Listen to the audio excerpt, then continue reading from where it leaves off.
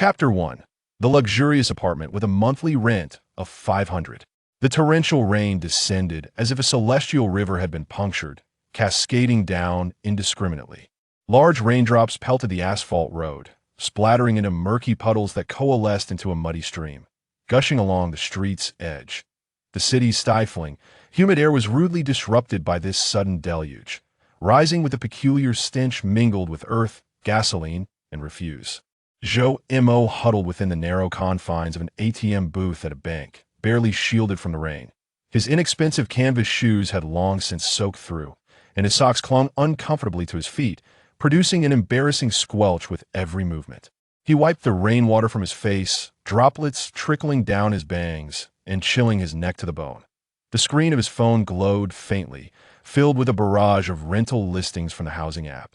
1,200, deposit 1, pay 3 utilities, self-managed, quarantine limited to females. 800, single room, north-facing, no window, shared bathroom at the end of the corridor. 650, bunk bed, 4-person dorm. Each listing felt like a needle, puncturing his withered wallet.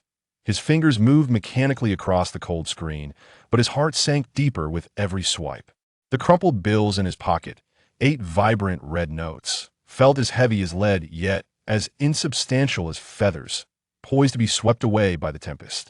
This was his last bastion, his final shred of dignity.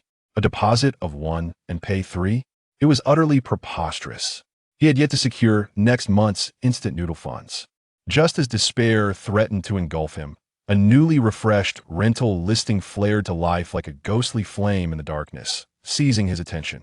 Zijing Mansion, East District, top-floor duplex, monthly rent. 500 yuan deposit, 1 pay 1 requirements. Male, single, age 2,530, preferably a programmer contact. MS. Su Zhoumo's eyes widened in disbelief, nearly pressing the phone to his nose. Zijing Mansion, the legendary upscale community known for its wealth, where security personnel outnumbered residents.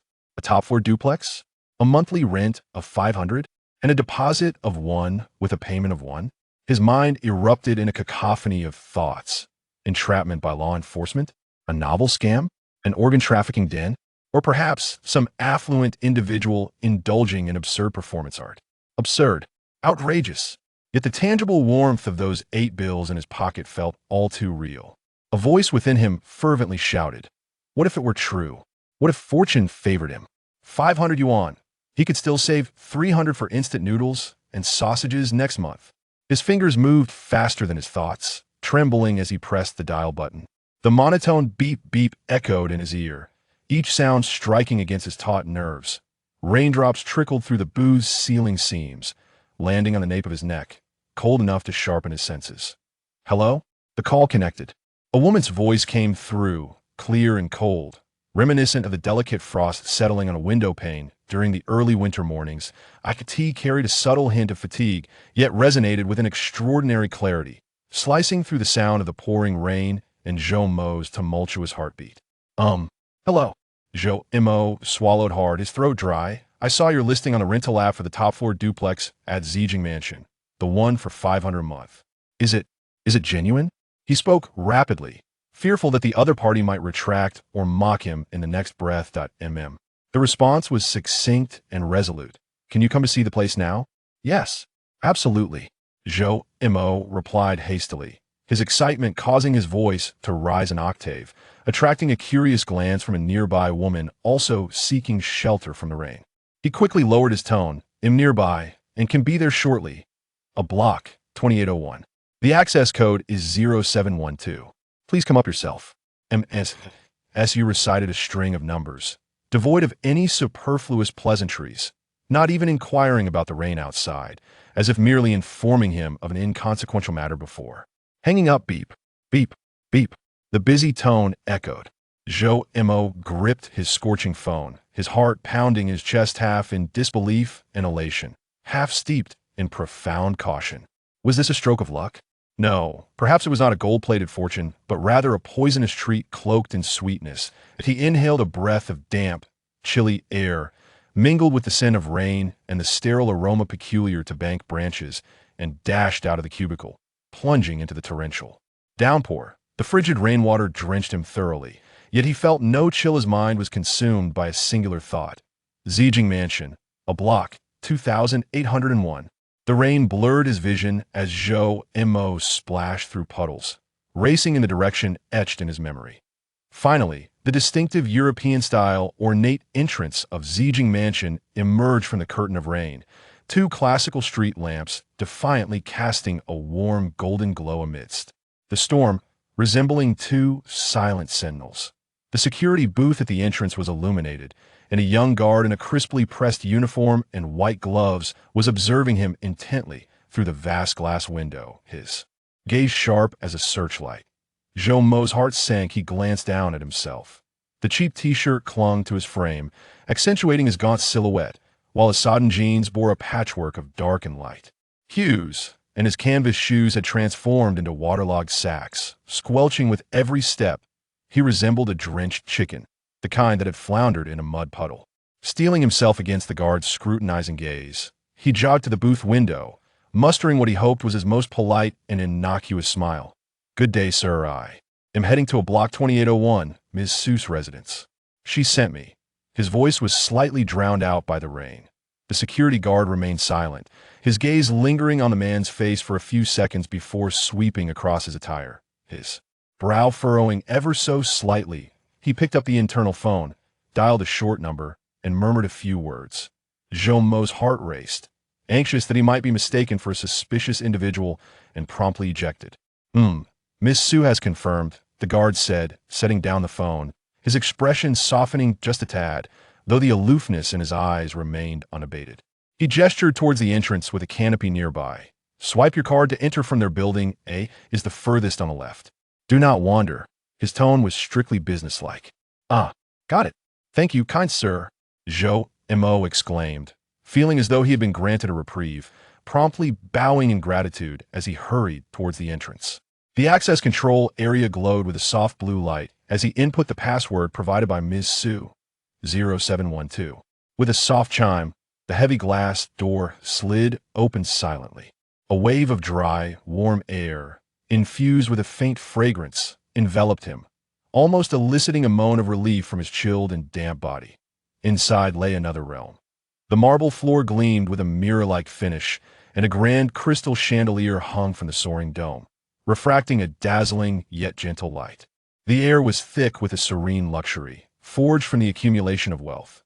Standing at the threshold, Zhou Mo found a small puddle of murky rainwater forming beneath his feet, starkly contrasting with the opulent surroundings, and an overwhelming sense of embarrassment crept over him like a creeping vine. He dared not linger, resembling a beggar who had stumbled into a fairy tale, tiptoeing on his damp feet, striving to make as little noise as possible as he swiftly traversed the echoing expanse of the hall.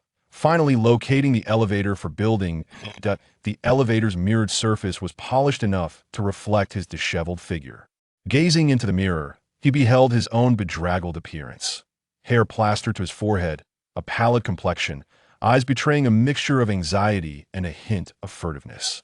Any fleeting sense of having struck gold was swiftly quashed by a profound absurdity. The elevator ascended silently and steadily, the numbers flickering rapidly. Upon reaching the 28th floor, the doors slid open to reveal a serene corridor adorned with thick carpeting, warm-hued sconces casting a gentle glow. To the corridor's end stood a single, imposing dark brown door, engraved simply with the number 2801. Approaching the door, Zhou Mo's heart began to race uncontrollably once more. Taking a deep breath, he curled his fingers momentarily before raising his hand to ring the bell. Ding-dong, the crisp chime echoed through the still corridor. Moments later, faint footsteps approached from within, growing ever nearer, followed by the sound of the door lock turning. The heavy solid wood door opened silently inward.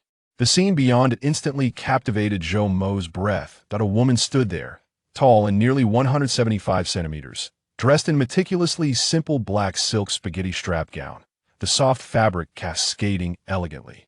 Along her curves, her bare shoulders and neck were as graceful as a swan, her skin a cool, porcelain white, glimmering delicately under the warm yellow light of the foyer. Her thick, slightly curled long hair was casually swept back, with a few unruly strands falling beside her elongated neck. Her face was small, her features exquisitely crafted like a finely chiseled work of art, particularly her eyes, which were slightly upturned at the corners, their deep ebony irises. Devoid of emotion, gazing at him like two bottomless, frigid springs. Zhou Mo's mind buzzed, blanking out he had never rented a place that exceeded 1,500 yuan, and the landlords he usually interacted with were loud, middle-aged women clad in pajamas and slippers. This woman before him, her aura, her appearance, her figure, this house 500 a month. This was no mere stroke of fortune. It felt as though he had stumbled into the celestial orchard of the Queen Mother of the West. Zhou Mo? The woman spoke, her voice as clear as it had been over the phone, devoid of warmth, laced with a hint of confirmation. "Ah yes, it's me, Miss Su." Zhou Mo snapped back to reality, his tongue momentarily tangled.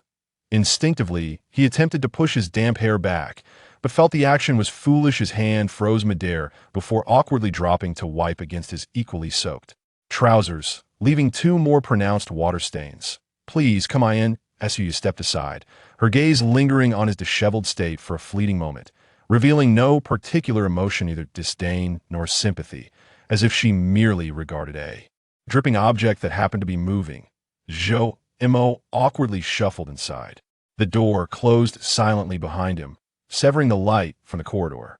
The entrance hall was spacious, larger than the entire studio he had previously rented. Beneath his feet lay a luxuriously soft and thick wool carpet, absorbing the mud and water his shoes had brought in. The air was infused with a faint, delightful chill, reminiscent of a pine forest after snowfall. Directly ahead was an exceedingly expansive living room, dominated by an enormous wall of floor-to-ceiling glass, currently half shrouded by heavy velvet curtains, yet one could still envision the breathtaking view of the city on a rainy night. The living space was arranged with a minimalist approach, nearly barren, featuring sleek, high-end furniture and a massive abstract art piece, all exuding an icy, impersonal aura of luxury. Standing in the foyer, Zhou Mo felt like a potato misplaced in a jewelry box, radiating an overwhelming sense of unworthiness. He dared not venture further, fearing that the rainwater on his clothes would tarnish the carpet that looked as if it could purchase a year of his existence. "Miss Su, is the rent really 500? Zhou Mo mustered the courage to pose the question that had been swirling in his mind, causing him great unease. His voice felt somewhat jarring in the excessively quiet room. Suya did not respond immediately. She glided to the center of the living room, where a magnificent, polished black marble coffee table stood, and gracefully seated herself, crossing her legs. The silk hem of her dress cascaded with her movement, revealing a slender, snow-white ankle.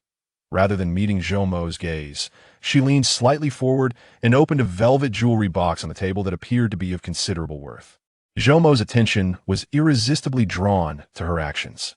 As the lid lifted, it did not reveal earrings or necklaces, but rather a ringa grand diamond ring. The flawlessly cut diamond refracted a breathtaking brilliance under the overhead light, as if it had captured a fragment of a cold galaxy within its band. The radiance pierced Zhou Mo's eyes, causing a sharp pang in his heart. Suyo extended two delicate fingers and gently grasped the diamond ring, her movements casual, akin to picking up a piece of candy. Finally, she raised her gaze to Zhou Mo, who stood frozen at the entrance, drenched, with droplets cascading down him.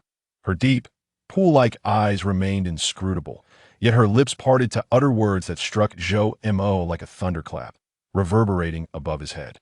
"The house can be lived in for free." Her voice was as calm as if she were discussing the weather, "provided that you marry me." The air instantly thickened with tension. Zhou Mo's mouth fell open, akin to a fish out of water, as his mind went entirely blank. The buzzing filled his ears apart from the rain outside. He could only hear the frantic thumping of his heart against his ribs, thud, thud, thud, reverberating until it numbed his eardrums. Marry her? Instinctively, he raised his hand and pinched his thigh hard. Ouch! It hurt. This was no dream. Zhou Mo stiffly lowered his head, his fingers delving into the pocket of his damp jeans. Inside, 8 red bills, similarly soaked yet defiantly intact, felt astonishingly warm against his touch. He glanced at the diamond ring, shimmering with an otherworldly brilliance, upon Suya's fingertip, then at the paltry sum of 800 yuan nestled in his pocket. An absurdly dark sense of humor surged forth, eclipsing the initial shock and trepidation he felt. He could hardly contain himself. A short, slightly cracked laugh escaped, only to be forcibly swallowed back, transforming into a peculiar gurgle in his throat. Zhou Mo lifted his gaze, contorting his face into a smile more grotesque than weeping, his voice dry and laced with a hint of daring sarcasm. Sister. Suya, let's just say, if it's a marriage scam, shouldn't there be some sort of procedure involved? He spread his hands, showcasing his attire with an air of self-deprecation. Just look at my meager possessions. If I scraped together every last cent, I couldn't even afford a corner of your exquisite carpet. What do you see in me? My 5,000 yuan debt on Huabei? My ability to stockpile instant noodles? Or perhaps my rather comforting appearance? He truly could not fathom what allure his utterly ordinary visage could possess, one that would render him unrecognizable in a crowd within 3 seconds. He paused, casting a furtive glance at the dazzling ring, his voice dwindling to a cautious whisper. Are you perhaps mistaking me for someone else? Or did you lose a bet? Suya listened in silence to his disjointed inquiries and self-mockery, her expression betraying not a single ripple of emotion. Once he finished, she leisurely placed the priceless diamond ring upon the cold marble coffee table with a soft thud. Then, she bent down and retrieved a thin, seemingly ordinary transparent A4 file from beneath the table. With fluid grace, she extracted a printed document and slid it to the edge of the table, directly facing Zhou Mo.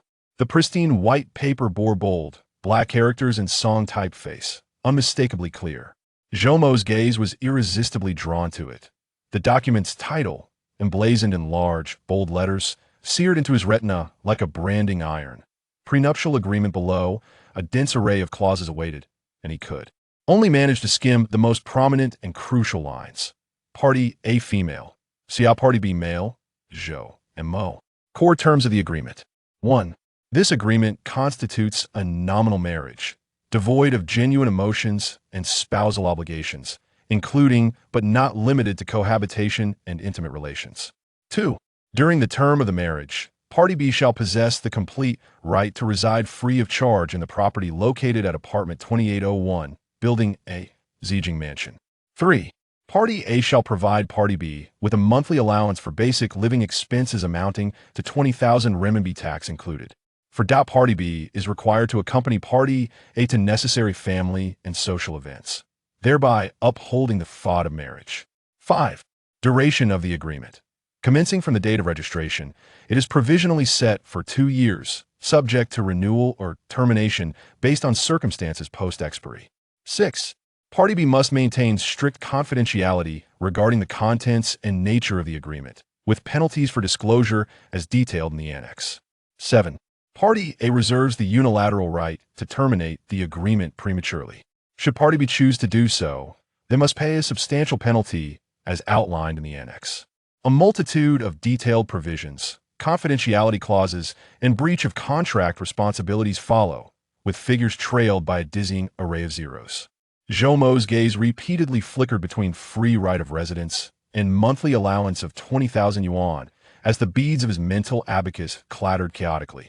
Living in this palace for free, receiving 20,000 yuan monthly without any strings attached. All it requires is a performance. These conditions seem too good to be true. The remnants of Zhou Mo's caution and sense of absurdity began to dissolve and crumble like thin ice under the scorching sun, overwhelmed by the overwhelming and blatant allure of wealth. Sign it. Su Ya's voice interrupted his tumultuous thoughts, steady and unwavering, yet imbued with an undeniable authority. Tomorrow at 9 in the morning, bring your ID and household registration book. We shall meet at the entrance of the Civil Affairs Bureau. She picked up the diamond ring that had been casually tossed aside on the coffee table, discarding it into the open velvet jewelry box as if it were merely a worthless glass bead. The lid snapped shut with a decisive sound. Remember to bring this tomorrow, she added, as if instructing him to carry an inconsequential prop. Zhou Mo's eyes remained fixated on the agreement, then shifted to the box containing the ring. The immense temptation swirled in his mind like the enchanting song of a siren, nearly overwhelming his rationality. A luxurious residence at no cost. A monthly income of 20,000. All for a mere act. This was undoubtedly the quintessential script for a pauper's rise to fortune. He licked his parched lips, his throat tightening, his voice carrying an unrecognized hoarseness and a barely perceptible tremor. Why? Me?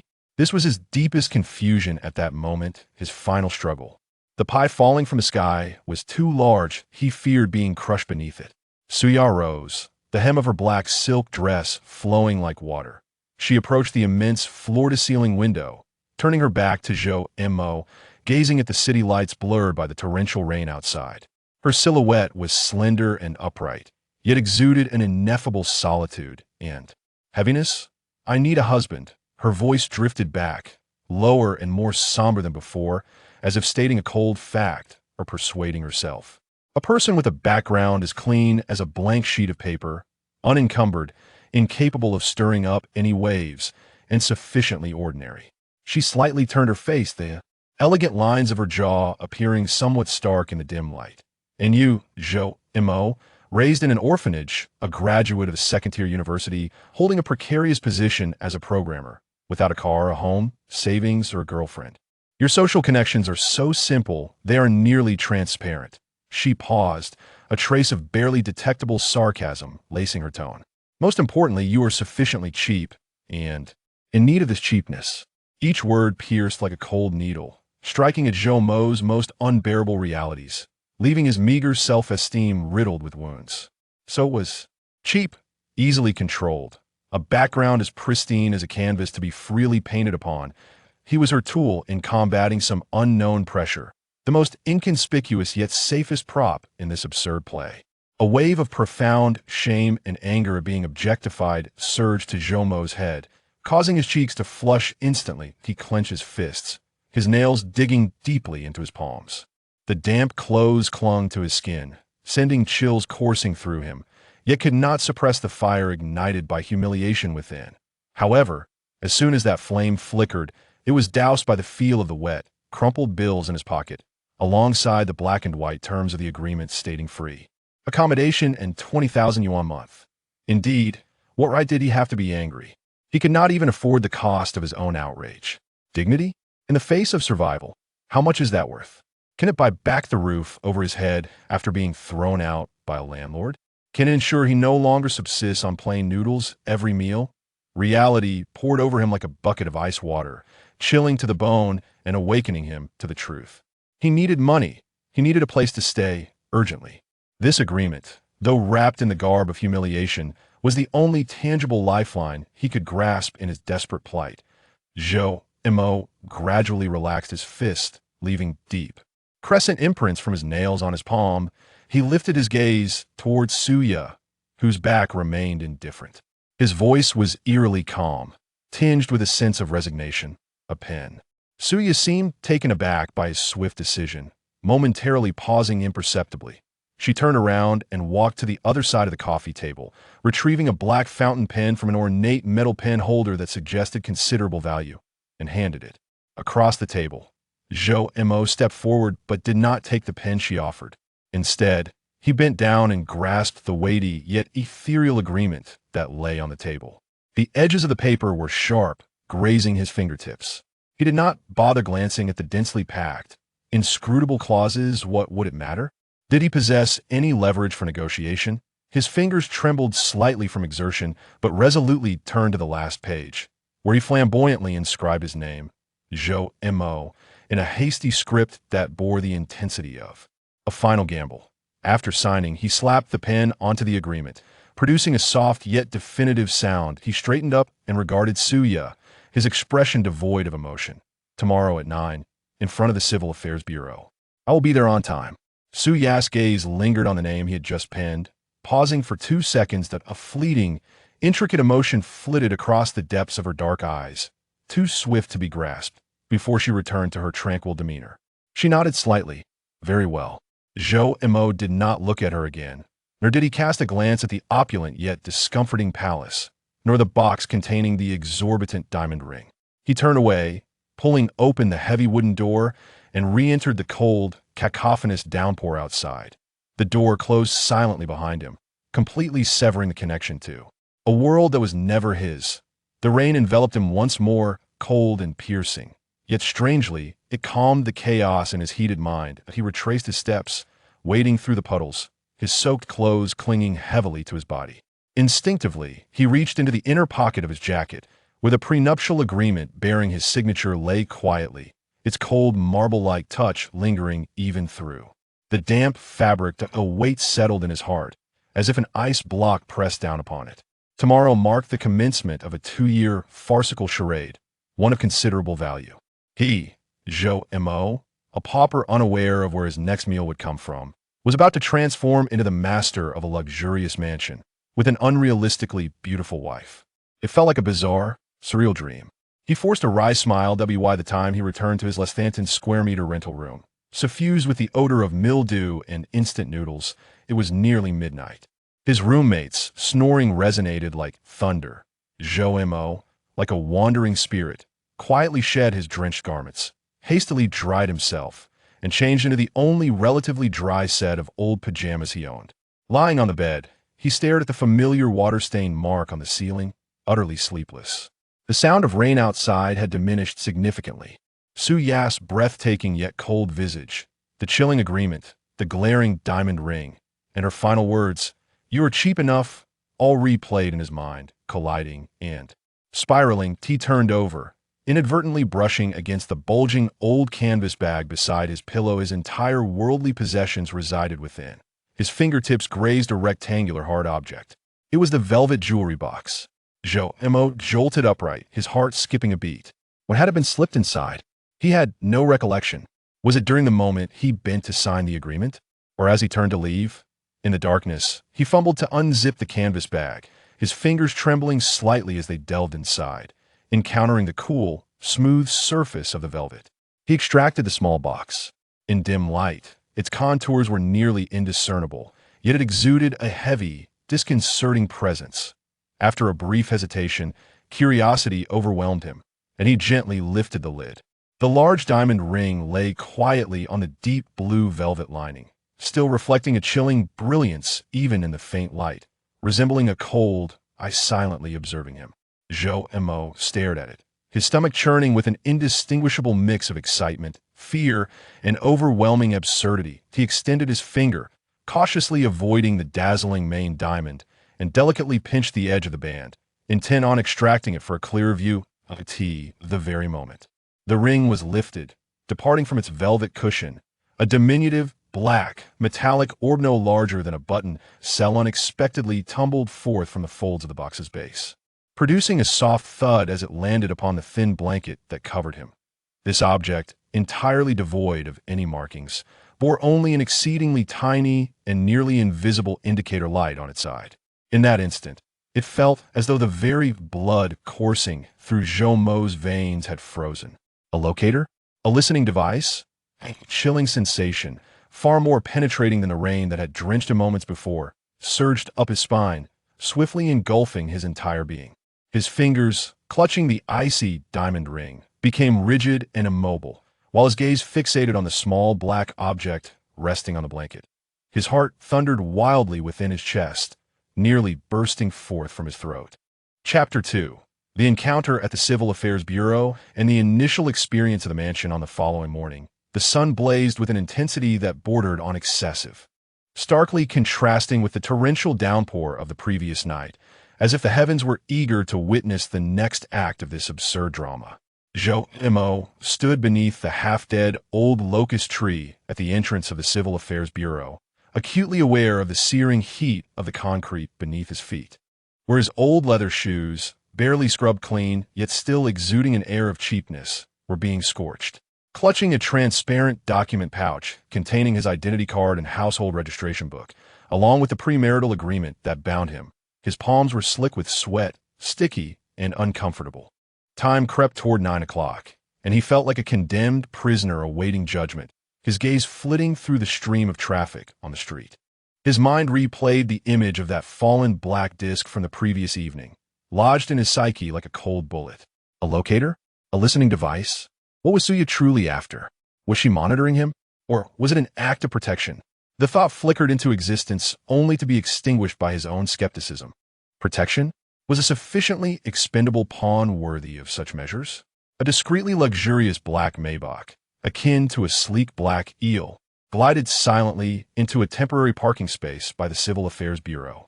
The smooth contours of the vehicle shimmered with a frosty sheen under the sunlight, standing in stark contrast to the somewhat chaotic surroundings. The front passenger door swung open, revealing a middle-aged man in a precisely tailored dark gray suit, his meticulously combed hair reflecting his serious demeanor and piercing gaze, akin to a blade concealed within its sheath. He swiftly moved to the rear of the vehicle, respectfully opening the door. A long leg, elegantly encased in delicate black stockings, stepped out gracefully onto the ground. Following that, Suya came into Zhou Mo's view. Today, she donned a Chanel ensemble, a beige tweed suit that accentuated her tall, slender figure with its clean lines. A silk scarf of the same hue adorned her neck, tied in an exquisite knot. Her face bore light makeup that masked a hint of fatigue, yet her deep-set eyes remained devoid of warmth, tranquil as a frozen lake. She even wore a petite netted hat that partially obscured her forehead, adding an air of vintage elegance, yet amplifying her aloofness. Standing there, she resembled a walking fashion editorial, a stark contrast to Zhou Mo's slightly faded checkered shirt and crumpled khaki trousers. Passers-by, whether newlyweds preparing to register or staff members, were irresistibly drawn to her, casting curious glances toward Zhou Mo, who stood awkwardly in the shade of the tree. This juxtaposition was reminiscent of a domineering female CEO alongside her impoverished relative, sent by the Poverty Alleviation Office. Zhou Mo felt his cheeks warm, instinctively wanting to conceal the cheap document pouch behind him. Suya's gaze locked onto him with precision as she approached at a deliberate pace. The man in the suit, clearly her driver and bodyguard, trailed half a step behind her, a silent shadow. "Have you gathered everything?" Suya inquired, her voice as frigid as the night before, devoid of any pleasantries. Her eyes swept over the document pouch in his hand. "Yes, everything is in order." Zhou Mo endeavored to render his voice more composed, yet it still bore a hint of dryness. Instinctively, he touched the inner pocket of his jacket, where the velvet box containing the diamond ring felt as scorching as a branding iron against his chest, alongside that peculiar small black disc. Suya offered a slight nod, acknowledging him. Her gaze shifted towards the entrance of the Civil Affairs Bureau. "Let us proceed," she stated, her tone as unremarkable as if suggesting a trip to the convenience store. Zhou Mo took a deep breath and followed her through the glass doors, which symbolized the inception of happiness for countless individuals. The man in the suit remained outside, resembling a guardian at the threshold. Inside the Civil Affairs Bureau, the atmosphere was bustling, infused with a blend of anticipation, anxiety, and the scent of copier toner. Newlyweds nestled together, their faces aglow with sweet smiles. In stark contrast, the pairing of Zhou Mo and Suya appeared oddly unsettling. Suya maintained her focus, heading directly to the consultation desk, where she announced their names. The staff, evidently pre-informed, exhibited a demeanor of respect that bordered on trepidation, promptly guiding them to a private processing room, markedly more pleasant than the thronging crowd outside. Zhou Mo silently scoffed at the efficacy of monetary influence. The processing unfolded at an astonishing pace. The staff maintained professional smiles, demonstrating remarkable efficiency. The photo session, however, left Zhou Mo feeling as if he were perched on pins and needles. The photographer urged them to move closer, then even closer, and to smile. Suya obliged, her lips curving into a perfect arc as if measured with a ruler, yet her gaze remained unperturbed. Zhou Mo, on the other hand, felt his facial muscles stiffen like plaster, the smile he managed to conjure appearing more grotesque than sorrowful. Click! The flash erupted. Zhou Mo stared into the lens, his mind fixated on a singular thought. If this photograph were to circulate, his already tenuous reputation, however meager, would be irrevocably tarnished. The sequence of filling out forms, signing, and affixing fingerprints transpired as if he were a marionette, with Suya directing his every move.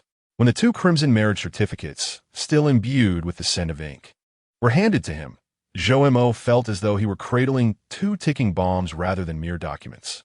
Upon opening, the left side displayed his countenance, grimacing as if constipated, while the right side showcased Suya's flawless yet frosty visage. Inscribed in parallel were the names, Jomo, Suya. Spousal relationship. The word spouse pierced Jomo's eyes like a needle. Let us go, Suya declared, tucking her certificate away without a glance, casually depositing it into her seemingly valuable handbag, as if it were merely a trivial receipt. Exiting the Civil Affairs Bureau, the sunlight remained blinding. A Maybach stood quietly at rest, the man in the suit having already opened the rear door. Get in, Suya commanded Jomo with an air of finality. We are heading to the Zijing mansion. Your belongings will be collected by someone Lin Bo will arrange.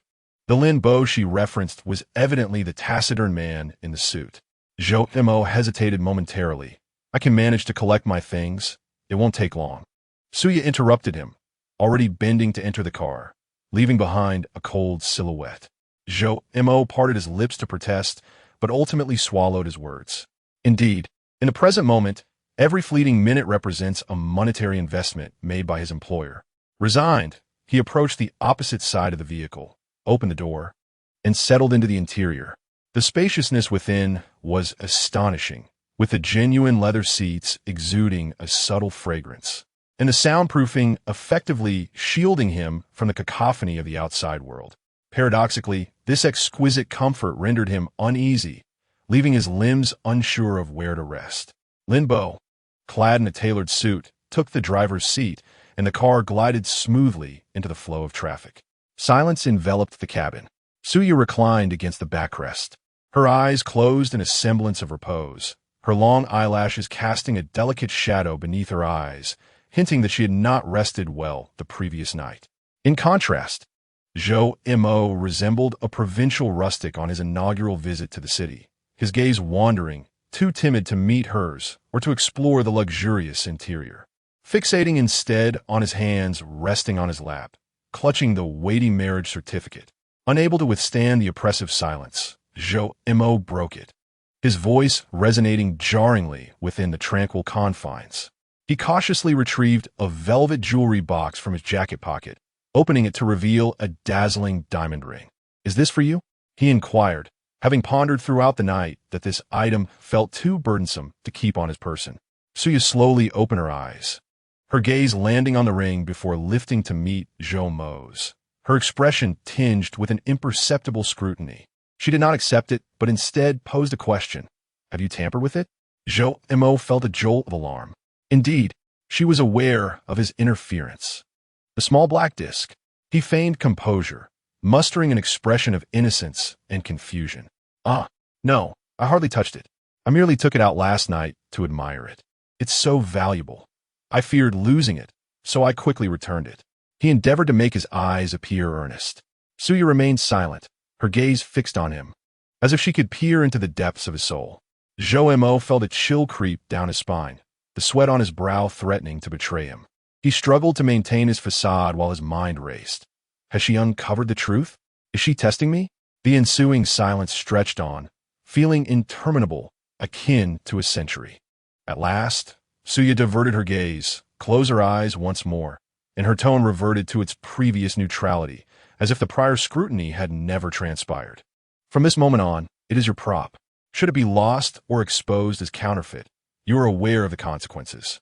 She lightly tapped the bag resting on her lap, which contained the exorbitantly punitive prenuptial agreement. Counterfeit? Jomo stared incredulously at the radiant stone nestled within the box. Could this be a fake? A high imitation? A synthetic diamond? As an outsider, he was utterly incapable of discerning the truth. Last night, he had nearly been petrified by its brilliance. A wave of absurdity surged within him, realizing he had fretted all night over a mere ruse. With utmost care, he grasped the ring, feeling its chilling touch. The inner band appeared to be inscribed with something, but he did not scrutinize it closely. After a moment's hesitation, he clumsily slid it onto the fourth finger of his left hand.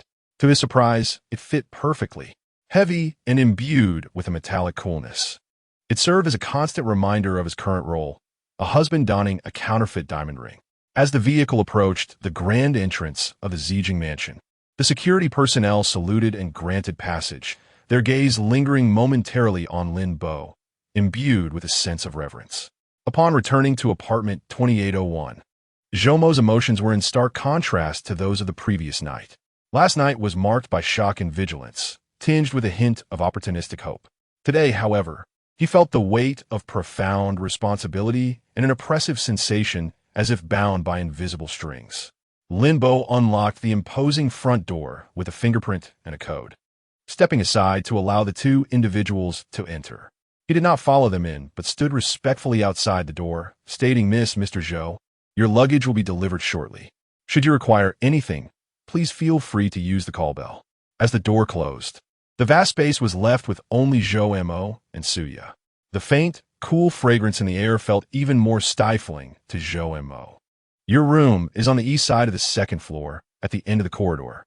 Suya slipped off her high heels, her bare feet sinking into the soft carpet as she moved toward the living room, assuring him that someone would bring up the luggage. You may use the public areas, but the study, master bedroom, and my wardrobe are off limits. She approached the enormous floor-to-ceiling window and drew back the heavy velvet curtains with a swift motion. The midday sunlight poured in unimpeded, illuminating the luxurious yet frigid living room. Outside lay an astonishing urban panorama, with towering skyscrapers and bustling traffic laid out before them. Yet, Suya gazed at it with an expressionless demeanor, her posture straight but exuding an indescribable fatigue and solitude. Zhou Mo squinted against the sudden brightness, observing Suya's silhouette bathed in sunlight, her nearly perfect profile adorned with a golden aura, strikingly beautiful yet as cold as a lifeless statue. The kitchen is stocked with provisions. You may prepare your own meals if you feel hungry. Should you need assistance with the kitchenware, consult the intelligent housekeeper. Without turning back, Suya continued, I have matters to attend to this afternoon. At 7 o'clock tonight, we're something presentable. Finally, she turned her face, her discerning gaze sweeping over Zhou Mo's attire. Linbo will take you shopping. Do not dress like a freshly graduated student heading to a construction site. Zhou Mo glanced down at his faded shirt, a tinge of embarrassment flushing his face. But these are all I have, thus I will send you to buy more. Suya interjected, her tone laced with impatience. The expenses will be charged to my account. Remember your position, Mr. Zhou. Do not bring shame upon me. She emphasized the title with a hint of mockery. Shame? The suppressed ember of indignation flared within Zhou Mo. He inhaled deeply, suppressing his feelings. All right, as the patron dictates. Moreover, Suya added, as if recalling something crucial, her voice taking on an undeniable command, from now on, your phone must remain accessible at all times. I will contact you whenever necessary. No matter where I am or the hour, you must answer within 3 rings. A heaviness settled in Zhou Mo's heart. Being on call 24 hours a day? What was the difference from being a slave bound by a contract? He instinctively wanted to retort, but upon meeting Suya's cold, unyielding gaze, the words died on his lips. He recalled the astronomical penalty for breaching the agreement. Understood, he replied sullenly. Suya appeared to be quite content with his understanding, choosing not to say more as she turned gracefully toward the spiral staircase leading to the second floor. The silk hem of her dress traced an elegant arc behind her, swiftly disappearing around the corner of the staircase. In the expansive living room, Zhou Mo found himself alone in an instant. The sun shone brilliantly, the view outside was picturesque, and the interior was extravagantly luxurious. Yet, he felt no warmth or comfort, only a chill rising from the soles of his feet. This resplendent cage, for which he had exchanged 2 years of servitude for a seemingly carefree existence, had only just begun. He approached the sofa, sitting down cautiously, fearful of wrinkling the expensive leather.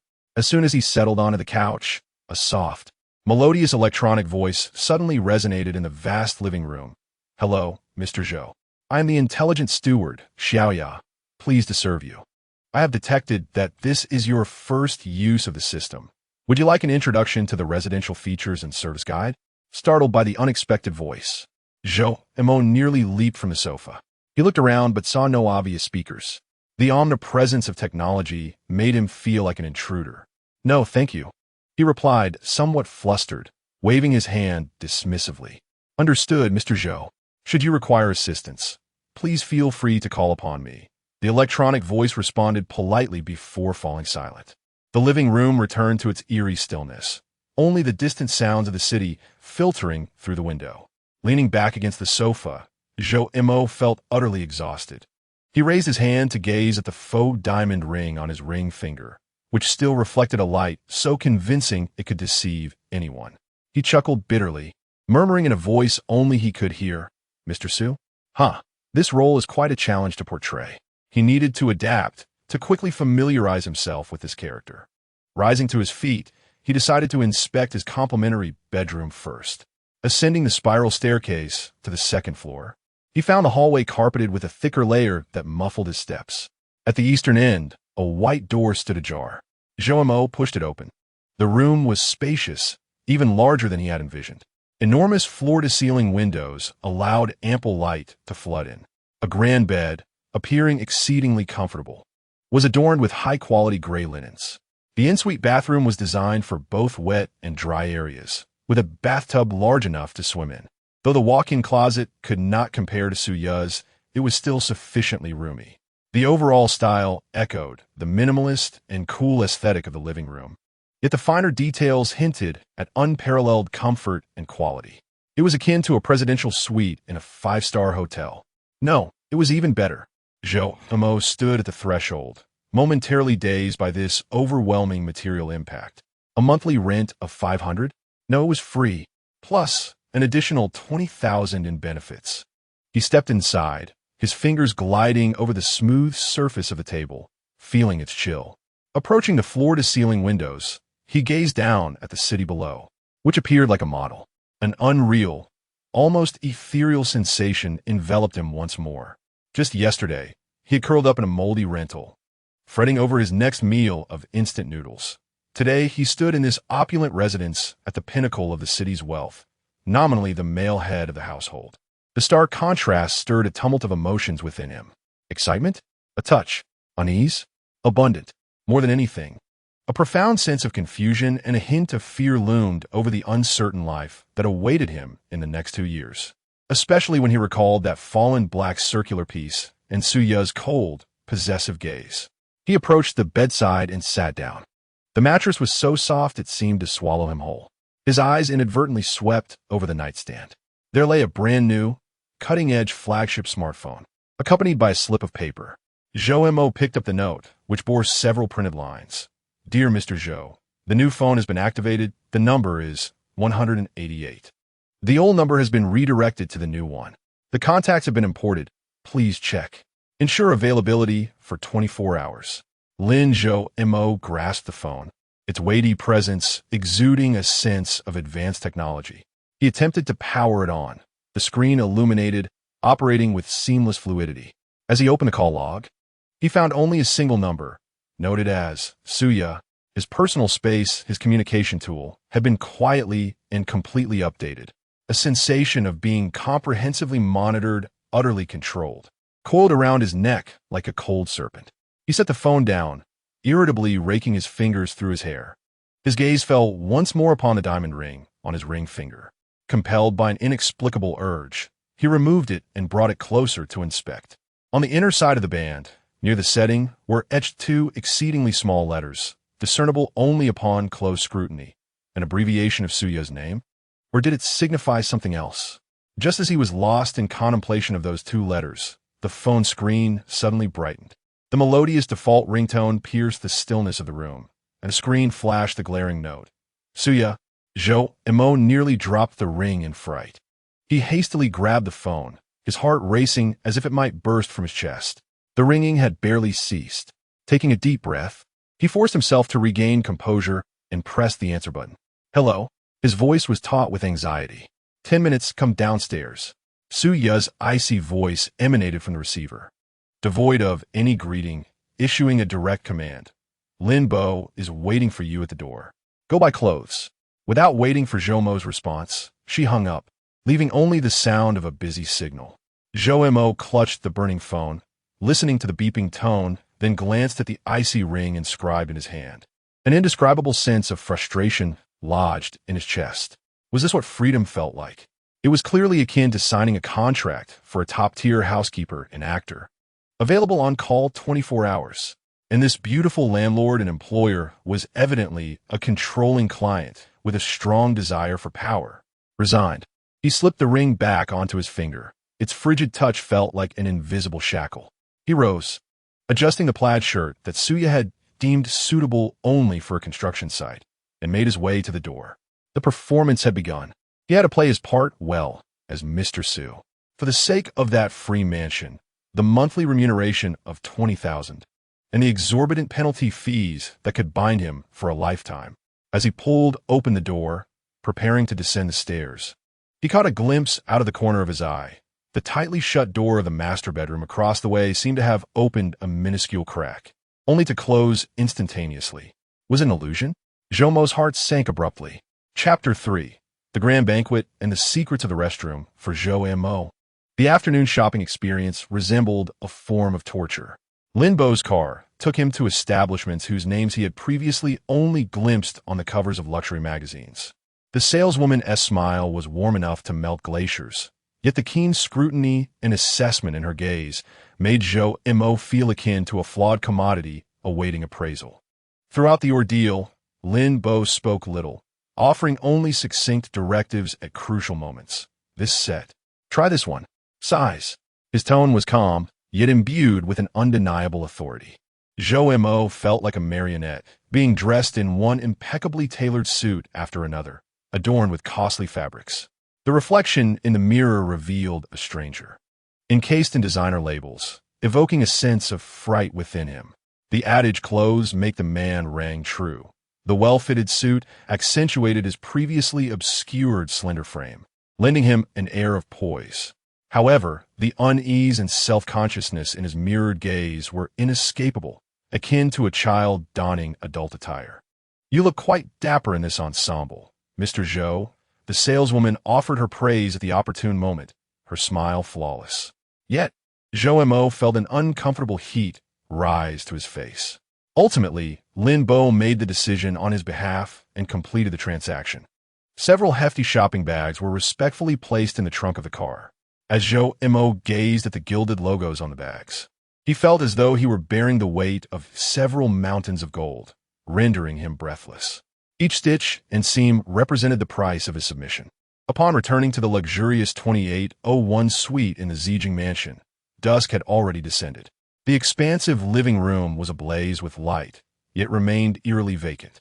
Suya had yet to return. Carrying his spoils, Zhou Mo re-entered the sumptuous guest room on the second floor, like an intruder. He tossed the paper bags onto the broad bed and stared at the expensive garments, a knot of anxiety tightening in his chest. He collapsed onto the sofa and retrieved his brand-new mobile phone. The screen was unervingly pristine. Aside from the pre-installed apps, there was only one solitary contact. Suya, frustrated. He swiped across the screen, opened the browser, hesitated for a moment, then typed Zijing Mansion Su Family and pressed enter. Instantly, a plethora of links flooded the page. Financial news, gossip magazines, and business journals bore the Su family's name as a brand, deeply embedded in the city's wealth landscape. The Su Group, a colossal entity straddling real estate, finance, and technology. Su Ya's father, Su Jinghong, was prominently displayed as the current chairman of the board, depicted as a stern, sharp-eyed middle-aged man. However, information about Suya herself was scarce, with only a few blurry snapshots and vague articles mentioning her as the sole daughter of Su Jinghong, known for her low profile and infrequent public appearances. Zhoumo's heart sank further with each passing glance. He had only vaguely understood that the Su family possessed wealth, yet he never fathomed its staggering magnitude. As a minnow struggling on the brink of subsistence, being ensnared in the vortex of such aristocracy sent a chill down his spine, leaving him reluctant to contemplate further. Without warning, the phone screen illuminated once more, the name, Suya, flashing vibrantly. Zhou Mo instinctively straightened, his heart racing as he answered almost immediately. "Hello, 7:30. Come downstairs." Suya's voice remained succinct and icy, imbued with an undeniable authority. As she instructed him to don the newly purchased charcoal gray suit, white shirt, and deep blue tie. "Lin Bo is waiting for you downstairs," she stated. "Where to?" Zhou Mo instinctively inquired. "The Su family ancestral residence. Family banquet." Upon finishing her sentence, Suya abruptly hung up, offering no further explanation. "A family banquet? The Su family ancestral residence?" Zhou Mo's mind buzzed. Having just perused information about the Sioux family, he was to head directly to their stronghold? This plot twist was unfolding too rapidly. He fumbled to the bedside, rummaging through a pile of bags in search of the attire Sioux had specified. Clad in the charcoal gray suit, white shirt, and deep blue tie, he resembled a soldier preparing for battle, awkwardly donning the garments. Struggling to tie the knot of his tie, his fingers stiffened, and it took him quite a while to fashion a somewhat presentable result. Gazing into the mirror at his reflection, dressed in luxury yet still emanating an air of unease, Zhou Mo inhaled deeply and slapped his cheeks. Steady yourself, Zhou Mo. For the sake of the opulent residence, for the promise of a 20,000 monthly salary. Act. Get your all. He slipped on the faux diamond ring, sliding it onto his ring finger. The cold metal felt like an incantation, a reminder of his current identity. As he descended the stairs, Lin Bo stood at the entrance like a statue. Dressed impeccably in his own charcoal gray suit and pristine white gloves, he slightly nodded upon seeing Zhou Mo, his gaze lingering momentarily on Zhou Mo's tie, subtly furrowing his brow. Yet he said nothing and simply opened the grand door. Outside, the black Maybach awaited. As Zhou Mo settled into the plush leather seat, it felt akin to a bed of needles. The car glided silently out of the Zijing mansion and merged into the city's radiant splendor. The Sioux family ancestral residence was not located in the city center. The vehicle directed itself toward the suburban villa district. The deeper they drove, the more tranquil the surroundings became, with towering sycamores lining the road, their leaves casting dappled shadows under the streetlights. Eventually, the car halted before an enormous, intricately carved wrought iron gate, exuding a palpable sense of history. The gatekeeper clearly recognized Lin Bo's vehicle as the gate silently slid open. The car proceeded down a lengthy, tree-lined avenue, culminating at a resplendent three-story mansion that harmoniously blended Chinese heritage with Western opulence. Before the estate lay a meticulously tended garden, with a fountain shimmering under the lights, scattering glimmers akin to shattered diamonds. A few luxurious cars quietly occupied the spacious driveway. Lin Bo parked the vehicle and opened the door for Zhou Mo. Taking a deep breath, Zhou Mo stepped out. As his feet touched the smooth stone path, the night breeze carried the fragrant essence of flora. Yet he felt no semblance of ease. The brilliantly lit mansion, grand in stature, loomed before him like a slumbering beast, its invisible maw agape. Lin Bo showed no intention of following him inside, merely bowing slightly. "Mr. Zhou, please enter. The young lady awaits you inside." Zhou Mo nodded. Adjusting his tie, he always felt it was slightly askew, steeling himself as he approached the imposing, solid wood door that stood tall, nearly twice the height of an average person. Upon entering, he found himself in an exceptionally spacious foyer, the vaulted ceiling adorned with an enormous crystal chandelier, radiating brilliance. The air was suffused with the aroma of sumptuous food and a luxurious scent, a blend of sandalwood and fresh blooms. A well-dressed, composed, middle-aged butler approached with an appropriately measured smile, saying, "Mr. Zhou, the young lady is in the small parlor. Please follow me."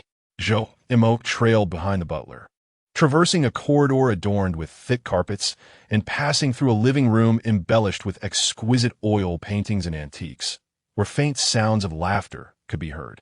The butler guided him to a relatively quiet small parlor. Suya sat gracefully on a single sofa, holding a glass of champagne. She had changed into a wine-red velvet gown that accentuated her fair complexion, her long hair elegantly styled to reveal her graceful neck, and she wore a pair of simply designed yet strikingly luxurious diamond earrings. Under the soft lighting, she appeared breathtakingly beautiful, yet as cold as an unyielding block of ice. Upon noticing Zhou Mo's entrance, she lifted her eyelids and scanned him with a lingering gaze, ultimately settling on his somewhat awkwardly tied bow tie. A barely perceptible frown crossed her brow, but her composure was quickly restored. "You've arrived," she said, placing her glass down and rising with an air of elegance to stand before Zhou Mo. A refreshing, invigorating scent enveloped him as she extended her hand, naturally adjusting his tie. Her fingers, long and cool, moved swiftly with a businesslike efficiency, inadvertently brushing against the skin of Zhou Mo's neck, sending a shiver coursing through him. Remember your position, Mr. Su, she whispered, her voice barely audible to the two of them, her gaze calm and unwavering. Speak less. Smile more. Follow my lead, and do not stray. If anyone inquires, we met while skiing in Switzerland last year. She fabricated their story with a fluidity akin to recitation. Zhou Imo nodded stiffly, his throat constricted. The formidable aura and undeniable authority emanating from Su, you made him feel like a puppet being manipulated. Let us go, she declared, retracting her hand to loop her arm through his. Her slender arm, feeling cool against the thin fabric of his suit, conveyed an irresistible strength. Zhou Imo stiffened, nearly stumbling as he was led out of the parlor by Suya. Upon passing through an archway, a vast banquet hall unfolded before them, illuminated by the radiant glow of crystal chandeliers, casting light upon elegantly adorned attendees. Men in tailored suits conversed in hushed tones, while women in resplendent attire sparkled with jewels, their laughter enchanting. Classical music flowed through the air, and servers glided among the crowd with trays, the clinking of silverware and glass resonating in a melodious symphony. Everything here was exquisite, elegant, and opulently breathtaking. As Suya and Zhou Imo made their entrance, the previously harmonious chatter seemed to momentarily freeze. Countless gazes, some curious, some scrutinizing, others probing, disdainful, or overtly contemptuous, converge upon them, particularly focusing on Zhou Imo. He felt as though he had been stripped bare and thrust into the spotlight, every pore clamoring in discomfort. The weight of those stares was palpable, like countless fine needles piercing his skin. Instinctively, he wished to lower his head, to free himself from Suya's grasp, but her hold tightened slightly, as if to silently warn him. He could only force himself to straighten his back. Struggling to muster a rigid smile, his gaze deliberately vacant, avoiding the myriad of scrutinizing eyes. Our Miss Su has finally decided to unveil her hidden treasure to the public? A somewhat sharp female voice pierced through the air, laced with mockery. Zhou Imo turned in the direction of the voice. A young woman, draped in a sequin gown and adorned with heavy makeup, approached, a wine glass in hand, accompanied by a man with slicked back hair and a lascivious glint in his eyes. The woman appraised Zhou Imo from head to toe, her gaze sweeping across his suit, lingering on his empty wrists, then onto his stiff expression, eventually settling on the sizable diamond ring on his ring finger, a smirk of unabashed derision curling her lips. So, this is the legendary Mr. Zhou?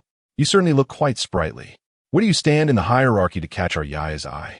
The man beside her let out a low, derisive chuckle.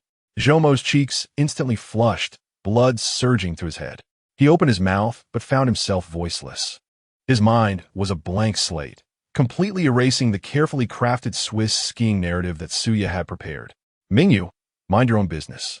Suya's voice rang out, not loud, yet imbued with an icy sharpness that swiftly quelled the surrounding murmurs.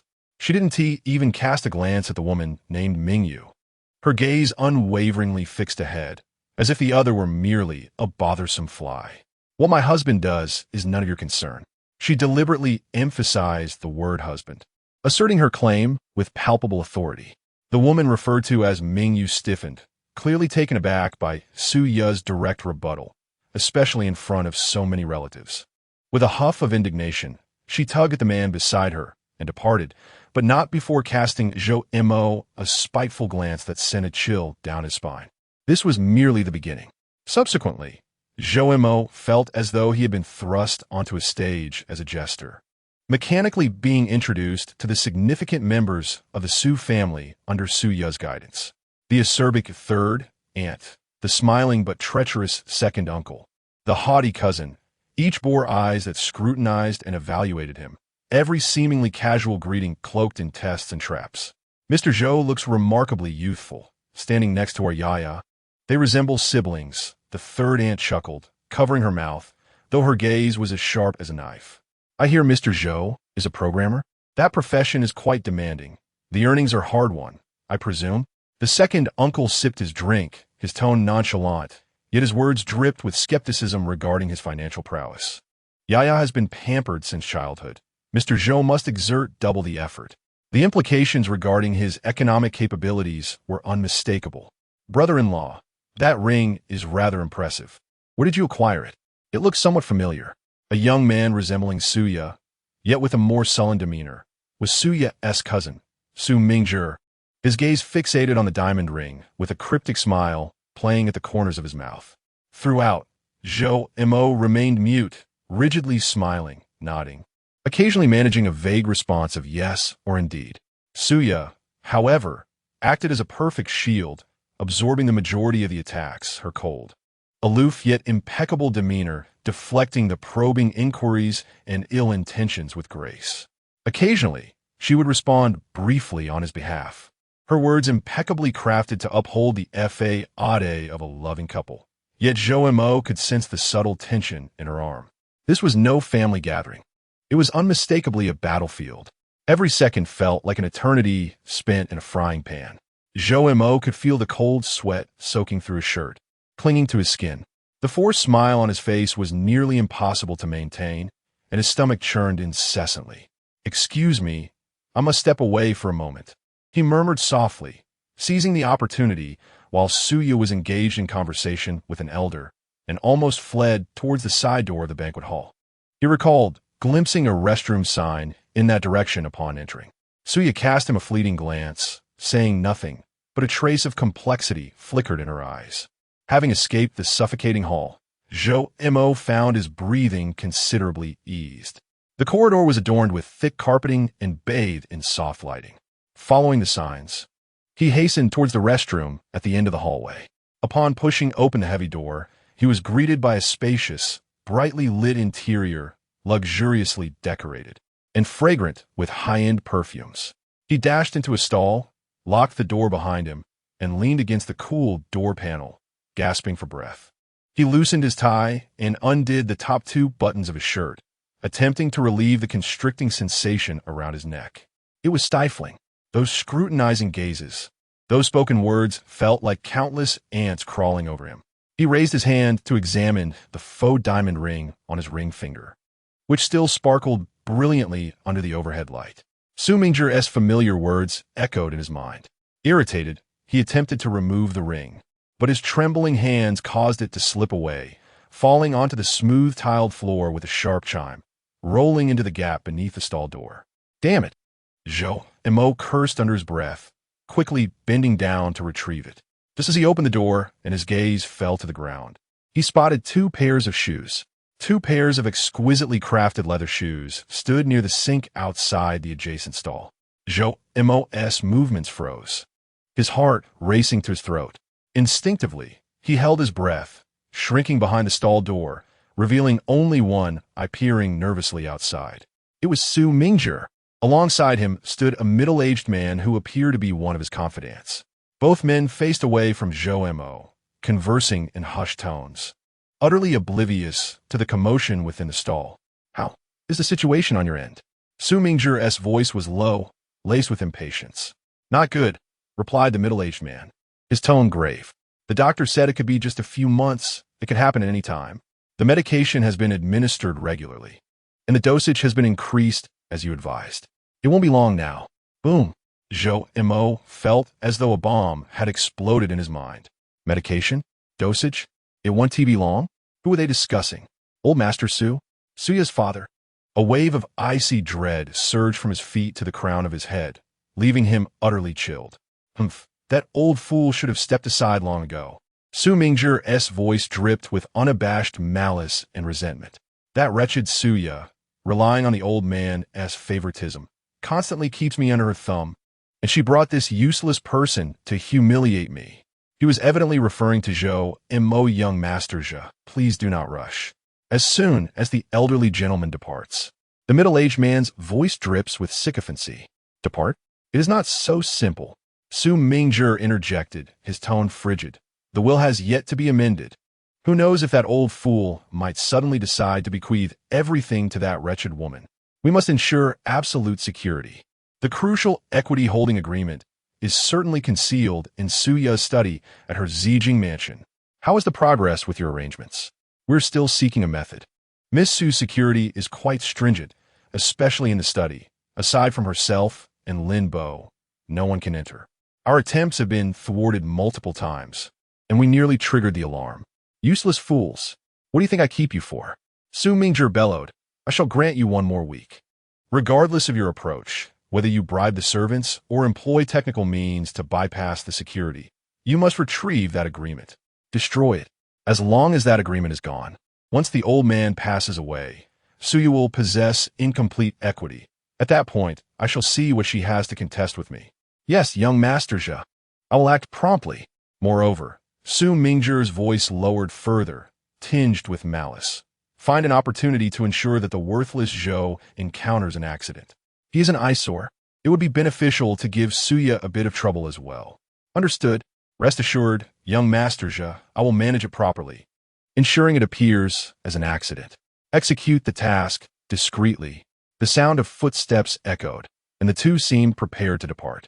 Zhou Mo, terrified to the core, retreated into the compartment, gently closing the door behind him, his heart pounding violently in his chest, almost shattering his ribs. He clamped his hand over his mouth, terrified of making even the slightest sound. Cold sweat instantly drenched his shirt, sticky and frigid. The equity holding agreement? Conspiring against the elderly gentleman? Planning to orchestrate an accident to eliminate him? This is not merely a feud among the wealthy. It is clearly a bloodless battlefield of murder. And he, Zhou Mo, the false husband bound by a contract, has not only been ensnared in this treachery, but has also become a thorn in someone else's side. A potential victim at any moment. A wave of overwhelming dread engulfed him like a chilling tide. Leaning against the icy door of the compartment, his body trembled uncontrollably, his teeth chattering. Outside, the footsteps of Su Mingzhi and his confidant gradually faded, ultimately dissipating beyond the door. The restroom returned to a deafening silence.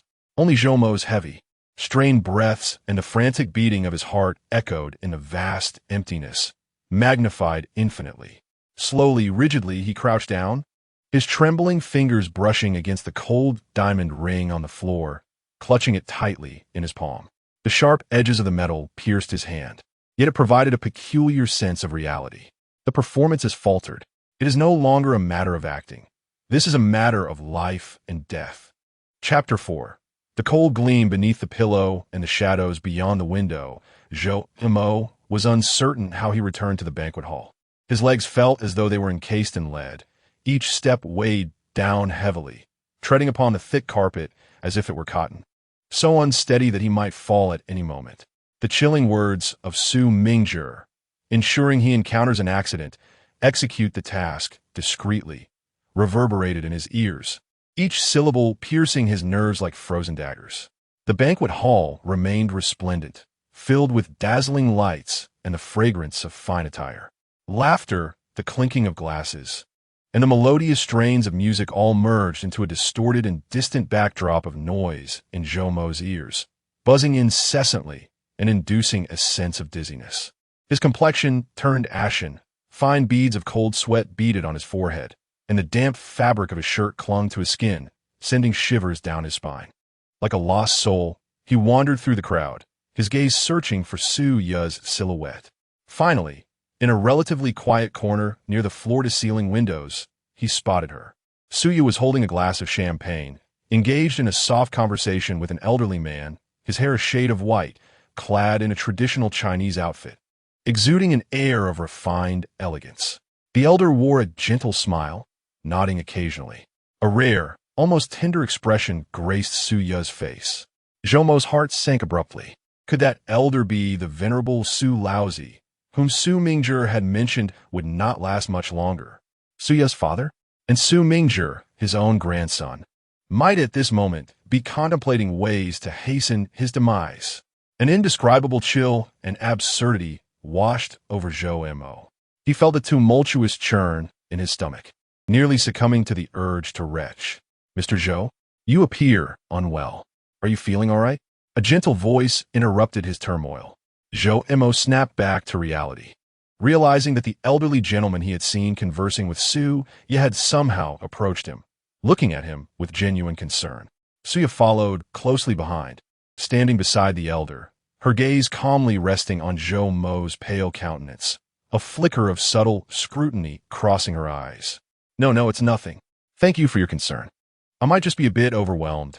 Joemo managed to force a smile that was more painful than a grimace, his voice tight and dry. He instinctively averted his eyes from Suya, his heart racing in his chest, terrified of revealing any signs of distress. It's quite natural to feel nervous during your first visit, the elder, Su Jinghong, remarked kindly, giving Zhoumo's shoulder a reassuring pat. His hand was slender, yet surprisingly strong. Relax, consider it your own home. This child, Yia, can be rather aloof. I trust you will be patient with her. His gaze was warm, imbued with the affection of a senior, seemingly devoid of any suspicion. Zhou felt as though that gaze was a searchlight, leaving him exposed. He nodded stiffly, his throat constricted, unable to utter a single word.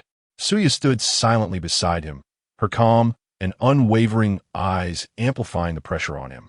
Father, you should take a rest now. Suya spoke in opportune moment, her voice cool, shattering the brief silence. All right, one grows old, and the spirit does wane somewhat. Su Zhenghong replied, patting Zhou Mo's shoulder once more. With Suya's assistance, he turned to leave. Before departing, he glanced back at Zhou Mo, his eyes seemingly laden with a multitude of complex emotions, concern, scrutiny, and a hint of ineffable fatigue and resignation.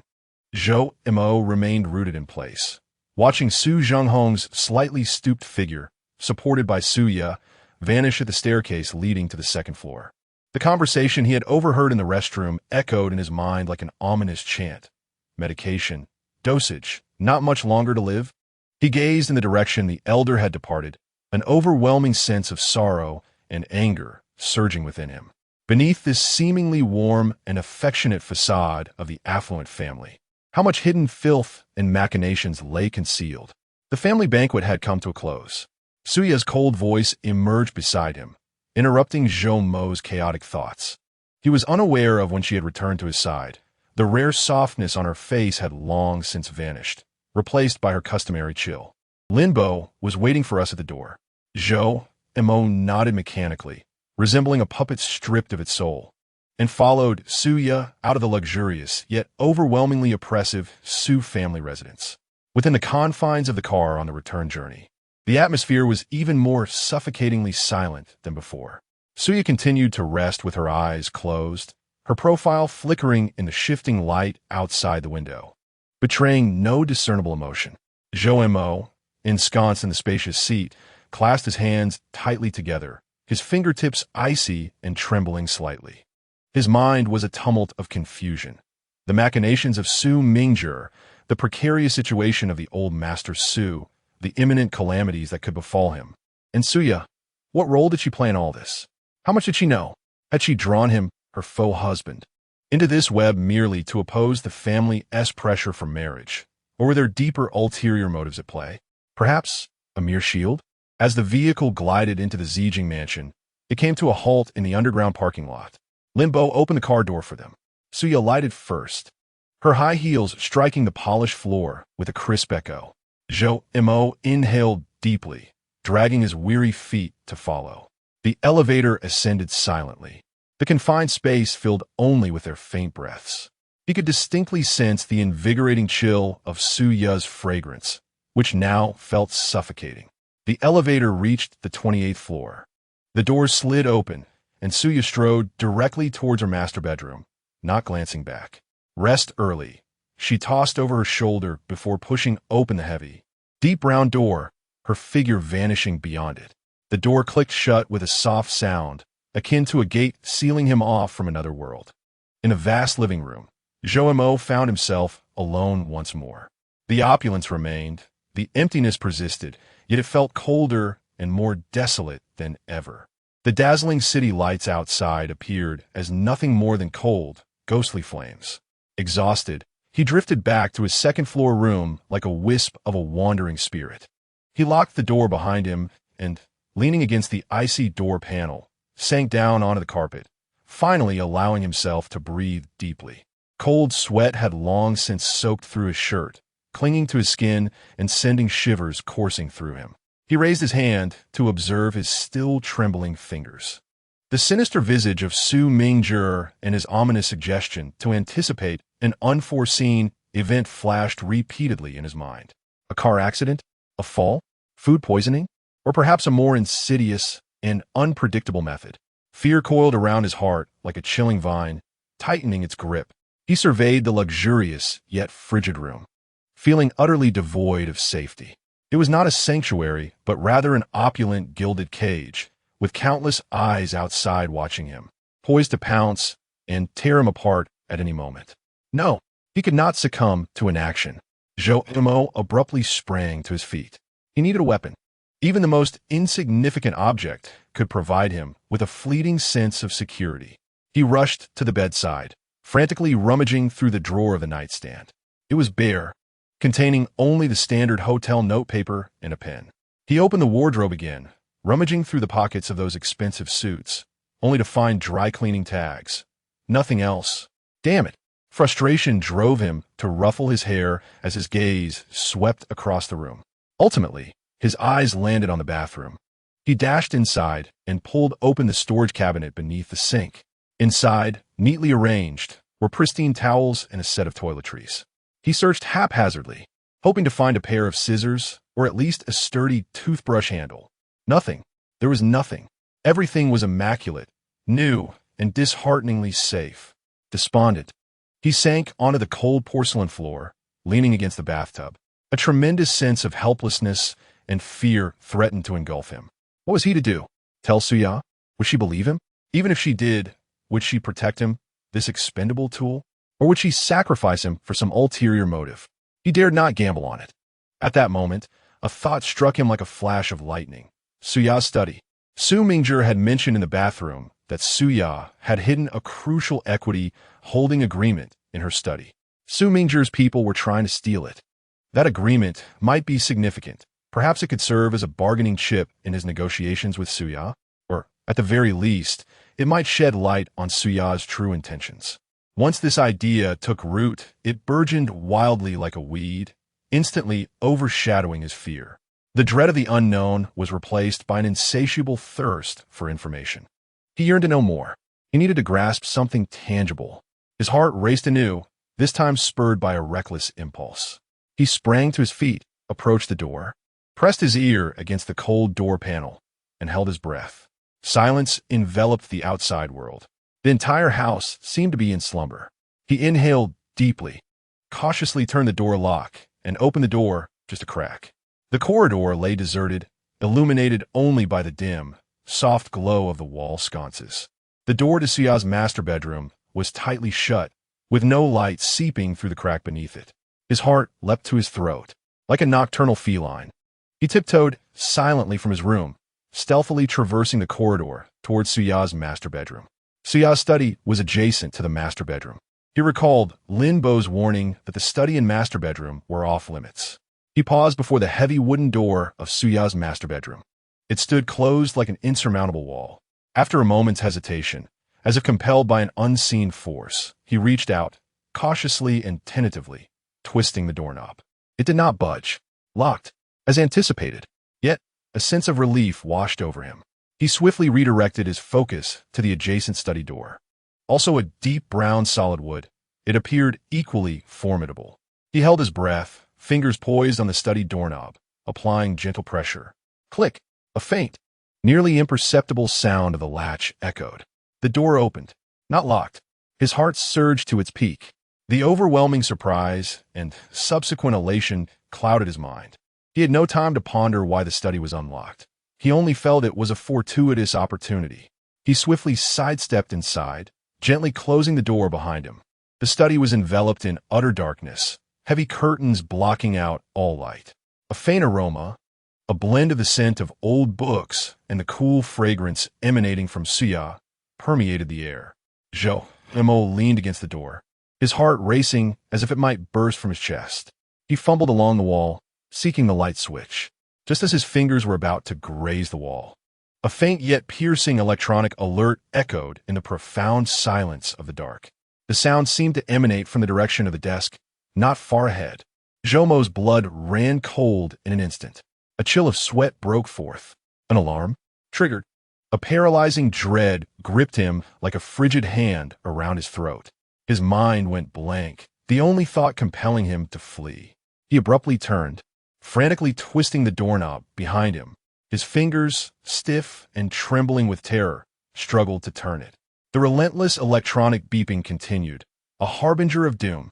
Just as Zhou Mo teetered on the brink of despair, the doorknob finally yielded. He yanked the door open as if burned, rushing out without a backward glance, pouring every ounce of strength into sprinting toward his room. The corridor seemed interminably elongated. He burst into his room, slamming the door shut with a resounding bang. Locking it tight, slumping against the door, he slid down to the floor, gasping for breath, his chest heaving violently, sweat cascading down his forehead like a stream. It was over. He had been discovered. Suya would undoubtedly find out. How would she deal with him? Breach of contract? Hand him over to Su Mingzhi? Or simply make him disappear? Time crawled by, each second stretching into what felt like a century. Zhou Mo strained his ears, anxiously listening for any sound outside the door. Yet, the anticipated footsteps and accusatory voices never materialized. Outside, there was only a profound silence, as if the earlier alarm had merely been a figment of his heightened anxiety. This eerie tranquility only deepened Zhou Mo's unease. The calm before storm? What was Suya concocting? He sat on the floor, utterly spent, engulfed by a tidal wave of fear and frustration. He had failed to reach the study and had potentially exposed himself instead. He felt like a complete failure, ensnared in the intricate web woven by the Su family and Suya, devoid of any strength to struggle. Time passed, perhaps an hour, perhaps two. The city lights outside gradually thinned. Zhou Mo's emotions began to stabilize slightly, yet the fear remained deeply rooted within him. He struggled to rise, feeling as if his bones had come undone. He needed to splash some water on his face to regain clarity. Dragging his heavy limbs into the bathroom, he turned on the faucet. The icy water struck his face, bringing a fleeting moment of lucidity. He lifted his head, gazing into the mirror at his pallid complexion, wide-eyed with alarm and disheveled hair, and gave a self-deprecating smirk. Was this his carefree life among the affluent? How utterly ironic. After drying his face, he dragged his weary body out of the bathroom, heading towards the expansive, inviting bed that seemed to swallow him whole. He now yearned to collapse, seeking even a fleeting escape. As he approached the edge of the bed, poised to lift the covers, his movements abruptly froze. His gaze, as if drawn by an unseen magnet, was riveted upon the bedside table. There lay the faux diamond ring he had carelessly discarded, now quietly resting there. Beside it, an additional object had stealthily appeared. A knife. A sleek, elegantly contoured surgical scalpel, gleaming with a chilling metallic sheen. Its slender blade reflected a faint, ghostly glimmer in the dim light. The handle was black, its grip seemingly textured for slip resistance. It lay there nonchalantly on the smooth surface of the bedside table, adjacent to the imitation diamond ring, as silent as a slumbering specter. At that moment, a wave of icy dread coursed through Zhou Mo's veins. As if his very blood had congealed, his heart stilled. A shiver shot from his tailbone to the crown of his head, rendering his scalp prickly and his limbs cold and rigid. A surgical scalpel? Suya's scalpel? How could it possibly be on his bedside table? He abruptly lifted his gaze toward the doorway. The door was firmly shut and locked. No sign of anyone having entered. The window? Outside the vast floor-to-ceiling window loomed the dizzying heights of the 28th floor, with only the distant glimmers of city lights. Who? When? How did he get in here? A profound terror, as tangible as icy water, cascaded over him from head to toe. It eclipsed the fear he had felt upon overhearing Su Mingzhi's conspiracy in the Su family's old residence bathroom. Trembling, he extended his hand, his fingertips almost brushing the cold blade, only to recoil, as if scalded. He dare not touch it. Just then, he caught a flicker of movement out of the corner of his eye. Zhou Mo whipped his head towards the expansive window. Outside, the meticulously tended garden of the Zijing mansion lay shrouded in night. The neatly trimmed shrubs loomed like silent beasts. At the garden's edge, in the shadows near the community wall, under the feeble glow of a few dim ground lights, 3 sleek, pitch-black Bentleys with their hard lines resembling iron giants, stood ominously still. They remained unlit, like phantoms lurking in the darkness. One of the cars casually crushed the exquisitely planted, vibrant red roses, symbols of love and romance. In the garden, the cold, unyielding tires mercilessly obliterated the soft, delicate petals, grinding them into the mud. Deep crimson petals, akin to blood, bled under the yellowed light, leaving behind a strikingly eerie dark stain. Jomo's pupils constricted suddenly. His body stiffened like stone. An indescribable chill, mingled with overwhelming horror, seized him instantly. Were Su Mingzhi's men involved? Or was it someone else? Those 3 black Bentleys, resembling grim Reaper chariots, silently proclaimed the destruction of not only the roses, but also the last vestige of his fragile sense of security. He abruptly turned back, casting another glance at the cold, surgical scalpel on the bedside table. The cold light shimmered ominously. Outside, shadows danced. A colossal, suffocating sense of impending crisis enveloped him like a frigid tide, drowning him entirely. He stood in the center of this resplendent prison, feeling like a prey stripped bare and cast into the spotlight, surrounded by invisible rifles, yet utterly oblivious to the whereabouts of his adversaries. The performance had long ceased to be mere theater. In this game of chess, he was but a pawn, poised to be crushed at any moment. And it appeared that there were multiple players at the helm. Chapter 5. The safe and the shadow of Lin Bo fear cascaded over him like icy water, instantly numbing his limbs. Zhou Mo stood frozen before the bed, his pupils dilated, his gaze flickering between the cold surgical knife on the bedside table and the black Bentley outside that lay in wait, having crushed roses beneath its tires. The knife, as thin as a cicada's wing, gleamed with a chilling radiance in the dim light, reminiscent of a serpent flicking its tongue.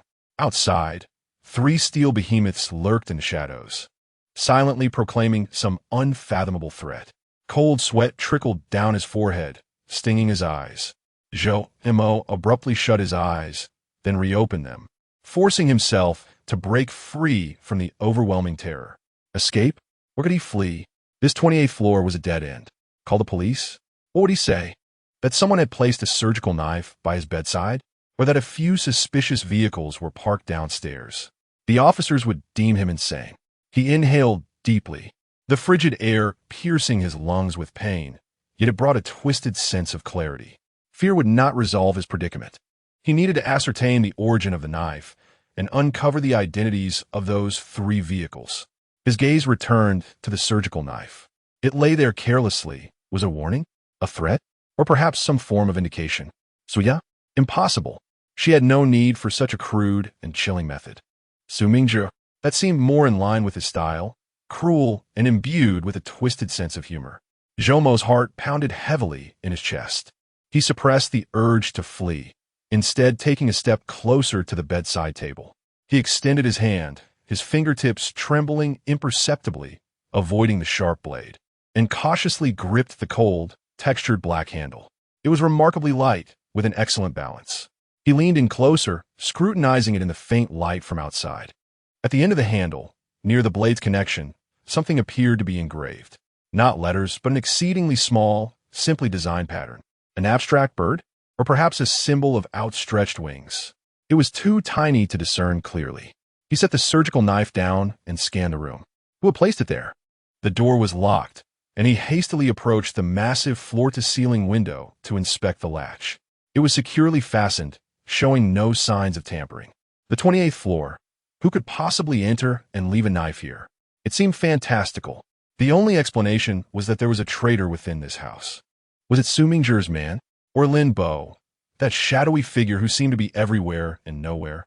Zhou Mo recalled Lin Bo's keen, penetrating eyes, seemingly capable of perceiving all, and the man's silent yet omnipresent aura within the house sent a chill up his spine.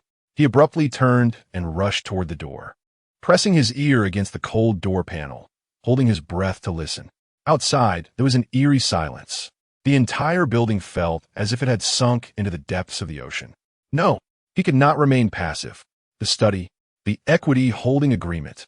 Su Mingzhi's desire to steal was palpable, and Suya had concealed it with utmost secrecy, Whatever it was, it must hold immense significance. Perhaps it was the key to Su Ya's resistance against Su Mingzhi. Perhaps it was Zhou Mo's only lifeline in this perilous game of chess. A bargaining chip that could facilitate negotiations with Su Ya, even safeguard his life. This thought ignited like a flicker of ghostly flames in the abyss of despair, rapidly spreading. Fear gave way to a reckless abandon.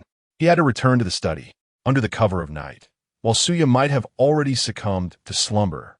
The recent alarm might have merely been a false alarm, or perhaps just a figment of his anxious imagination. Zhou Mo's heart raced once more, not from fear, but from an almost gambling-like impulse. He gently twisted the door lock, easing the door open just a crack. The corridor remained eerily empty, the wall lights casting a dim, ambiguous glow. The threshold of Su Ya's master bedroom lay shrouded in darkness. Like a specter, he slipped from his room, skirting the wall's shadow, moving swiftly and silently. This time, his objective was clear. He headed straight for the study. Pausing at the study door, he held his breath, pressing his ear against the cold wooden surface. Inside, an oppressive silence enveloped him.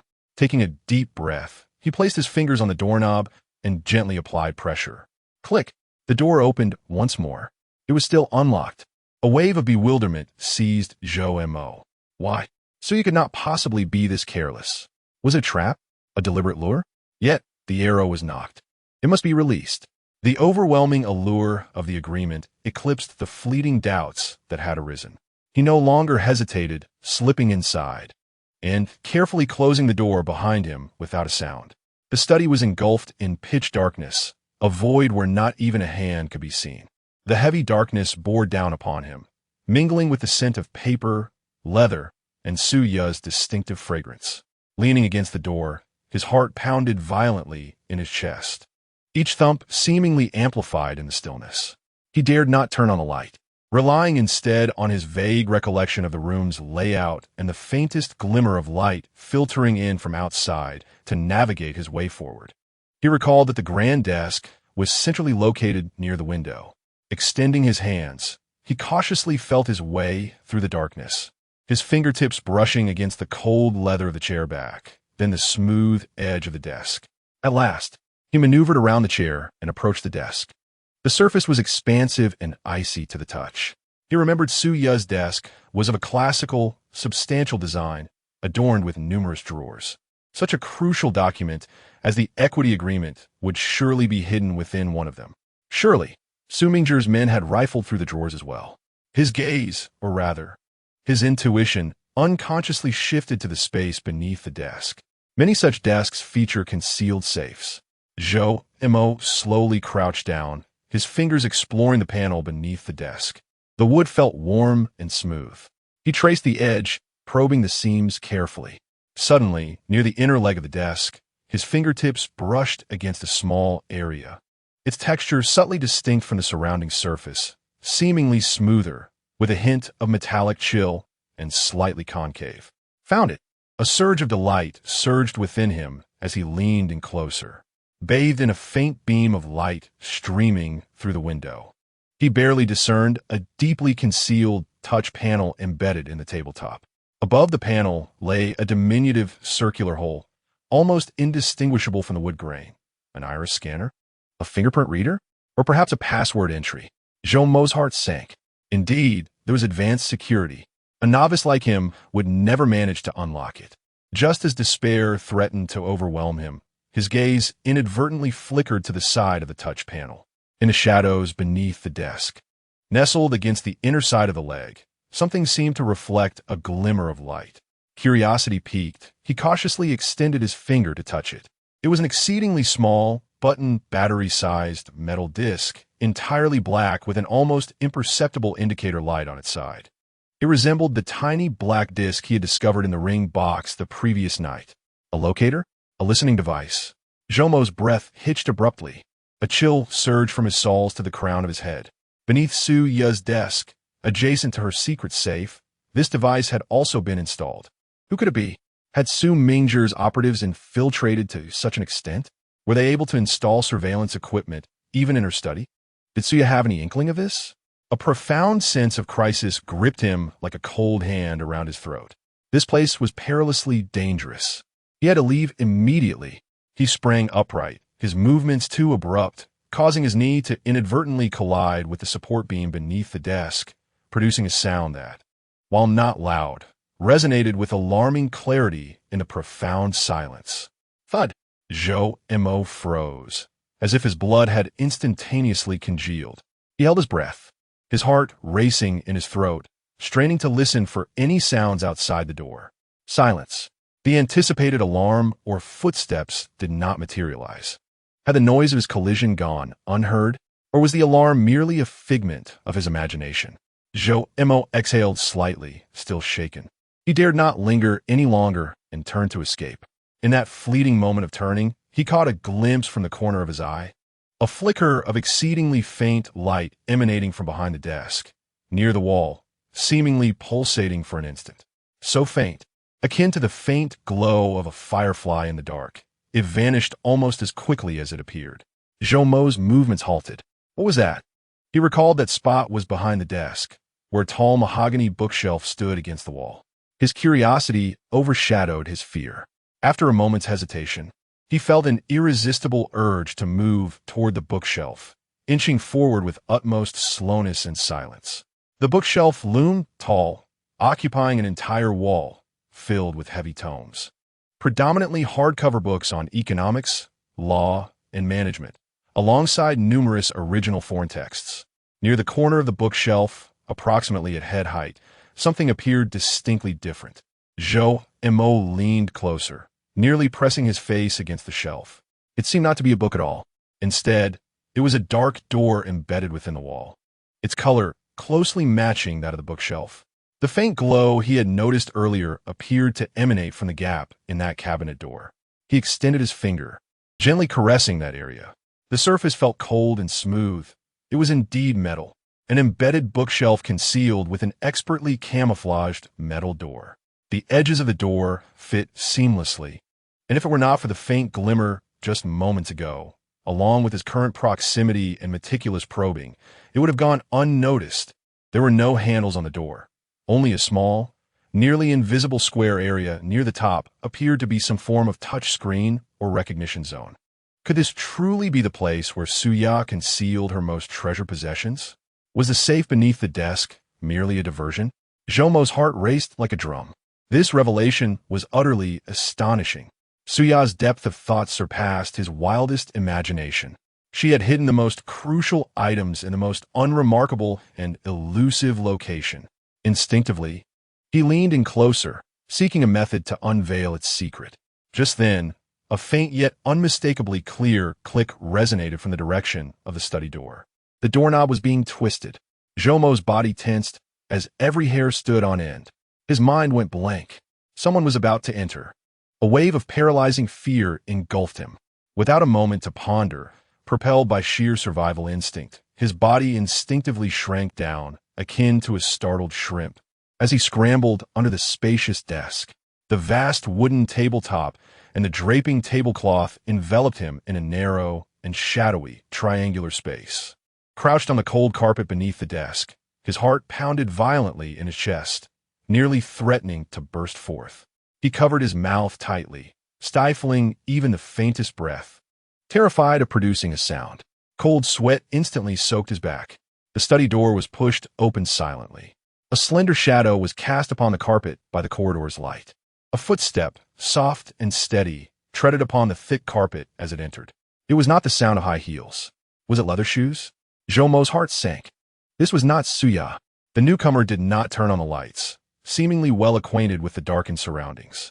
He, Zhou Mo, instinctively sensed it was a man, paused at the doorway, as if verifying something, before striding directly towards the desk. Zhou Mo curled tightly in the dark corner beneath the desk, his body rigid as stone. The footsteps drew nearer, finally halting in front of the desk. He could even feel the subtle airflow stirred by the slight movement of the man's pants as he stood at the edge of the desk. The stranger appeared to be inspecting the desk. Zhou Mo could discern the faintest sound of fingers gliding across the surface. Then came a soft, cautious sound of a drawer being pulled. He was searching for something, The equity agreement? Or perhaps something else? Jomo's heart raced to his throat. He curled tighter, wishing to meld into the carpet. The intruder was right above him. If the individual merely bent down or opened a drawer beneath the desk, he would be instantly discovered. Time dragged on in the suffocating darkness, each second stretching like a century. Zhou Mo could distinctly hear the rush of his blood against his eardrums, alongside the soft, restrained movements of the man above. The drawer was silently pushed back into place. The footsteps moved away from the desk, beginning to pace slowly around the study. The intruder seemed to meticulously search every corner, moving with both professionalism and caution. Jomo's nerves were stretched to their utmost limits. Sweat trickled down his temples, stinging his eyes, yet he dared not even blink. The footsteps paused once more, this time halting precisely at the bookshelf, the very spot where Zhou Mo had earlier discovered the concealed metal cabinet door. Jomo's heart lurched violently. Could it be that the intruder had also made the same discovery? He could hear the faintest sound of fingers probing the bookshelf. The intruder appeared to be thoroughly inspecting that area. Jomo's heart plummeted. It was over. This secret location had been uncovered. However, the probing sound ceased after a few seconds. It seemed the intruder had not detected the cleverly disguised cabinet door. The footsteps began to wander again, exploring other areas. Zhou Mo exhaled slightly, though his fear remained undiminished. The intruder was still in the study. He had to leave at once, but with the other person moving about the room, he did not dare to stir. After enduring an eternity, the footsteps finally made their way toward the door. Zhou Mo heard the door gently creak open and then softly close. Click! The lock clicked into place. Silence enveloped the study once more. Zhou Mo remained curled up beneath the desk, frozen in place. He strained his ears, listening intently to the sounds outside the door. Footsteps echoed in the corridor, gradually receding, seemingly heading toward the staircase. Had they left? Were they truly gone? Zhou Mo waited for a full 2 minutes, ensuring there was no further commotion outside, before cautiously, and with great care, emerging from beneath the desk. His body felt weak, his hands and feet icy. His shirt clung to his skin, thoroughly soaked with sweat. He collapsed onto the carpet, gasping for breath, his heart racing violently. The experience he had just endured was 100 times more terrifying than any horror film. Who had infiltrated Su Ya's study in the dead of night? Was it a skilled operative sent by Su Mingzhi? Or perhaps Lin Bo? Lin Bo. The name flashed through Zhou Mo's mind like lightning. That steady rhythm of footsteps, that intimate familiarity with the environment. Who else could it possibly be but Lin Bo? A chill swept over him. If it truly was Lin Bo, Su Ya's most trusted confidant, could it mean that he was involved too? No. He had to confirm this. A frenzied thought surged within Zhou Mo. He struggled to his feet, disregarding the aches in his body and the fear gripping his heart, and stealthily approached the study door, pressing his ear against the door panel to listen once more. Outside, there was complete silence. He cautiously turned the lock, opening the door just a crack. The corridor lay empty. Like a startled rabbit, he swiftly slipped out, gently closing the study door behind him. Instead of returning to his own room, he felt an inexplicable urge to follow the direction from which the footsteps had vanished, silently making his way toward the staircase. He needed to know where Lin Bo had gone. Reaching the staircase, he concealed himself behind a large decorative vase, holding his breath as he peered down. The living room on the first floor was shrouded in darkness, save for a small night light casting a faint glow at the entrance. The elevator leading to the underground parking garage was engulfed in complete blackness. Where was everyone? Zhou Mo was enveloped in confusion when, from the corner of his eye, he caught a glimpse of a faint flicker of light beyond the massive floor-to-ceiling glass wall in the living room, directed towards the garden. A spark of curiosity ignited within him, prompting him to stealthily adhere to the wall like a gecko, and he silently maneuvered to the edge of the window. Concealed by the heavy curtains, he cautiously peered outside. The garden lay shrouded in the stillness of night, illuminated only by a few dimly glowing ground lights. In the innermost recess of the garden, near the corner by the community wall, 2 figures stood beside the rosebush, now crushed by a black Bentley. One of the figures was tall and imposing, clad in dark attire, and in the dim light, Zhou Mo instantly recognized him as Lin Bo. He stood erect, resembling a silent pine tree. The other figure, with his back turned towards Zhou Mo, also possessed a tall stature, adorned in a long dark coat. The collar turned up to obscure much of his face. He appeared to be engaged in a low conversation with Lin Bo, the distance rendering the content entirely inaudible. Lin Bo lowered his head slightly, his demeanor exuding respect, as if he were reporting something. A chill of dread engulfed Zhou Mo. Indeed, it was him, Lin Bo. He had stealthily entered the study in the dead of night and was now making contact with this enigmatic figure in the depths of the garden. Who was this mysterious individual? Su Mingzhe, or perhaps some other faction?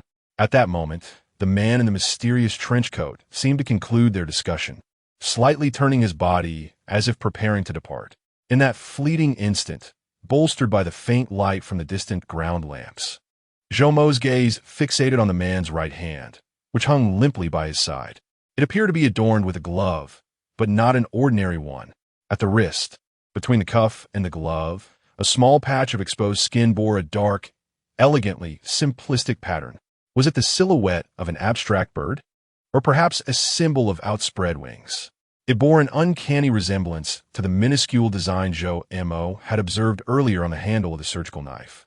Boom! Zhou Mo's mind erupted with realization. The surgical knife, the mysterious symbol, Lin Bo's clandestine entry into the study, the shadowy figure in the garden. All these fragments suddenly coalesced like invisible threads, pointing towards a spine-chilling truth. The knife was not merely a tool of intimidation from Su Mingzhe. It was the insignia of this clandestine organization, their calling card. And Lin Bo was not merely Su Ye's loyal steward. He was likely a double agent. Indeed, he might be a mole embedded within Su Ye's inner circle by this elusive organization. A profound sense of conspiracy washed over Zhou Mo, drowning him in icy despair. He felt as though he had plunged into a bottomless whirlpool of layered treachery. The internal strife of the Su family, Su Mingzhe's ruthlessness, Su Ye's icy grip on power, now compounded by the presence of an insidious organization lurking in the shadows with obscure motives and cunning methods. Leaning against the frigid glass wall, his body trembled uncontrollably. As he observed the two figures in the depths of the garden about to part ways, an overwhelming sense of fear and helplessness seized him once more. Who could he trust? What should he do? Just then, his phone in his pocket vibrated unexpectedly, breaking the silence. In the stillness of the night, the incessant buzzing reverberated like thunderclaps. Chapter 6. The vibrations of the old phone and Su Ya's gaze. The vibrations in his pocket erupted like a sudden storm in the darkness. Zhou Mo felt his blood surge to his head, only to freeze in an instant. It was as if he'd been struck by a high-voltage current. He jolted violently, his body shaking uncontrollably. He clutched his pocket tightly. That damned vibration persisted, stubbornly transmitting a clear tremor through the fabric, emitting a dull hum in the dead of night. In the depths of the garden, the two figures on the verge of parting froze in their actions. Lin Bo abruptly lifted his head, his hawk-like gaze piercing through the air, sweeping toward the direction of Zhou Mo's south hiding place behind the floor-to-ceiling window. The mysterious figure beside him, clad in a long trench coat adorned with an enigmatic bird-shaped symbol on his wrist, also spun around, his face obscured by shadows. Yet the sudden surge of menacing energy was palpable even through the glass. He had been discovered. An overwhelming terror seized Zhou Mo's throat like a cold, unyielding hand. He had no time to think. His body's instinct overpowered his consciousness. Like a cat whose tail had been stepped on, he recoiled sharply, his back colliding heavily against the frigid glass wall, producing a dull thud. The phone continued to vibrate. It was a death knell. In a frenzy, he fumbled in his pocket, his fingers trembling with fear, finally grasping the source of the relentless buzzing. It was not the new work phone that Su Ya had given him, which contained only one contact. It was his own, the old phone he had shoved to the bottom of his canvas bag, its screen cracked and its casing severely worn. How could it be ringing? It had no SIM card. The new phone, as call forwarding? No. Lin Bo's new phone had no call forwarding set up at all. Moreover, This vibration did not indicate an incoming call. Was it an alarm? Jomo's mind was a tempest of confusion. In a state of extreme fear, he instinctively pressed the lock button on the side of his phone. The buzzing ceased abruptly. The world plunged back into silence. Yet, this silence lasted less than half a second. Who? A low, cold voice, laced with a metallic edge, pierced through the heavy glass, resonating clearly. It was the voice of the mysterious figure in the trench coat. Following closely was Lin Bo's steady yet vigilant response. I'll go check. Footsteps. Heavy, hurried, purposeful footsteps were rapidly approaching the back door of the villa. Run. The only thought that remained in Jomo's mind was this single word. He could no longer afford to be discreet.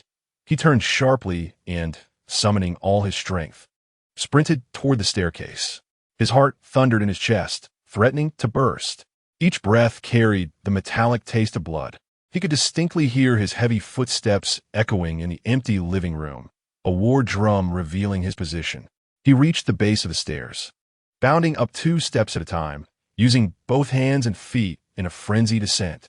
The second floor, his room. It was the only refuge he could conceive of at that moment, offering a fleeting illusion of safety. He dashed down the corridor to the second floor like a cannonball, hurtling toward the door of his room. His fingers trembled violently, nearly failing to grasp the doorknob. With a sudden twist, he burst through and slammed the door shut with all his strength, locking it behind him. Leaning against the cold door, he slid down to the floor, gasping for breath, his lungs heaving like a bellows, each inhalation laced with searing pain. Sweat poured from him like a breached dam, instantly soaking his entire body. His hair clung damply to his forehead, rendering him a picture of disarray. Outside, from the direction of the living room below, he faintly heard the sound of a door opening, accompanied by the footsteps of Lin Bo, deliberately softened yet still discernible to him. He was coming. Lin Bo was approaching. Jomo's heart leapt into his throat. He pressed his mouth shut tightly, forcing his breaths into a whisper, his ear pressed against the door, straining to catch any subtle movements outside. The footsteps halted in the corridor. Was he trying to discern the direction? Jomo's heart hung in suspense. Would he knock on his door? Would he barge in directly? The loud crash of the door he had just made surely reached his ears. Time dragged on in suffocating silence. Each second felt like an eternity. Finally, the footsteps resumed, not toward his room, but rather toward Suya's master bedroom. Jomo's taut nerves relaxed slightly, though he remained vigilant. He heard Lin Bo stop at Suya's door, followed by an extremely soft, nearly inaudible knock. Miss. Lin Bo's voice was low, imbued with respect. After a few seconds of silence, a cool, languid voice, as if just awakened, responded from within the master bedroom, slightly muffled through the door. Lin Bo, is there something? Nothing, Mississippi. I heard some commotion downstairs and feared there might be an intruder, so I came to check. I'm relieved to find you well. Lin Bo's voice remained calm and unruffled. Suya seemed to acknowledge him, falling silent thereafter. The outside fell into quietude once more. Mo held his breath, continuing to listen. Lin Bo's footsteps resumed, this time heading toward the staircase, followed by the sound of him descending. The footsteps gradually faded away, ultimately vanishing downstairs. He left. Mo slumped against the door, feeling as if all his strength had been drained. The overwhelming sensation of having survived a calamity washed over him, mingled with profound fear and confusion. Did Lin Bo not probe further? Did he accept Suya's claim of just waking? Or did he have other plans? He glanced down at his wretched old phone. Its screen still dark. Was that vibration truly the alarm? When had he set an alarm for the early hours? Trembling, he pressed the button to illuminate the screen. The display flickered to life, but instead of an alarm interface, it revealed an unread message notification. The sending time was merely a few minutes ago, from a completely unfamiliar number. Jomo's heart jolted. He opened the message. The screen displayed an exceedingly brief line, devoid of salutation or signature, cold as if dictated by a machine. The rose is shattered. Do not touch the thorns. Deep within the nest, one finds solace. The rose is shattered? Thorns? Nest? Solace? Mo fixated on the enigmatic line of text, a chill coursing up his spine. Did the rose refer to the crushed flowers outside the window? Was the thorn a warning to refrain from meddling in the Sioux family's murky affairs? The bird-shaped symbol of the nest, was it linked to that mysterious organization? Did Anchi imply that safety could only be attained by locating that entity or adhering to their directives? Who had sent this message? Was it the enigmatic figure with the bird emblem on his wrist, or perhaps Lin Bo? Were they cautioning him or enticing him? A profound confusion mingled with deep-seated fear engulfed Zhou Mo. He felt akin to an insect ensnared in a web, entangled by countless invisible threads, being drawn deeper into the abyss. Irritated, he shoved his old phone into the depths of his pocket, as if discarding a scalding hot potato. Supporting himself against the doorframe, he struggled to rise. His drenched clothing clung to his skin, icy and uncomfortable. All he yearned for was a hot shower to wash away the cold sweat and terror that enveloped him. With heavy steps, he drifted like a lost soul into the bathroom. He turned on the shower head. The icy water cascaded down, sending a shiver through him. Adjusting the temperature to hot, the scalding water washed over his body, providing a semblance of soothing numbness, yet failing to dispel the chilling dread within. After a shower, donning clean pajamas, Zhou Mo felt slightly revitalized. Emerging from the bathroom, he found a room illuminated only by a dim bedside lamp.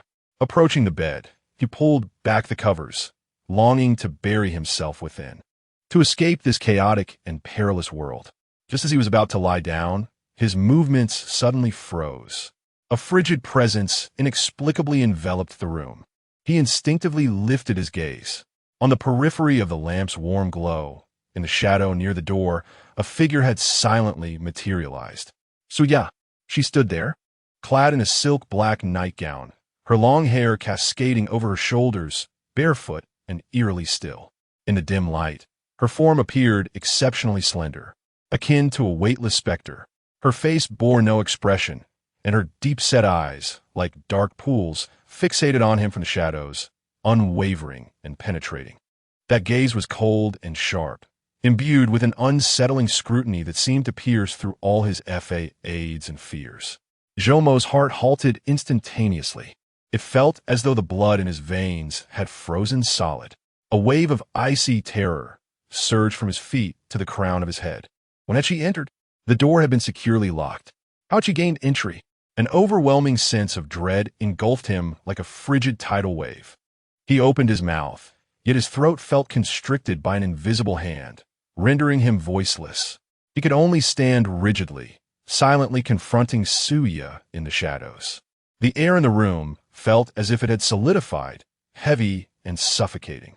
The sole sound was the faint crackle of the bedside lamp, reminiscent of a dying struggle. Suya's gaze, slowly and deliberately, shifted from Zhou Mo's pale, terrified face to the bulging old canvas bag resting on the chair beside the bed. Then she moved. She took a step forward, silently stepping into the warm glow of the bedside lamp. The light delicately delineated the perfect yet frigid contours of her profile. She extended her slender, pale hand with clearly defined knuckles, purposefully reaching towards Zhou Mo's tattered canvas bag. Zhou Mo's heart leapt into his throat. Within that bag lay his old phone, the enigmatic text message, and all his past. He yearned to intervene, yet his body felt as if it were nailed to the ground, immobile. All he could do was watch helplessly as Suya's hand, akin to an elegant yet lethal serpent, unzipped the canvas bag. Suya's fingers rummaged within, her movements unhurried and imbued with an air of absolute control. A few faded shirts, a pair of frayed jeans, and a cheap razor were casually displaced. Then, her fingers brushed against a hard object. It was the old phone with a shattered screen. Suya extracted it, the cold metallic shell reflecting a faint glimmer in the dim light. She lowered her gaze, her fingertips gently tracing the jagged crack that marred the screen. Before pressing the power button on the side, the screen flickered to life, its dim glow illuminating her impassive face. The fractured patterns resembled a spider's web, disrupting the image of a notification for an unread message. Suya's gaze fell upon the preview text. The rose is shattered. Do not touch the thorns. Deep within the nest, one finds solace. Time seemed to come to a complete standstill at that moment. Zhou Mo's breath hitched.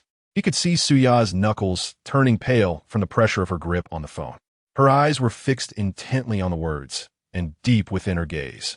It was as if icy flames were silently raging and surging. A chilling, oppressive aura emanated from her, causing the temperature of the entire room to plummet. Several seconds of silence stretched on, feeling like an eternity. Finally, Suya slowly raised her head. Her gaze shifted from the phone screen back to Jomo's face. Her expression colder and sharper than before, imbued with a harrowing sense of insight. Her red lips were pressed tightly together, their line rigid.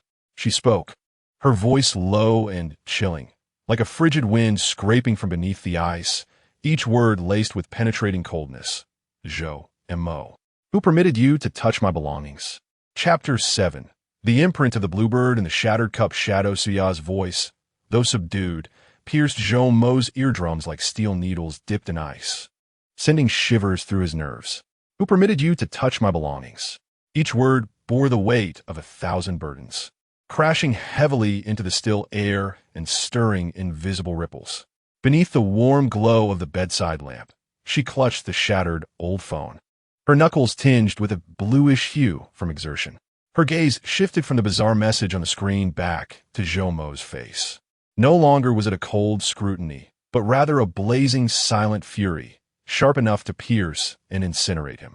An almost tangible, suffocating low pressure radiated from her, causing the room's temperature to plummet to freezing. Jo-Mo felt himself stiffen, as if his very blood had ceased to flow.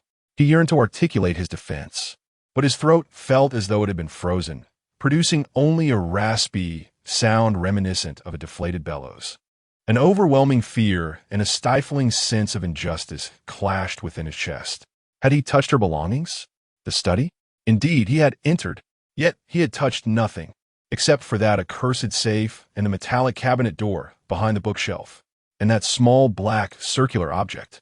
He struggled to extricate a few words from between his teeth, his voice quivering uncontrollably. No, a cold, piercing smile curled at the corners of Suya's lips, devoid of warmth, filled instead with mockery and disappointment. She advanced a step closer, her formidable presence resembling an invisible mountain, suffocating Jo-Mo, nearly forcing him to retreat. Did you not touch my belongings? Then what is this? She thrust her phone screen before Jomo's eyes, the cracked lines severing the text. The rose is shattered. Do not touch the thorns. In the depths of a nest, one may find peace. Where did this message come from? Who sent it to you? The nest. Suya's voice escalated sharply, imbued with a razor-like anger, as if her most sensitive nerve had been struck. Have you been in contact with them? When? In the study.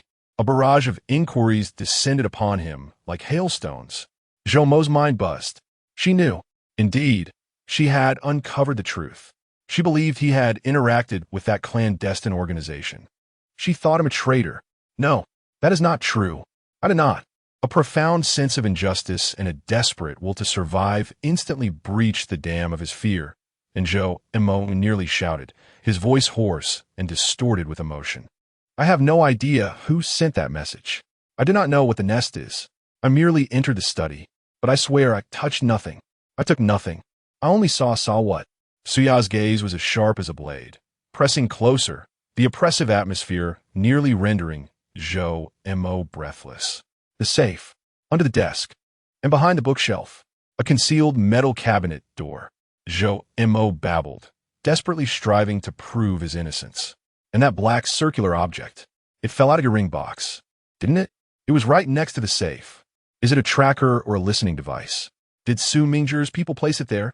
They intend to steal your belongings. Linbo, Suya interrupted him sharply, her voice like ice laced with venom, infused with an unprecedented fury and a barely perceptible tremor of uncertainty. She abruptly reclaimed her phone, her deep-set eyes fixating on Jo-Mo, emotions roiling within, coldness, anger, scrutiny, and an exceedingly complex sentiment that Jo-Mo could not decipher. Linbo, she repeated the name, her tone sinking, laced with a disquieting threat. At that moment, bang! A dull thud reverberated unexpectedly from the living room below, as if a heavy object had fallen to the ground. The sound was not loud, yet in the stillness of the villa, it rang out alarmingly clear. Both Zhou Mo and Suya stiffened simultaneously. The anger in Suya's eyes was instantaneously replaced by a chilling vigilance. She whirled towards the door, straining to listen. Zhou Mo's heart raced anew. Another incident. Had Su Mingjie's people taken action? Silence enveloped them. No further sounds emerged from downstairs. Suya withdrew her gaze and turned her attention back to Zhou Mo, her eyes betraying a complex and inscrutable array of emotions. It seemed as though she wished to articulate something, yet ultimately, she merely pressed her lips into a tight line. Clutching Zhou Mo's old mobile phone, she showed no intention of returning it, while her other hand reached for the glass of water he had poured before bed, a half-filled cup of cool, clear water resting on the bedside table. With delicate fingers, Suya grasped the ordinary glass, her movements slow and imbued with a stifling tension that rendered the atmosphere almost suffocating. Zhou Mo felt his heart leap into his throat, uncertain of her intentions.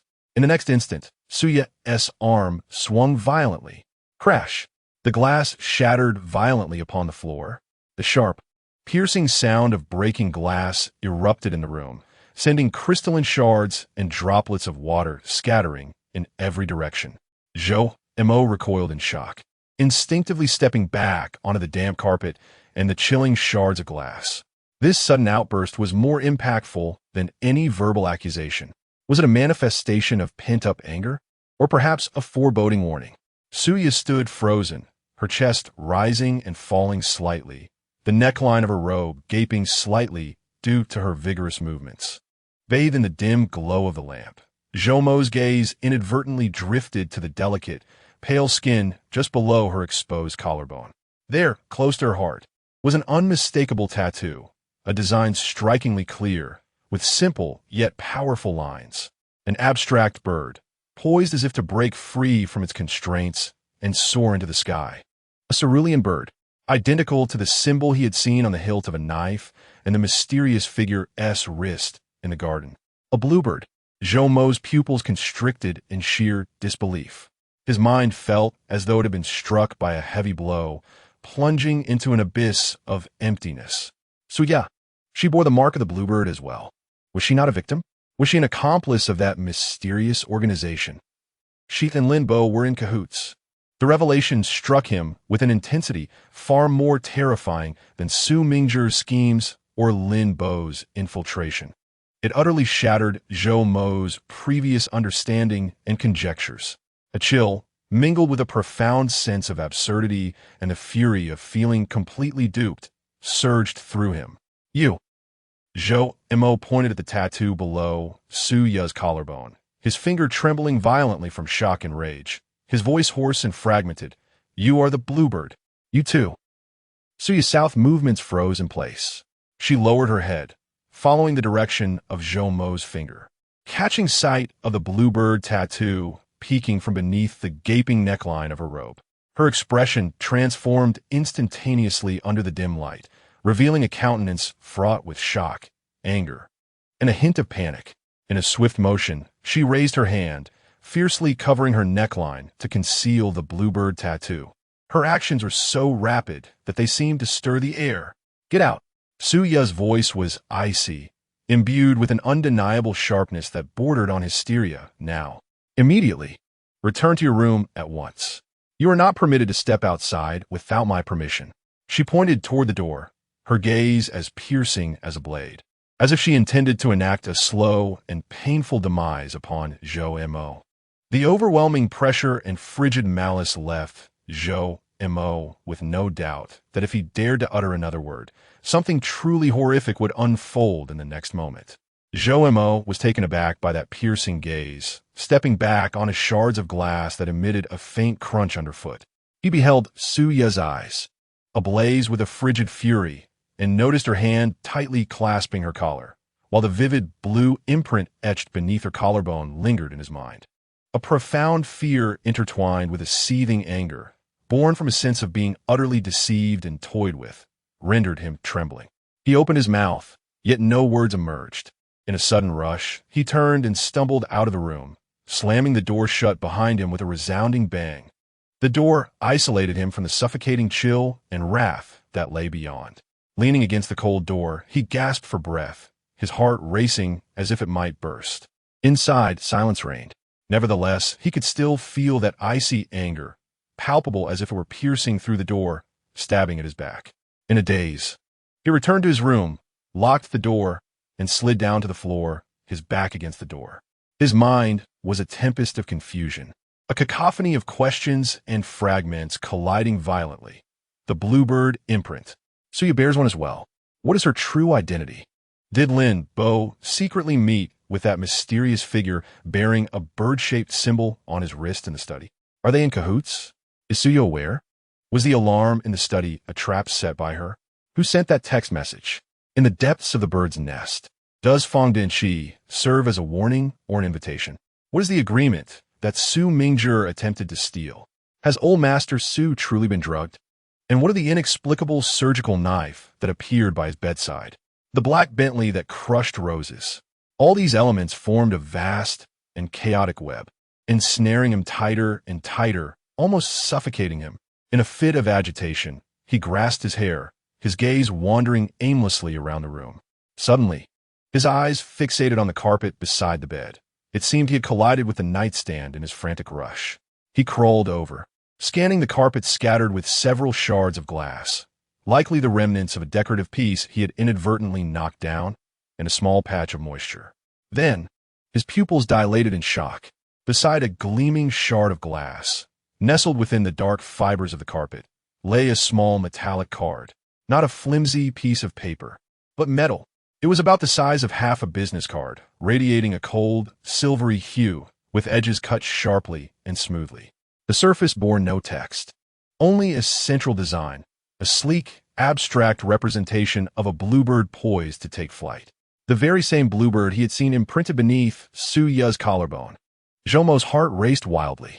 Trembling, he extended his hand, cautiously maneuvering around the glass fragments on the carpet, and grasped the edge of the metallic card. It felt icy to the touch, imbued with the characteristic hardness of metal. From whence did this card fall? Did it slip from a nightstand drawer when he collided with it? Or had it perhaps tumbled from Suya when she was near the nightstand earlier? Clutching the frigid metal card, he examined it closely. Apart from the embossed bluebird, the back of the card appeared to possess intricate and subtle textures. He leaned closer to the bedside lamp for a better view. In the inconspicuous corner at the lower right of the card's reverse side, two exceedingly minuscule symbols, akin to the tip of a needle, are etched with laser precision. 07 and 0101. Suya. Zhoumo's breath momentarily halted, a chilling sensation, intertwined with immense astonishment, seized him instantly. This card belongs to Suya. Designation 01. Is she a member of the Bluebird organization? Moreover, the first one, or perhaps a core member? What of Lin Bo and that mysterious figure in the garden? A colossal enigma yawned before him like an abyss. He gazed at the frigid, metallic card embossed with the Bluebird insignia in his hand, feeling as though he had grasped not merely a secret, but a bomb poised to detonate at any moment. The city's lights outside flickered silently in the night, reminiscent of countless prying eyes. The black Bentley that crushed roses had long since vanished. Yet the lingering shadow grew ever more pronounced. Zhou clenched the card tightly, the cold metallic edges digging painfully into his palm. Bluebird, Suya Lin Bo, Su Mingjie. What kind of vortex had he found himself ensnared within? Chapter 8. Shattered morning light and echoes of explosion, the chilling metallic card was firmly clutched in his palm, its sharp edges pressing into the tender flesh, offering a fleeting sting of pain. This sensation was the sole reality in that moment, anchoring Zhou Mo amidst the tumultuous chaos of his thoughts, preventing him from sinking into utter despair. The bluebird insignia lingered in his mind, overlapping with the pattern on Suya's alabaster skin beneath her collarbone, cold, mysterious, and imbued with a lethal allure. 01 Suya, Bluebird. These three words whirled violently in his mind, colliding and producing a silent roar. Was she a core member, a traitor, or merely a pawn without agency? Had Lin Bo infiltrated the study at midnight to rendezvous with the enigmatic figure bearing the bluebird symbol on his wrist? Were they colluding? Was Suya aware? If so, was her fury merely a performance? If not, Did that not mean she too existed under the weight of a vast deception and surveillance? Zhou Mo leaned against the icy door panel, seated on the carpet, having spent the night in wakefulness. The ink-black sky outside gradually faded, revealing a hint of ashen pallor. The city's silhouette awakened in the morning light, the skyscrapers resembling silent behemoths. In the rear garden of the Zijing mansion, the crushed roses lay exposed in the dim light, their deep crimson juices staining the earth like congealed blood. He lowered his gaze, once more spreading open his palm. The silver-gray metallic card rested quietly within, the central bluebird relief reflecting a frigid luminescence in the faint morning light. The etchings of 07 and 01 were strikingly clear. What was this card? An identification proof? A key to certain privileges? Or perhaps a tracker? Was the small black disc he discovered beside the safe in the study also marked with the bluebird emblem? What connection existed between them? Countless questions entwined around his heart like creeping vines, tightening evermore. He felt akin to an ant that had stumbled into the heart of a colossal labyrinth, surrounded by innumerable paths, each potentially leading to a deadly trap. Su Mingzhi's threat hung like a sword above him, while Suya and Lin Bo, or the bluebird, loomed like an inscrutable mist, unfathomable and dense. Fatigue surged like a tidal wave, intertwined with immense mental strain and dread, rendering his eyelids as heavy as lead.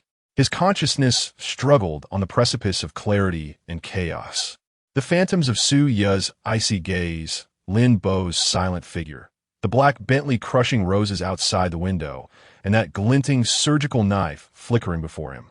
Just as his awareness threatened to plunge into oblivion, a deafening roar erupted, akin to thunderclaps on a clear day, tearing through the morning's tranquility without warning. The entire building trembled violently, as if it had been struck by a powerful earthquake. A colossal shockwave surged forth, accompanied by the piercing shriek of shattering glass, the anguished groans of twisted metal, and the muffled sound of collapsing bricks, all crashing down like a raging tide. Zhou Mo was unceremoniously thrown to the ground by this sudden, terrifying cacophony and violent tremor. His head collided with the foot of the bed, stars exploding in his vision. His ears were instantly filled with a sharp buzzing, momentarily drowning out all external sounds. Fearfully, he lay on the ground, clutching his head tightly, his body trembling violently from overwhelming terror. An explosion. Was an explosion. Su Mingzhi had acted. So soon. Who was the target?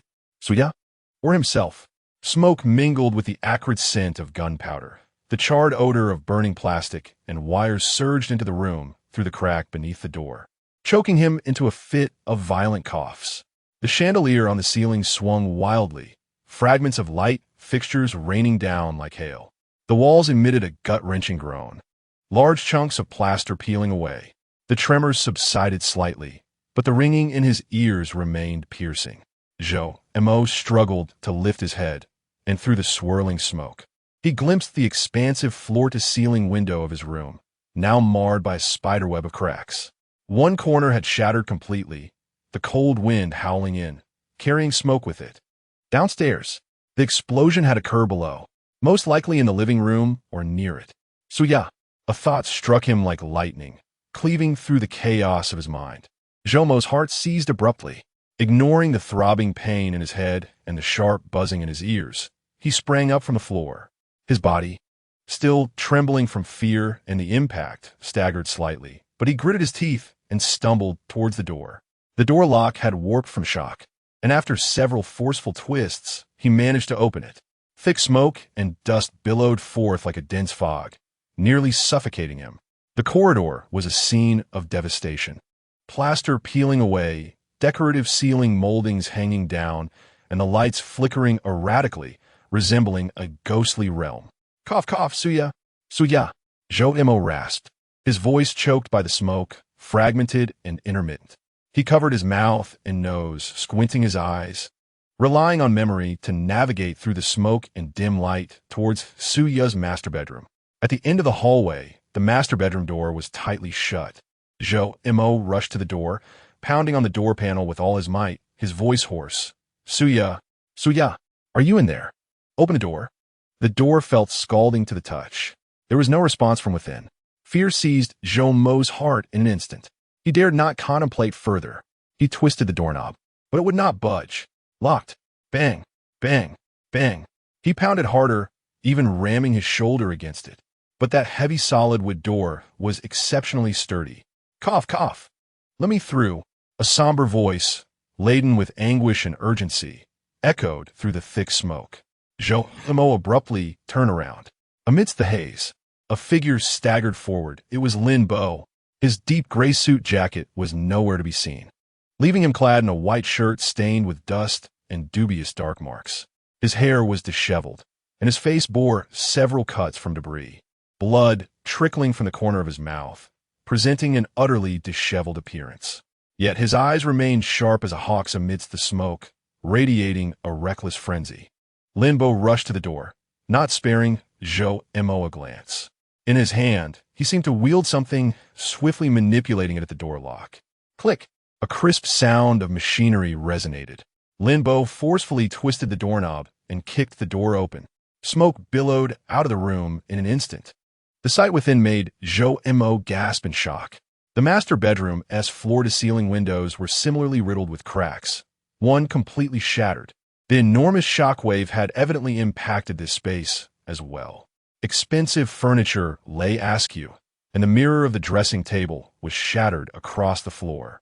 There, curled up away from the window and near the entrance of the vast cloakroom, lay Suya on the carpet. She was still clad in a silk black robe, now covered in dust and debris, presenting a pitiful sight. It appeared the shockwave had rendered her unconscious. Her long hair obscured half her face, her complexion as pale as parchment, a noticeable abrasion on her forehead seeping blood. One arm lay limply at her side, while the other clutched something tightly, her knuckles whitening with the exertion. Miss! Lin Bo let out a hoarse roar, akin to a wounded beast.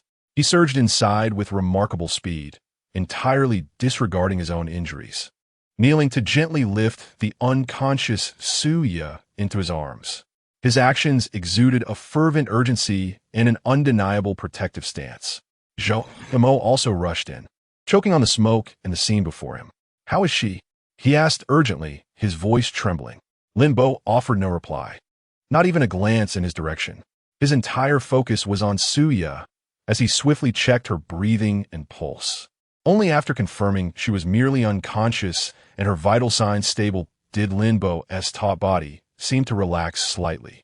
He cautiously adjusted his hold, preparing to lift Suya. At that moment, as he cradled her body to carry her, something slipped from Suya's tightly clenched hand. Clink!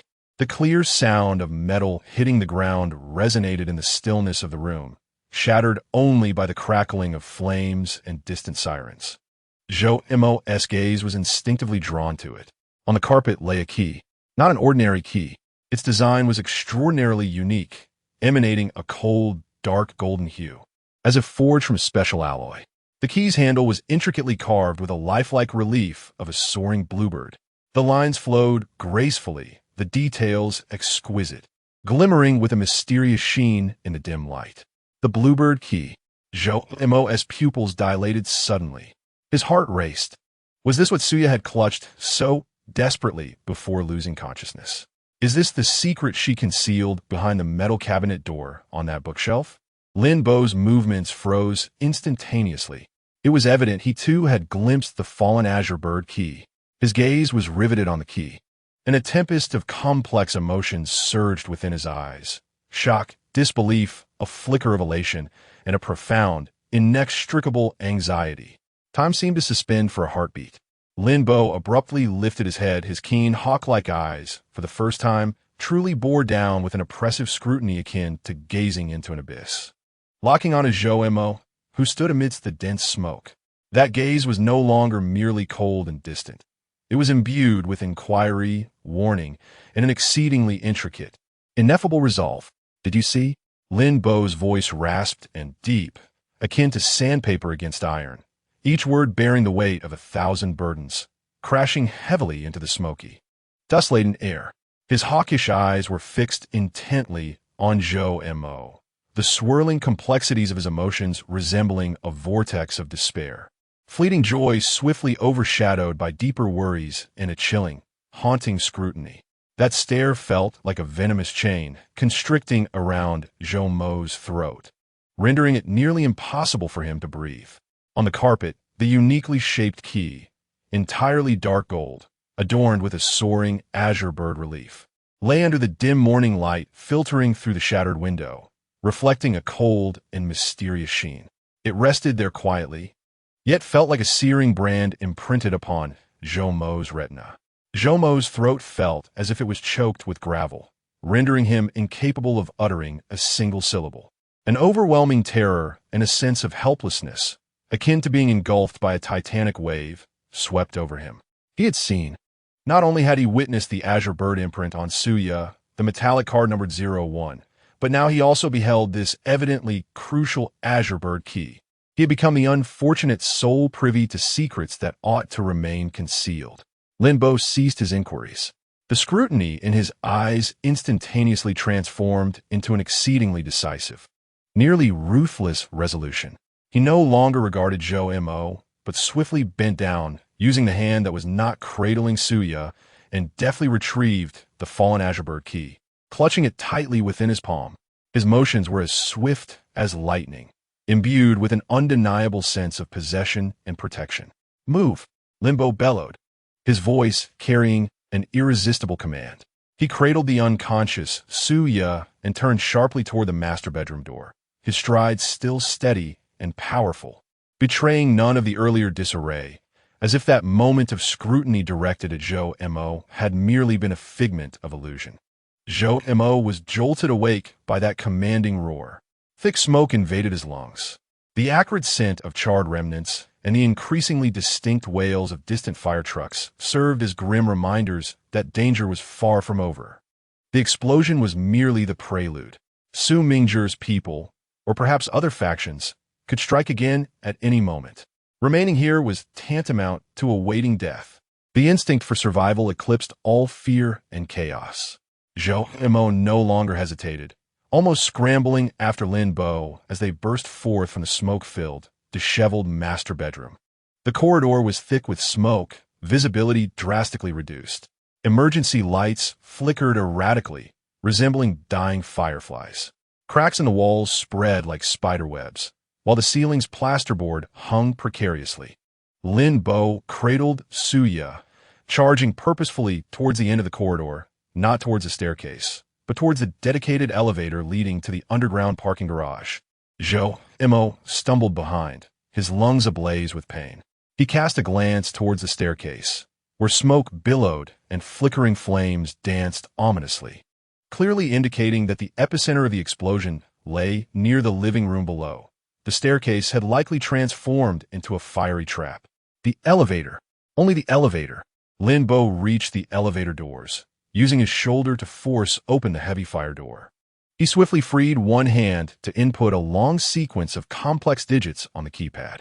The panel illuminated with a ghostly blue light, and the elevator doors slid open silently.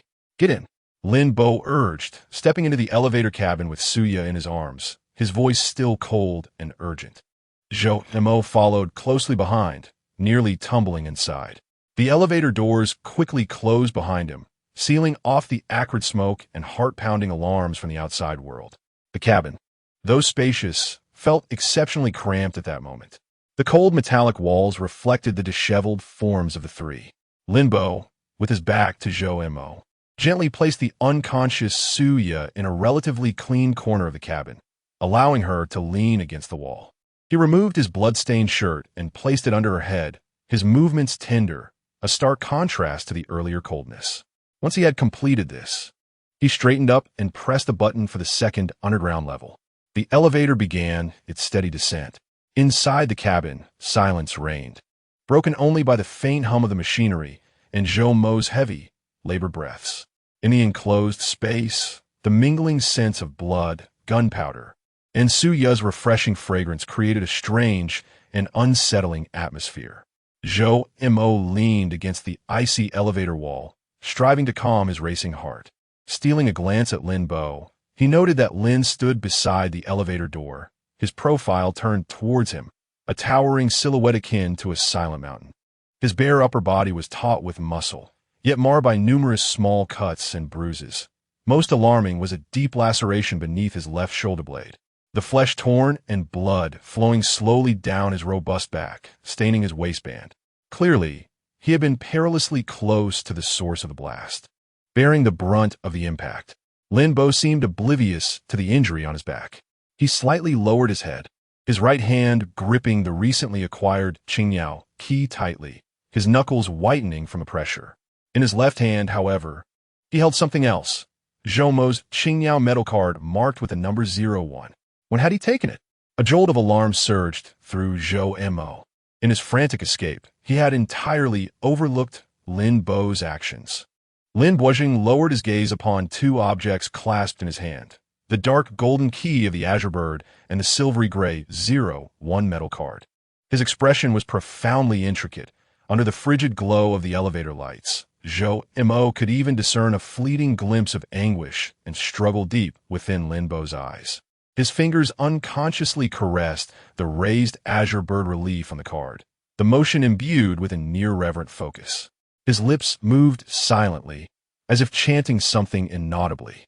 At that moment, the previously unconscious Suya emitted an exceedingly faint sound, akin to the mewl of a kitten.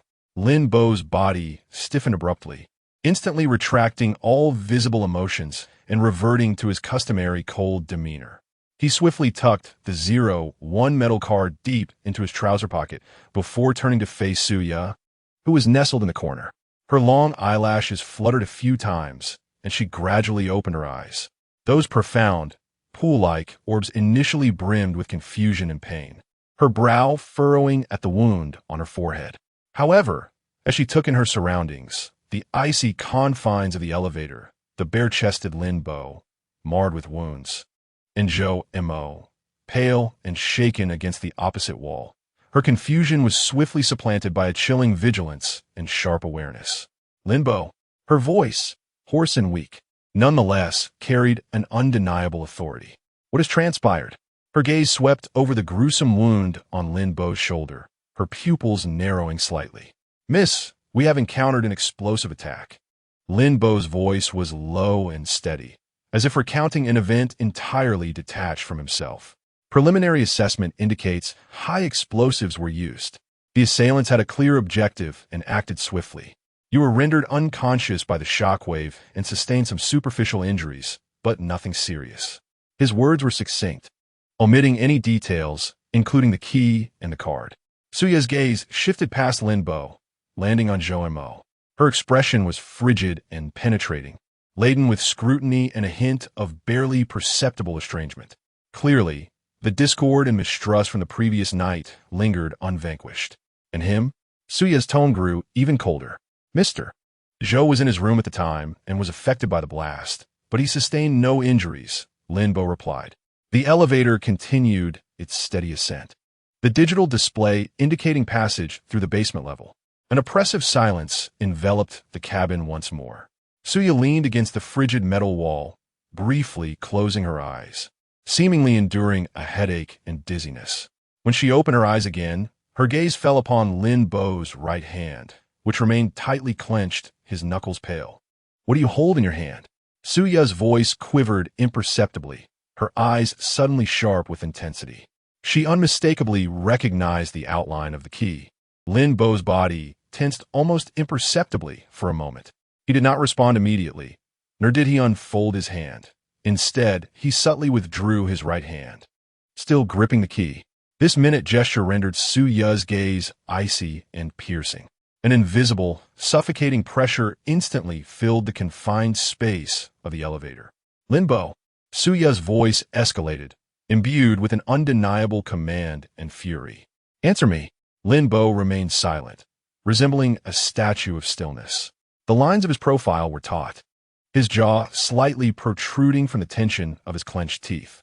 The stark, white light from the elevator ceiling illuminated his chiseled features, casting deep shadows across his face. He appeared to be grappling with immense inner turmoil. In this suffocating standoff, a crisp chime suddenly resonated.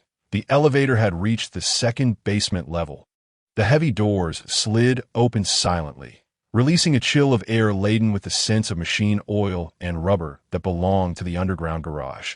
However, at the very moment the elevator doors fully parted, Linbo moved. His motions were as swift as a specter. In an instant, before Joemo and Suya could react, he abruptly turned, no longer facing Suya, but instead directing his gaze toward the threshold of the now open elevator doors. "Don't move." A deep, cold voice, carrying a metallic resonance, thundered through the vast silence of the garage. It was not Linbo's voice. Joemo and Suya's hearts simultaneously halted. Their gazes swiftly leaped over Linbo's broad shoulders, fixating on the space beyond the elevator doors. There, less than 5 meters away, shrouded in the shadows cast by several imposing support columns, stood 3 figures. The leader, tall and imposing, was clad in a dark gray long trench coat, its collar turned up to conceal much of his face, leaving only a pair of cold, glinting eyes visible within the shadows. His right hand hung casually at his side, revealing a dark, elegantly simple bird-shaped tattoo on his wrist, only partially discernible in the dim light of the garage. The Bluebird, the very enigmatic individual who had met Linbo deep within the garden the previous night. Flanking him on both sides were 2 men, equally attired in dark tactical gear, their expressions inscrutable and their gazes sharp as blades. In their hands, they brandished black handguns equipped with silencers, the ominous muzzles steadily aimed at the 3 within the elevator. A chilling intent to kill enveloped the trio, drowning them once more in an icy tide after their recent escape from peril. Chapter 10. The icy muzzle and the countdown to a decision. Don't move. That frigid command pierced the stagnant silence of the underground garage like a poisoned ice pick, driving deep into Zhou Mo's heart. His heart raced within his chest, almost bursting forth from his throat. Blood seemed to freeze in that very moment. The elevator doors swung wide open, unleashing a stark white light that illuminated the 3 figures emerging from the shadows 5 meters away. The trench-coated man stood tall, his collar raised high, obscuring much of his face, revealing only his cold, sharp eyes, devoid of any human emotion, like a predator locking onto its prey in the darkness. The dark, elegantly simple bird-shaped tattoo on his wrist pulsated in the dim light, exuding an unsettling aura. The Bluebird, the mysterious figure from last night's rendezvous in the garden. On either side of him stood 2 men in dark tactical attire, as silent as stone, their silenced handguns raised steadily. The dark muzzles, like the eyes of death, firmly targeted the 3 within the elevator. A palpable wave of lethal intent swept through the space, freezing the very air around them. Jomo's breath faltered. His mind went blank. A profound dread gripped him like a frigid hand, tightening around his throat. Sumingzhou? No, it was the Bluebird. They had pursued him. How swiftly? Who was the target? The key? The card? Or everyone? Suya leaned against the cold elevator wall, her complexion as pale as parchment, the wound on her forehead glaring under the harsh light. Yet, within the depths of her eyes, akin to bottomless wells, an intense coldness and sharpness swiftly replaced the initial shock and pain. She fixed her gaze on the man in the trench coat, devoid of fear, only ablaze with fury and a sense of profound betrayal.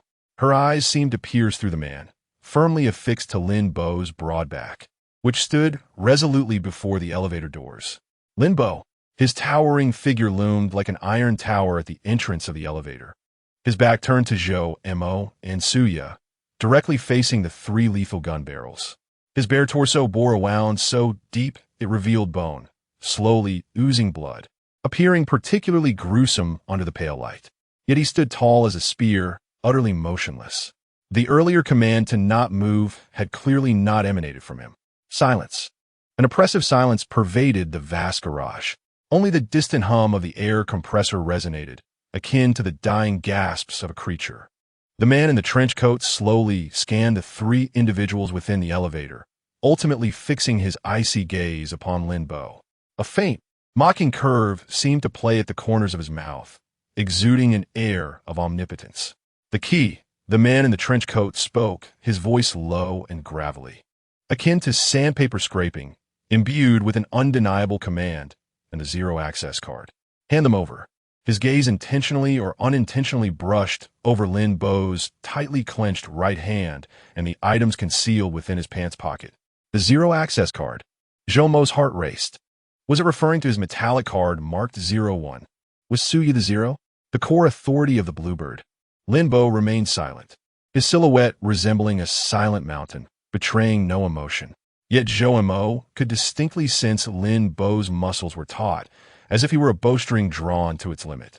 Lin, Suya's voice, hoarse and filled with suppressed anger, pierced the stillness, laced with an imperceptible tremor. What are you waiting for? Her inquiry struck like a boulder cast into still waters, instantly shattering the impasse. Lin Bo's body trembled ever so slightly. He did not turn, did not glance at Suya, his gaze still fixated on the man in the trench coat outside the door. Just as Zhou Mo anticipated Lin Bo would spring into action or vehemently refuse, an unexpected turn of events unfolded. Lin Bo moved. His actions were as swift as a wraith. But instead of lunging at the enemy outside, he abruptly pivoted. His uninjured left hand, akin to a steel claw, shot forth like a serpent striking, precisely seizing Suya's throat, who was seated in the corner of the elevator. Ugh! Suya gasped, caught off guard, a short cry escaping her lips. Her cold eyes widened in disbelief, brimming with shock and rage. Instinctively, she raised her hands in an attempt to resist. But Lin Bo's grip was astonishingly powerful, constricting her throat with a force akin to iron, swiftly robbing her of the ability to fight back. Her face flushed crimson as she struggled for breath. You! Suya's voice was choked in her throat, reduced to nothing but an angry, fragmented gasp. Zhou Mo was utterly stunned. His mind felt as though it had been struck by a heavy hammer, leaving him in a state of blankness. Lin Bo had taken Suya hostage. He had betrayed her. The man in the trench coat and the two gunmen behind him seemed momentarily taken aback, but soon, a flicker of understanding and an even colder mockery flashed in the trenchcoat man's eyes. Lin Bo, what are you doing? Zhou Mo cried out in disbelief, his body instinctively wanting to rush forward. Stop! Lin Bo suddenly turned his head, his eyes sharp as a hawk's, now filled with a near-manic determination and a chilling warning, fixating intently on Zhou Mo. The complex emotions in his gaze vanished, leaving only a raw, primal possessiveness akin to a beast guarding its prey. Don't move, otherwise I'll crush your throat. Lin Bo's voice was hoarse and deep, resonating like a growl from the depths of hell. His fingers tightened slightly around Suya's throat, causing her to tilt her head back in agony. The veins on her neck bulging, her face transitioning from red to purple. Zhou Mo's feet froze in place. The overwhelming shock and fear left him feeling icy all over.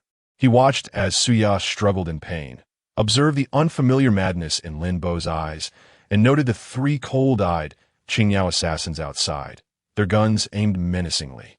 This was all beyond his comprehension. Wasn't Lin Bo the person Suya trusted the most? Just last night, he had been searching for the truth about him in the study. Excellent. The trench coat man's low, raspy voice resounded again, laced with a hint of cold satisfaction. Lin, those who know the times are the true heroes. Hand over the items to me. He extended his hand toward Lin Bo. Lin Bo did not immediately relinquish the key and card. His frenzied gaze remained fixed on Zhou Mo, his voice carrying an undeniable command and pressure. Zhou Mo, hand over what you have on you. The card. Now. Immediately. The card? The metallic card marked 01. Zhou Mo's heart raced. That card had been kept close to him in the pocket of his pajamas since he discovered it last night. How did Lin Bo know about it? Did Suya tell him? Or had he known all along? What card? I don't know. Zhou Mo instinctively took a step back, pressing against the cold elevator wall, his voice trembling with fear. He could not surrender it. That was his only potential bargaining chip for survival. It was also the core authority of Suya, or 0. Once surrendered, he and Suya would become mere prey on the chopping block. Quit playing dumb. Lin Bo's patience seemed to have run out, and his grip around Suya's throat tightened once more. Suya emitted a painful, suppressed whimper, her body convulsing violently, her gaze beginning to lose focus. I will say this one last time. Hand over the metallic card you took from the room. Otherwise, she will die. Lin Bo's voice roared like a beast, echoing within the confined space of the elevator. Do not let Suyao expend her last ounce of strength, squeezing out a few broken syllables from her constricted throat. Her eyes fixed upon Zhou Mo with a plea that bore a warning, urging him to act. The trenchcoat man stood outside the door, leisurely watching this internal conflict unfold, his icy gaze filled with amusement. The two gunmen behind him held their weapons steadily aimed at the elevator's interior, their fingers resting on the triggers. Time seemed to freeze. Every second felt as prolonged as a century. The frigid intent to kill, the suffocating threat, Suya's agonizing struggle for life, Lin Bo's maddening coercion, and the predatory gaze of the man in the trench coat. All these pressures bore down upon Zhou Mo's fragile nerves like an immense boulder. Sweat instantly soaked through his thin nightclothes, clinging cold and clammy to his skin.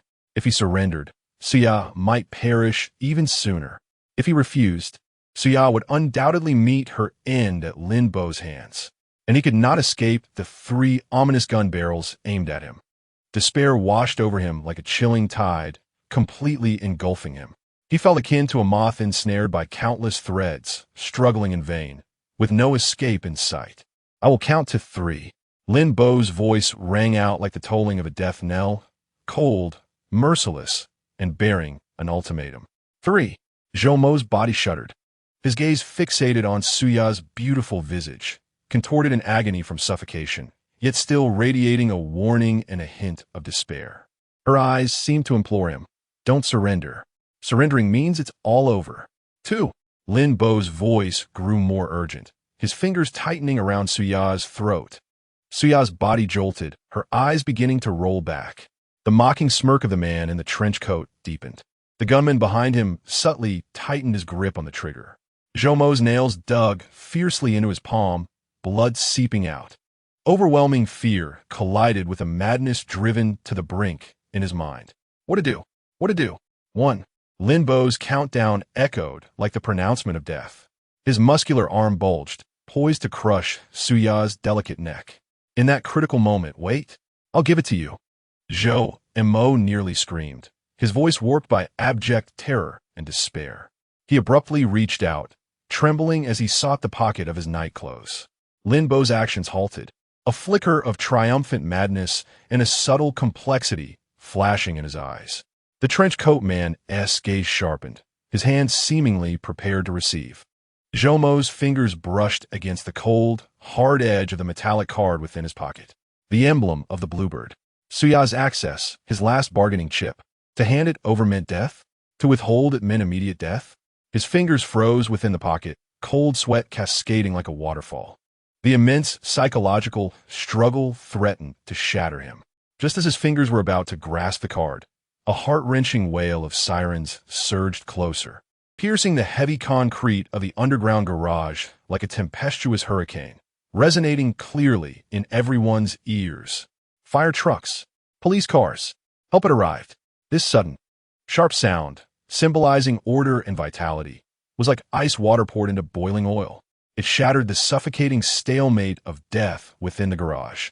The man in the trench coat's expression shifted abruptly.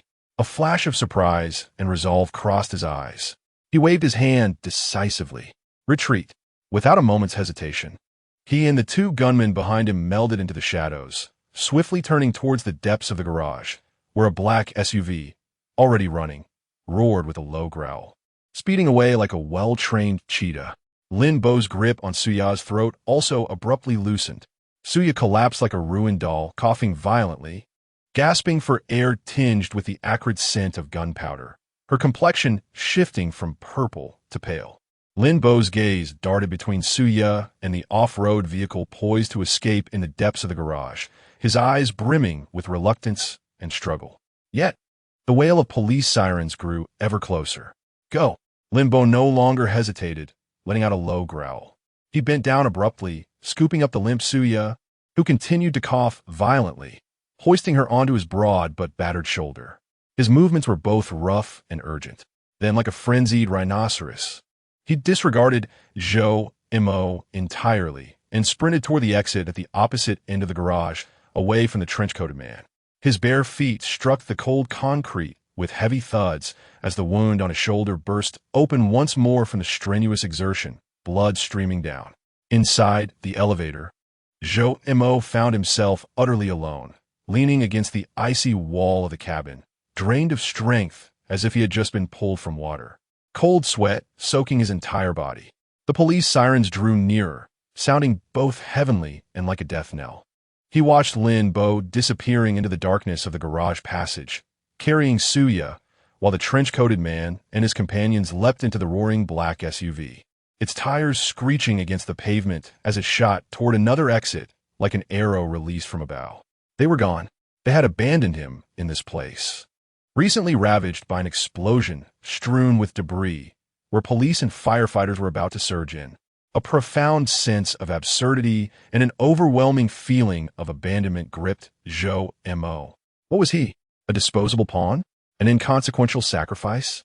His fingers in his pocket still clutched the cold, hard metallic card marked with the imprint of a bluebird, its symbol pressing against his fingertip. He looked down at his hands, caked with dust and sweat. Blood seeped from where his nails had pierced the skin of his palm, staining it red. At the entrance of the garage, blinding red and blue lights surged in like a tide, accompanied by the shrill sirens and a cacophony of voices. Mo clenched his fists tightly, his nails digging deep into the wounds of his palms, sending a sharp pain coursing through him. This pain swiftly clarified his chaotic thoughts. Run. He must leave this place immediately. Whether caught by the police or intercepted by Su Mingzhi or the Bluebird's people, he was doomed. No longer hesitating, he summoned all his strength and burst out of the elevator cabin. The frigid air of the garage enveloped him instantly. He discerned the direction, avoiding the exit where Lin Bo and the trench-coated man had fled. The police would undoubtedly come from that way. He needed to go the opposite direction. Like a frightened rabbit, he stumbled toward the darkest corner of the garage, piled high with debris and spare tires, running wildly. His footsteps echoed in the vastness of the garage, mirroring the frantic thumping of his heart.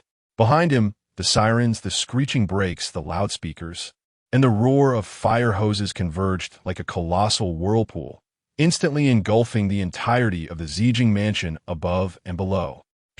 Mo, a feigned husband bound by a contract of servitude, a destitute individual devoid of any wealth, a bearer of a perilous zero-level access card, finds himself ensnared in the tumult of a wealthy family's intrigues and the vortex of a clandestine organization. He races alone through the frigid, shadowy depths of an underground parking garage, reminiscent of a labyrinth. The card in his pocket, cold and burdensome, sears against his skin like a branding iron, scorching his very soul. Chapter 11. The authority within the convenience store and the secret door of the nest in the icy, dark expanse of the underground garage. Permeated by the scents of oil and rubber, Mo feels like a rabbit startled by a gunshot, darting amidst the shadows cast by massive support columns and parked vehicles.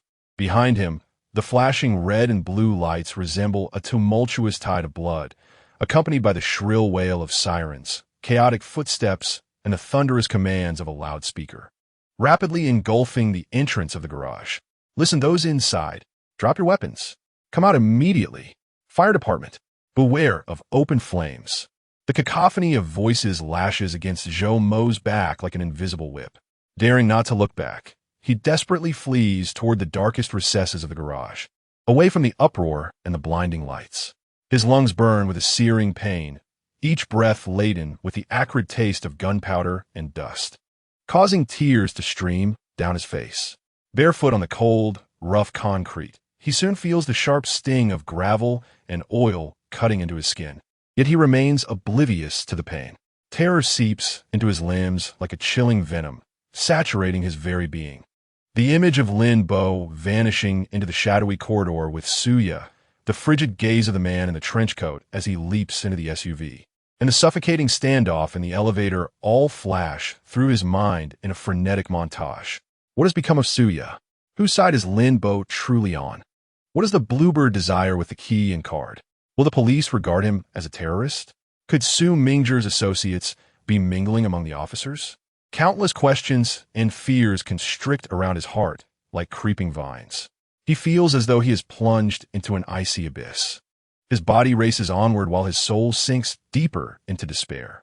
At last, he glimpses a glimmer of hope. In the farthest corner of the garage, near the backup generator room, stands an unremarkable fire door painted in a dull green hue.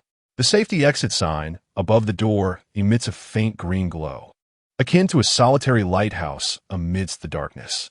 Summoning the last vestiges of his strength, Joe lunges toward the door. The handle is frigid. He twists it forcefully, but does not yield. It is locked. Despair grips him in an instant. He hurls himself against the door. The heavy thud resonates through the silence. Yet the door remains steadfast. There is commotion beyond. The distant shouts and footsteps of police officers echo ominously. Jomo's heart races perilously, nearly leaping from his throat. In a frenzy, he scans the door lock and its surroundings. Suddenly, he notices an inconspicuous black box above the door frame, the emergency hammer storage. He leaps up, snatching the red plastic box, and indeed, inside lies a hefty hammer. With all his might, he swings the hammer down upon the hinges beside the lock. Bang! Bang! Bang! The resounding clamor of metal against metal pierces the stillness of the corner. Sparks fly.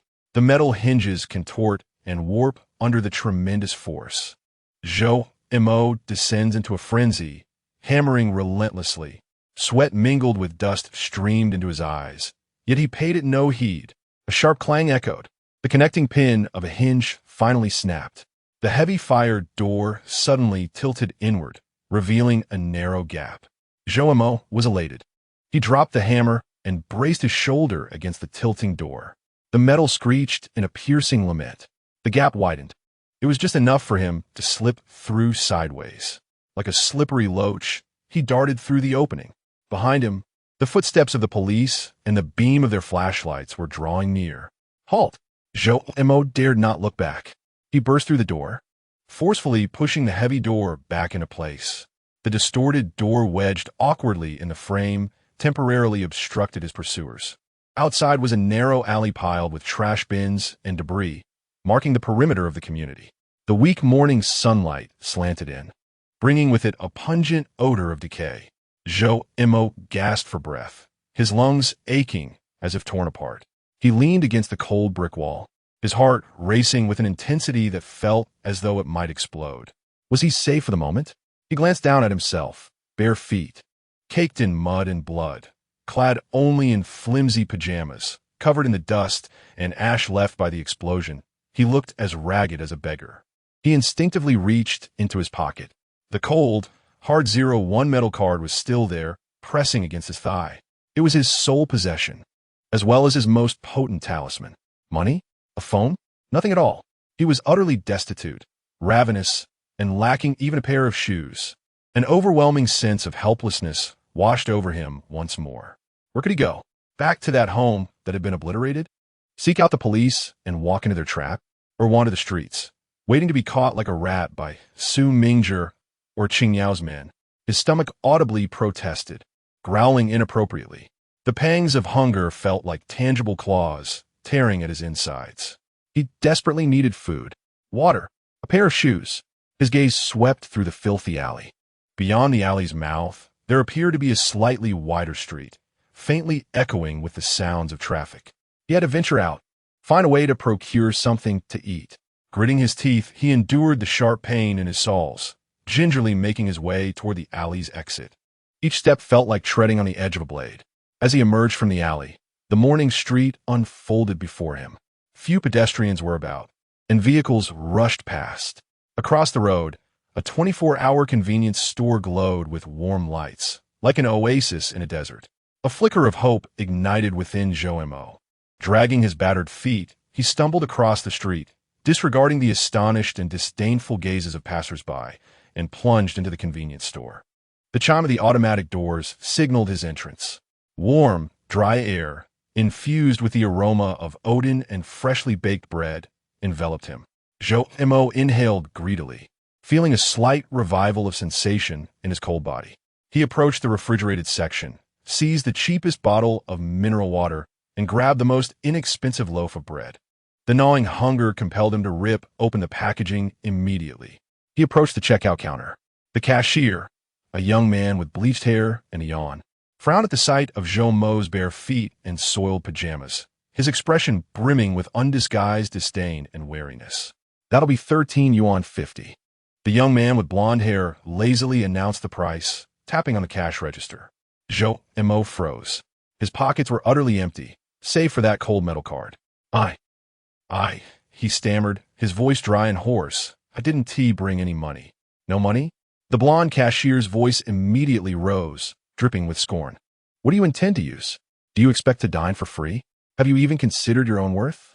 He pointed at Zhou Mo, his voice attracting the attention of the two other customers in the store. Their expressions varied.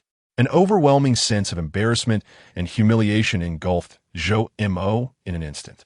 His cheeks burned, wishing he could vanish into the ground. He contemplated putting the items back, yet the intense hunger and thirst rooted him to the spot. What to do? Steal? He would be branded a lunatic. Just as despair threatened to consume him, an outrageous thought flashed through his mind like a bolt of lightning. The card. That metal card marked 01. Suya's zero-level access card. Both Lin Bo and the man in the trench coat valued it highly. Could it possibly serve a purpose beyond mere identification? Perhaps it had some special function, like payment? This notion was absurdly ludicrous. How could a metal card devoid of a magnetic strip or chip facilitate a transaction? Yet, at this moment cornered and desperate, Zhou Mo clutched at this fleeting hope as a drowning man grasps for a final straw, even if that straw is but an illusion. With trembling hands, under the scornful gaze of the blonde cashier and the amused looks of the other patrons, he reached into the pocket of his pajamas. His fingers brushed against the cold metal card, which he then extracted. In the stark fluorescent light of the convenience store, the card gleamed with a chilling silver-gray hue. The embossed image of a soaring bluebird at its center featured clean lines filled with a sense of power. The etchings of 07 and 01 were clearly visible. "Can I use this?"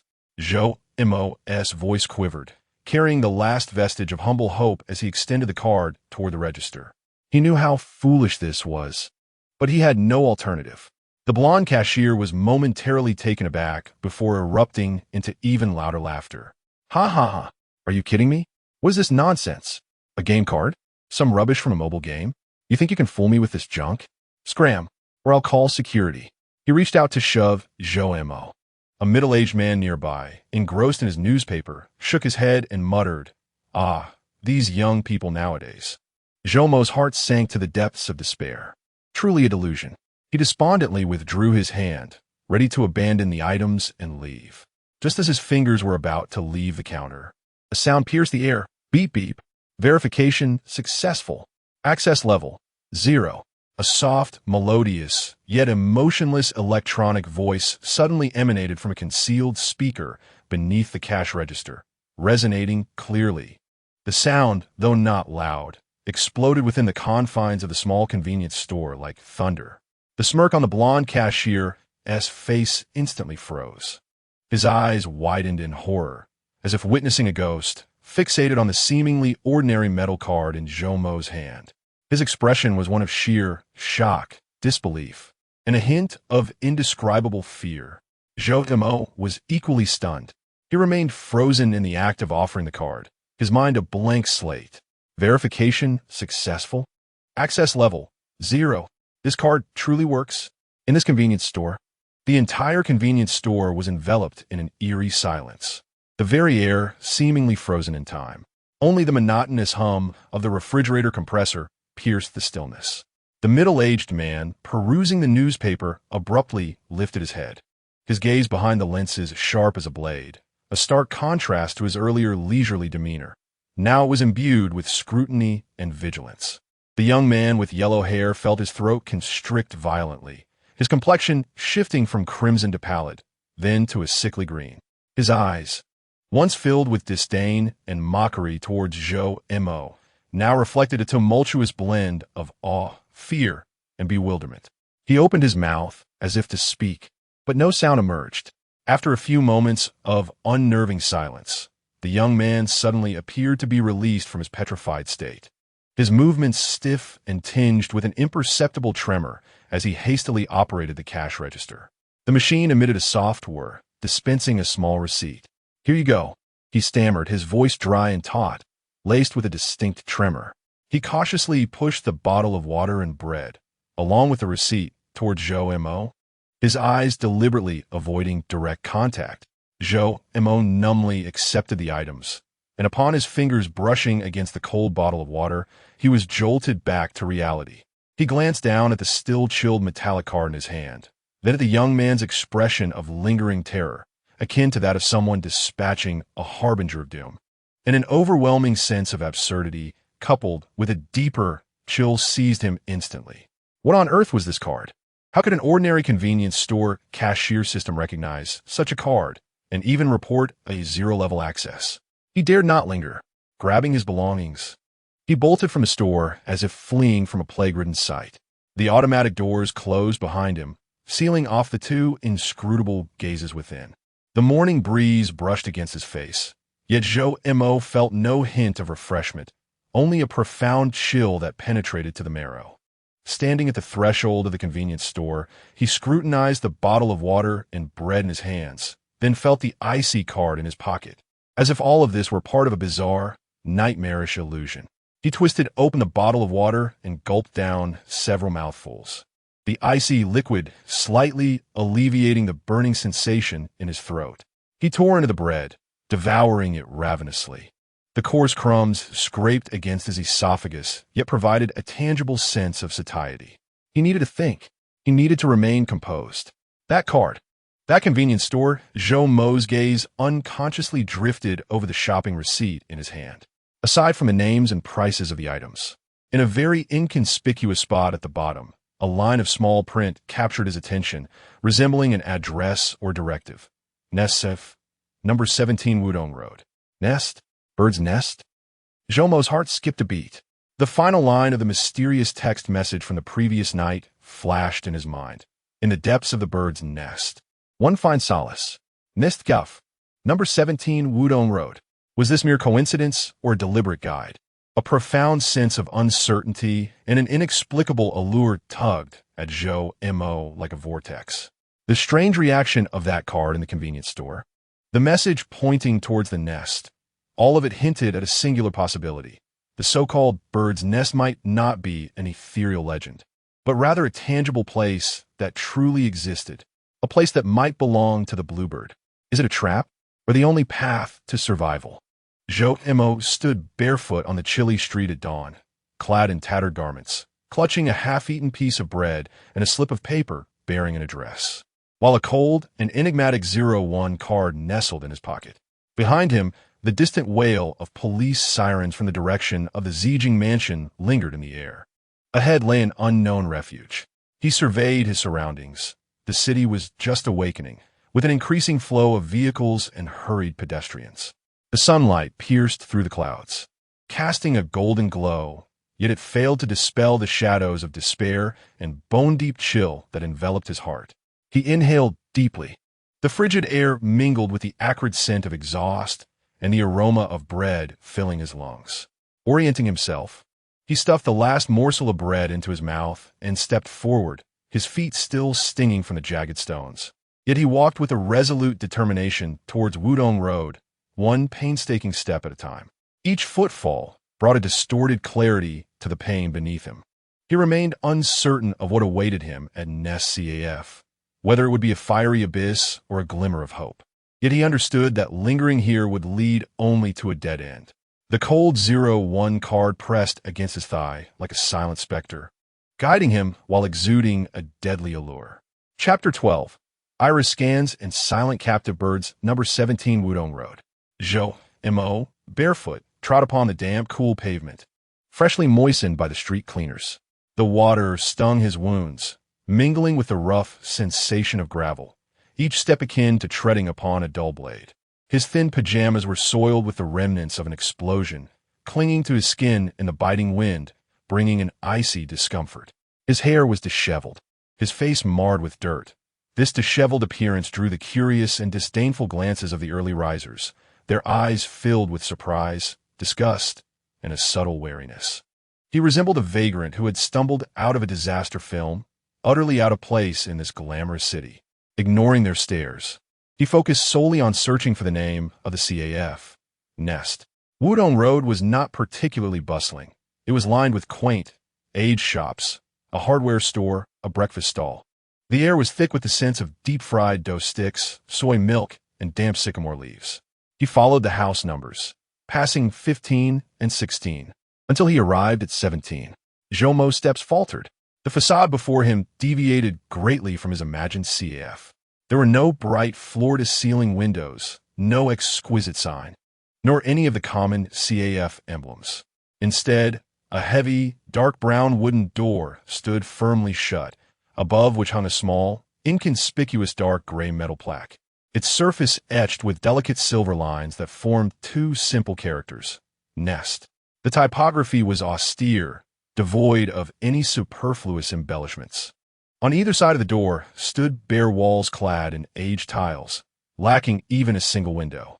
The entire door seemed embedded within the wall, resembling a silent fortress that rebuffed any prying gaze. Had it not been for that modest plaque, Zhoumo might have overlooked it entirely. Is this the heart of the bird's nest? His heart raced involuntarily. The guidance from the text message received last night, the address printed on the convenience store receipt, and the cold, weighty 01 card in his pocket. All clues converged upon this very place. Was it a trap or a path to salvation? He remained uncertain. Yet, the bizarre authorization process at the convenience store and the cashier's terrified gaze rendered this location impossible to overlook. He inhaled deeply. The frigid air laced with the aromas of fried dough and dust flooded his lungs, offering a fleeting moment of clarity. With trembling fingers, he gently pushed against the heavy wooden door. It remained steadfast, as anticipated. He surveyed his surroundings, failing to spot a doorbell. The lock was an exceedingly simple digital touchscreen devoid of buttons, its screen dark. After a moment's hesitation, Zhoumo retrieved the metallic 01 card from his pocket. The chill of the card steadied his nerves slightly. He endeavored to bring the card close to the dormant touchscreen.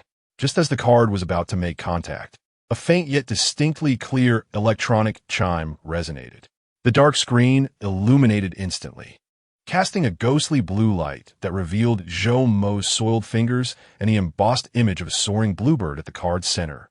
No numerical keys adorned the screen, only a central circular, slightly recessed scanning area surrounded by a delicate halo of pulsating blue lights. Not a swipe, but a scan? Zhoumo paused momentarily. He attempted to position the card over the circular scanning area. The chime morphed into a brief, rejecting buzz. A crimson warning glow flared at the screen's edge, flickering momentarily. Not permissible? What was required for the scan? Zhoumo's heart sank. Did it need a fingerprint? An iris scan? Was his zero-level access insufficient to even enter? At that moment, a spark of realization illuminated his mind. The convenience store. After the cashier's system recognized the card, it revealed the access level, 0. Was identity verification necessary here as well? He inhaled deeply, diverting his gaze from the card, and leaned slightly forward, positioning his right eye near the circular scanning area. As he drew closer, the scanning zone expanded before him, the ethereal blue light becoming somewhat blinding. He discerned the intricate, grid-like patterns within the scanning area. 1 second, 2 seconds, 3 seconds. No response materialized. Zhoumo's heart raced to his throat. Just as he prepared to concede defeat, a faint vibration emanated from the scanning area. Instantly, slender beams of green, nearly imperceptible light shot forth like concentrated lasers, enveloping the cornea of his right eye with precision. Zhoumo froze in terror, instinctively wishing to shut his eyes. Yet, the green light grid, as if alive, swiftly captured the subtle contours of his eyeball and the intricate patterns of his iris. A barely perceptible, static-like, tingling sensation coursed over the surface of his eye. The scanning process endured for less than 2 seconds. The green light vanished. Beep. Iris verification successful. Access confirmed. 001. Welcome back. The soft, melodious, and utterly emotionless electronic female voice resonated once more, identical to that heard in a convenience store.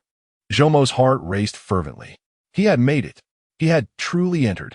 accompanied by the electronic voice's prompt. The thick, solid wooden door before him emitted a slight yet intricate sound of mechanisms whirring. Click, click, click. Subsequently, the door silently slid open, creating a narrow passage barely wide enough for a single person to pass through. A warm, slightly musty air filled with the rich aroma of roasted coffee beans. The scent of aged paper and a hint of dust rushed forth from the crack, enveloping him. Jomo's heart pounded in his chest. He inhaled deeply, absorbing the complex fragrances, steadied himself, and cautiously slipped through the narrow opening. The door closed silently and heavily behind him. The sound of mechanisms echoed again, locking shut. Inside, the light was dim. What lay before him was not the imagined CAF lobby, but rather a narrow corridor, barely wide enough for two people to walk side by side. The walls on either side were dark, their material indiscernible, cold and smooth to the touch. The floor was covered with a thick, deep gray carpet that absorbed all sound of footsteps. The air was suffused with the previously detected aromas of coffee and old books, the source seemingly ahead. The corridor was short, leading to a heavy, unmarked dark velvet curtain. Jomo's heartbeat quickened. He softened his steps, treading carefully on the plush carpet until he stood before the curtain. He reached out a finger, gently parting it to create a small gap. Beyond the curtain, a world unfolded. An exceedingly quiet, even eerily silent CAF awaited him. The space was modest, perhaps 50 to 60 square meters in size. The light was extremely dim, illuminated only by a few antique-style wall lamps, their glow deliberately muted, casting a warm, ambiguous ambience. The walls were a deep, somber green, adorned with several large, darkly toned abstract oil paintings, their distorted colors resembling frozen nightmares in the dim light. Against the walls were several wide, deep brown leather sofas, appearing exceptionally heavy, and on the low tables before them rested an ashtray and several thick books, their covers devoid of any text. The entire space lacked windows. The sole illumination emanated from those few wall lamps. There was no background music, no sounds of conversation. Even the whir of a coffee machine was absent. The entire area was steeped in a haunting silence. Jomo's gaze swept quickly across the CF, where a few patrons sat scattered about. Closest to the curtain was a man clad in a gray trench coat and a wide-brimmed hat, his back to the entrance, head bowed, seemingly engrossed in a thick book in his hands, the brim of his hat casting a shadow that obscured his features. On the table before him sat a cup of black coffee, long cold and devoid of steam. In a corner, a voluptuous woman dressed in tight black leather sat alone on a high stool, leaning against the bar. She held a slender cigarette, the crimson tip flickering intermittently in the dim light. Shrouded in smoke, much of her face was cloaked in shadow, revealing only a sharply defined jawline and lips adorned with dark red lipstick. Her gaze appeared unfocused, staring vacantly into the empty air ahead, exuding an aura that repelled any approach. Behind the bar stood a bartender, or perhaps a barista, clad in a crisp white shirt with a black bow tie. He seemed to be in his 30s, possessing an ordinary visage, yet his eyes were piercingly sharp, reminiscent of a hawk. He was meticulously polishing a crystal-clear glass with a pristine cloth, his movements precise, as if engaged in a sacred ritual. When Jomo entered, the bartender didn't even lift his eyelids, as if the entrance of merely a trivial wisp of air had gone unnoticed. The entire scene was quiet, stifling, and bizarre, resembling a carefully curated silent film stage. An invisible, viscous tension flowed through the air. Jomo stood hesitantly behind the curtain, caught in indecision. He felt akin to prey that had stumbled into a den of beasts, every seemingly languid figure emanating an aura of danger. Was this the nest? A haven to settle? He felt no sense of security, only an encroaching chill. The card in his pocket felt heavier and colder, just as he wavered between retreating or forging ahead. The bartender finally paused his task. He slowly lifted his head, his hawk-like gaze piercing through the dim light, coldly and accurately landing on Jomo's face, peering through the curtain-esque gap. His eyes lingered for a moment on Jomo's disheveled pajamas, bare feet, and the smudges on his face, a barely perceptible frown creasing his brow. Yet, almost immediately, his gaze seemed to penetrate beyond the superficial, settling on some intangible point within Zhou Mo. Perhaps his iris information had already been recorded by the system? The bartender's lips moved slightly, though no sound emerged. However, his cold eyes conveyed a silent message, imbued with a barely detectable, condescending scrutiny. "Follow me." He gestured subtly to a narrow door beside the bar, exceedingly concealed, its color almost blending with the dark green wall, devoid of any handle. Zhou heart constricted sharply. He had no choice. Drawing a deep breath, he parted the curtain, treading lightly. As several indifferent or cold gazes scrutinized him, he steeled himself to approach the bar. The bartender had set down the glass and cloth, turning towards the concealed door. He pressed a spot on the wall beside the door gently. A faint click resonated.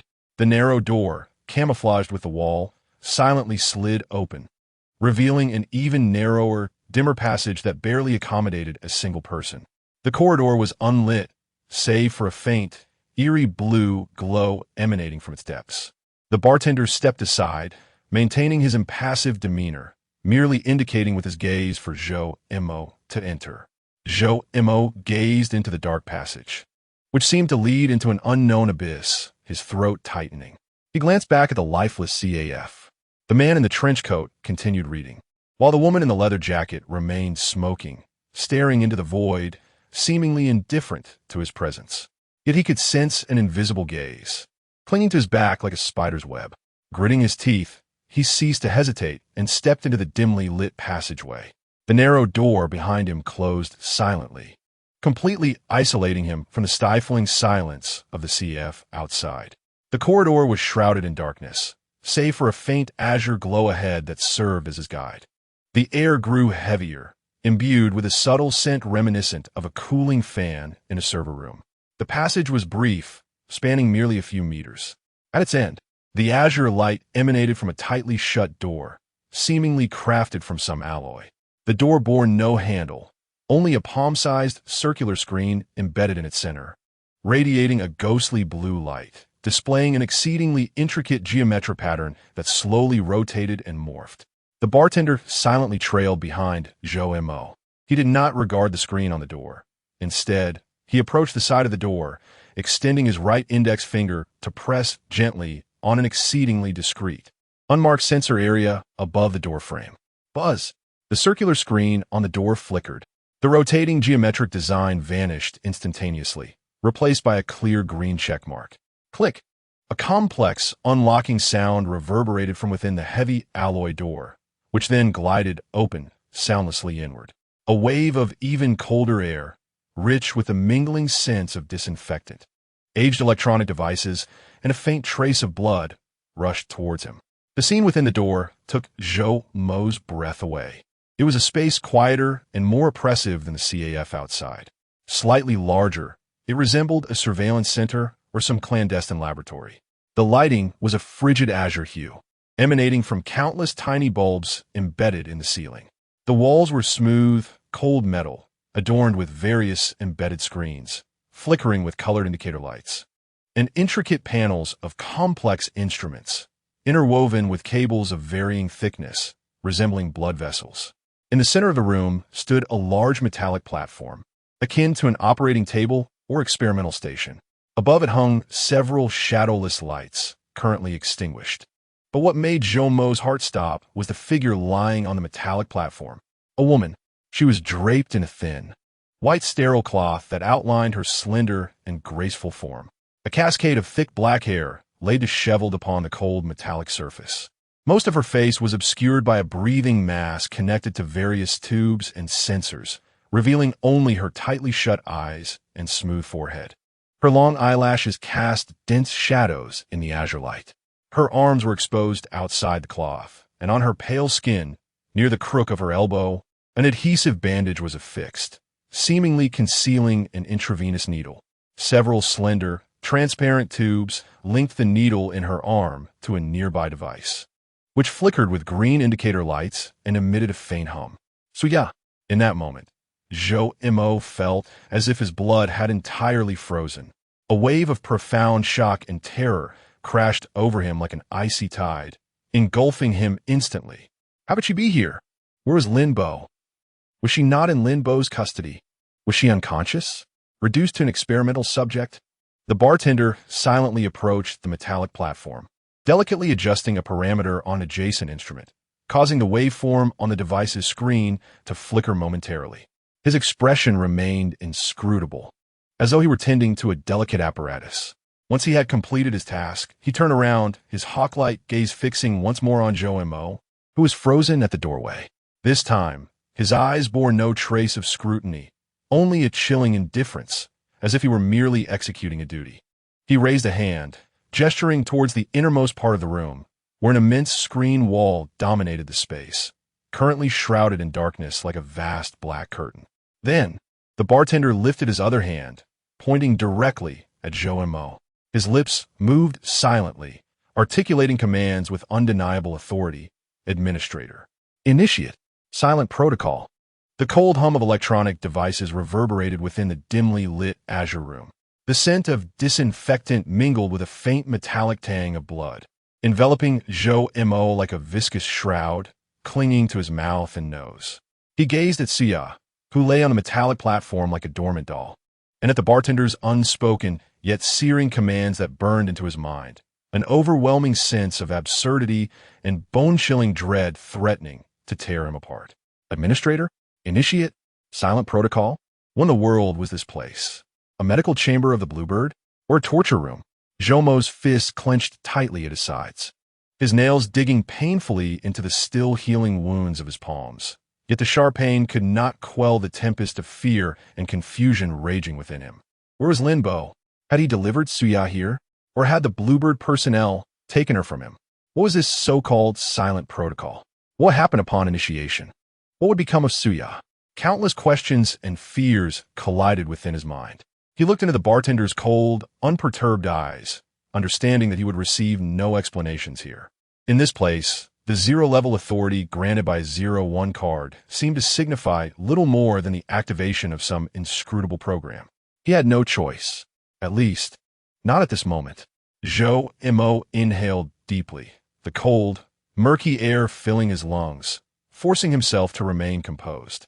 He took a heavy step forward, his bare feet touching the frigid, smooth metallic floor, producing a faint sound of friction as he moved toward the immense, abyss-like black screen wall. The bartender remained stationary, like a programmed automaton, his indifferent gaze following Joe Mo's every move. Upon reaching the screen wall, Joe Mo felt its overwhelming presence.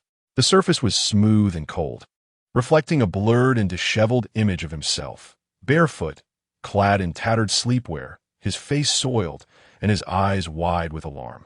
Beside this reflection lay Suya's lifeless outline, covered with a white sheet on the metallic platform. Beneath the screen wall was an embedded control console, emanating the same ethereal blue glow. The surface of the console was devoid of any physical buttons, presenting only a sleek, black mirror-like touchscreen, now dark. Joe Mo's gaze swept across the console, finding no prompts, no operational guidelines. What was he supposed to do? Scan his iris like at the entrance of a convenience store?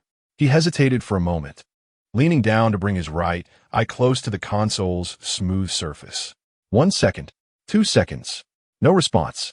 The console remained shrouded in darkness, as if in a deep slumber. Joe Mo's heart sank. Could it require a different method to activate? Instinctively, he reached for the metallic card in his pocket. Just as his fingers brushed against its cold edge, a low hum resonated, and the console's glossy black mirror abruptly illuminated. A ghostly blue radiance instantly brightened Joe Mo's face. The screen displayed an intricate, ever-flowing stream of deep blue data, akin to a surging underground river. At the center of this data stream, a pattern of cyanide, composed of countless tiny light points, slowly rotated, truly the emblem of the Bluebird. Beneath the bird's image, a line of icy, clear text made up of the same ghostly blue points emerged. Detected zero-level permission carrier, 01. Authorized the activation of the pseudo-silence protocol. Authorization method, iris confirmation. Below the text were 2 virtual buttons, composed of flickering light points. Confirm and cancel. Joe Mo's heart raced. Pseudo-silence protocol? What could this mean for Suya? He abruptly turned to glance at the bartender. The bartender remained expressionless, standing beside the metallic platform like a statue. He paid no heed to the text and options displayed on the screen. Instead, his cold eyes silently urged Zhou Mo to make a choice, exuding an undeniable pressure. To activate or not to activate? Zhou Mo's fingertips hovered above the frigid screen, trembling slightly. Sweat trickled down his temple, dripping onto the console's smooth surface, creating a small damp stain. He gazed at the rotating bluebird emblem on the screen, then at the ghostly blue glow of the confirm button, before finally resting his eyes on Suya, who lay unconscious on the metallic platform like a sacrificial offering. The immense psychological struggle within him threatened to tear him apart. Activating it might plunge Suya into deeper peril, perhaps even to the point of no return. What would the bartender do if he refrained? What actions would those silent, dangerous figures in the CAF outside take? Could he still emerge alive from this nest? Time slipped away in a suffocating silence. The data stream on the console screen continued to surge.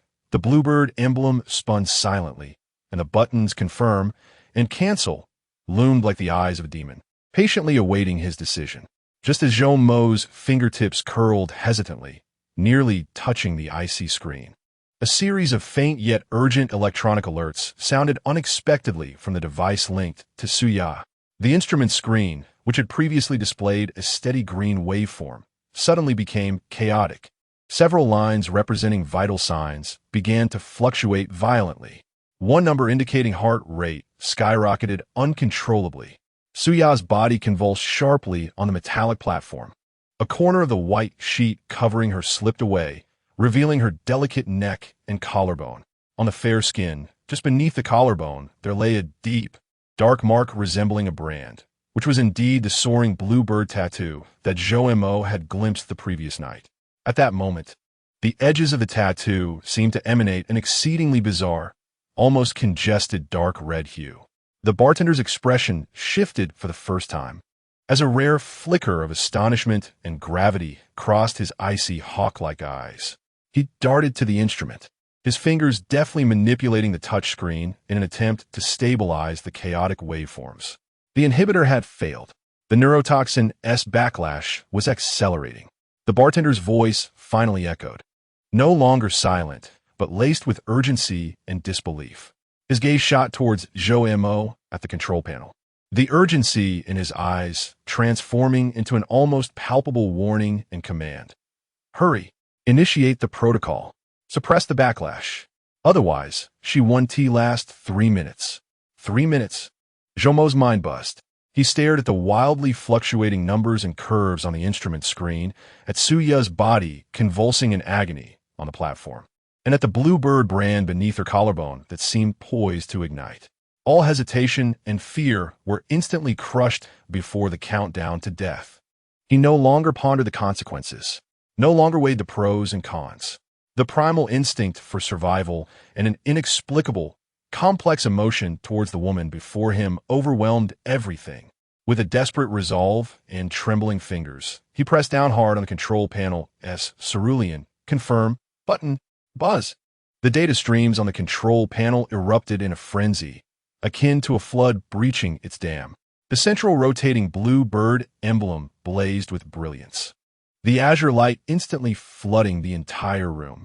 Simultaneously, the vast black screen wall in the depths of the room suddenly illuminated. Blinding white light, like a tangible sword, pierced through the azure glow.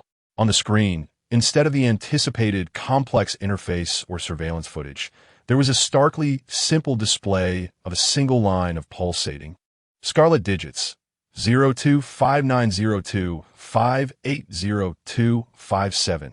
The chilling countdown. Below the countdown, 2 lines of equally large, glaring crimson text read: Pseudo-silence protocol initiated. Target 001. Neural link forced intervention in progress.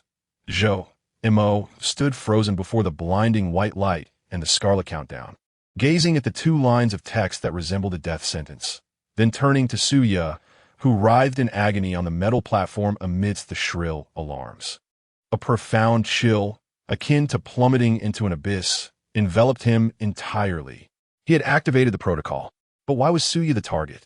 Who exactly was 001? Chapter 13. The reverse consciousness and a brand of zero. The piercing white light felt like millions of burning needles thrusting into Zhou Mo's eyes. On the immense black screen wall, the crimson countdown numbers flickered wildly. 01470-146, like the death knell of a grim reaper. Each pulse striking hard against his nearly shattered nerves. Pseudo-silence protocol initiated. Target 001. In the throes of a forced neural link intervention. Scarlet words burned like a curse upon his retina, searing his very soul.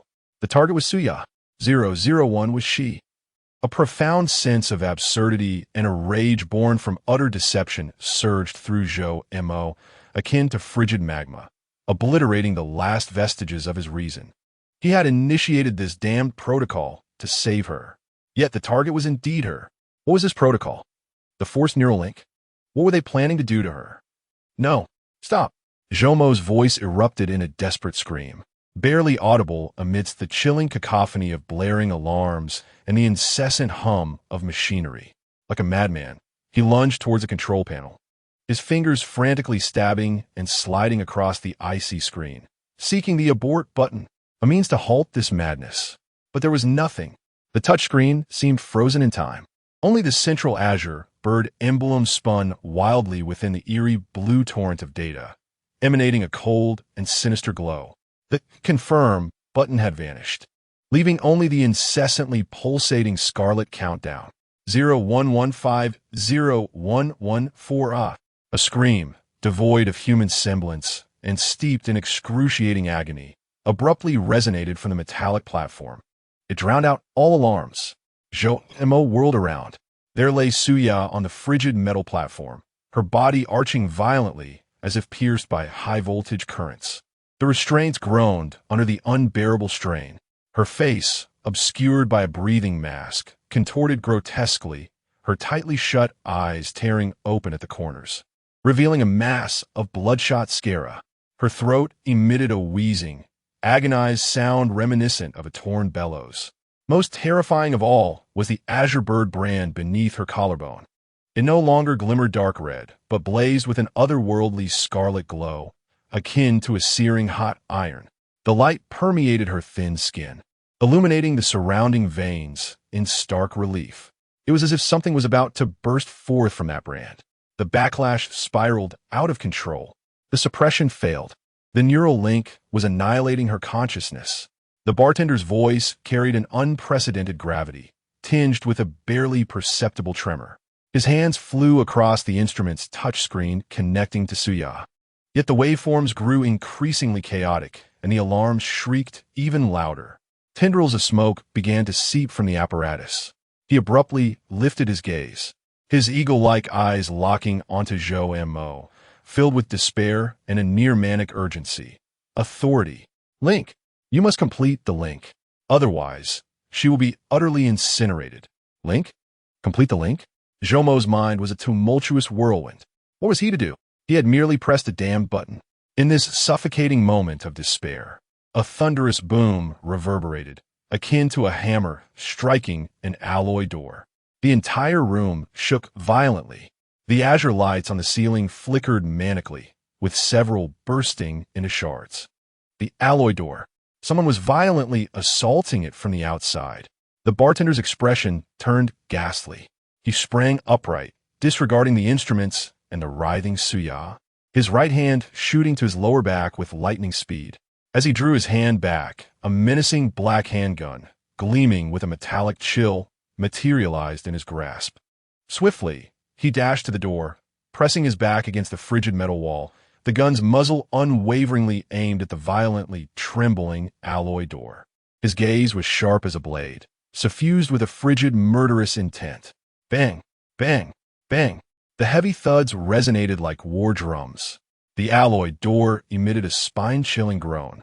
Visible dents began to mar the surface of the door. Who could it be? The men of Sumingzhi, or foes lurking within Qingyao? Zhou Mo stood frozen in shock at this unforeseen upheaval. Before him, Suya struggled in agony through the neural link, teetering on the brink of collapse, while behind him, an unknown enemy battered the door with ferocity. An overwhelming fear engulfed him like a tsunami. What was he to do? Suya's agonized moans dwindled, her arched body convulsing weakly, as if her consciousness were being rapidly siphoned away. The crimson mark beneath her collarbone flickered erratically, like a candle flickering in the wind. The countdown of 00450044 relentlessly ticked away. The bartender leaned against the door, fixated on the trembling entrance, beads of sweat forming on his brow. Clearly, he was oblivious to the turmoil at hand, just as Zhou and Mo despaired, believing Suya to be doomed and that he too would meet a dire fate, an unexpected, frigid sensation surged into his mind, unannounced, akin to a flood breaching a dam. It was not sound. It was not imagery. It was a feeling, a chilling sense of constraint, as if invisible chains bound him to the icy metal platform. A tearing pain from the location of the mark beneath his collarbone. A fiery agony spread throughout his limbs. An immense dread, as if plummeting into an unfathomable abyss, enveloped by a viscous darkness, gasping for breath. In a bone-deep, icy rage and unwillingness. These sensations were so vivid, so intense, as if they were his own. Yet Zhou and Mo knew they were not. Though he was engulfed in fear, his body was unrestrained, devoid of any searing pain. These feelings emanated from Suya. They were her experiences. A neural link? Forced intervention? Had it succeeded? He could sense Suya's consciousness. This revelation sent a violent tremor through Zhou and Mo. Instinctively, he glanced towards Suya on the metal platform. Her body no longer thrashed violently, but had succumbed to a peculiar rigidity, her chest rising and falling faintly, as though her soul had vacated her form. The crimson mark beneath her collarbone had dimmed completely, leaving behind a dark, charred semblance. Yet the torrent of cold, pain, fear, and fury continued to surge into Zhou Mo's consciousness, like countless icy needles piercing every corner of his brain. Ah! Zhou Mo cried out in anguish, clutching his head, staggering backward until he collided with the cold control panel. In her mind, Suya's fragmented consciousness swirled like shattered glass, frantically rotating and cutting. The chilling laboratory illuminated by glaring, shadowless lights, indistinct figures in white coats, the sharp sting of needles piercing the skin, and the cold, emotionless voice declaring the Zero Carrier's perfect adaptability. In the dimly lit study, her father, Su Jinghong, bore a weary and troubled expression, uttering, "Yeah, this agreement is yours to uphold, the very foundation of the Su family." The voice was aged and heavy.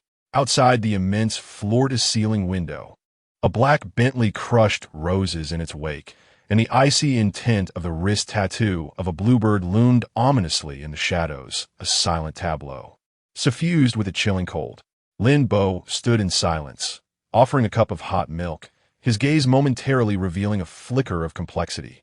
"Miss, it's late," he remarked, a blend of warmth and uncertainty interwoven in his tone. At the entrance of the Civil Affairs Bureau, Zhou Mo's anxious face, clad in a cheap shirt, bore the weight of unease as he signed the document, declaring their intent to obtain a marriage certificate the following day, her own voice cold and resolute. A deafening explosion, scorching flames, a searing agony, Lin Bo's figure lunging towards her, the deep, bone-visible wound on his shoulder, and in that moment when he grasped her throat, the wild, unfamiliar possessiveness in his eyes, an overwhelming sense of pain and betrayal. Countless fragmented images, sounds, and sensations surged like an uncontrollable torrent through Zhou Mo's mind. Suya's memories, her anguish, her secrets, her fears, her hatred. Zhou Mo felt as though his head might burst. He could not discern which emotions were his and which belonged to Suya. The immense influx of information and the violent emotional turmoil left his consciousness blurred. Curled up painfully on the cold floor, emitting muffled groans. Boom!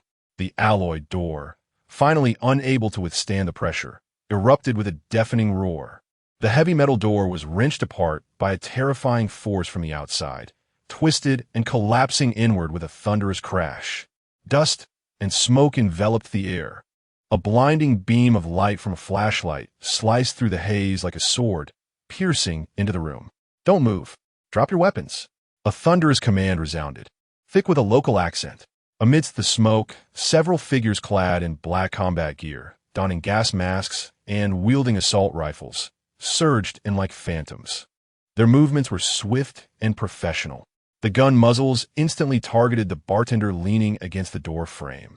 They were neither police nor the thugs associated with Su Mingjie. They were professional mercenaries. The bartender reacted the moment the door burst open. Instead of attempting to shoot against the barrage of assault rifles, he lunged sideways like a cheetah. His body slid across the smooth floor while his handgun spat fire. Bang! Bang!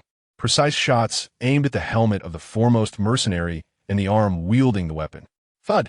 The muted sound of a bullet striking the bulletproof helmet. A cry of pain. The mercenary's arm was hit, causing the assault rifle to slip from his grasp. Yet the other mercenaries responded just as swiftly. A torrential downpour of bullets rained down, striking the wall and instruments where the bartender had just hidden, sending sparks flying.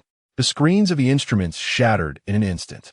Utilizing the terrain and equipment as cover, the bartender moved like a wraith through the narrow space, continuously firing back, suppressing the enemy's firepower.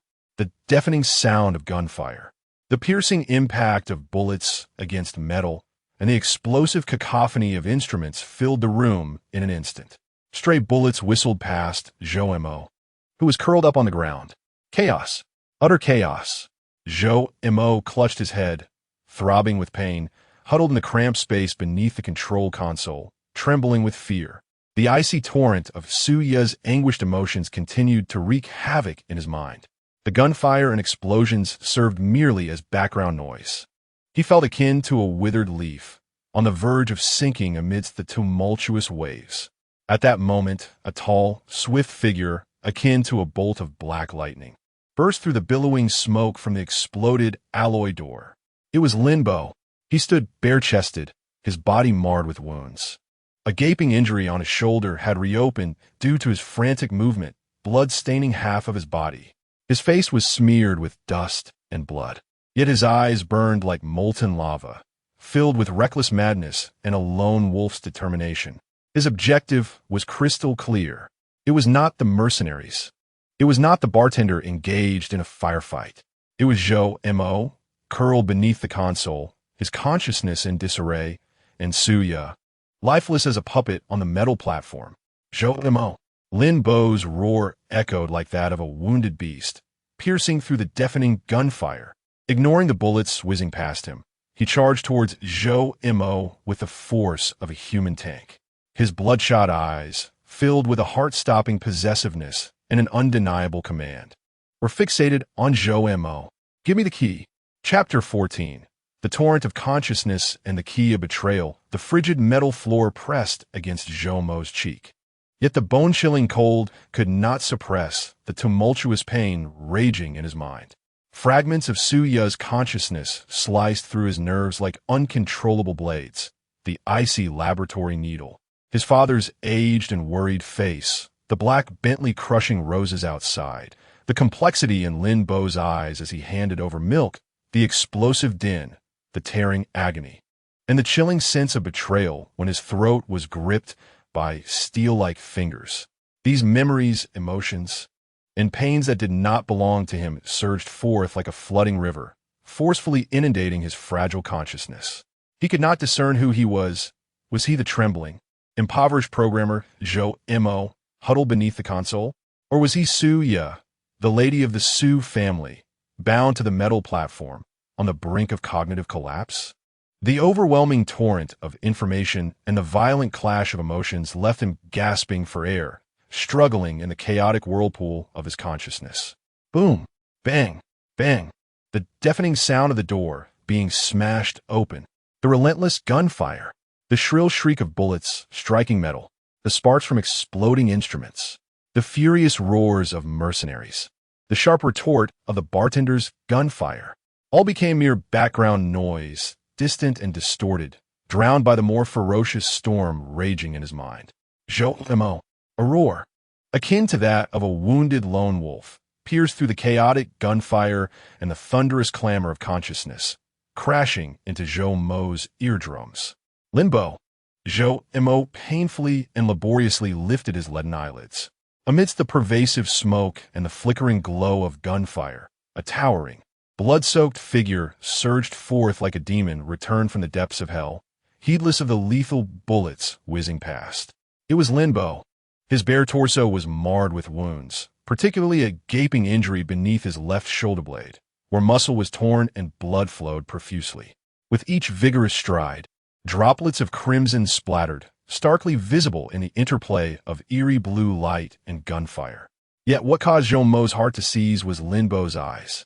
They were veined with spiderweb-like blood vessels, and within the depths of his pupils blazed a near-manic fire, a reckless flame that defied reason. That flame bore a resolute defiance towards death, a madness of all or nothing, but deeper still was a disquieting, raw sense of possessiveness. His gaze was riveted upon Zhou Mo, akin to two searing brands. "Give me the key." Lin Bo's roar, laced with the scent of blood, thundered in Zhou Mo's ears. Each syllable weighed heavily with undeniable authority. The key, the Qingyao key. Zhou Mo's pupils dilated suddenly. His chaotic thoughts boiled as if thrown into a cauldron of scalding oil. In the fragments of Su Ya's consciousness, the dark golden Qingyao key, which had slipped from the study and was clutched tightly in Lin Bo's hand, surged forth in an instant. That was what Lin Bo was determined to seize at any cost. Why? He betrayed Su Ya, and now he sought to snatch her key? Whose side was he truly on? Just as Zhou Mo teetered on the brink of collapse from Lin Bo's furious roar and the tumult of his mind, a cold, sharp, and ominous stream of thought pierced through the chaos of his consciousness like an invisible ice lance. This was not a sound, but a direct assault on the realm of thought. Incredibly clear. Don't give it to him. It was Su Ya, her consciousness, amidst the chaotic torrent of neural links, forcefully conveyed this message, imbued with profound distrust and icy warning. Simultaneously, a vivid image flashed uncontrollably in Zhou Mo's mind.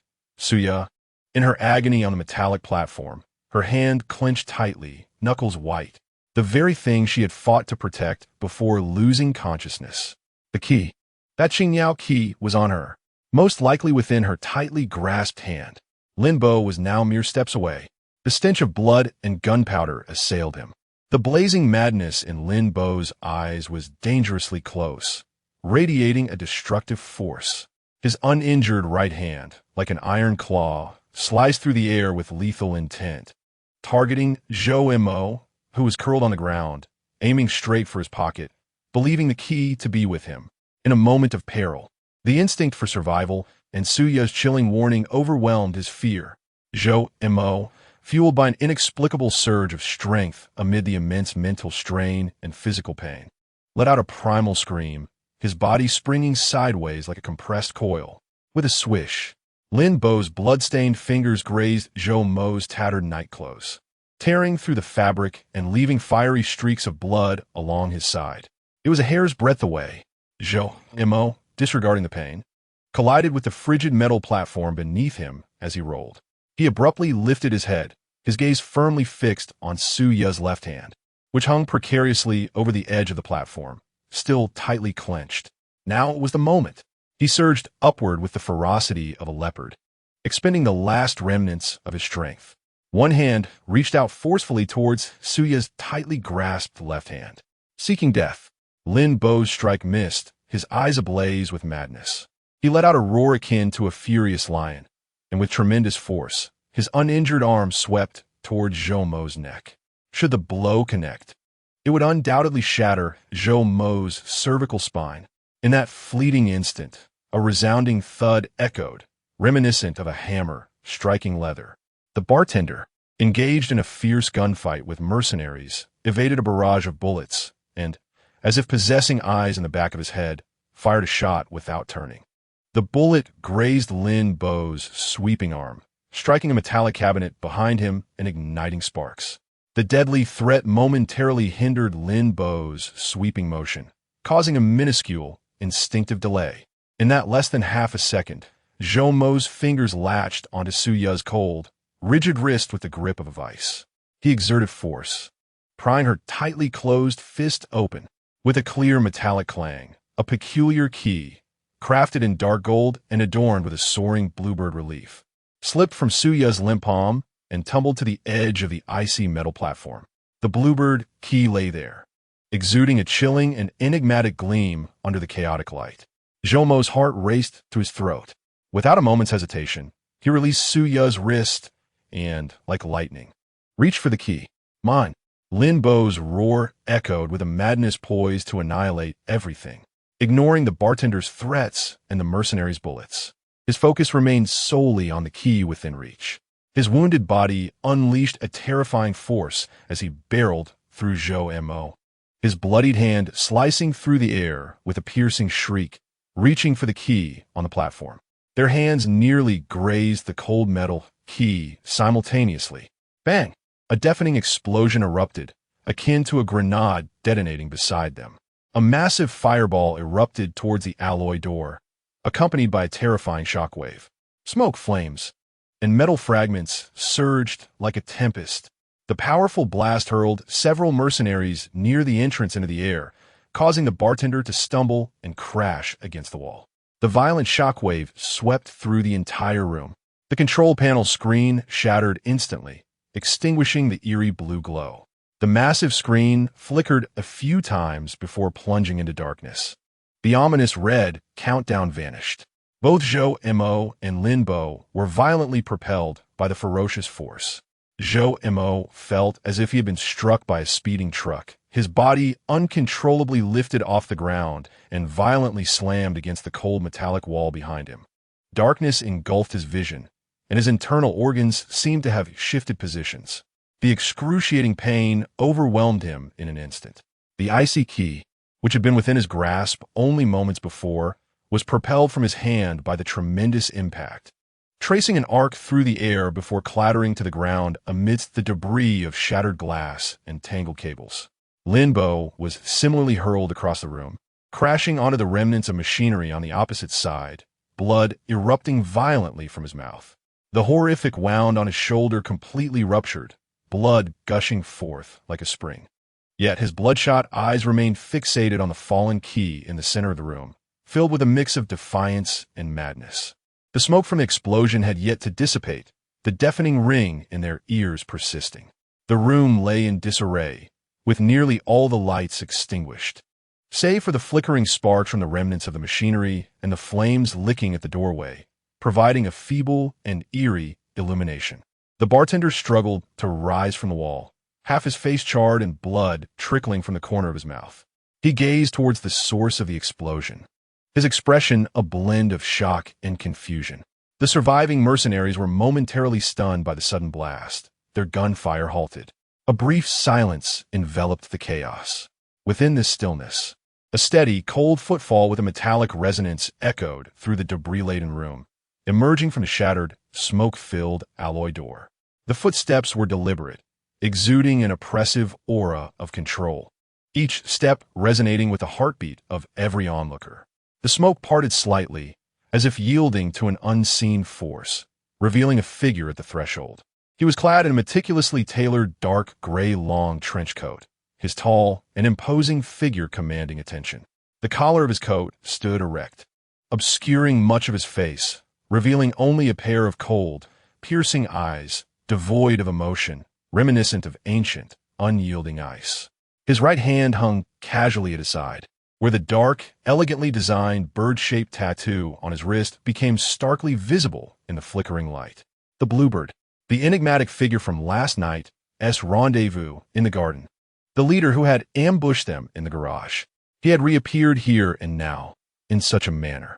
His gaze, akin to a frigid searchlight, disregarded the struggling bartender, the bewildered mercenaries, the bloodied Lin Bo, and even the crumpled Zhou Mo, who was barely conscious in the corner.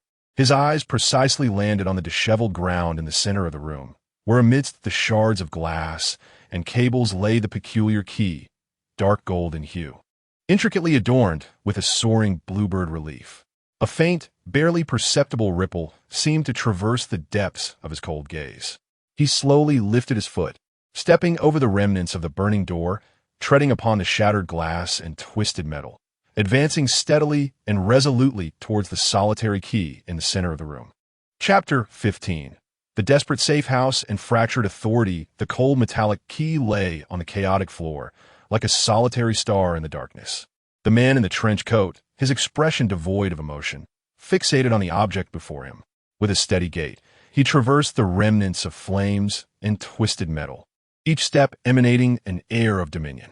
Billowing smoke and flickering fire danced against the hem of his charcoal gray coat, reminiscent of the cloak of death itself. Key.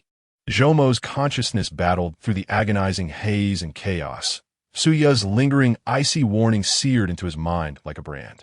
Lin Bo lay amidst the debris of instruments, blood spilling from his mouth, his gaze locked onto the key with a frenzied desperation. The bartender leaned against the wall, gasping for breath, his hawk-like eyes darting swiftly between the trench-coated man and Zhou Mo. The surviving mercenaries were paralyzed with fear, their weapons sagging unconsciously. Silence reigned. The only sounds were the crackling of flames and the groans of cooling metal. The trench-coated man's hand, with its defined knuckles, extended gracefully toward the solitary dark gold key on the ground. Just as his fingertips were about to brush against the cold metal, a faint sound, akin to a bubble bursting, pierced the stillness, a sound emanating from Zhou Mo's curled corner. The man's hand halted abruptly in midair. His eternally frigid eyes flickered with the slightest tremor, his gaze, sharp as a blade, instantly shot towards the source of the sound. There, huddled in the corner, bloodied and seemingly dazed, Zhou Mo clamped a blood-soaked, dust-covered hand over his mouth. His body shook violently, stifled sounds escaping his throat in desperate gasps. His eyes wide with terror, pupils dilated, reflecting an agonizing pain as if his very soul were being wrenched from him. A feeble whimper, reminiscent of a dying creature, slipped through his fingers. It was not Zhou Mo's voice. The sound was hoarse and fragmented, laced with a distinctly feminine timbre. Was it Suya? The trench-coated man's pupils constricted sharply. His gaze pivoted from Zhou Mo, like two frigid searchlights, abruptly fixating on the lifeless figure draped in white cloth upon the metal platform. Suya lay there, motionless beneath the white sheet, her breathing mask still, resembling a delicate porcelain doll. Yet at the moment Zhou Mo emitted that eerie sound, her body twitched ever so slightly, as if an electric current coursed through her. The sheet covering her subtly undulated. The neural link? It hadn't teeth severed. A terrifying brilliance ignited in the trench-coated man's eyes. The consciousness of the target, designated 0, was on the brink of collapse, yet somehow forced a disruption through the link into the host. Zhou Mo. This exceeded the predictive models of the protocol. This sudden and inexplicable turn of events, akin to a boulder cast into still waters, shattered the man's previously unassailable control and captured the attention of all present. In that fleeting moment of astonishment, Zhou Mo, who should have been incapacitated, stirred. His hand, once clamped over his mouth, flew open. His body, propelled by an unseen force, erupted with a desperate agility that transcended mere human capability. He resembled a wounded wolf, having spotted a flaw in the predator. His focus not on the man in the trench coat, nor the key, but rather on Suya upon the metal platform. He lunged toward the edge of the platform, his movements so swift that they left behind only a fleeting shadow. That bloodied hand, no longer covering his mouth, shot out like lightning, seizing Suya's delicate, icy left wrist that hung over the edge. Simultaneously, his other hand struck forcefully against a concealed, metal-colored button beneath the platform. With a crisp click, the mechanism activated. Before anyone could react, a meticulously fitted section of the metal flooring beneath Suya's feet suddenly flipped downward, revealing a narrow, profound opening barely wide enough for a single person to pass through. A gust of cold, musty air mixed with dust surged forth from the depths below. An escape route? A flicker of incredulity flashed in the bartender's eyes. The ultimate escape passage of this safe house had exceedingly stringent activation requirements. He was unaware of its precise location. How could this vessel possibly know? The expression on the trench-coated man's face turned exceptionally grim for the first time. Ignoring the keys on the ground, he surged toward the platform like a phantom, moving with astonishing speed. Yet, he was ultimately a moment too late. Zhou Mo exhibited no hesitation whatsoever. He grasped Suya's wrist, exerting all his strength to roughly drag her down from the metallic platform, as if she were an inanimate object. Suya's unconscious body slid down limply, held firmly by his shoulder and arm, cold, rigid, as fragile as glass, ready to shatter at the slightest touch. Zhou Mo, or rather, the body, forcibly driven by Suya's lingering will, could distinctly feel the chill and weight of this lifeless form upon his shoulder. He gritted his teeth, disregarding the agonizing pain that tore through him, a remnant of Lin Bo's claw marks and the scars from the explosion, and without a moment's hesitation, he leapt into the dark, foreboding opening that had just revealed itself. Block him. The trench-coated man's icy voice carried a rare urgency. He had already lunged toward the edge of the opening. However, the passage below was not vertical, but rather a steep, dust-laden metal slide. Zhou Mo, bearing Sia's body like a heavy sandbag, plummeted rapidly down the slide, vanishing into the darkness. The trench-coated man grasped at nothing. Without hesitation, he prepared to jump after them. Bang! Bang! 2 gunshots rang out almost simultaneously. Bullets grazed the trench-coated man's ankle, plunging into the darkness below. It was the bartender. He struggled against his injuries, the muzzle of his gun still smoking. He responded to the trench-coated man's command with decisive action. He chose to impede. You, the trench-coated man whirled around, his cold gaze igniting with palpable rage for the first time, fixated upon the bartender. The bartender's face was pale, blood trickling from the corner of his mouth, yet his eyes radiated unwavering resolve, infused with complex determination. He spoke not a word, merely expressing his stance with the gun and his silence. The surviving mercenaries instinctively raised their weapons, directing them at the trench-coated man, and the atmosphere became charged with tension once more. The trench-coated man surveyed the abyss that had consumed Zhou Mo and Suya, then turned his gaze to the armed bartender and mercenaries, cold malice swirling in his eyes. Yet ultimately, he chose not to force his way through. Time. He needed time. The Zero's carrier fled with the Zero entity, the neural link not yet fully severed, a matter of greater significance than a mere key. He abruptly turned away, no longer glancing at the bartender or the cavern entrance, his icy gaze, akin to a bone-cutting knife, swept over the dark golden key of the Qingyao, then over the gravely injured Lin Bo, and ultimately returned to that profound abyss. His lips moved slightly, silently uttering a few frigid words, and then his figure flickered, merging into the shadows like a wraith, swiftly vanishing into the smoke that enveloped the doorway. Pursue. Initiate the global tracking protocol. Target. Zero's carrier and entity. Priority highest. His command, transmitted through a clandestine communicator, bore an unfeeling chill. Coldness. Darkness. A sensation of weightlessness. Zhou consciousness felt as if ensnared in a tumultuous vortex, bobbing amidst the rapidly descending darkness. The weight upon his shoulders and the excruciating impact of the slide relentlessly battered his frail nerves. Fragments of Suya's consciousness continued to wreak havoc in his mind, like a runaway stallion. The icy bindings, the searing brand, his father's aged visage, the choking sensation of Lin Bo's grip on his throat, and an exceedingly faint yet remarkably lucid sense of guidance. Take the third left, downward. A shattered thought stream, seemingly on the verge of extinguishment, forcefully surged into the chaos. It was Suya, in her unconscious state, relying solely on the remnants of her memory of the potential escape route she might have envisioned. She was leading him. Zhou Mo, or rather, at this moment, the control of his body was driven by a blend of survival instinct and Suya's lingering will. Had no time for contemplation. He bore the weight of the cold, rigid body upon his shoulder, landing at the end of the pitch-black slide, the tremendous impact nearly causing his knees to buckle. He stifled a groan, gritting his teeth, and with the faint yet obstinate guidance in his mind, he groped along the wall in utter darkness, stumbling forward in a frantic dash. Beneath his feet lay the cold, damp concrete, and the air was heavy with the musty scent of mildew and dust. The passage was narrow, barely accommodating one person, with cold droplets occasionally falling from above. Barefoot, each step he took was upon shattered stones and stagnant water, the wounds soaking in the icy, filthy liquid, piercing him with agony. Yet he dare not pause. The intangible feeling of being hunted loomed behind him like a parasitic worm.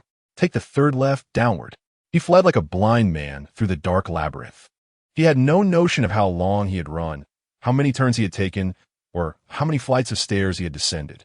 Suya's guiding consciousness grew increasingly feeble until it ultimately faded into silence, leaving only the cold corpse pressing heavily upon his shoulder, growing ever more burdensome.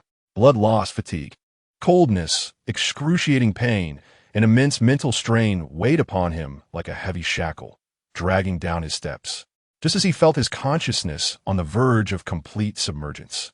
His body about to collapse, a glimmer of ethereal blue light, akin to a firefly, emerged from the endless darkness ahead. The light emanated from a heavy, tightly sealed metal door. The door was embedded within the rough concrete wall, devoid of any markings, save for a palm-sized circular screen embedded at its center, radiating that faint blue glow, displaying a complex geometric pattern that slowly rotated and shifted, identical to the screen on the alloy door deep within the nest. A safe house? An exit? In the depths of despair, a glimmer of hope emerged.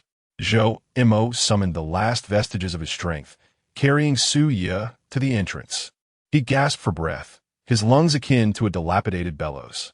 Trembling, he gently laid Suya on the cold, damp ground, allowing her to lean against the wall. Then, he cast his gaze upon his blood-stained hands. Iris verification. His iris information had been recorded at the entrance of the nest, granting him zero-level access. He bent down, bringing his bloodshot, nearly unfocused right eye close to the glowing blue circular scanning zone. A familiar hum resonated. The well-known green grid of light enveloped his eye. Beep. Iris verification successful. Access confirmed. 001. Welcome to the safe house. A soft, melodious electronic voice reverberated in the silent corridor, akin to celestial music. Accompanied by the sound of the prompt, a complex, unlocking mechanism echoed from within the heavy metal door.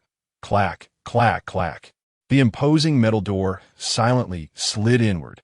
A rush of dry, warm air, tinged with a faint scent of disinfectant and new electronic equipment, surged forth, dispelling the chill and mustiness of the corridor. Inside was a modest space of approximately 10 square meters. The lighting was a gentle, warm white, emanating from the recessed ceiling strip lights. The walls were smooth, composed of white composite material, while the floor was adorned with soft, anti-static flooring. At the center of the room lay a simple military cot. In the corner, a compact, independent bathroom awaited. Most striking was the wall directly opposite the door, which housed a small LCD screen, currently dark. Adjacent to it was a wall-embedded metal locker, secured with a combination lock. Clean, tidy, warm, and safe, it stood in stark contrast to the dark, damp, and perilous corridor outside, as though belonging to two disparate worlds. Zhoumo's taut nerves suddenly relaxed, and an overwhelming wave of exhaustion and fatigue washed over him. His legs buckled, nearly collapsing to the ground. He strained to remain upright, bending down with the last of his strength to carefully lift the cold, rigid Suya. Her body felt light, yet it bore the weight of 1,000 burdens. Stumbling, he entered the safe house, gently placing Suya on the pristine military cot. Her complexion was as pale as parchment, her breath faint to the point of near invisibility. The bluebird mark beneath her collarbone had faded to a dark scar, and the abrasion on her forehead was crusted with dark red blood, rendering her fragile as if she were on the verge of shattering like glass. Zhou Mo himself was at the brink of collapse. The wound on his side, inflicted by Lin Bo, throbbed painfully, while his bare feet were swollen and white from exposure to dirty water. Internal injuries from the explosion ached subtly, and his head felt as though it might split open, the aftereffects of Suya's consciousness overwhelming him with dizziness. He leaned against the wall and slid down to the floor, gasping for breath. Cold sweat mingling with blood and grime streaming down his forehead. The door of the safe house closed silently behind him, locking out the darkness and danger for the time being. A fleeting sense of exhaustion and survival enveloped him. Yet, mere seconds later, an intense sense of crisis gripped his heart once more. Linbo was gravely injured, but alive. The man in the trench coat was on the hunt. The Bluebird organization would not spare them. How long could this safe house remain secure? Suya's injuries were grave, leaving her in a state of unconsciousness. What was he to do? He struggled to rise, his gaze sweeping across the room. That metal storage cabinet embedded in the wall. Could there be medicine or food inside? He lunged towards the cabinet, only to find its door secured by a keypad lock. He attempted to input Suya's birthday. Incorrect. He tried the access code for the Zijing Mansion. 0712. Still wrong. Just as anxiety surged within him, a fragment of Suya's consciousness flashed through his mind. In the study of the Su family's old residence, Su Zhenghong had handed her a document, his fingers unconsciously tapping a rhythm on the table. Tap, tap, tap, tap. Zhoumo's fingers, as if guided by an invisible thread, instinctively followed that rhythm. Pressing the numbers on the keypad, 0713. A soft beep resonated. The green light illuminated. The cabinet door sprang open. Zhou Mo felt a surge of joy. The cabinet, though not large, was organized meticulously. The top shelf contained compressed biscuits, vacuum-sealed water, and energy bars. The middle shelf held a first aid kit with bandages, iodine, anti-inflammatory drugs, and painkillers, along with sutures and needles. The bottom shelf revealed several sets of clean clothing. From undergarments to outerwear, even shoes and socks were present. Clearly, it had been prepared for long-term refuge. Despair had not claimed all hope. Zhou Mo immediately retrieved the first aid kit, tending to his wounds with urgency. He applied iodine to the injuries on his side and soul, wincing in pain. He hastily swallowed a few anti-inflammatory and pain-relieving tablets, followed by several gulps of water. Feeling slightly rejuvenated, he turned his attention to Suya on the cot. Her condition was far worse. Her breathing was faint, her pulse rapid and erratic. The wound on her forehead needed attention, and her body bore multiple bruises from the explosion's impact. Most concerning was the peculiar branded scar beneath her collarbone, with surrounding skin exhibiting an abnormal dark red hue. Zhou Mo was not a doctor, but his upbringing in an orphanage had equipped him with a degree of proficiency in treating external injuries. He carefully wiped away the blood and dirt from Suya's face with a clean, damp cloth, his movements as gentle as possible. The wound on her forehead was shallow. He meticulously disinfected it and applied a sterile dressing. He unfastened her soiled black silk nightgown, which concealed a thin underskirt, to inspect the bruises, applying a bruise-relieving ointment.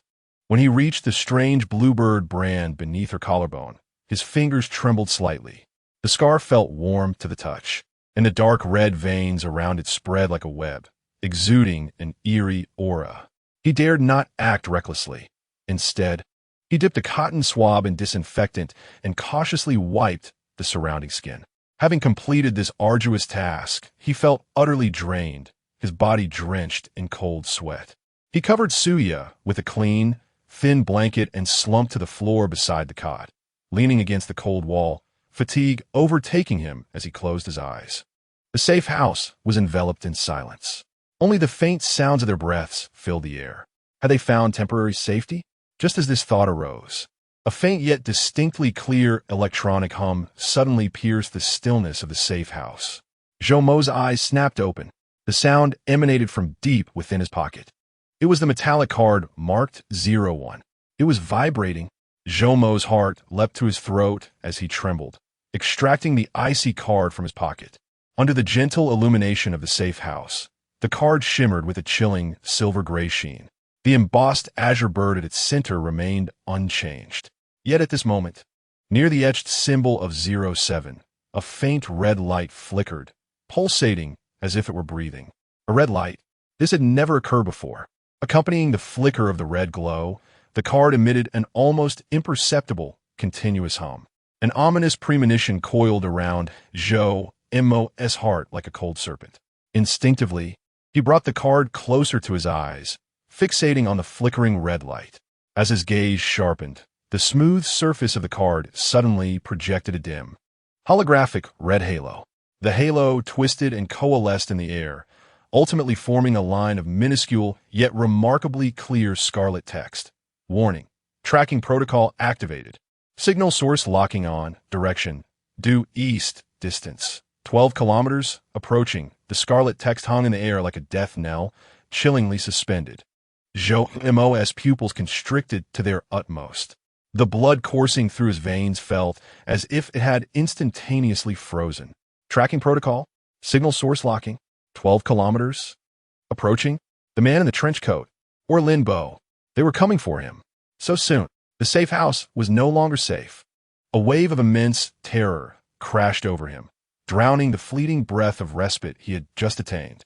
He gazed at Suya, still unconscious and fragile upon the bed, and then at the metallic card pulsating with a deathly red light in his hand. A bone-deep chill and despair coiled around his neck like a frigid vine, tightening with each passing moment. The perilous journey had only just begun. Chapter 16. Whispers beyond the door and the reversal of authority beneath the soft, warm, white light of the safe house. The 01 metallic card radiated a hellish scarlet glow. The warning text suspended in the air seemed inscribed in blood. Warning. Tracking protocol activated. Signal source locking on. Direction. Due east. Distance. 12 kilometers. Approaching. 12 kilometers. Still closing in. The icy grip of fear seeped into Zhou-Mo's every nerve, extinguishing the momentary ease he had felt. His hair stood on end, and his heart thumped violently within his chest, nearly bursting forth. The warm air of the safe house turned thick and suffocating. The man in the trench coat, Linbo, or perhaps something even more terrifying. They were pursuing him, bearing chains of death. On the camp bed, Suya emitted a faint, dreamlike murmur, her pale brow furrowed in distress, her body trembling slightly beneath the thin blanket, as if she sensed the imminent threat even in her unconscious state. Zhou-Mo sprang to his feet. The overwhelming dread obliterated all fatigue and pain. He rushed to the door, pressing his ear against the cold, smooth metal surface, holding his breath in concentration. Outside, the darkness and silence of the corridor seemed to solidify. Only the faint hum of the safe house's ventilation system and his own heavy, labored breaths filled the air. 1 second, 2 seconds, 3 seconds. Silence. Could it be a misjudgment? Was the card malfunctioning? As soon as the thought arose, he forcefully extinguished it. Impossible. The belongings of the bluebird. The eerie nesting. This warning is undoubtedly genuine. He lowered his gaze once more to the card in his hand. The crimson text still hovered, akin to a death warrant. Direction, due east. Distance, 8 kilometers, approaching continuously. The numbers fluctuated. 8 kilometers. Did it just shorten by 400 meters in a few seconds? The opponent was moving at high speed. The target was clear. It was aimed directly at this location. No, he must leave. Immediately. Zhou-Mo abruptly turned and dashed towards the army cot. He had to take Suya away. There was no time to linger. He fumbled to open the storage cabinet, retrieving clean clothes and socks, hastily putting them on. Barefoot, he slipped into the soft socks and well-fitting shoes, which offered a slight reprieve from the sharp pain in his soles. He then pulled out an oversized black hoodie and a pair of sweatpants, preparing to replace Suya's conspicuous silk nightgown. Just as he untied Suya's nightgown, ready to drape the hoodie over her, a series of extremely faint yet remarkably clear knocks echoed unexpectedly from the metal door. The sound was soft, carrying a tentative rhythm, reminiscent of a polite visitor knocking in the dead of night. Yet, in the silent safe house, the noise struck Zhou-Mo's taut nerves like a thunderclap.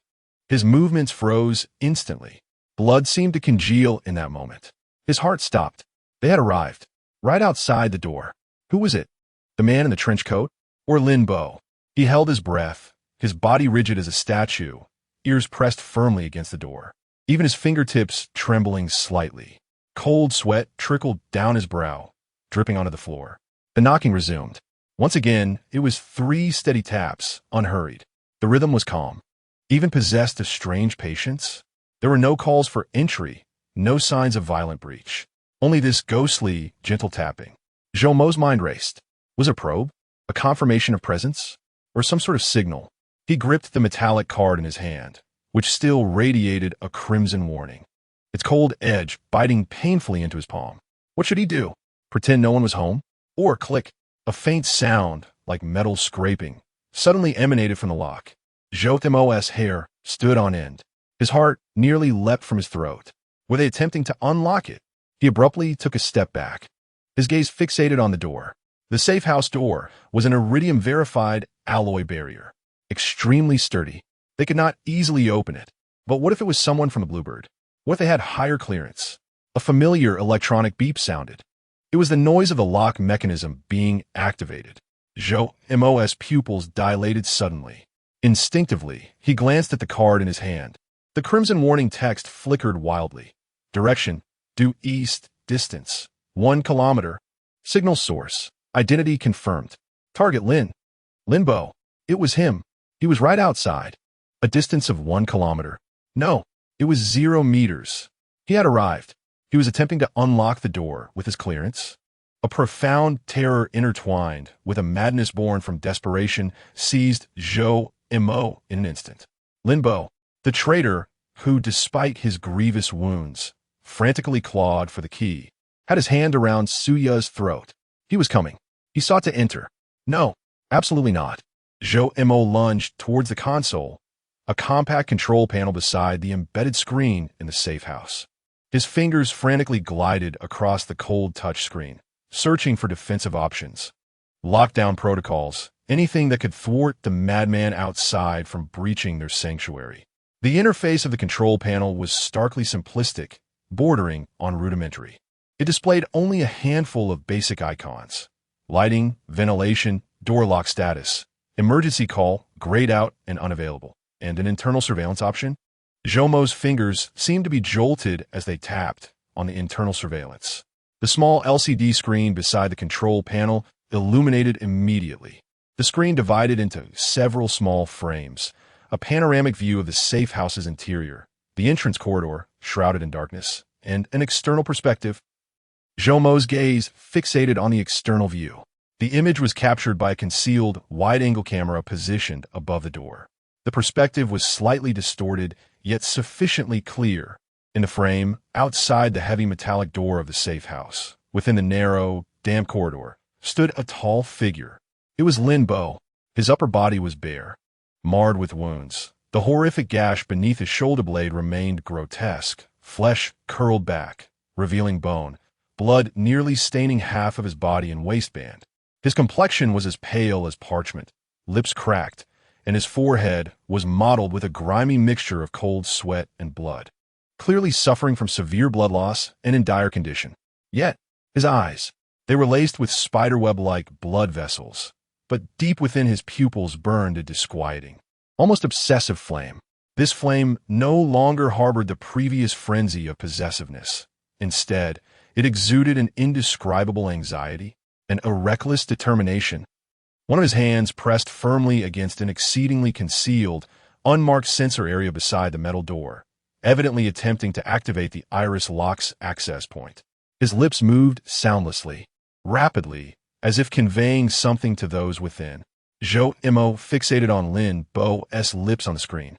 He did not comprehend lip reading, but Lin Bo's urgent, anxious expression, along with the repeated formation of few clear syllables, allowed him to piece together fragmented words. Open the door. Danger. Quickly. They are coming. Danger. They? Coming? Zhoumo's heart raced. Was Linbo issuing a warning? A warning for whom? For him? Or Suya? Who were the they he spoke of? The trench-coated man? Or others from the Bluebird? A tremendous confusion and deeper dread instantaneously enveloped Zhou Mo. He gazed at Lin Bo's pleading, urgent expression on the screen, recalling the chaotic scene where he had madly clutched Suya's throat in the Nest safe house. Chaos. Utter chaos. Who should he trust? This capricious, enigmatic steward. Beep, beep, beep. The 01 card in his hand suddenly emitted a sharper, more urgent alarm. Crimson warning text flashed frantically, nearly coalescing into a sea of red light. Warning. Multiple target signals locked. The coordinates indicate a direction of due east, southeast, and a distance of 8 kilometers, with high-speed approach imminent. The source of the signal has been identified as the Bluebird tactical team, and the directive is clear: eliminate. The command resonates in Zhou Mo's mind like a searing brand, indelibly etched upon his retina. The Bluebird tactical team is closing in from multiple directions, and the urgency to neutralize them intensifies. An overwhelming sense of peril crashes over him like a frigid wave, obliterating any lingering doubts or hesitations. Regardless of whether Lin Bo is friend or foe, he is mere moments away from the door, while a far graver threat looms ever closer. Time is of the essence. Zhou Mo's gaze fixates on the screen, displaying Lin Bo's bloodied visage, eyes filled with desperation. He fixates on Lin Bo's lips, piecing together the fragmented words. Open the door. Danger. Quickly. They are coming. Resolute, Zhou Mo lunges towards the control panel, his fingers trembling as they strike the icon representing the door lock status. A virtual button appears on the screen. Cancel external iris verification. Just as his fingertip is about to make contact, a thunderous roar erupts, akin to a heavy hammer striking a solid metal door, causing the entire safe house to shudder slightly. This sound does not emanate from Lin Bo's direction, but rather from deeper within the corridor, accompanied by the ominous sound of debris cascading down. The pursuers have arrived. They have discovered the passage and are forcefully breaching it. On the screen, Lin Bo also reacts to the din, abruptly turning to peer into the depths of the corridor, his expression shifting to one of stark dread. The anxiety in his eyes is swiftly replaced by a chilling resolve. He ceases his attempts to open the door and instead crouches low, quickly groping in a concealed corner beneath the door frame with his uninjured hand. Zhou Mo's heart races. What is he doing? Setting a bomb? Under Zhou Mo's horrified gaze, Lin Bo appears to grasp something, yanking it forcefully. An exceedingly thin, hair-like transparent cable emerges from the door frame's crevice. At the end of the cable is a button-sized metallic device, emitting a faint red glow. An interference device? Or perhaps a signal blocker? Lin Bo presses the metallic apparatus firmly against the metal door panel beside the locking mechanism. A soft crackle of electricity ensues, and the red light transitions into a rapid green flicker. Simultaneously, the card in Zhou Mo's hand, which had been emitting a frenzied alarm and flashing a vivid crimson warning, falls silent. The card reverts to its icy silver-gray hue, lying motionless in his palm. The central Bluebird emblem glimmers coldly under the safe house's illumination, as if the hellish warning had never existed. The tracking signal has been effectively blocked. Zhou Mo stands utterly astounded, witnessing Lin Bo, having completed this feat, sway slightly as if drained of his last ounce of strength, leaning heavily against the frigid metal door, gasping for breath. Blood oozes from the wound on his shoulder, reopened by the exertion. Lin Bo raised his head, his eyes bloodshot and fixed intently on the camera mounted on the door, as if he were acutely aware of its precise location. His lips moved silently, yet with an intensity that conveyed a clear message. Open the door. Trust me. One last time. In his gaze, the previous madness of possession had faded, along with the icy commands from the elevator. Only a desperate resolve, akin to a life burning at both ends, remained, accompanied by an unutterable, heavy plea. Deep within the corridor, a louder, more imminent thud echoed, the sound of falling rubble intensifying. The pursuers were closing in. The time left for them could be measured in mere seconds. Zhou Mo's eyes darted between Lin Bo's imploring gaze on the screen, the cold card in his palm, and the frail, unconscious Suya on the military cot. The immense pressure bore down upon him like a colossal stone. Should he open the door to let in a repeatedly treacherous, gravely wounded madman, or should he refrain, awaiting the tactical squad of the Bluebird to breach the walls and eliminate them completely? There was no time for contemplation, no time for deliberation. Damn it! Zhou Mo let out a suppressed roar, filled with desperation and madness. He lunged towards the control panel, his fingers now steady, driven by a fierce determination. He forcefully pressed the virtual button labeled Cancel External Iris Verification. Beep. External iris verification has been lifted. Manual activation mode engaged. A soft female voice chimed in.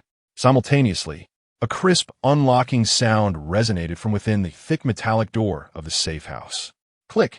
The door swung open, revealing an extremely narrow gap that silently slid inward. The cold, damp air of the corridor, laden with the stench of blood and gunpowder, surged into the warm, dry confines of the safe house. Outside, Lin Bo's blood-soaked face, pale as a sheet yet resolute, emerged from the crevice. Chapter 17. The wind on the rooftop and the revolving muzzle, the frigid air of the corridor, infused with the heavy scent of blood and gunpowder, struck Zhou Mo's face like an invisible fist. Behind the door, Lin Bo's bloodied, pallid visage bore eyes that glinted with the sharpness of a tempered blade, igniting with a desperate resolve. Hurry! Lin Bo's voice, hoarse and fractured, rasped like sandpaper, yet carried an undeniable urgency. His entire weight leaned against the doorframe, causing the horrific wound on his shoulder to tear anew. Blood cascading down his bare spine like a brook, pooling into a dark crimson stain on the cold floor. From deep within the corridor, the dull thuds and the sound of crumbling stones grew ever closer, akin to the footsteps of death. The pursuers were mere steps away. Zhou Mo's heart raced wildly within his chest. Overwhelming fear mingled with instinctive doubt towards Lin Bo, creating a conflagration of ice and fire. Yet he had no choice. To close the door was to embrace death. He bent low, summoning every ounce of strength, and seized the still unconscious, icy Suya from the cot. Her body felt light as a feather, yet heavy as a mountain, pressing down upon his shoulders and heart. With Suya in his arms, he stepped through the narrow opening. The frigid air of the corridor enveloped him instantly. The pungent stench of blood and dust choked his lungs. Lin Bo, upon seeing him carry Suya out, felt a flicker of resolute flame in his eyes, swiftly replaced by a deeper anxiety. He ceased speaking, abruptly turning, propping himself against the wall with his uninjured arm, staggering deeper into the passageway, into the encompassing darkness. Stay close to me. Lin Bo's voice was intermittent, each breath laden with excruciating pain. Zhou Mo clenched his teeth, shouldering Suya and following closely behind. The cold, slick concrete floor beneath him was a torment. Sharp stones and pooling water stabbing at his newly donned shoes and socks. Lin Bo moved slowly, each step accompanied by suppressed groans of agony and dripping blood. The passage was narrow and winding, darkness thick as ink, with only a faint glimmer of light seeping from the distant safe house door and the disquieting sounds of impact echoing from within the depths to guide them. Boom! Another resounding crash, seemingly right behind them, accompanied by the shrill groans of twisted metal and the thunderous collapse of bricks. Smoke billowed from the rear passage like a thick fog. They've come. Lin Bo's voice was tinged with a hint of despair. He hastened his pace, disregarding the searing pain of his torn wounds, nearly dragging his body forward in a desperate run. There is a ladder to the rooftop just ahead on the left. The thought of the rooftop sent a chill through Zhou Mo's heart. To the rooftop? Wasn't he at a dead end? Yet at this moment, he could only cling to Lin Bo's staggering form, like a drowning man grasping for a piece of driftwood. Turn left. At the end of the passage stood a rusted, nearly vertical metal ladder embedded in the rough concrete wall. The ladder led to a dark square opening above. Hurry, climb up. Lin Bo rushed to the base of the ladder, turned sharply, leaning against the cold wall, his chest heaving violently as he gasped for air, blood trickling from the corner of his mouth. He pressed his intact hand firmly against the horrifying wound on his shoulder, his gaze fixed on the swirling dust and the faint sound of approaching footsteps behind them. I'll hold them off. Hold them off. In his current state, Zhou Mo looked at Lin Bo's precarious form and the blood gushing from him. A profound shock and an indescribable complexity of emotions overwhelmed his fear. Zhou Mo opened his mouth, but could not produce a sound. Stop wasting time. Take her and go. Lin Bo roared, his voice akin to that of a wounded beast, filled with undeniable command and an almost reckless fervor. He suddenly drew a blood-stained black pistol from the small of his back, the very one he had used at the Nest safe house. The gun trembled in his grasp, unwaveringly aimed at the swirling dust deep within the passage. Hurry! Footsteps. Clear, heavy, The distinctive rhythm of tactical boots resonated from the smoke. Not just one set. Zhou Emo no longer hesitated. An overwhelming sense of urgency eclipsed all else. He adjusted Suya on his shoulder to a more secure position, with one hand tightly embracing her cold, slender waist, while the other grasped the icy, slick metal rungs of the ladder. Barefoot on the frigid metal crossbars, the biting chill surged to his very core. Gritting his teeth, he summoned all his strength, laboriously dragging both Suya and his own heavy body upward. The metal ladder creaked under the strain. Cold rainwater, or perhaps condensation, as he descended the ladder. The rain soaked his pant legs. Suya's unconscious body became an immense burden, and several times he nearly lost his grip. He could only cling to her desperately, his nails almost embedding themselves into her flesh. Below, the sound of gunfire erupted without warning. Bang! Bang! It was Linbo. He had opened fire. The gunshots reverberated deafeningly within the narrow passage. Puffed! Puffed! The dull thud of bullets striking flesh. A muffled cry of agony followed. Then came a more intense barrage, crackling like exploding beans.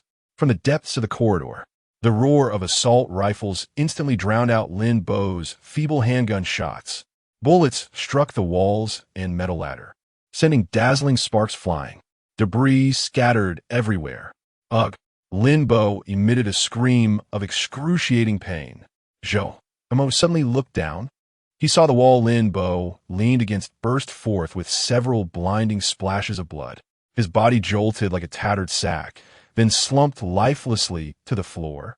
The bloodied handgun clattered coldly to the ground. Linbo! Zhou Emo cried out in horror. His voice sounded exceptionally mournful amidst the gunfire. Run! Linbo, lying on the ground like a dying beast, exerted his last ounce of strength to emit a hoarse roar. His body curled up, blood quickly spreading beneath him. A profound sorrow and fury surged within Zhou Emo like molten lava, overwhelming him in an instant. He could no longer bear to look at the horrifying scene below. His crimson eyes fixated on the increasingly close, square opening above. He unleashed a roar that was less than human, expending every last ounce of energy to drag Suya, clawing and scrambling, desperately climbing upwards. The icy rain mingled with tears blurred his vision. At last, he reached the top of the ladder. The cold rain poured down on him instantly. He exerted himself to pull Suya and his own heavy body through the narrow, well-like opening. The fierce wind, biting and frigid, whipped against him like countless icy whips, nearly causing him to stumble. Before him lay the expansive rooftop, shrouded in torrential rain. Beneath his feet was a rough concrete surface, water pooling in puddles. Surrounding him were low, rusted metal railings. In the distance, the outline of the city blurred in the downpour and darkness, only the glow of neon lights diffusing into a mesmerizing orb amidst the rain. Safe? No. It was a dead end. Zhoumo's heart plummeted. The rooftop. It was completely exposed. The sole exit was the ladder shaft beneath him, and the pursuers were below. He hastily dragged the unconscious Suya behind a massive, rusted central air conditioning unit beside the ladder shaft. The cold metal casing offered a fleeting semblance of shelter. He shielded Suya closely behind him, leaning against the frigid unit, breathing heavily as the icy rain washed away the blood and tears from his face. He instinctively reached for the cold 01 card in his pocket.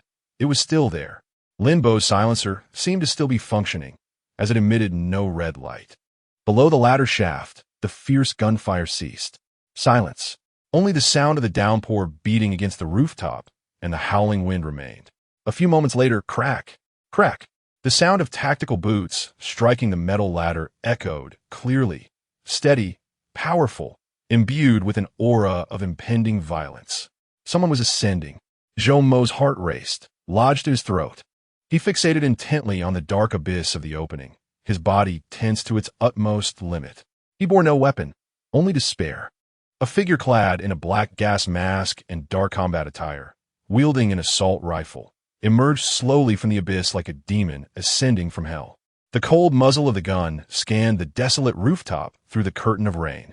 Soon after, a second and then a third figure followed, members of the Bluebird tactical team. They were coming. Zhou Mo, overwhelmed by despair, closed his eyes. It was over. Everything had come to an end. He could neither protect Suya nor save himself. At that critical moment of impending doom, a tremendous, deep, and oppressive rumbling sound erupted, akin to the roar of an ancient beast, unexpectedly piercing through the torrential downpour of the night sky. It drowned out all other sounds of the storm. The noise approached with astonishing speed, accompanied by a piercing shriek that tore through the air. Zhou Mo's eyes flew open. The three Bluebird team members, who had just climbed the ladder and were scanning for targets, instinctively looked up. In the pitch-black sky, amidst the relentless downpour, a sleek, entirely black armed helicopter, devoid of any insignia and exuding a futuristic aesthetic, appeared as if conjured from thin air, hovering just under 100 meters above the rooftop. Beneath its belly, two blinding beams of light, akin to searchlights, sliced through the rain, resembling colossal swords of light that meticulously illuminated the entire rooftop. The glaring white light turned the torrential raindrops into a myriad of silver needles, revealing everything on the rooftop in stark clarity. A powerful gust of wind surged from beneath the rotor blades, nearly blinding Zhou Mo. The icy rain, whipped by the gale, lashed against his face like bullets. At the heart of the brilliant light, at the open door of the helicopter, a figure materialized clearly, dressed in a tailored dark gray suit. He stood tall like a pine on a cliff. The wind tousled a few strands of wet black hair, unveiling a sharply defined, extraordinarily handsome face. Cold and sculptural in its perfection, his high nose, tightly pressed lips, and chiseled jawline exuded an air of authority. Most striking were his eyes, deep and frigid like a frozen pool, sharp and unyielding like a drawn blade, devoid of any emotion, radiating an aloofness that suggested dominion over all. One hand rested casually on the door's edge, while the other held a grotesquely designed, gleaming heavy sniper rifle, its muzzle steadily aimed at the rooftop. Zhou Mo's breath caught in his throat. His heart felt as though it were gripped by an icy hand. Who was this man? An enemy? A friend? The three Bluebird team members, exposed to the blinding light, were evidently shaken by this sudden aerial dominance. Instinctively, they raised their rifles, aiming at the hovering steel leviathan. Yet, in the very moment they lifted their weapons, the cold, godlike figure in the suit at the helicopter's doorway pulled the trigger. Bang! A dull sound reverberated, akin to the heavy strike of a hammer upon a colossal drum, momentarily overpowering the roar of the helicopter and the howling winds. The muzzle of the gun emitted no discernible flame. Instead, it released a nearly invisible, faint current that tore through the curtain of rain. Below, on the rooftop, a member of the Bluebird team, who had just raised his assault rifle, seemed to be struck by an invisible hammer. His body was hurled backward, a gaping wound the size of a bowl erupting from his chest, blood mingling with shattered entrails, spraying forth in a ghastly fan shape amidst the blinding light and torrential rain. Instantaneous demise. The two remaining team members were instantly paralyzed by terror, forgetting any thoughts of retaliation as they instinctively dove toward the nearest cover, a massive air conditioning unit. Bang! Another muffled gunshot echoed, reminiscent of death's sigh. The second team member, mid-leap towards safety, had his head explode like a crushed watermelon, red and white matter splattering in the harsh light and downpour. Absolute suppression. Ruthless precision. Zhou Mo crouched behind the air conditioning unit, desperately covering Suya's ears, despite her utter oblivion to the chaos, trembling violently from sheer terror and shock. He beheld the hellish scene before him, observing the man in a suit hovering in the downpour, a manifestation of death itself, his mind a blank slate. The last surviving Bluebird member was now concealed on the opposite side of the air conditioning unit, mere inches away from Zhou Mo and Suya, separated only by a frigid metallic shell. Zhou Mo could even hear the other's heavy, restrained breaths, reminiscent of a windbag, filled with fear. The man's cold gaze, akin to a tangible spotlight, pierced through the rain, scanning the rooftop as if searching for something. Ultimately, his eyes traversed past the vast air conditioning unit, landing upon Zhou Mo, who crouched behind it. From 100 meters above, through the torrential rain and blinding light. Joe Mo felt as though he were laid bare under a microscope. In those cold, emotionless eyes, he sensed nothing but a scrutinizing appraisal and a barely perceptible acknowledgement. Joe Mo's heart raced, instinctively tightening his grip around the 0-1 card in his pocket. Was this man after it? Or was it Suya he sought? The suit-clad man's gaze lingered on Joe Mo for a fleeting moment before shifting away, refocusing on the remaining blue bird member, who resembled a frightened bird. The heavy sniper rifle in his hands, subtly adjusted, akin to death's scythe, once more aimed at its target. The rain poured relentlessly, the wind howled fiercely, and the helicopter's deafening roar provided a grim soundtrack. On the rooftop, flanking the cold air conditioning unit, one side sheltered Joe Mo and the unconscious Suya, while the other housed the last, desperate Bluebird team member. The air was thick with the stench of blood and the chilling intent to kill. The bony hand of the man in the suit rested upon the edge of the cabin door, his index finger slightly raised, seemingly poised to pull the trigger of death once more.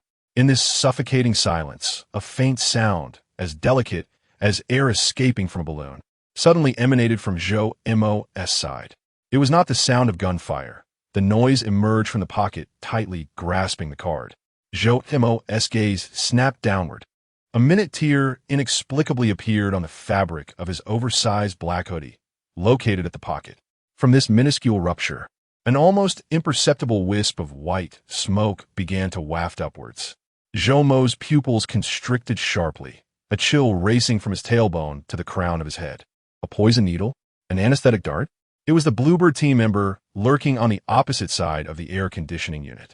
Unable to expose himself to retaliate against the helicopter, he instead targeted the defenseless Joe Mo and Suya. Was he attempting to create a diversion before his demise? Or did he seek to capture them alive? The magnitude of fear rendered Joe Mo's body rigid. Instinctively, he reached for the card in his pocket, desperate to ascertain whether Suya had been affected. However, at that very moment, as he lowered his head, bang, the dull, haunting sound of a sniper's rifle erupted once more into the stormy night. Chapter 18. The Judgment in the Rain and the Face of His Father. Bang. The thunderous report of gunfire tore through the torrential night sky. The sound emanated from 100 meters above, from the hovering steel beast, from the coldly divine figure in a suit at the cabin door. At the instant the shot rang out, Joe Mo instinctively curled his body. His heart gripped tightly, as if in the clutches of an icy hand. He squeezed his eyes shut, bracing himself for the searing pain of a bullet tearing through flesh, or the frigid embrace of death. Yet the anticipated agony did not descend upon him. With a peculiar thud, akin to a heavy object plunging into mud, followed by the sickening crack of bones, a sound erupted from the other side of the air conditioning unit. Then came the noise of something heavy crashing to the ground, thudding against the waterlogged surface and sending icy droplets splashing. Silence descended. The only sounds were the violent whirring of the helicopter's rotor blades churning the air, the relentless patter of rain upon the rooftop, and Joe Mo's own ragged, labored breaths. He slowly, with great difficulty, opened his eyes, blurred by rain and terror. The blinding light of the helicopter's searchlight pierced through the rain, slicing through the deluge and bathing the rooftop in a stark white glow. Cold raindrops danced within the beam, resembling countless fallen diamonds. At the center of this brilliance, less than 3 meters from his curl position, lay a grotesque form on the ground beside the air conditioning unit, the sole remaining Bluebird team member. Half of his head was missing, replaced by a gaping, charred wound that still emitted wisps of steam. A viscous mixture of red and white flowed from the horrific injury, rapidly washed away and diluted by the cold rain, creating a shocking pool of dark crimson in the standing water. Exposed fragments of shattered vertebrae and torn muscle tissue emitted a pungent scent of blood and charred flesh. A twisted assault rifle lay discarded nearby, still faintly steaming. A swift execution, an absolute obliteration. The dual assault on his sight and smell, intertwined with an overwhelming fear of survival, shattered Joe Mo's nerves in an instant. His stomach churned violently, and he turned his head abruptly, retching violently. The acrid, Rancid gastric fluid mingled with the remnants of forcibly swallowed compressed biscuits, splattering onto the frigid puddles below. The choking sensation brought on by vomiting and the violent coughing fit caused his entire body to convulse, tears and mucus streaming uncontrollably. He curled up behind the cold air conditioning unit, his back pressed against the equally frigid metallic shell, his body trembling violently from sheer terror and the overwhelming physiological shock. Resembling a candle flickering in the wind, Suya lay beside him, still oblivious, her icy cheeks pressed against the soaked ground, raindrops washing over her pallid visage, her long lashes casting dense shadows in the glaring light, a sight so fragile it tugged at the heart. The helicopter's roar was deep and steady, akin to the breath of a colossal beast. The blinding light showed no sign of abating, resembling a judgmental eye, coldly observing the survivors on a rooftop. Zhou Mo gasped for breath, struggling to suppress the urge to vomit. He lifted his face, smeared with rain, blood, and vomit, peering through the misty veil of rain towards the hovering embodiment of death 100 meters above. The man in the suit remained at the open doorway of the cabin, his posture erect like a javelin. The wild wind whipped at the edges of his clothing and damp black hair. His handsome, yet expressionless face resembled a flawless mask. The barrel of the heavy sniper rifle he held drooped slightly, a nearly invisible wisp of smoke dissipating instantly in the rain, rising from the muzzle. The 2 shots fired moments ago seemed to him merely a casual dismissal of a speck of dust. His eyes, as profound as a frigid pool, pierced through the rain and glare, once more landing with precision on Zhou Mo, who was huddled behind the air conditioning unit. His gaze was calm and untroubled, imbued with a sense of scrutiny and an almost imperceptible anticipation. What was he waiting for? For Zhou Mo to surrender the card? Or for him to make a choice? After a brief pause, following the frantic beating of his heart, it began to thud heavily once more. The immense fear had not dissipated. Rather, it intensified under the weight of this silent, oppressive superiority. He looked at the man, a representative of death itself, then glanced at Suya, unconscious and uncertain of her fate beside him, a profound sense of helplessness nearly engulfing him. At that moment, the hum of the helicopter's rotors seemed to slightly lower in frequency. The steel giant, suspended in the torrential downpour, began a remarkably smooth descent. The immense wind pressure stirred the puddles on the ground, creating rippling waves of mist. The icy rain was agitated by the airflow, striking Zhou Mo's face and body like countless frigid whips. Instinctively, he raised his arms to shield himself and Suya from the onslaught. The massive helicopter slowly lowered itself onto the expansive rooftop, less than 20 meters from the air conditioning unit, where Zhou Mo sought refuge. The landing gear made a heavy thud as it contacted the slick cement surface. The gale-force winds and torrential rain whipped around them, making it nearly impossible to breathe. The cabin door remained ajar. The man in the suit, effortlessly wielding the menacing sniper rifle, stepped forward with the ease of a leisurely stroll, moving fluidly and unhurriedly across the rain-slicked exterior of the aircraft, and with a single stride, he exited from the cabin, which was several meters above the ground. No ladder, no assistance whatsoever. He appeared to defy the laws of gravity, his polished black shoes firmly planted on the slick surface of the rooftop, sending up tiny splashes. The fierce wind whipped the hem of his suit, creating a haunting sound as the rain soaked the luxurious fabric. Yet it did nothing to diminish his chilling aura of control. He stood resolute, his gaze unwaveringly fixed on Zhou Mo. Suddenly, from the open door of the helicopter, 4 men clad in deep gray suits, their figures lithe and faces stern, descended silently like phantoms. Their movements were swift and soundless, reminiscent of trained cheetahs. They quickly fanned out, 2 on alert for any threats, while the other 2 advanced purposefully towards the lifeless bodies of the 3 Green Bird team members, their actions cold and methodical as they began to examine and clear the scene. The entire process was shrouded in silence, executed with chilling efficiency that instilled a sense of dread. The suited man paid no heed to his subordinates' actions. Gripping a heavy sniper rifle, he strode purposefully, his long legs treading upon the frigid mixture of water and blood, each step deliberate and soundless as he approached the air conditioning unit where Zhou Mo was concealed. His footfalls were light, yet on the desolate rooftop, each sound reverberated in Zhou Mo's taut nerves. Each step felt like a hammering against his heart. Thud, thud, thud. Zhou Mo's breath caught in his throat. A surge of overwhelming terror engulfed him like a frigid tide. Instinctively, he curled his body tighter, attempting to shield Suya completely behind him, though this act seemed utterly futile in the face of such overwhelming power. He clutched the 01 card in his pocket, the cold metal edge biting into his palm, as if it were the only lifeline he could grasp. The suited man halted 5 steps from the air conditioning unit. His icy gaze swept over Zhou Mo, who was curled on the ground, trembling and in disarray, before landing on Suya, unconscious and resembling a shattered doll. His eyes lingered for a fleeting moment on her pale, cold face, where a barely perceptible ripple of emotion seemed to flit across the depths of his abyss-like eyes. Swift as a trick of the light, before returning to the timeless calm of glacial indifference. He slightly lifted his chin, looking down upon Zhou Mo with an air of superiority. His thin lips parted, and his voice, though low, cut through the rain and the roar of the helicopter with a metallic chill and undeniable authority. Zhou Mo, hand her over to me.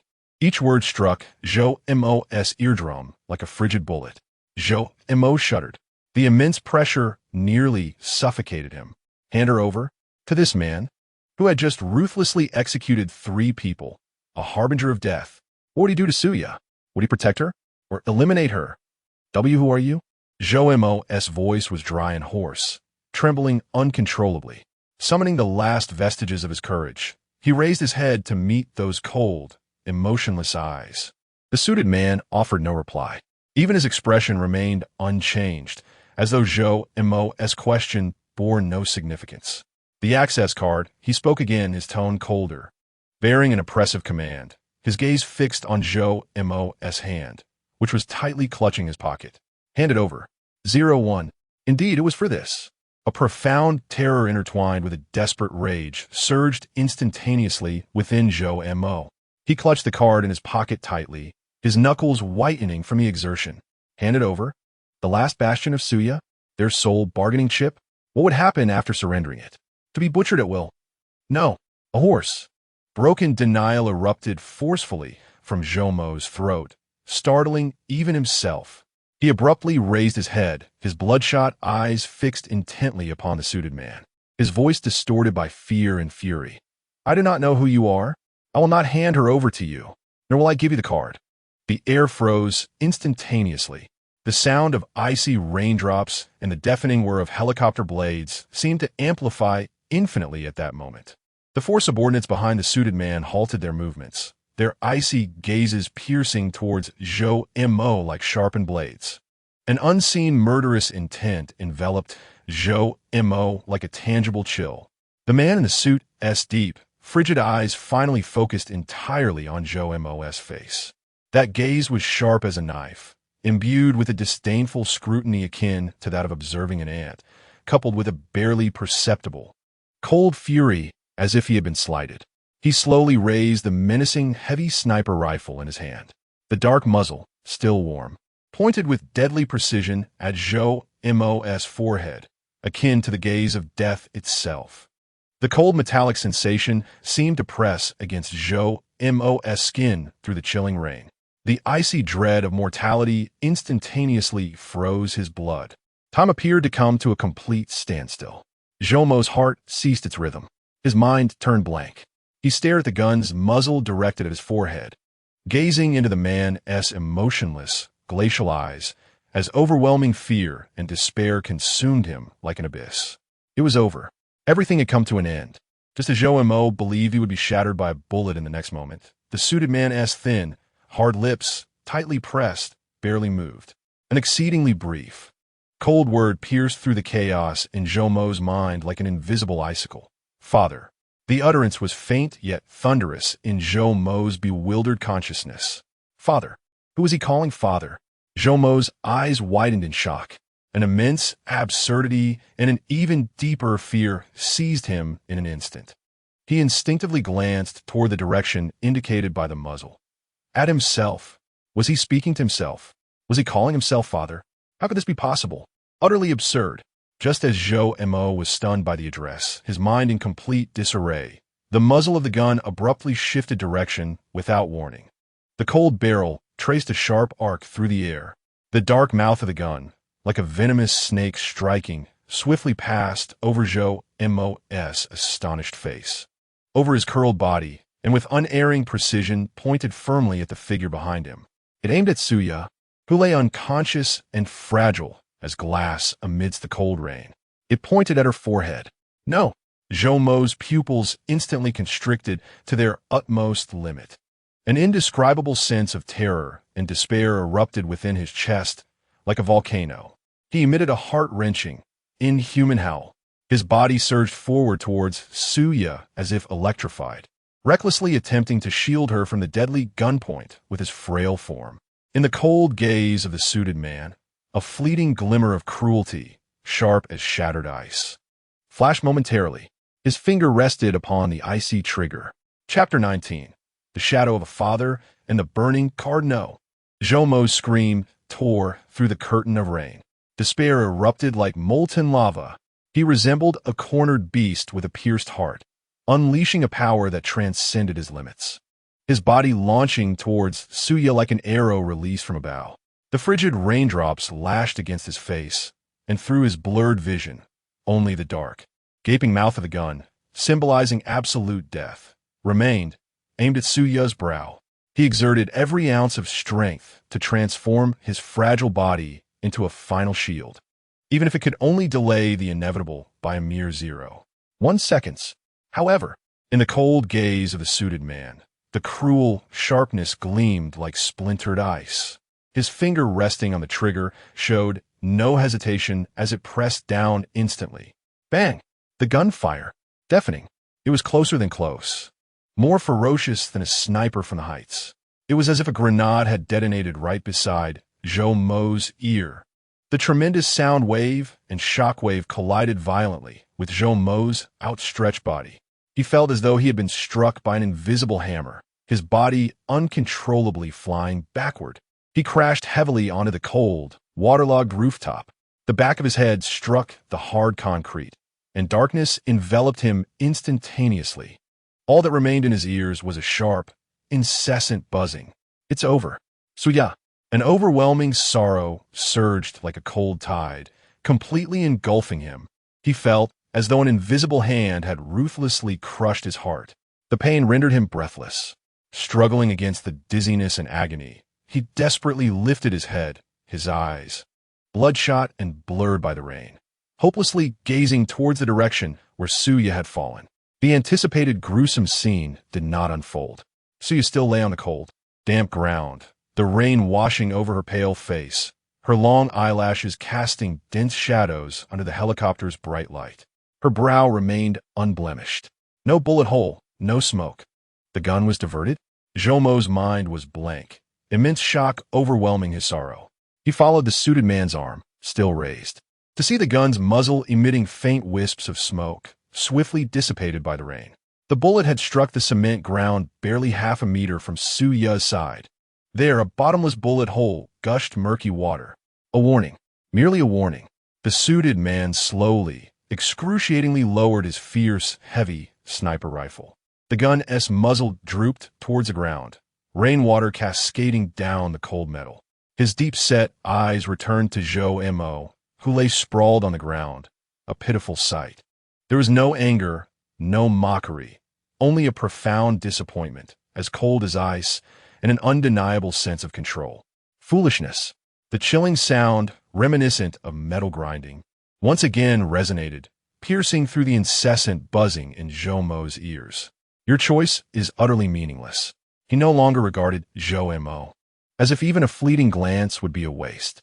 His gaze shifted to the unconscious Suya, a look of inscrutable complexity in his eyes, a twinge of pain akin to a rift in an abyss concealed within the icy demeanor. Yet, in an instant, this flicker was overshadowed by an absolute indifference. He slightly lifted his chin. Behind him, two subordinates clad in gray suits stood like statues, immediately springing into action. Their movements were swift and silent, akin to trained leopards. One approached Suya, expertly and gently checking her carotid artery and breathing, confirming her vital signs. The other swiftly unfurled a thick, insulated black body bag, or perhaps an emergency medical transport bag, and carefully enveloped Suya's cold, stiff form, leaving only her pale visage exposed. The entire process was silent, efficient, and imbued with an icy procedural detachment. "No, let her go." Zhou Mo struggled to rise, but his body felt as if it had disintegrated. Excruciating pain and dizziness forced him to collapse once more into the icy puddle. Helplessly, he watched as Suya, like a fragile treasure, was meticulously lifted and ensconced within the frigid black bag. "Take her away." The man in the suit issued the command with an icy tone. His gaze swept over Suya as she was carried toward the helicopter, the last flicker of emotion in his eyes extinguished, leaving only pure, all-consuming indifference. The two gray-suited subordinates ascended into the open doorway of the helicopter, their forms vanishing into the shadows of the cabin. Only then did the man in the suit slowly turn around. He looked once more at Zhou Mo, who was struggling, attempting to prop himself up. The cold rainwater streamed down his sharply defined face, resembling tear stains, yet accentuating his coldness.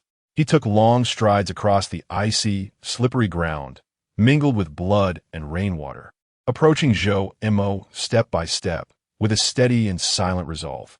The shadow of death loomed once more. Zhou Mo's heart raced. Instinctively, he tightened his grip on the 01 card in his pocket. The cold metal edge pressed painfully into his palm. The man in the suit halted a mere step away from Zhou Mo, towering above. He resembled a deity surveying mere ants. His deep, frigid gaze pierced through the rain, landing on Zhou Mo's mud-streaked, bloodied face and into his eyes, which were bloodshot with fear and rage. "You." Zhou Mo's voice was hoarse and fragmented, laden with reluctant despair. "Who are you? Why are you taking her away?" The man in the suit offered no reply. He did not even acknowledge Zhou Mo's hand clutching the pocket tightly.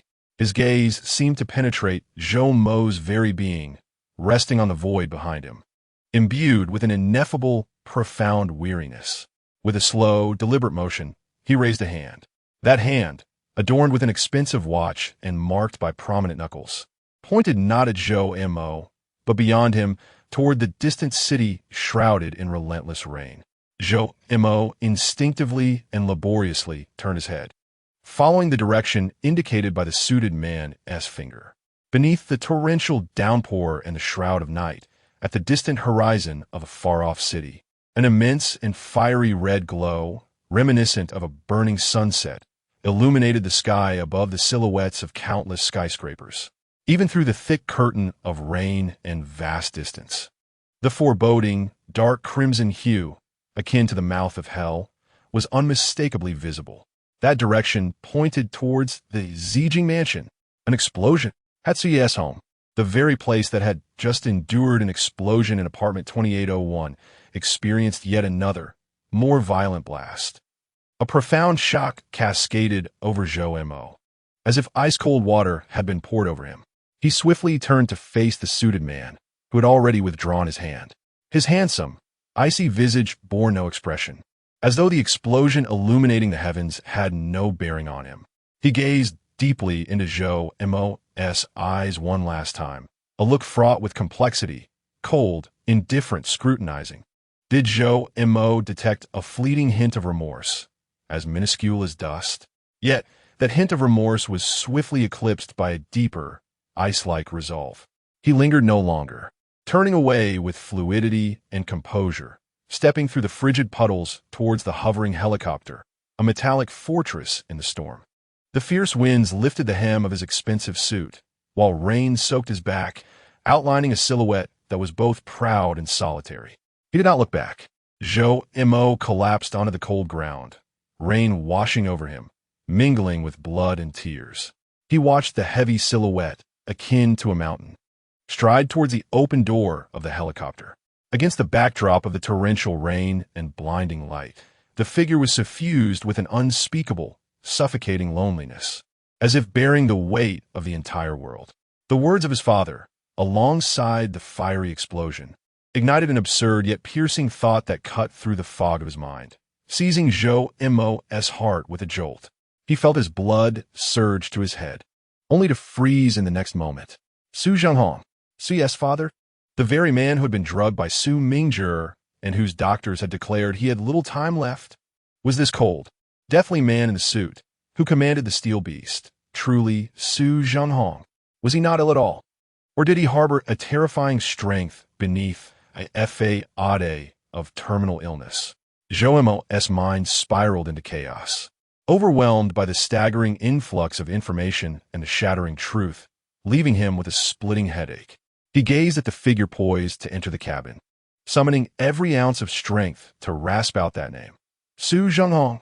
In that fleeting moment before stepping into the cabin, the suited man's foot paused imperceptibly, a mere fraction of a second. He did not turn back, did not confirm, did not deny. He merely inclined his face slightly. The cold rain dripped along his jawline, and in the dim light spilling for the helicopter, Zhou Mo seemed to glimpse the corner of his tightly pressed lips subtly descending. It was an infinitesimal yet profound expression, laden with boundless fatigue and resolute determination. In the next instant, he stepped into the open darkness of the cabin. A deafening roar erupted from the helicopter's engine. The rotor blades accelerated violently, whipping the air into a frenzy that lifted the water from the ground, resembling a miniature tornado. The blinding beams of the searchlights intensified abruptly, piercing through the curtain of rain like two colossal spears of light. Zhou Mo struggled against the fierce wind, unable to open his eyes, desperately pressing himself against the ground, shielding his head and face with his arms. The overwhelming noise threatened to shatter his eardrums. The massive steel beast slowly lifted off the ground, conjuring a towering spray of water. It hovered momentarily, slightly adjusting its nose, aiming toward the distant inferno of the burning sky above the Zijing mansion. The engine's roar reached a crescendo. The helicopter shot forth like an arrow released from a bow, tearing through the rain and racing toward the dark crimson horizon, leaving behind a swiftly dissipating trail of white mist and the thunderous echoes of its engines resonating in the stormy night. The rooftop fell into an immediate silence. Only the relentless cold rain continued to wash away the remnants of blood, shattered bodies, and Zhou Mo, curled up in the icy puddle, as if cast aside by the entire world. The colossal roar faded into the distance, leaving behind a deafening stillness. The frigid raindrops struck Zhou Mo's face, mingling with blood and tears, bringing a numbing sting. He gazed in the direction the helicopter had vanished, fixated on the burning flames belonging to the Zijing mansion beneath that dark crimson sky. An overwhelming absurdity and a profound sense of helplessness coiled around his heart like a chilling vine. Was Su Zhenghong, the elderly man who should have been lying on a hospital bed, the orchestrator of all this? He had taken Suya, had taken his daughter. Was he saving her, or plunging her into an even deeper vortex? To whom was that fatherly declaration directed? What lay behind the heavy solitude of that silhouette? Countless questions slithered through Zhou Mo's chaotic mind, like frigid serpents gnawing at his nerves. He struggled to rise, yet his body felt like a broken marionette, with every bone groaning in protest. The wound at his side burned fiercely under the relentless cold rain, while the gash on the sole of his foot had long since gone numb. The internal injuries from the explosion causing each breath to be accompanied by a dull ache in his chest. Leaning against the cold remains of the air conditioning unit, he gasped for breath. On the rooftop, the bodies of 3 Bluebird team members lay submerged in the rain, their forms bleached and the shattered heads and chests a haunting sight, silently recounting the brief yet brutal massacre that had just unfolded. Lin Bo's final roar still echoed in his ears. Was he still down in that passage, alive or dead? A profound sorrow intertwined with fury, all washed away by the icy rain, engulfing his consciousness. He felt like a leaf battered and torn in a storm, on the verge of being completely shredded. Instinctively, he reached into his pocket for the cold 01 card. It was still there, It seemed to have been affected by the recent explosion, its edges slightly deformed. Trembling, he pulled it out. The card was wet from the rain, its silver-gray surface smeared with mud and blood. The embossed bluebird emblem remained intact. The engravings of 07 and 01 clearly visible. It lay quietly in his scarred palm, no longer emitting a crimson glow, no longer humming or vibrating, as if it were merely a piece of cold scrap metal. The identity of Suya, with its zero authority, seemed to lose all significance at the moment she was taken away. What could it do now, except bring about relentless pursuit? A wave of profound fatigue and despair surged within him. Zhou Imo gazed at the blood-stained card in his hand, a sardonic smile tugging at the corners of his mouth. For this, he had become embroiled in an unwarranted calamity, lost his refuge, witnessed betrayal and slaughter. Was it all worth it? He instinctively wanted to discard it, to rid himself of this harbinger of misfortune, to cast away this scalding hot potato. Just as he was about to hurl the card forcefully into the tempestuous distance, a faint yet remarkably clear tremor suddenly emanated from within the card. It was not the previous alarm-esque drone, but a peculiar, rhythmically pulsing vibration. Was it some kind of signal? Or a heartbeat? Zhoumo's fingers froze in place. He abruptly brought the card closer to his eyes. The surface, once caked in filth and blood, was partially washed away by the rain. Beneath the wings of the central bluebird relief, an exceedingly tiny, previously unnoticed red point of light, as minuscule as a pinprick, was rhythmically flickering. Red light, not a warning. What was it? Zhoumo's heart raced, ignoring the excruciating pain and chill in his body. He struggled to sit upright, bringing the card closer, fixating intently on the flickering red point. The frequency of the red light was slow and faint, yet each flicker carried an uncanny sense of regularity. Was it conveying a message? Suya. Was it her? Was she alive? Was she transmitting a signal through this link? This thought struck Zhou Imo like a bolt of lightning in the dark, illuminating his despairing heart. A surge of immense excitement and hope erupted within him like molten lava. He scarcely considered the implications, his fingers trembling with fervor, gripping the card tightly, trying to discern the information embedded in that faint pulse. Just then, an exceedingly faint, dreamlike murmur suddenly resonated from within the card. It was not a sound, but a thought, a feeble, intermittent stream of intent, akin to a flickering candle in the wind, forcefully intruded upon Zhou Imo's chaotic consciousness. The cold darkness bound him, the prick of a needle piercing his skin, the zero host compatibility, a cold, emotionless male voice, his father's frozen visage. The flames of burning light and a shattered core of intent filled with endless pain and struggle. Run, Zhou Imo, run. Trust no one. Destroy the card. Destroy. Zhou Imo trembled violently. Suya's intent, her final message, transmitted amidst excruciating pain and turmoil. Destroy the card. Why? Overwhelming confusion instantly eclipsed his excitement. He stared at the card still flickering with faint red light, as if cradling a bomb on the verge of detonation. Destroy it? Destroy the last possible connection to Suya? Annihilate their only lead? Not destroy it. It would continue to attract pursuers. Suya's warning echoed in his ears. Boom! A deep, ominous sound resonated with far greater intensity than before, echoing from the depths of the earth, as if a great roar had erupted unexpectedly from beneath the rooftop. The entire terrace trembled violently, akin to experiencing a powerful earthquake. The pooled water and blood on the ground bubbled and surged as if boiling. The remnants of a massive air conditioning unit emitted a grating groan, while the concrete base cracked like a spider's web. Following this was a cacophony of gunfire, sharp and rapid, pulsating from the depths of the corridor below, accompanied by faint roars and cries of agony. The Qingyao men, they were pursuing, launching an all-out assault. Were they even using explosives? Had the safe house been breached? They were about to ascend. A profound sense of crisis washed over Zhou Imo like an icy wave, awakening him from his stupor. There was no time for hesitation. He gazed at the card in his hand, flickering with a faint red light, and at the pulsing red up beneath the sculpture of the soaring Qingyao. a thought of Suya's fragmented and anguished plea flashing through his mind. Destroy it and flee. He no longer hesitated. A glint of resolute madness flickered in his eyes. Damn it! Zhou Mo let out a low growl.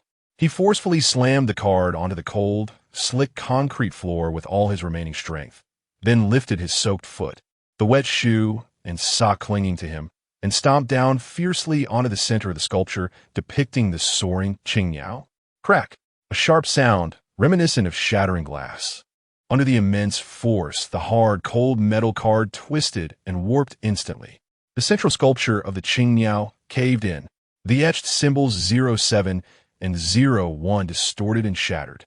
The faint red dot flickered frantically a few times before extinguishing completely. The card was destroyed. In that moment, as the card shattered beneath his foot, a thunderous explosion reverberated. The rooftop beneath, Zhou Mo surged upward violently, as if an invisible giant hand had lifted it. A terrifying wave of force, mingled with searing flames, shattered concrete, and twisted rebar, erupted violently from the location of the ladder shaft, not far behind him, akin to a volcanic eruption. The immense shock wave struck Zhou Mo's back like a tangible sledgehammer. He gasped. It felt as if his innards had been instantly displaced. Darkness engulfed his vision. A spray of blood mixed with fragments of internal organs erupted forth.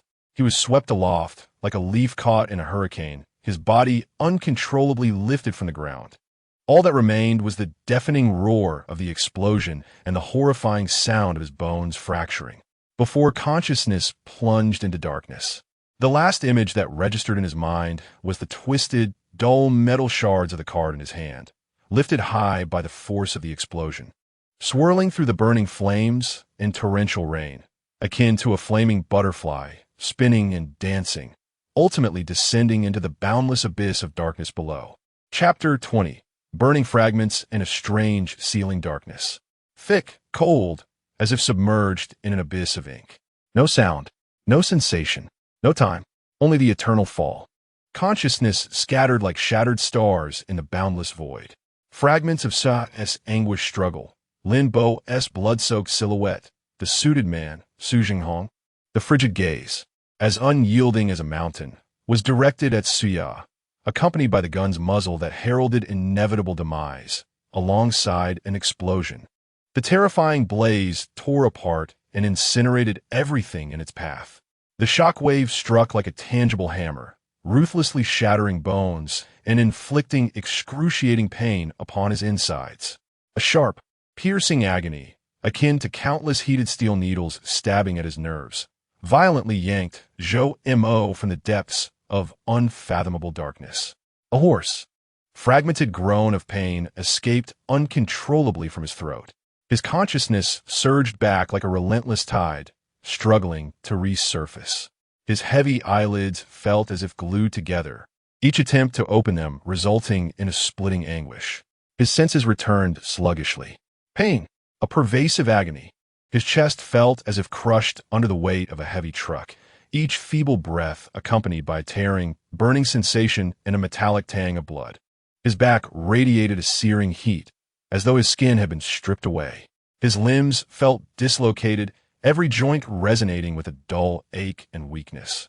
Particularly, his head felt as if it were stuffed into an ever-expanding balloon, heavy, swollen, and buzzing with discomfort. Cold, a chilling cold that penetrated to the very marrow. This chill did not stem from an external drop in temperature, but emanated from within, a biting cold reminiscent of severe blood loss. He felt like a tattered cloth tossed into an ice cellar. The air was thick with the scent of disinfectant, mingled with a faint, ozone-like freshness, and a subtle hint of blood. Silence enveloped his hearing. Only his labored, oppressive breaths, reminiscent of a deflating bellows, echoed hauntingly in the emptiness.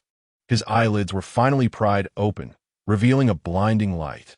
He instinctively squinted, taking time to adjust before his blurred vision gradually sharpened. An unfamiliar ceiling loomed above. It was devoid of the opulent crystal chandeliers of the Zijing mansion or the cold metallic canopy of the Nest safe house. Instead, it was a flat surface painted in a soft, creamy white, adorned with a simple ceiling light that emitted a gentle, warm glow. He struggled to move his leaden eyes, turning them slowly. This was a room, not large, yet remarkably tidy. The walls shared the same gentle cream hue. He lay upon a spacious, seemingly comfortable hospital bed, covered with a soft, white blanket.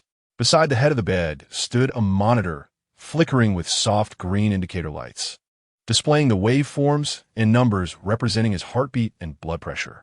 A transparent intravenous tube was connected to a needle in the back of his hand, a cool fluid steadily flowing into his veins.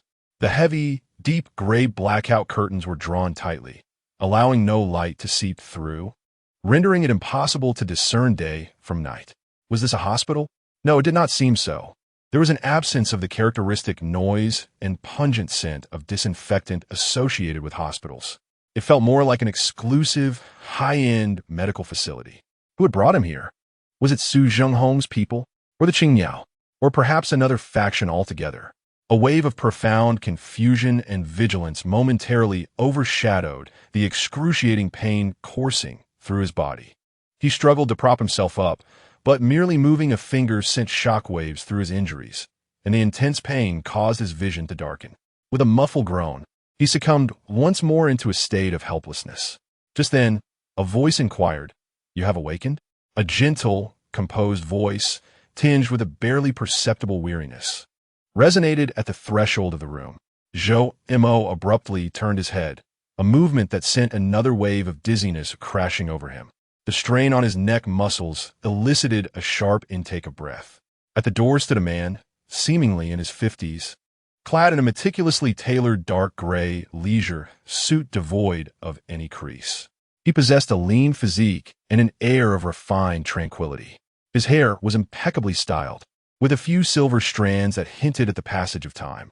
His countenance was gentle, and his eyes bore a profound calmness, akin to two ancient wells that ran deep and unfathomable, now imbued with a flicker of concern and scrutiny as they rested upon Zhou Mo. This face seemed vaguely familiar. Fragments of Zhou Mo's muddled memories surged forth tumultuously. The Su family's old residence, a family banquet. The elderly gentleman in traditional attire conversing quietly with Suya by the floor-to-ceiling window. It was he, the cultured elder who had inquired about Zhou Mo's pallor during the banquet. What was he doing here? Was he affiliated with Su Zhenghong? Could it be that this was Su Zhenghong's domain? A wave of profound shock and deeper dread engulfed Zhou Mo in an instant. Instinctively, he clenched his fists beneath the sheets, his body trembling slightly from tension, which exacerbated his wounds and triggered another bout of violent coughing. "Do not be anxious, nor make any sudden movements," the cultured elder said, stepping gracefully into the room, his voice remaining soothing and imbued with a calming presence. Approaching the bedside, he cast a glance at the fluctuating numbers on the monitor and nodded slightly. "You are gravely injured. 3 ribs are fractured. Your lungs have sustained contusions with minor bleeding. There are extensive, superficial second-degree burns on your back, a concussion, and multiple soft tissue contusions and lacerations. It is a miracle that you have survived." His tone was as tranquil as one discussing trivial matters, yet each word pierced Zhou Mo's painful reality like a cold needle. The horrifying scenes of the explosion resurfaced in his mind, the shockwave that had hurled him away, the sound of shattering bones, and the torrent of blood. What about Suya? Zhou Mo, disregarding his own injuries, summoned all his strength to rasp out the question that weighed most heavily on his heart. His voice was hoarse and fragmented, akin to the sound of sandpaper. The cultured elder's gaze faltered momentarily, and a fleeting, intricate emotion flickered in the depths of his profound eyes, elusive and difficult to grasp. He did not respond immediately, instead walking to the nearby water dispenser, filling a cup with warm water and offering it to Zhou Mo's lips. "First, take a sip of water to soothe your throat." His voice, gentle yet firm, left no room for refusal. Zhou Mo accepted without protest. His throat felt as though it were on fire. Sipping the lukewarm water through a straw, the liquid soothed his parched throat, providing a fleeting comfort. "Misuya," the cultured elder began after Zhou Mo had taken a few sips, his voice lowering slightly, "has been taken away." "Taken away," Zhou Mo exclaimed, realizing the truth. By Su Zhenghong. By whom? What does he intend to do with her? His agitation escalated, pulling at his chest wound, which provoked another fit of violent coughing, bringing tears to his eyes. The cultured elder gently patted Zhou Mo's back, his touch incredibly tender, avoiding the injured areas, aiding him in regaining his breath. His gaze deepened with a weighty concern. It was the master who took her away. As for his purpose, he paused, seemingly weighing his words, ultimately culminating in a barely audible sigh, laden with complexity. It is far more intricate than you might imagine. However, one thing you can be assured of is that the master will not harm the young lady. He desires her survival more than anyone else. Survive? Zhou Mo seized upon this keyword. The agonizing struggle of Su Ye as she activated the pseudo-silence protocol in the safe house, the backlash of the nerve toxin, and the collapse of her consciousness resurfaced vividly in his mind, along with her last, fragmented and anguished message conveyed through the card. Escape, flee, trust no one. Destroy the card. Survive? Zhou Mo's voice dripped with scorn and disbelief. Survive in such a manner? Reduced to an experiment? Tormented by neural links? Erased consciousness? He vehemently pointed at his own throbbing head. I have felt it. Her suffering. Her terror. The refined elder silently observed Zhou Mo's impassioned accusations, his gaze calm and unwavering, neither refuting nor elucidating. Once Zhou Mo's breath began to steady, the elder slowly spoke, his voice imbued with the wisdom of worldly experience. Pain, at times, is the sole bridge to survival, especially when one bears an unbearable burden. His gaze seemed to penetrate Zhou Mo, drifting into a distant void. An unbearable burden? What burden? Zhou Mo pressed for clarity. The elder refrained from providing a direct answer. His gaze returned to Zhou Mo's face, imbued with scrutiny and a flicker of exceedingly faint hope. Zhou Mo, what you require now is rest and recovery. Knowing too much about other matters will only bring you harm. Harm? Zhou Mo almost scoffed. Wincing in pain, I was nearly blown to bits. Shot dead. Pursued by the people of the Bluebird. All because of that damned card. All because I got entangled in your mess. You dare tell me it brings no harm? The refined elder fell silent. He regarded Zhou Mo's contorted face, wrought with agitation and pain, observing the fire of resentment, anger, and fear burning in his eyes. After a few moments, he gently sighed. That card, he began slowly, his gaze falling upon Zhou Mo's tightly clenched hand. Knuckles turning white, though the card had been destroyed, Zhou Mo seemed to retain the posture of grasping it.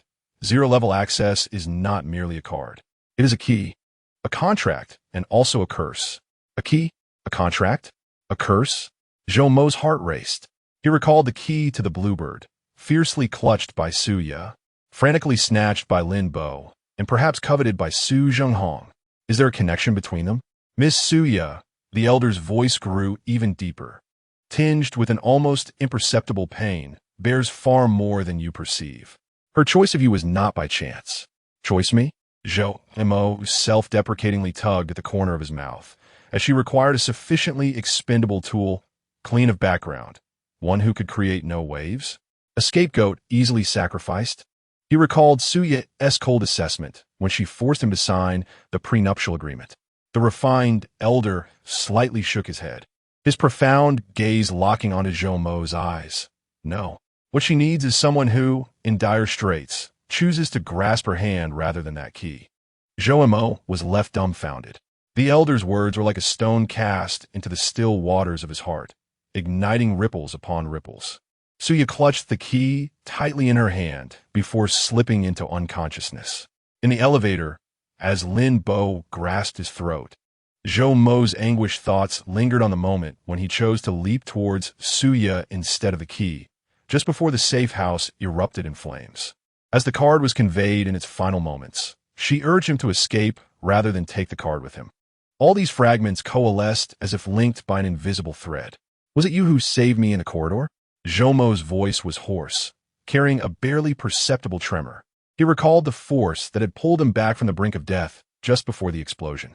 The refined elder neither confirmed nor denied it. He simply gazed deeply at Zhou Mo, his expression complex and inscrutable. Rest well. Your body needs time. This place is safe. He paused, adding, at least for now. He spoke no further, turning towards the door.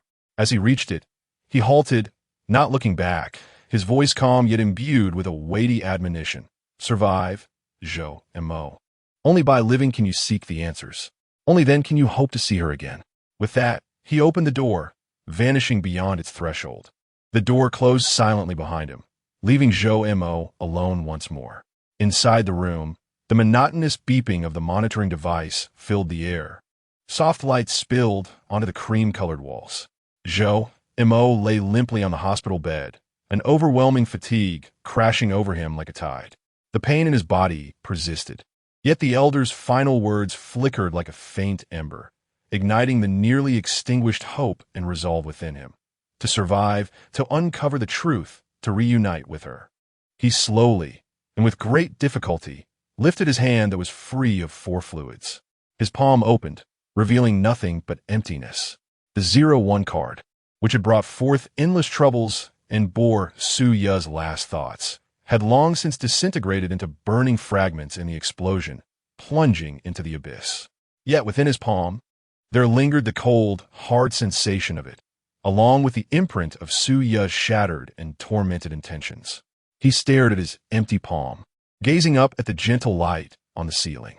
Deep within his bloodshot eyes, a light that had nearly been obliterated by despair and fear flickered tenuously, like a candle struggling against the wind, valiantly rekindling a glimmer of hope. Outside the window, the world was shrouded by heavy curtains, leaving uncertain whether it was day or night. However, a new storm was evidently brewing silently, and he, Jo and Mo, the one who had clawed his way back from the edge of hell, could not remain an outsider to it all. Chapter 21. The identity of Chun Mo and the platform at dawn. Soft lighting, the rhythmic ticking of instruments, and the sterile scent of disinfectant mingled with the chilling aroma of ozone enveloped Jo Mo as he lay on the hospital bed. The agonizing pain surged like the tide, receding and then crashing back, with each breath pulling at his fractured ribs, delivering a searing ache. The elder's words echoed like stones cast into a deep pool, creating ripples that left behind a deeper vortex. Survive. Find the answers. See her again. Each word felt like a heavy chain, entangling his weary soul. Su-Ya's final fragmented thoughts screamed through his chaotic mind. Run, run, don't trust anyone. The image of a destroyed card, its burning shards, and the descent into the abyss replayed endlessly in his mind. Su Jinghong, a man resembling the embodiment of death, cast a chilling silhouette, while Lin Bo's desperate roar echoed with bloodshed. The explosion on the rooftop amidst the rain shrouded them in a web woven from fear, betrayal, and blood, ensnaring him tightly. Uncle Fu proclaimed this place to be safe, albeit temporarily. Yet, the term temporary loomed over him like the sword of Damocles. The tendrils of the bluebird were omnipresent, and Su Mingzhi's venomous presence was ever looming. Any one of them, including the unfathomable Su Zhenghong who commanded the iron beasts, could effortlessly crush him. A mere insect fortunate enough to escape the explosion. The immense pressure and sense of helplessness surged like a frigid tide, nearly submerging him once more. He shut his eyes, compelling himself to refrain from thought. The extreme frailty of his body served as the best sedative, his consciousness teetering on the brink of excruciating pain, ultimately succumbing to a chaotic abyss of darkness. Time lost its meaning. His awareness, akin to a sunken ship, struggled to breach the dark surface of the sea. The agony in his body seemed to diminish slightly, transforming into a deeper ache and pervasive fatigue. His throat remained parched, burning with thirst. Gradually, he opened his heavy eyelids, revealing a room still bathed in gentle light. Through the heavy blackout curtains, a faint glimmer of daylight seeped in. Was it the pale gray of dawn or the dying embers of dusk? He could not discern. On the bedside table, a cup of clear water with a straw lay, seemingly appearing from nowhere. Beside it rested a brand new, unmarked, deep gray hardshell suitcase. Jo Mo's heart raced. He struggled to prop himself up, an action that still brought intense pain and dizziness, his gaze fixed on the suitcase. Had Uncle Fu visited? Or someone else? As he pondered, the door creaked open silently. It was indeed Uncle Fu, now clad in a deeper navy suit of the same fine fabric. The weariness etched on his face seemed more profound, yet his eyes retained their deep and tranquil gaze. In his hand, he held a thin, unmarked brown paper envelope. "How do you feel?" Uncle Fu's voice remained gentle, devoid of emotion. Zhou Mo did not respond. Instead, he fixed his gaze on the envelope in Uncle Fu's hand, hoarsely inquiring, "What is that?" "Your new identity." Uncle Fu approached the bedside, placing the envelope on the quilt beside Zhou Mo. The rough, cold texture of the brown paper felt alien. And some essentials. New identity. Zhou Mo's heart sank. A chilling sensation enveloped him, as if he were being entirely stripped of his past, repackaged like mere cargo. Trembling, he disregarded the pain and seized the envelope, eagerly tearing open its seal. Several pristine documents slipped out: an identification card, a driver's license, a passport, and even a photocopy of a diploma from a third-rate university. The person in the photograph was Zhou Mo, yet his hairstyle had changed, and his eyes bore a semblance of deliberately concealed weariness and confusion typical of the working class. Name: Chinamo. Place of origin: a remote town in the southwest. Date of birth: 2 years older than his actual age. Education: associate degree in logistics management. Work experience: blank. The name Chunimo, Inc., silence, seemed to carry an aura of erasure, concealment, and a forced muteness, as if fated to be silenced. Zhou Mo clutched the identification card bearing Chunmo's name, his fingertips icy. He gazed at the unfamiliar visage in the photograph. An overwhelming sense of absurdity and an inescapable sorrow surged within him. Zhou Mo was no more. In the explosion at the Zijing mansion, amidst the torrential rain and bloodshed on the rooftop, in that fleeting moment when Suya was taken away, he had perished. What remained was a phantom named Chunimo. Chunimo. He struggled to utter this name, his voice dry, akin to sandpaper scraping against wood. Each syllable bore the weight of heavy shackles. A clean identity, one that could withstand scrutiny. Uncle Fu's voice was calm and unperturbed, the background sparse, societal ties non-existent, resembling a blank canvas. It was suitable for disappearance, equally fitting for a fresh start. A fresh start? Zhou Mo's lips twisted into a grimace more grotesque than tears. Burdened with pain, laden with concern for Suya, gripped by the terror of being hunted and plagued by a myriad of enigmas and betrayals, how could one possibly begin anew?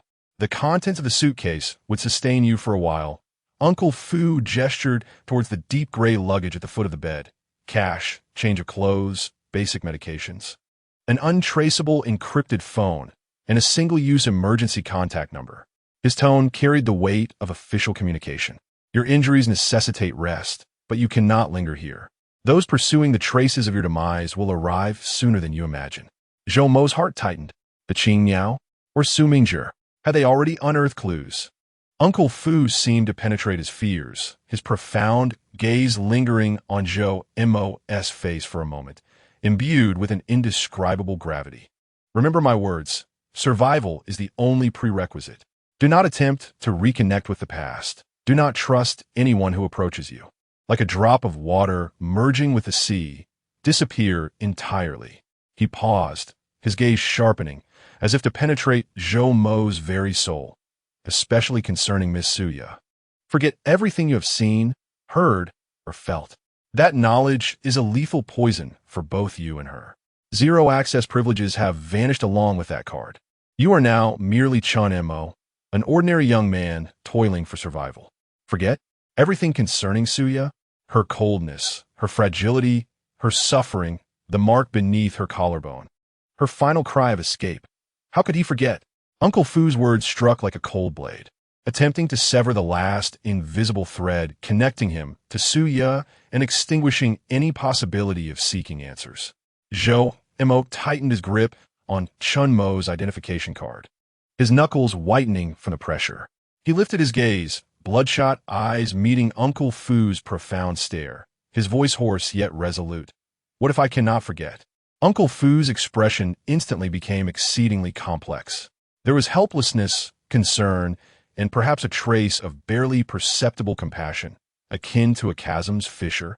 Yet that emotion flickered and vanished, rapidly eclipsed by a deeper chill and resolve. Then carry it with you. Let it rot in an unknown corner. Uncle Fu's voice was devoid of warmth, like a final verdict. Or allow it to become the fuse leading to your destruction. The choice is yours. Having spoken, he turned away, striding towards the door. Upon reaching the threshold, he paused, without looking back, his voice low and somber. An hour from now, someone will escort you away. Head to the old freight station in the west of the city. At 4 in the morning, a slow green train bound for the south departed. Purchasing a ticket, boarding the train, and leaving the city behind, fleeing as far as possible. The door closed silently, leaving Zhou Mo alone once more in the room. The monotonous beeping of the monitor resonated sharply in the silence. Under the soft glow of the light, Chun Mo's identification lay cold in the palm of his hand. Survive, like a drop of water merging into the ocean. Forget everything. Become Chen Mo. The chilling words of Uncle Fu and Su Ya's anguished thoughts clashed violently in his mind. A profound sense of contradiction and an overwhelming solitude entwined around his heart like icy tendrils, tightening with each moment. Struggling against the excruciating pain, he moved to the bedside, trembling hands unzipping the deep gray suitcase. Inside, everything was neatly arranged. A few sets of faded, ordinary work clothes and denim jeans. A stack of assorted 100 yuan bills secured with rubber bands, estimating several tens of thousands, essential medications, an old, unbranded black button phone, and a slip of paper inscribed with an 11-digit number, an emergency contact. At the very bottom lay a hard object. Zhou Mo retrieved it, a remarkably ordinary notebook encased in plastic. Its cover featured a cheap print of blue skies and white clouds. Curiously, he opened it. The first page bore printed, neatly aligned song typeface. Chun Mo's survival guidelines. 1. Be low-key. Remain silent. Avoid trouble. 2. Use cash. Stay away from surveillance. 3. Change locations regularly. Do not make friends. 4. Forget the past. You are Chun Mo. 5. Survive. Live at all costs. The following pages were blank. Staring at the chilling guidelines, particularly the glaring admonition to forget the past, to be Chun Mo, and to survive at all costs. An overwhelming sense of sorrow and irony welled up within him. These were not guidelines. They were clearly the epitaph for Zhou Mo. He abruptly slammed the notebook shut, hurling it forcefully into the suitcase, producing a dull thud. Leaning against the cold wall, he gasped for breath as pain tore through his chest. His gaze fell towards the window. The heavy blackout curtains remained drawn, yet the light seeping through the cracks seemed a touch brighter than before. 4 in the morning. The old freight station in the west of the city. The green slow train. The south. A coldly laid-out map of escape. He looked down once more at the identification card bearing Chun Mo's name. The unfamiliar young man in the photograph bore a weary and blank expression. Zhou Mo was dead. Surviving was Chun Mo, an apparition burdened with secrets, pain, and endless enigmas, poised to embark on a path of flight.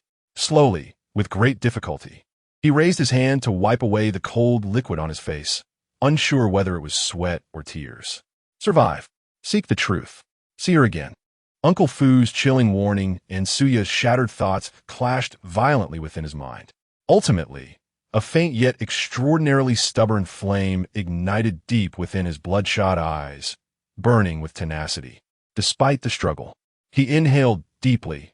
The frigid air laced with the acrid scent of disinfectant, and despair surged into his lungs, bringing forth a searing pain, yet also a perverse sense of clarity.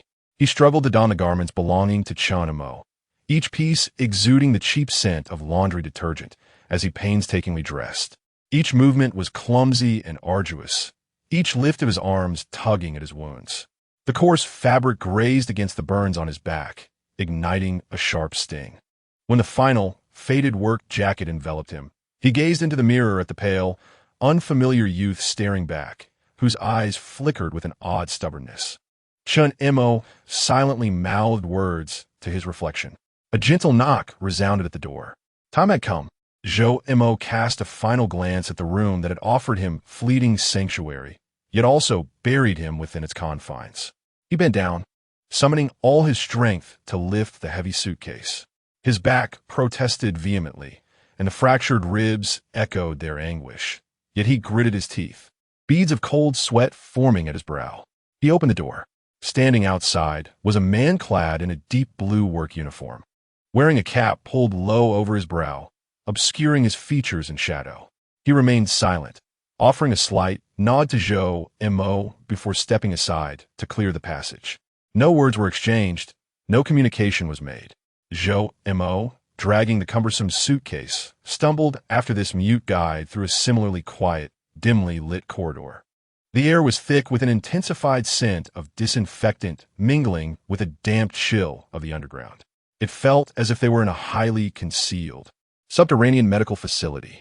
At the corridor's end loomed a heavy fire door, which the guide unlocked with a security card. Beyond it lay a narrow alley cluttered with cleaning tools. A nondescript, mud-speckled gray van sat quietly at the entrance, its engine emitting a low, throaty hum. The early morning chill, infused with the city's dust-laden breath, sent a shiver through Zhou Mo. The sky was a deep indigo, the eastern horizon faintly tinged with a hint of dawn. The city had yet to awaken fully, with only the distant sounds of street cleaning echoing in the stillness. The guide opened the back door of the van, gesturing for Zhou Mo to enter. He shoved the heavy suitcase into the cargo area and clambered aboard with great difficulty. The interior was permeated with a faint scent of motor oil and dust. The seats cold and unyielding. The guide shut the door and took his place in the driver's seat. Without uttering a single word, the van smoothly pulled away, merging into the desolate streets of the early morning city. Inside the van, silence reigned, interrupted only by the hum of the engine and the sound of tires rolling over the pavement. Zhou Mo leaned against the icy window, watching the familiar yet foreign silhouettes of the sleeping city retreat rapidly into the darkness before dawn. The towering buildings stood in solemn silence, most neon lights extinguished, with only sporadic street lamps casting a dim, yellow glow. This was the city where he had fought for survival, and yet it was also the city that nearly entombed him. Chen Mo. He mulled over this unfamiliar name, a common man from a distant, southwestern town with modest education, toiling for a livelihood. Where was he headed? South, a vague and distant direction. There was no aim, only the urge to flee, to survive, like a drop of water merging into the ocean, to forget the past. The cold admonition from Uncle Fu echoed once more, and the pale, fragile visage of Su Yi surfaced in his mind, along with her final, anguished cry for escape. How could one possibly forget? The van glided smoothly along the desolate streets, traversing the silent urban landscape towards the western outskirts of the city. The buildings outside gradually diminished in height and condition, the air thickening with a distinct scent of the industrial zone, a blend of coal, engine oil, and dust. The old freight station in the west arrived, its vast, rusted iron gates wide open. Inside lay an expansive area, starkly illuminated by high-intensity floodlights, revealing mounds of containers resembling small hills, akin to tombs forged from steel. Several massive gantry cranes loomed like silent, metallic behemoths beneath the glaring lights, while the air was laden with the acrid odor of diesel fumes and rust. The van halted at the edge of the station square, sparsely populated with a few homeless individuals, bundled in tattered cotton jackets, huddled in sheltered spots, and some hurried laborers burdened with heavy bags. They had arrived. The taciturn guide in the driver's seat finally spoke, his voice deep and hoarse, devoid of emotion. For 10. Platform 3, train number 8765. Purchase your own ticket. With that, he averted his gaze from Zhou Mo, as if his duty was complete. Zhou Mo inhaled the frigid, murky air deeply and opened the van door. The biting cold of dawn enveloped him instantly. He dragged his heavy suitcase, his steps unsteady, toward the brightly lit yet profoundly indifferent and chaotic ticket hall. The hall was not crowded, but the air was thick with unpleasant odors, cheap tobacco, sweat, and instant noodles mingled together. A line of varying length formed before the ticket counter. With his head bowed, Zhou Mo positioned himself at the end of the queue, mimicking the posture of those ahead of him, slightly hunched, his gaze vacant, striving to blend into the crowd of struggling laborers. When his turn came, he lowered his head, sliding a few crumpled 100 yuan bills and his worn identification card through the small opening at the counter. Where to? The ticket clerk's voice emerged, weary and impatient. The furthest destination. Hard seat. Zhou Mo responded in a deliberately unclear tone laced with a regional accent, a phrase he had rehearsed several times against the van's window. Train 8765, destination Nanling. Hard seat, 168 yuan. The clerk swiftly tore off the ticket and tossed it back along with the change and identification card. Nanling, a nearly imperceptible spot on the map, situated at the southern frontier, awaited him. Grasping the ticket, change, and ID as if they were scalding hot, he quickly shoved them into his pocket and fled the ticket window, making his way toward the dimly lit passage leading to the platform. The corridor was shrouded in shadows, its walls mottled and plastered with various faded advertisements. The sound of his footsteps echoed in the emptiness. Zhou Mo's heart pounded heavily in his chest, each step feeling as though he were treading upon the razor's edge, the sensation of countless icy, scrutinizing eyes upon him from behind. At last, he beheld the sign for Platform 3. The platform at 4 in the morning was desolate and frigid. The pallid light illuminated the damp cement floor and the railway tracks stretching into the encroaching darkness. The cold wind howled through the platform, swirling scraps of paper and dust into the air. Only a handful of travelers, swathed in thin garments, huddled on the frigid plastic seats or dozed against the massive support columns. Silence, numbness, and fatigue prevailed in this desolate space. A green train, resembling a weary steel dragon, lay quietly upon the tracks. Its exterior was weathered, paint peeling, exuding an aura of being forgotten by time. The joints of the carriages were tinged with rust, and most of the windows were grimy. The destination read, Nanling. This was his escape train. Zhou Mo dragged his suitcase to a corner away from the crowd, where the light was dimmer and settled against the cold column. He clutched the suitcase tightly to his chest, as if it were his sole refuge. The icy chill seeped through the column into his bones, sharp pains radiating from the burns on his back and the fractures in his ribs. He pulled up the collar of his work jacket, burying half his face within, leaving only a pair of bloodshot yet vigilant eyes exposed, scanning the empty and perilous platform from beneath the shadow of his hat, like a startled beast. In the distance, a long, hoarse whistle pierced the silence. The train was about to depart. Shinmo's desperate journey had silently commenced in the darkest, coldest hour before dawn. Chapter 22. The ghosts on the green train and the bloodstained business card. The protracted, hoarse whistle shattered the stillness of the early morning, akin to the lament of an aging beast. The massive steel frame of the 8765 green slow train trembled heavily upon the tracks, emitting a jarring metallic screech as it began to move. The pale light of the platform rapidly receded, condensing into indistinct points of luminescence, ultimately engulfed by the thickest darkness just before dawn. The wheels clattered over the seams of the tracks, producing a monotonous and dull thud that jarred Zhou Mo, or rather Chun Mo, straining his already taut nerves. Inside the carriage, the atmosphere was even more stifling than on the platform. The hard-seated compartment was filled with stale air, thick as congealed paste. The pungent odor of substandard tobacco mingled with the stench of sweat, foot odor, spoiled food, and a faint hint of urine wafting from some hidden corner, creating an overwhelming and distinctive aroma characteristic of the long-distance migrants from the lower echelons of society, rushing into his nostrils and assaulting his fragile stomach. Waves of nausea churned within him, and he clenched his teeth tightly to suppress the urge to vomit. The carriage was already crammed to capacity. The aisles overflowed with large, bulging woven bags and expressionless passengers, some curled up on their portable stools, while others simply sat on the floor, leaning against the cold walls of the carriage. The cacophony of snoring, crying children, loud dialect conversations, and the blaring of cheap music from phones intermingled, forming a colossal, dizzying wave of noise.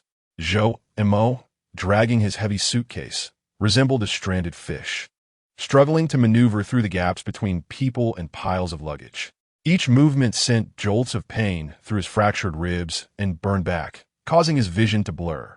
and cold sweat to instantly soak through the lining of his inexpensive work clothes. He bit down hard on his lower lip, tasting a hint of metallic sweetness, just managing to maintain his balance and avoid toppling over.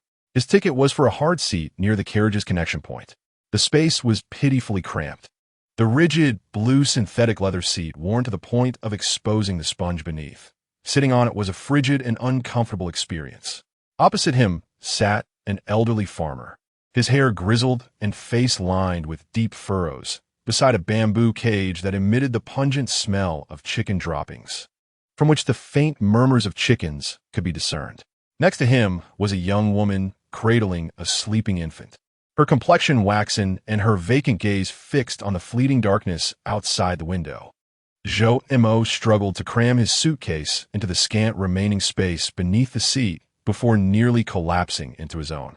The moment the icy seat made contact with his backside, it felt as if a branding iron had seared his back. He gasped sharply, his body instinctively tensing, cold sweat trickling down his temples. "Son, are you feeling unwell?" The farmer's thick accent, accompanied by murky eyes, bore a touch of genuine concern. Zhou Mo quickly lowered his head, muttering an indistinct imitating a southwestern accent with deliberate clumsiness. Nothing, just carsick. He dared not meet the farmer's gaze, fearing that his underlying terror and fragility would be laid bare. He pulled his collar higher, burying his face deeper into it, and shut his eyes, feigning a state of tranquil repose. However, closing his eyes only heightened his senses. The clattering of the wheels over the tracks reverberated through his bones. The swaying of the carriage exacerbated the pain from his injuries. The cacophony surrounding him infiltrated his mind, every loud conversation sending tremors through him, as if at any moment someone would point at him and shout, "Zhou Mo, he's here." Uncle Fu's icy admonition echoed in his mind. "Do not trust anyone who approaches you. Forget the past. You are Chen Mo." He was just an ordinary young man, toiling for a living. He was bound for Nanling, a distant place where he could start anew. But how could he begin again? With this burden of pain, the anxiety over Suya's uncertain fate, and the relentless specter of pursuit that clung to him like a parasite? Suya's last fragmented thought echoed in his mind. Run, don't trust anyone, a refrain that constricted his heart with each iteration. An overwhelming fatigue washed over him like a tide, the physical torment and mental strain rendering his consciousness adrift on the brink of oblivion. He felt akin to a desiccated leaf caught in a tempest, ready to be torn asunder at any moment. Time lost all meaning until a sharp, heavily accented call jolted him from his half-dazed state. Cigarettes, beer, mineral water, peanuts, sunflower seeds, ate treasure porridge. Come and grab some. A plump attendant in a greasy blue uniform struggled to maneuver through the aisle, pushing a narrow cart filled with an array of colorful snacks that glistened under the dim carriage lights. Zhou Mo instinctively pulled in his legs to make way for the cart, his gaze wandering over the vibrant assortment of goods, his stomach churning once more with hunger and the enticing aromas. He reached into his pocket, where a thick wad of cash from Uncle Fu resided. Yet, for him at this moment, the sense of security far outweighed any desire to purchase. Just as the vendor cart was about to squeeze past him, the attendant pushing it seemed to trip over a protruding piece of luggage on the ground, causing the cart to lurch violently. A few packs of cheap snacks and a plastic basket containing a keychain, a lighter, a low-quality knife, and other miscellaneous items cascaded down, landing right at Zhou Mo's feet. "Ouch! Watch it!" The attendant muttered in annoyance, hurriedly bending down to collect the items. Zhou Mo, startled by the sudden commotion, felt his heart race. Almost instinctively, he bent down, intending to assist in picking up the scattered bags of peanuts that had rolled to his feet. However, as his fingers brushed against the cold plastic packaging, his movements abruptly froze. His gaze was riveted upon an inconspicuous little object among the scattered debris. It was a business card holder, not new. Its deep brown leather exterior bore noticeable signs of wear at the edges, suggesting it had seen better days. This in itself was unremarkable. What caused Zhou Mo's blood to run cold, as though he had plunged into an icy abyss, was the edge of the card holder, near the opening, stained with a few dark brown, already dried marks. The color and shape bore an uncanny resemblance to congealed blood. Moreover, embossed in gaudy, gilded lettering on the exterior of the bloodstained cardholder was a name and title. Su Mingzhi, Director of Strategic Investments at Su Group. The very Su Mingzhi who had appeared like a venomous serpent amidst the rain on the rooftop, aiming a cold gun at Su Ya, and ultimately dragged into the abyss by Lin Bo in a life-for-life exchange. That's Su Mingzhi, the ruthless usurper, the harbinger of doom for Qing Yao. His business card holder, the one tainted with blood. How could it possibly end up on this green-skinned slow train, meant for the working class heading to the southern frontier? Inside a vendor's cart? A wave of immense terror gripped Zhou Mo's heart like a frigid hand, nearly suffocating him. He felt the air around him solidify, all sounds fading into the distance, leaving only the deafening roar of blood rushing in his ears. Was it mere coincidence? Or were they tracking him?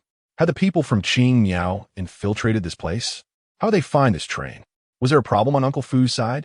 Or was Su Mingzhi truly not dead? Was that falling figure merely a ruse? Countless dreadful thoughts burgeoned like poisonous vines, instantaneously engulfing him. He sensed a multitude of eyes in the darkness, fixated upon him, their cold stares slicing through him like scalpels, intent on peeling away his very skin. "Hey, what are you dawdling for? Lend a hand."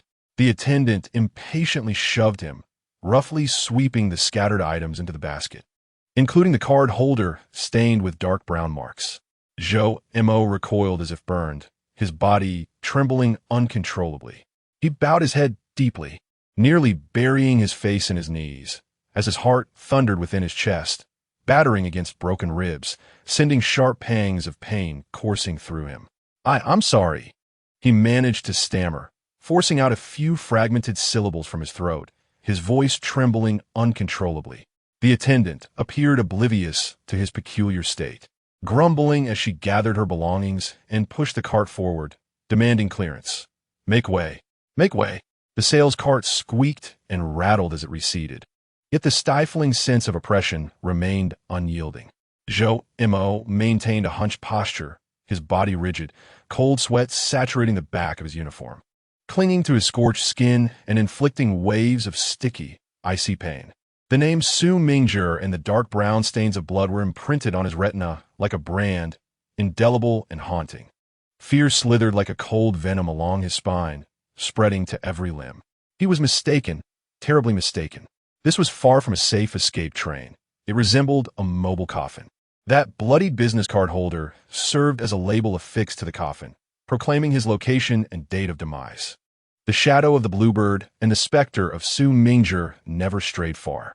They clung to him like a malignant growth, entwining around his fleeting hope of escape.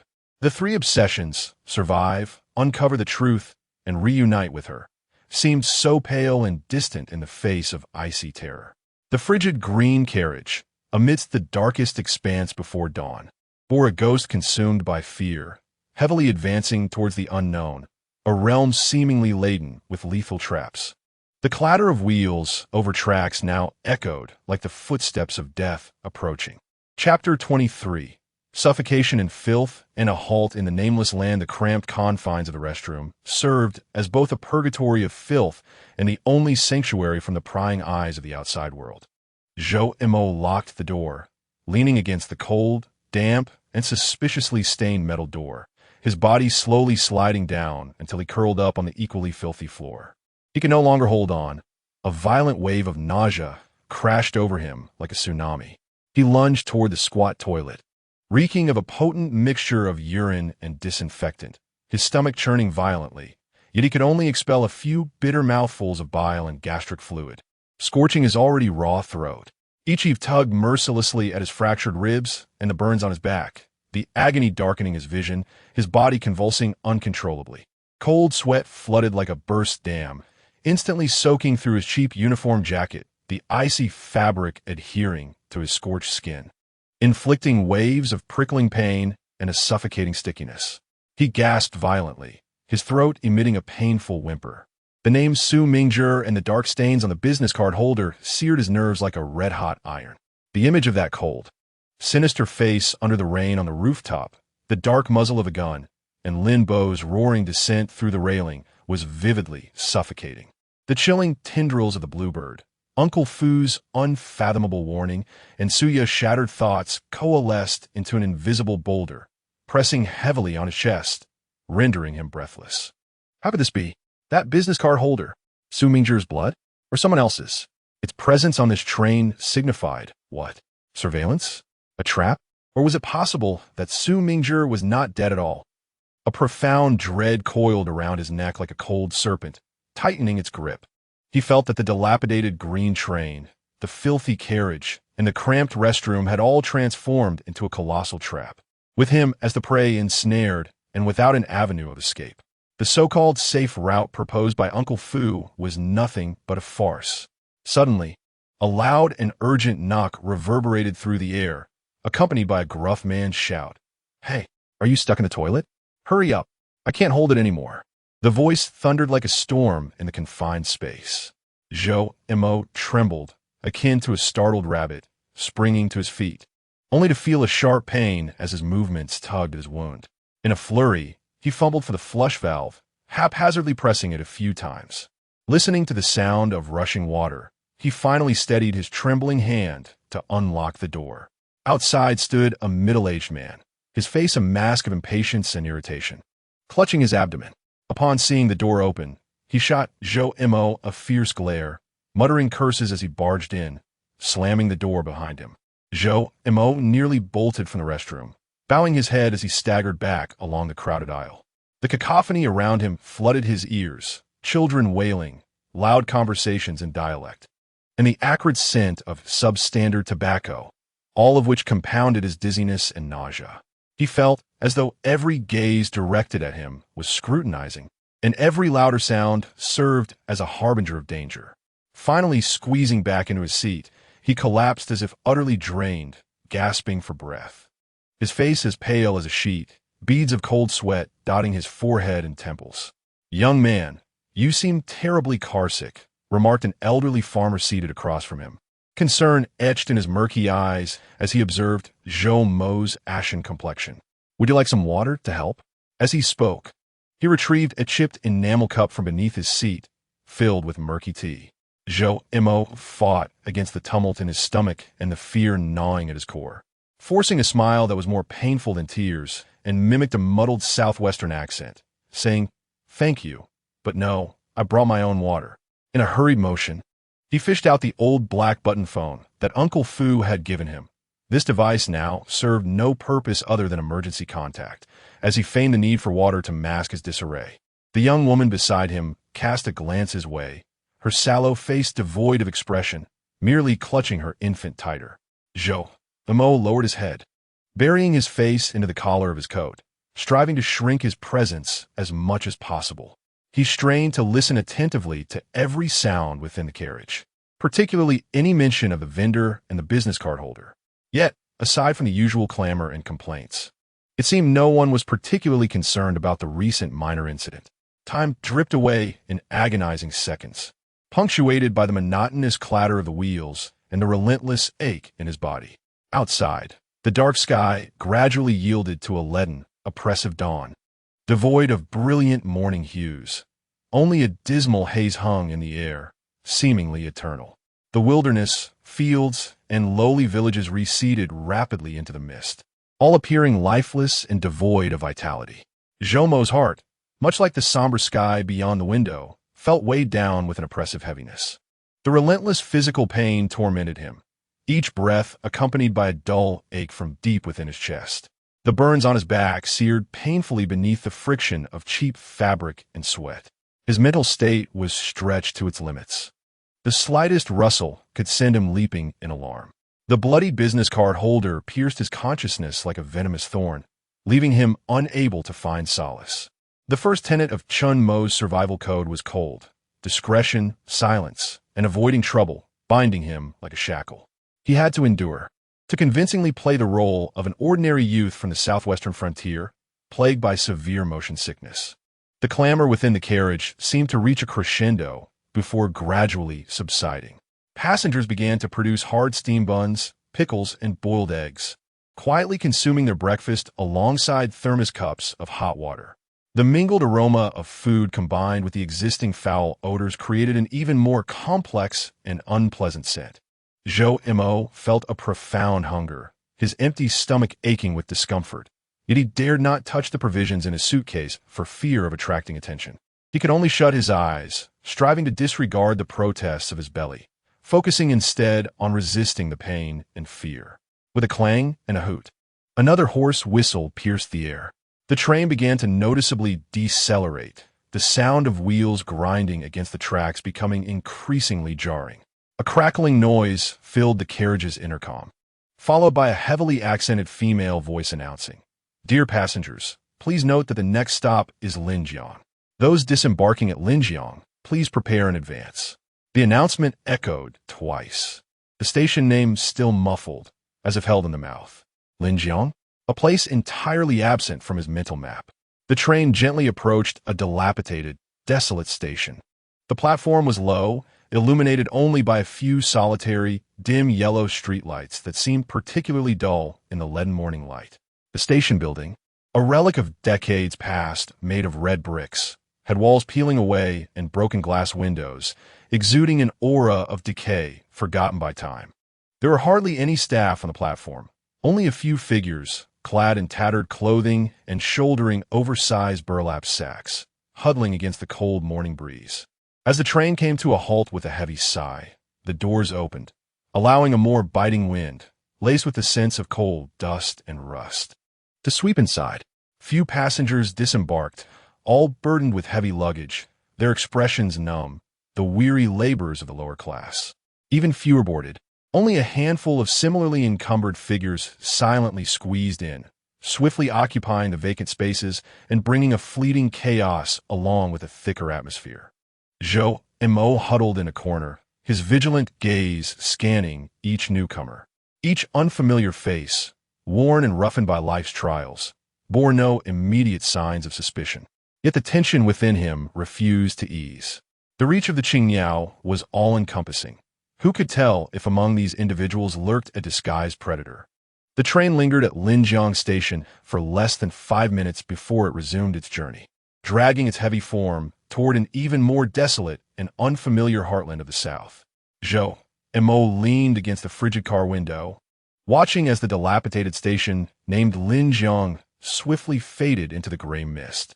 An unprecedented sense of desolation, akin to a rootless weed adrift, seized him completely. He was oblivious to his destination, unaware of what the endpoint, Nanling, resembled, and even more so. He could not fathom when the shadow cast by the bloodstained business card would morph into a tangible blade. The pain coursing through his body, the torment of his mind, the dread of the unknown, and the gnawing concern for Suya entwined around him like frigid tendrils, binding him tightly. Weary, he closed his eyes, as the monotonous clattering of the wheels and the stifling air of the carriage submerged his consciousness into a chaotic abyss filled with nightmarish darkness. Survive. This thought flickered weakly yet tenaciously amidst the endless gloom and terror, becoming the sole ember sustaining his wandering soul. Chapter 24. A silent watch and a midnight diner's invitation, the train departed from the crumbling Linjiang station, plunging once more into the leaden gray expanse of the southern hinterland. Seemingly endless wilderness. The sound of wheels grinding over the tracks served as the solitary constant backdrop, monotonous enough to drive one to madness. Zhou Mo huddled in the icy hard seat, every ache and pain in his body persistently and stubbornly proclaiming their existence. The dull ache in his ribs rose and fell with each breath, while the burn on his back, exacerbated by sweat and the coarse fabric of his work attire, seared his nerves. Hunger gnawed at him like an invisible hand, repeatedly kneading his hollow stomach, inducing waves of painful spasms. Yet he dare not move, nor touch the provisions belonging to Chun Mo within the suitcase. The overwhelming dread stemming from the blood-stained business card constricted his heart like a cold iron hoop, instilling in him a morbid vigilance towards everything around him. He resembled a frightened mole, burying his face deep within the collar of his work attire, revealing only a pair of bloodshot eyes, pupils slightly dilated from heightened anxiety. These eyes, cast in the shadow of his hat's brim, scanned the surroundings like a silent sentinel, observing everything with swift precision. Occasionally, the chickens in the bamboo cage at the feet of an elderly farmer emitted low murmurs. Beside him, a young mother shifted her position, her infant smacking its lips in sleep. A burly man diagonally ahead removed his shoes, unleashing a pungent odor that drew murmurs of discontent from those nearby. A group of laborers clad in faded camouflage engaged in hushed conversation over peanuts and cheap liquor, their thick dialect rendering his comprehension futile. As the attendant pushing the snack cart approached once more, Mo instinctively retracted his legs, his gaze fixated on the greasy cart until it vanished at the carriage's junction, ensuring no suspicious, ominously colored items had appeared. Everything seemed oppressively normal. No suspicious gazes lingered upon him, no whispers pointed to his corner, and no impeccably dressed individuals with piercing eyes emerged.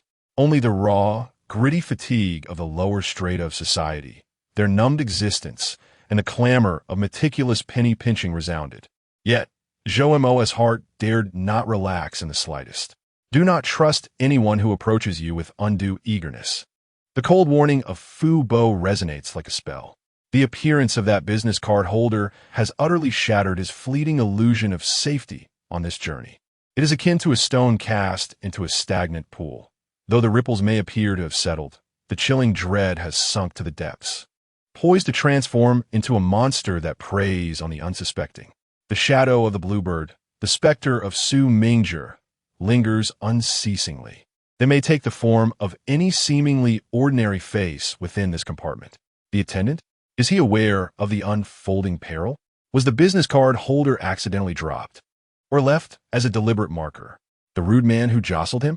Or perhaps this seemingly simple old farmer across from him? Does the odor of chicken droppings from the bamboo cage at his feet conceal a more sinister scent?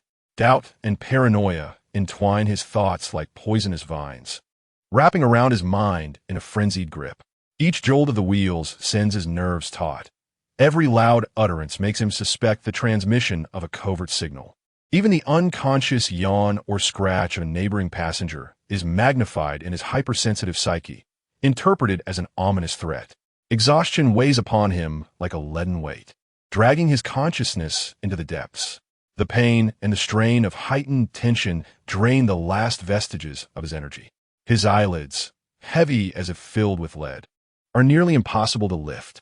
Yet, each time he teeters on the brink of slumber, that business card holder, stained with dark brown marks, embossed with the gilded name Su Mingzhi, materializes vividly in his obscured vision, radiating a frigid malevolence that jolts him awake. Cold sweat soaks his thin work uniform, clinging to his scorched back, bringing waves of icy, stinging discomfort. He feels akin to a bowstring drawn to its utmost limit, ready to snap in silence at any moment. Time crawls agonizingly in this extreme torment. Outside, the sky transitions from oppressive leaden gray to a deeper, more somber hue, mingled with industrial pollution and dusk as decay. The train halts at several unfamiliar stations, where hurried travelers, bent by the weight of life, embark and disembark. With each stop, each opening and closing of doors, the frigid air that rushes and sends shivers through Jomo's body, as though the door is not merely opening, but rather the gateway to hell itself. Night has fully descended. The dim, yellowish light from the overhead lamp fails to dispel the darkness. Instead, it casts grotesque and distorted shadows upon the crowded figures and towering luggage. The sound of snoring erupts, accompanied by a myriad of bizarre, sleeping positions. The air grows increasingly foul, a noxious blend of inferior tobacco, sweat, foot odor, and remnants of food fermenting into a suffocating thickness. Mo remains ensconced in that rigid, curled position, akin to a statue frozen in a corner. The pain in his body and the torment of his mind have rendered him somewhat numb. The pangs of hunger seem to have diminished, replaced by a profound sense of depletion that penetrates to his very bones. Only the eyes hidden in the shadows retain a flicker of vigilance, mechanically scanning the surrounding figures lost in slumber and sway. At that moment, An exceedingly subtle yet remarkably vivid sense of unease pierced through his almost numbed nerves like the sharp prick of an icy needle. He felt a gaze upon him, not the aimless glance of indifference, nor the fleeting curiosity of a brief pause, but a stare that seemed almost tangible, laden with scrutiny and a hint of intrigue. It penetrated the dim light and the swaying figures around him, landing precisely and unwaveringly upon his being. Jomo's breath abruptly halted. The blood coursing through his veins surged to his head, only to freeze in an instant. He suddenly lifted his gaze, his eyes darting like a startled serpent, following the source of that frigid scrutiny. His vision weaved through the gaps of a few dozing travelers, settling upon a seat diagonally behind him. Near the junction at the far end of the carriage, there sat a man. Due to the angle and lighting, only a vague silhouette was discernible. He appeared to be clad in an ordinary dark jacket, his frame not particularly imposing, perhaps even somewhat slender. His head was bowed, much of his face obscured by the dense shadows cast by the carriage connection, rendering his features indistinct. Yet Jomo was utterly convinced that the cold, assessing gaze he had just felt emanated from this man, cloaked in shadow. The man seemed not to actively evade Jomo's stare. At the moment Jomo looked his way, he even shifted slightly, not in a panicked retreat, but rather in a manner that suggested a poised adjustment. He continued to lower his head, maintaining that posture, as if the entire preceding encounter was merely a figment of Jomo's heightened anxiety. Nevertheless, Jomo's heartbeat raced to an extreme. The thumping echoed in the silence of his chest like a drum, slamming against his fractured ribs, producing a sharp pain. It was him. It had to be him. The henchman of Su Mingjur, the informant of the Bluebird business card, had finally made an appearance. A wave of profound terror engulfed him like a chilling tide. He yearned to leap up and flee, yet his body felt as if it were nailed to the seat, rendered rigid and immobile. He wanted to scream, but his throat felt constricted as if gripped by iron pincers, producing no sound. Cold sweat cascaded down his forehead, temples, and back, instantly soaking through his inner garments, the icy, clammy sensation clinging to his skin. What to do? Uncle Fu's warning screamed in his mind. Do not trust anyone who approaches you. Survive. At any cost, survive. Run? Where to run? This crowded carriage resembled a steel barrel, with the only exit situated near that man. Shout? Who would believe him? In this carriage filled with apathetic travelers, who would take the word of stranger? Dizzy from motion sickness, pointing at another seemingly ordinary passenger and claiming he was a killer, just as Jomo's nerves teetered on the brink of snapping. The man in the shadows stirred. He slowly raised his head.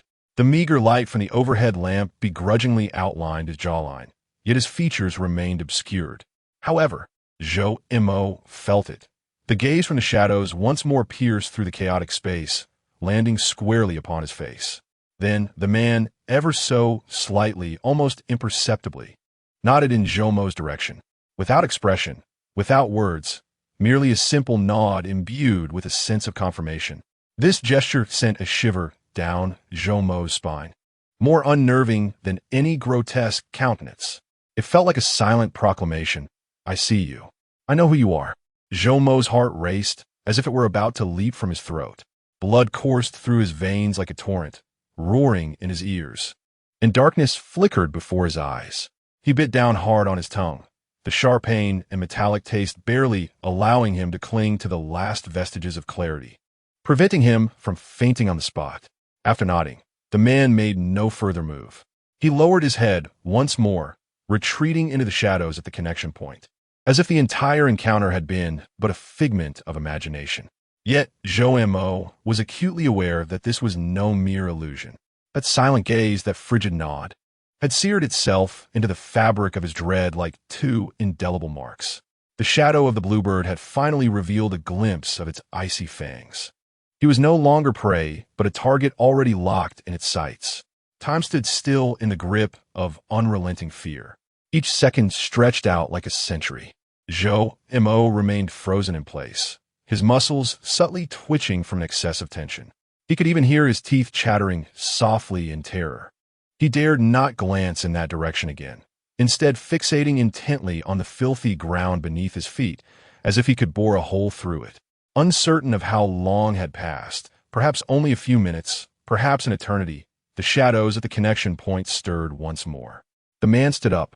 Indeed, he was of modest height, somewhat slender, clad in a deep gray jacket and faded jeans, appearing no different from any ordinary youth striving for a living within the carriage. He moved with a lightness that did not disturb the slumbering passengers nearby, taking measured steps towards Zhou Mo, or rather towards the center of the carriage. Heading for the dining car. His footsteps were steady, neither hurried nor slow, treading softly upon the soiled floor, nearly soundless. Under the dim yellow light, as he passed through the illuminated area near Zhou Mo's seat, Zhou Mo finally glimpsed his profile.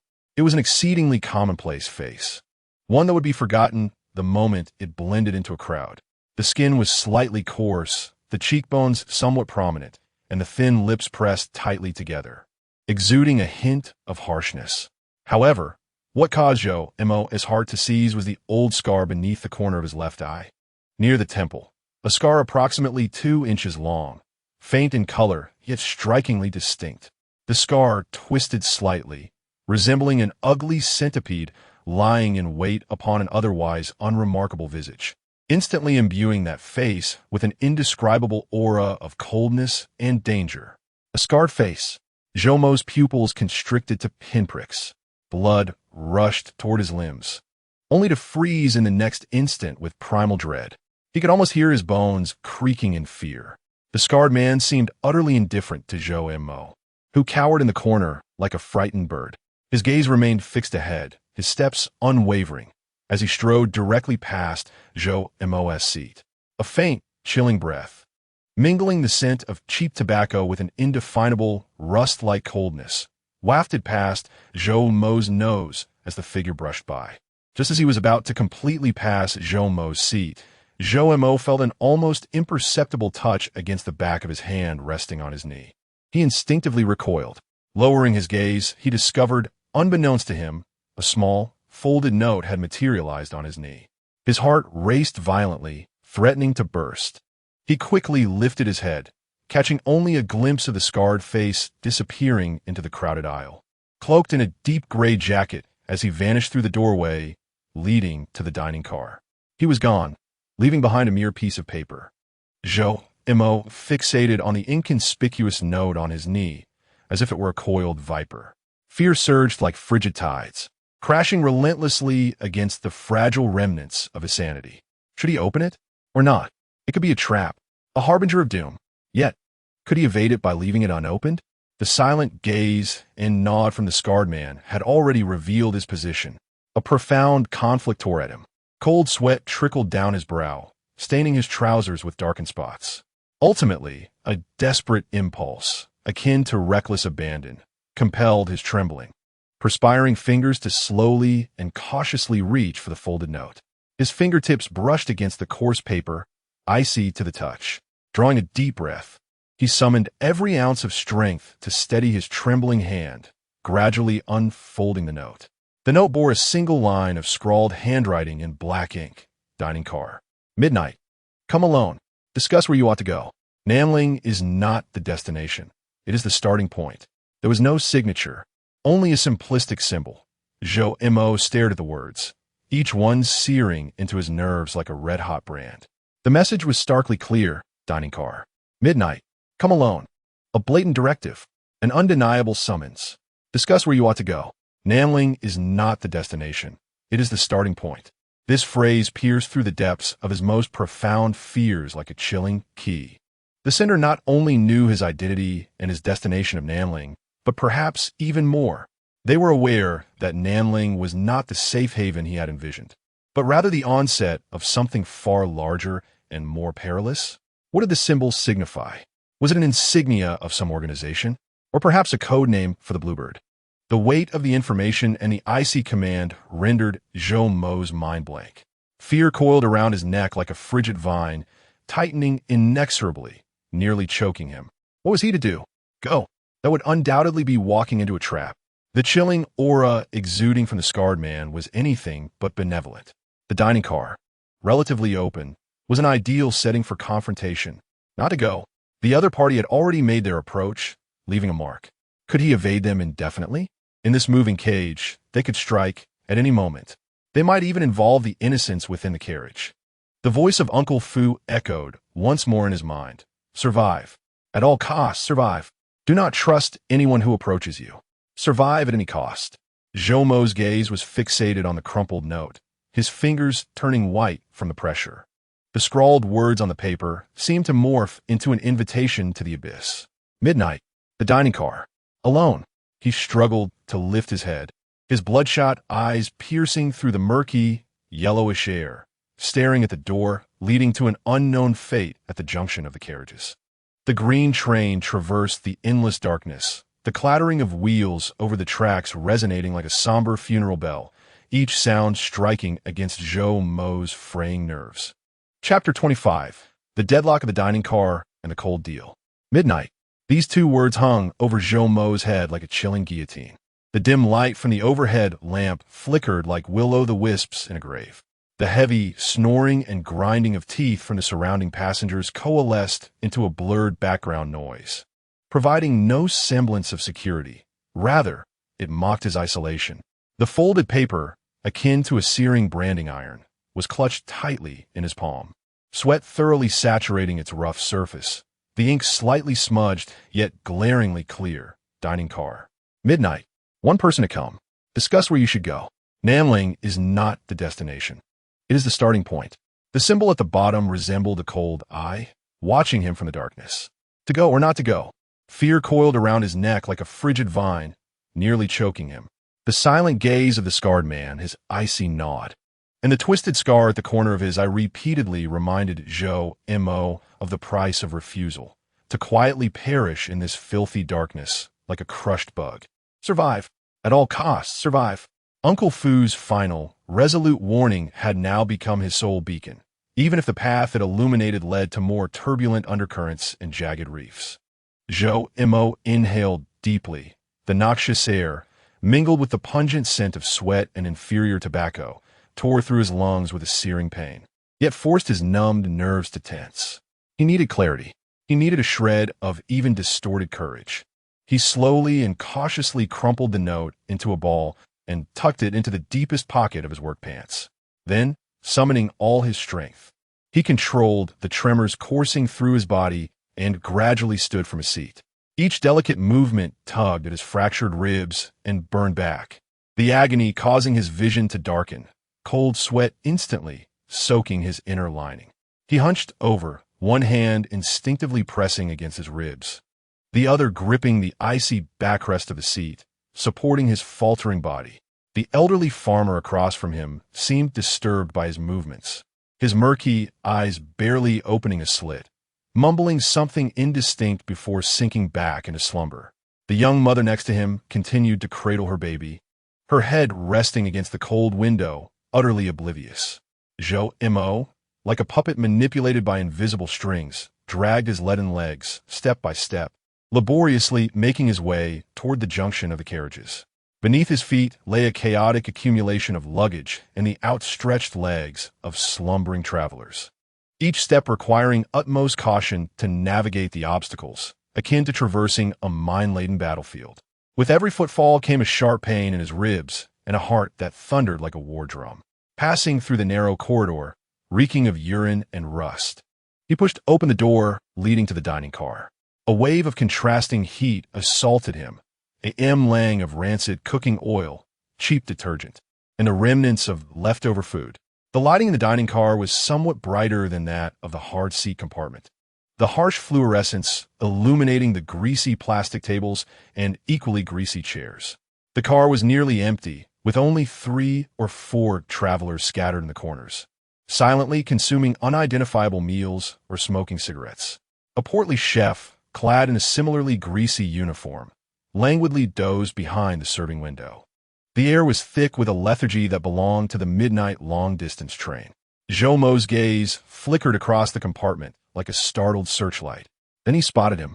At the farthest end of the dining car, near the connecting door, sat a figure at a window side table. The scarred face was there, facing away from Zhou Mo, gazing into the boundless darkness outside. The deep gray jacket accentuated his slender, yet remarkably upright silhouette. On the table rested a cheap white plastic teacup, steam faintly rising from the murky tea within. One of his hands lay casually on the table, fingers long and knotted, with thick calluses at the joints. He appeared utterly oblivious to Zhou Mo's presence, quietly fixated on the impenetrable blackness beyond the glass. The centipede-like scar beneath his left eye seemed more grotesque and cold under the harsh light. Zhou Mo's heart raced, nearly leaping from his throat. A profound dread loomed like a tangible barrier between him and that table. He yearned to turn and flee, yet his legs felt as if they were nailed to the floor, immovable. His body trembled slightly from the agony and overwhelming tension. Cold sweat trickling down his temples and pooling on the frigid floor. Time seemed to freeze. 1 second, 2 seconds, 3 seconds. Finally, the scarred face stirred. He did not turn around. Instead, the hand resting on the table lifted ever so slightly, then pointed nonchalantly, yet with an undeniable authority, to the empty seat opposite him. A silent command, "Sit down." Zhou Mo felt his breath stutter to a halt. He fixated on the vacant chair as if it were an electric chair. Ultimately, the instinct for survival overpowered his impulse to flee. Dragging his rigid body, he moved painstakingly toward the table, each step akin to walking on the edge of a blade. The sharp pain in his ribs causing his vision to blur. He pulled out the equally greasy and cold plastic chair, expending nearly all his remaining strength to collapse into it, producing a faint creak. His position was directly across from the scarred face. Only then did the scar man slowly turn his head. The face, utterly mundane and destined to be forgotten in a crowd, is starkly illuminated under the harsh white light. Its skin is coarse, cheekbones slightly pronounced, and thin lips pressed tightly together. Most striking, however, is the twisted old scar beneath the left eye, resembling a living entity that clings to an otherwise unremarkable visage, instantly imbuing it with a profound aura of malevolence and coldness. His eyes are not large. Their iris is a deep, nearly opaque brown. At this moment, those eyes gaze steadily at Zhou Mo, devoid of any emotion, no anger, no threat, not even curiosity, much like one would regard an inanimate object. Yet this absolute calmness is far more chilling than any grotesque expression could ever be. Zhou Mo feels as though he is a frog ensnared by a venomous serpent, his blood running cold. He attempts to speak, but his throat feels parched and constricted, producing only a hoarse rasp. "Water?" The voice of the scar-faced man breaks through. Surprisingly, it is not hoarse. Rather, it possesses a metallic resonance, unusually smooth, perhaps even gentle. He gestures toward a cheap white plastic cup on the table, from which murky tea still emits faint wisps of steam. Zhou Mo shakes his head violently, the movement aggravating his wounds and drawing a sharp intake of breath, his body involuntarily convulsing. He clenches his jaw to stifle a cry of pain. The scar-faced man appears unfazed by his refusal. He lifts his own cup and leisurely sips the murky tea, his gaze still fixed calmly on Zhou Mo's pallid, sweat-drenched face. "You're in quite a state." He sets down his cup, his tone as flat as a discussion about the weather. "At least 2 ribs are fractured, significant second-degree burns on your back, and minor contusions in your lungs. To have crawled out alive and still be sitting here shows remarkable resilience." He pauses, his deep brown eyes narrowing slightly, akin to a serpent locking onto its prey, or perhaps indicating that someone prefers you not to perish too swiftly. Zhou Mo's heart lurches. Not only does this individual know him, but he is also intimately aware of his injuries. This is no mere surveillance. Could there have been an informant at the explosion site of the Zijing mansion? Or is it from Uncle Fu's end? He dares not contemplate further. "Who are you?" Zhou Mo exerts every ounce of strength to force a few fragmented words from his parched throat, his voice rasping like sandpaper. The southwestern accent he had attempted to feign is utterly obliterated by sheer terror. The scar-faced man remains silent, seemingly oblivious to Zhou Mo's question, continuing instead, "Zhou Mo. Or should I call you Mo now?" A nearly imperceptible smirk twists at the corner of his mouth, forming a derisive arc. A fine name, even more reticent than Zhou Mo. He accurately pronounces both names. A chill courses through Zhou Mo from the soles of his feet to the crown of his head. Was it the old man, Fu, who assigned you this identity? To go to Namling? To hide?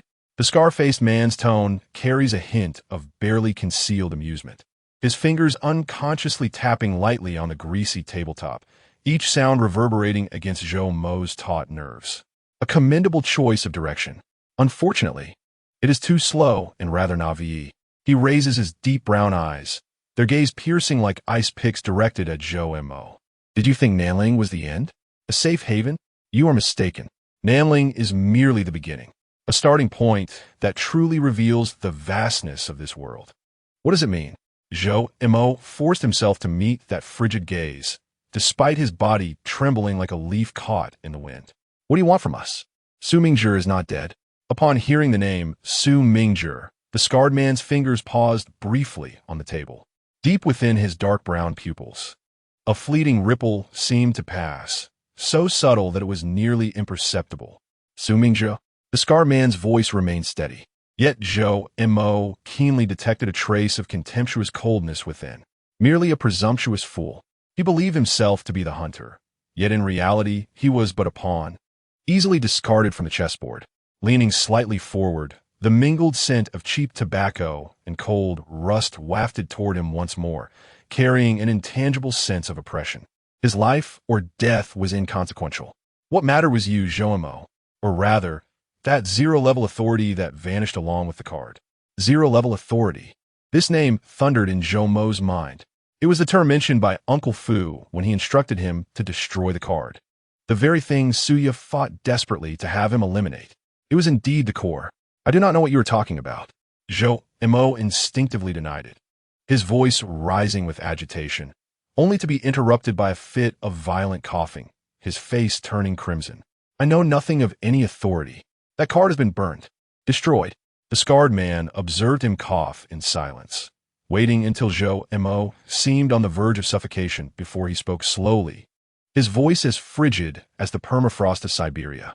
Burned? Destroyed? The smirk at the corner of his mouth deepened. If that object were so easily obliterated, Su Zhenghong would not have valued it more than his own daughter's life. Su Zhenghong, Suya's father, that man who resembled the embodiment of death. The scarred man's words struck like an ice pick, brutally excavating Zhou Mo's most terrifying memories. Su Zhenghong's cold silhouette, Lin Bo's blood-curdling roar, and Suya's despairing gaze. That object, the scarred man fixed his gaze on Zhou Mo's contorted face, marred by coughing and fear, pronouncing each word with chilling clarity. Zero-level authority is the key. A key capable of unlocking Pandora's box. Su Zhenghong branded it onto Suya, concealing it deep within her bloodline, believing it to be foolproof. Yet he let out a soft, mocking laugh, filled with cold derision, underestimating both the greed of the human heart and its will. Zhou Mo seized upon this peculiar pronoun. The scarred man offered no explanation. He leaned back slightly, re-establishing distance, yet his deep brown eyes remained firmly fixed on Zhou Mo. Although the key had been hidden away, the lock remained, and the mark of the key, or rather, the catalyst capable of sensing the lock's existence, had not entirely vanished. His gaze was like a scalpel, sweeping over Zhou Mo, finally resting upon his trembling hands, quivering from fear. That explosion, that rain, the blood left too many traces upon you. Some of those traces are particularly special. They resemble fireflies in the dark, conspicuously visible to those who know how to look. Zhou Mo felt a chilling wave sweep through his entire being. He lowered his gaze to his hands. Apart from the dirt accumulated during his flight, there seemed to be nothing remarkable about them. Yet, the words of the scarred man made him feel as though he were a sacrificial offering branded with an invisible mark. Thus, the scarred man's voice regained its icy steadiness, akin to a judge pronouncing a verdict. Namling is neither your destination nor your sanctuary. It is merely a way station, a brief respite before you journey to where you truly belong. Where? Zhou Mo's voice was a hoarse whisper, barely audible. The scarred man did not respond immediately. Instead, he slowly retrieved an object from the pocket of his jacket. It was not a weapon, but an utterly ordinary disposable plastic lighter, ubiquitous in the market. Its casing was made of cheap, transparent blue plastic, filled with an orange-red liquid. He idly toyed with the lighter, its plastic shell flipping between his bony fingers. Under the pale light, the orange-red liquid refracted an eerie glow. Qing Niao is searching for you. The scarred man calmly uttered this chilling name. Su Jinghong's people would leave no stone unturned. Those within the Su family who desired Su Ya's demise would similarly ensure that you, the sole witness, would not survive. He raised his gaze, his eyes like cold probes. At this moment, you are but a walking piece of enticing flesh. Regardless of who claims you, the outcome remains singular. You will be drained of your last vestige of value and discarded like refuse. Zhou Mo's nails dug deeply into his palm, using the pain to combat the despair that threatened to engulf him. And I, the scarred man, continued, his tone remaining flat and unperturbed, or rather, can offer you a choice. He ceased to play with the lighter, gently placing it on the greasy table, producing a soft click. The orange-red liquid swayed slightly within its plastic confines. A choice to survive, a chance to evade the hunters and perhaps regain control of your fate. His deep brown eyes locked onto Zhou Mo's bloodshot ones. The condition is this. You must go to the designated location. Not Nanling. Zhou Mo's heart raced, rising to his throat. Upon arrival, someone will inform you. The scar man's response was impenetrable. For now, all that remains is for you to make a choice. He extended a finger, lightly tapping the cheap lighter on the table. Come with me. Disembark at the next stop. Someone will be there to assist you, guiding you to where you need to be. His voice carried an undeniable allure, promising that there, you would find shelter, uncover the truth, and comprehend the essence of zero authority. You might even have the opportunity to see the person you long for. So yeah, Zhou Mo's pupils dilated sharply. He fixated on the scarred man, desperately searching for any trace of deception on his expressionless face, save for the cold scar that marred it. Suddenly, the scarred man's voice turned frigid, like shattering ice. Remain aboard this train, clinging to your dreams of Nanling, and I shall depart immediately. But know this, the next wave of pursuers will not exhibit the same patience I've shown you. They could be Qing Niao's scavengers or Su Jinghong's enforcers. They will only do one thing, to extract from you all that they wish to know while you endure the utmost agony, and then they will make you vanish completely.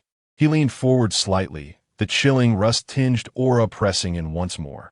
Believe me, falling into their hands, death would be a luxurious release. Choice. This is hardly a choice. On one side stands the enigmatic figure, a scarred face radiating danger, beckoning you to leap into an entirely unknown and perhaps even more terrifying abyss. On the other, remaining aboard this doomed train, destined to be intercepted by pursuers, awaiting capture by far more brutal force, to be tormented and executed. Both paths lead to hell. A profound despair engulfed Zhou Mo like a cold tide, instantly submerging him. He felt akin to an ant plunged into a cauldron of boiling oil, struggling in vain. Regardless of the direction, each route a dead end.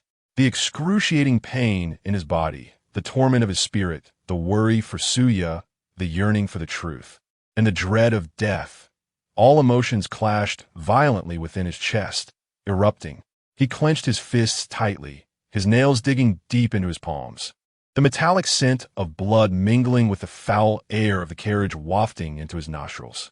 His bloodshot eyes fixated on the cheap blue lighter on the table, watching the orange-red liquid within sway gently under the pallid light, as if it were the flickering flame of Hell's Gate. Why did Zhou Mo's voice rasp like a worn-out bellows, each word laced with blood? Why offer me a choice? Why not act directly? He abruptly lifted his head, the last flicker of madness, a reckless flame burning in his bloodshot eyes. What do you truly wish to extract from me? The scarred face regarded the flickering flame of despair in his eyes, and within the depths of those deep brown irises, there seemed to be the faintest ripple of emotion. It was no longer a cold scrutiny, but an almost pitying indifference, as if seeing through everything. For the scarred face finally spoke, his voice deep and steady, imbued with a cruel understanding of fate. Your existence, marked by those indelible signs, holds greater value in that place than your immediate demise. He paused, his gaze sweeping over Zhou Mo's contorted face wrought by pain and despair, adding, as if it were the final weight, moreover, someone wishes to see you, to meet you in person, while you still possess value. Who? Zhou Mo nearly shouted, the sound tearing through the stifling silence of the dining car, drawing a disgruntled murmur from a dozing passenger in the distance. The scarred face offered no reply. He reclined back against the seat, his gaze drifting towards the boundless darkness outside, as if his previous words had exhausted all his patience. Time is running short, he stated coolly, his fingers once again tapping lightly on the table, producing a dull thud, akin to the final toll of a death knell. The train will arrive at Baishui Town in 15 minutes, a place where not even a bird would defecate. The stop will last 3 minutes. He turned his head, his deep brown eyes locking on Zhou Mo once more, calm yet laden with the chilling weight of an ultimatum. Get off the train with me. He picked up the cheap blue lighter from the table, casually spinning it on his fingertips. The orange-red liquid inside the plastic casing traced a bizarre arc of light, leaving behind a gamble on whether he would still live to witness the sun rising over the Nanling Mountains. He ceased to speak, silently observing Zhou Mo, awaiting the final decision. Beneath the ghastly white light, the fetid air of the dining car seemed to solidify into amber. The clattering of wheels over the tracks resonated like a hammer, striking Zhou Mo's crumbling spirit. 15 minutes. Baishui Town. To disembark or to remain? On one side lay an unfathomable abyss, seemingly offering refuge and truth.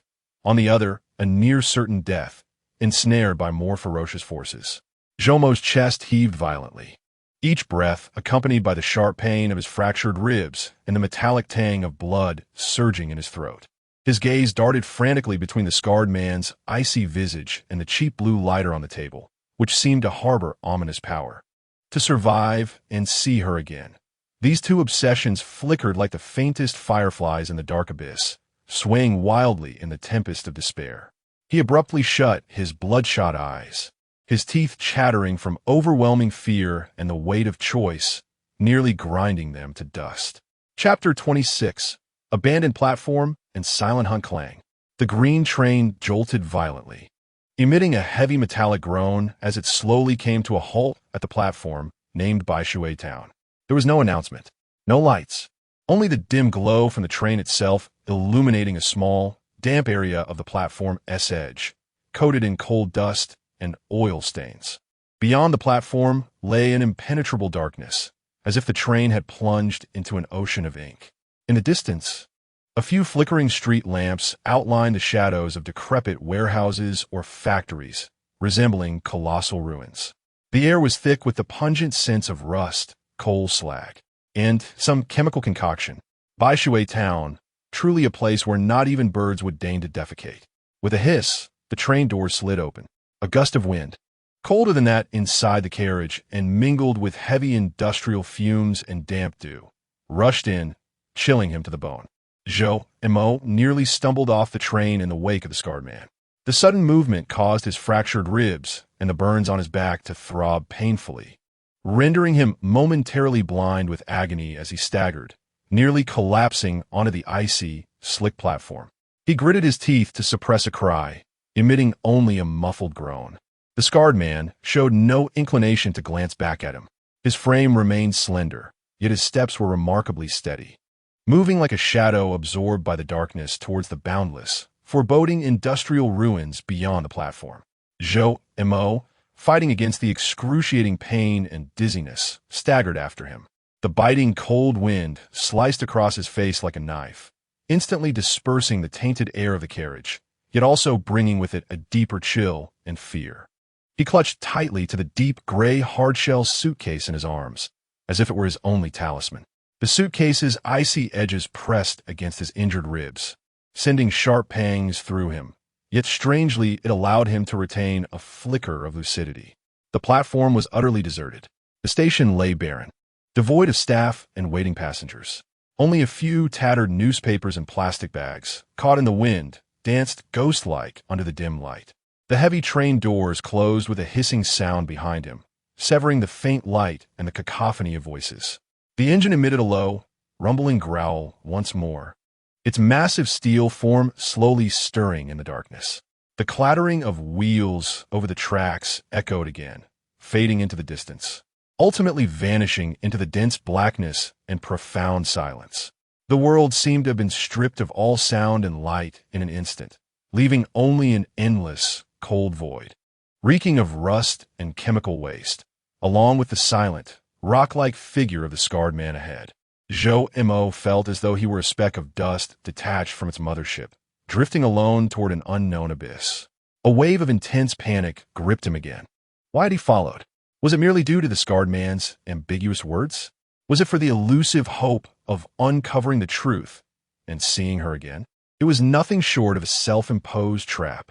What awaited him in the monstrous, gaping darkness ahead? The cold warning from Uncle Fu echoed in his mind. Do not trust anyone who approaches you. Survive. At all costs, survive. Zhou Mo's heart raced violently within his chest, battering against his fractured ribs, each beat delivering sharp pain. He fixed his gaze on the scarred man's back, which was nearly merging with the shadows, while his feet felt weighed down as if leaden.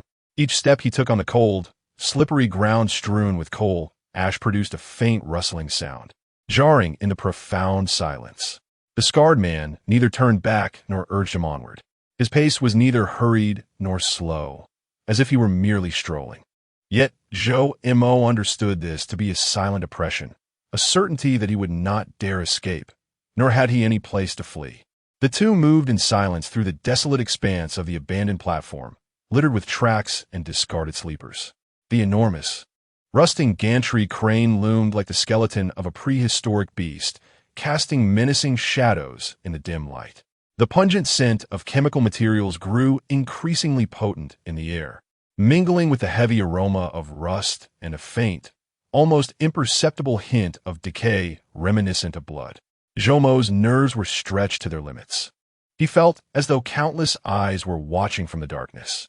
Behind every pile of discarded sleepers, within the shadows of massive tankers, lay the potential for lethal ambush.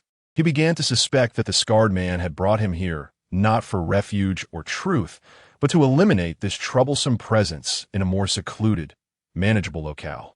Once this thought took root, it spread like wild grass. Fear coursed through him like icy venom, flooding his limbs. Abruptly, he halted. He could not proceed any further. The scarred man seemed to sense his pause. That shadowy figure, merging with the darkness, also stopped, yet did not turn around. He merely stood there, silent as a cold statue. Where are you taking me? Zhou Mo's voice, strained and dry from overwhelming tension and fear, emerged as a mere whisper in the still air. Where are the people waiting for me? The scarred man offered no reply. Only the faint rustle of the wind against his deep gray jacket could be heard. A deafening silence, an oppressive stillness. Just as Zhou Mo's fear was on the verge of breaking through to a point of no return. The impulse to turn and flee almost overwhelming his reason. A soft yet remarkably clear sound echoed, shattering the silence. Thud.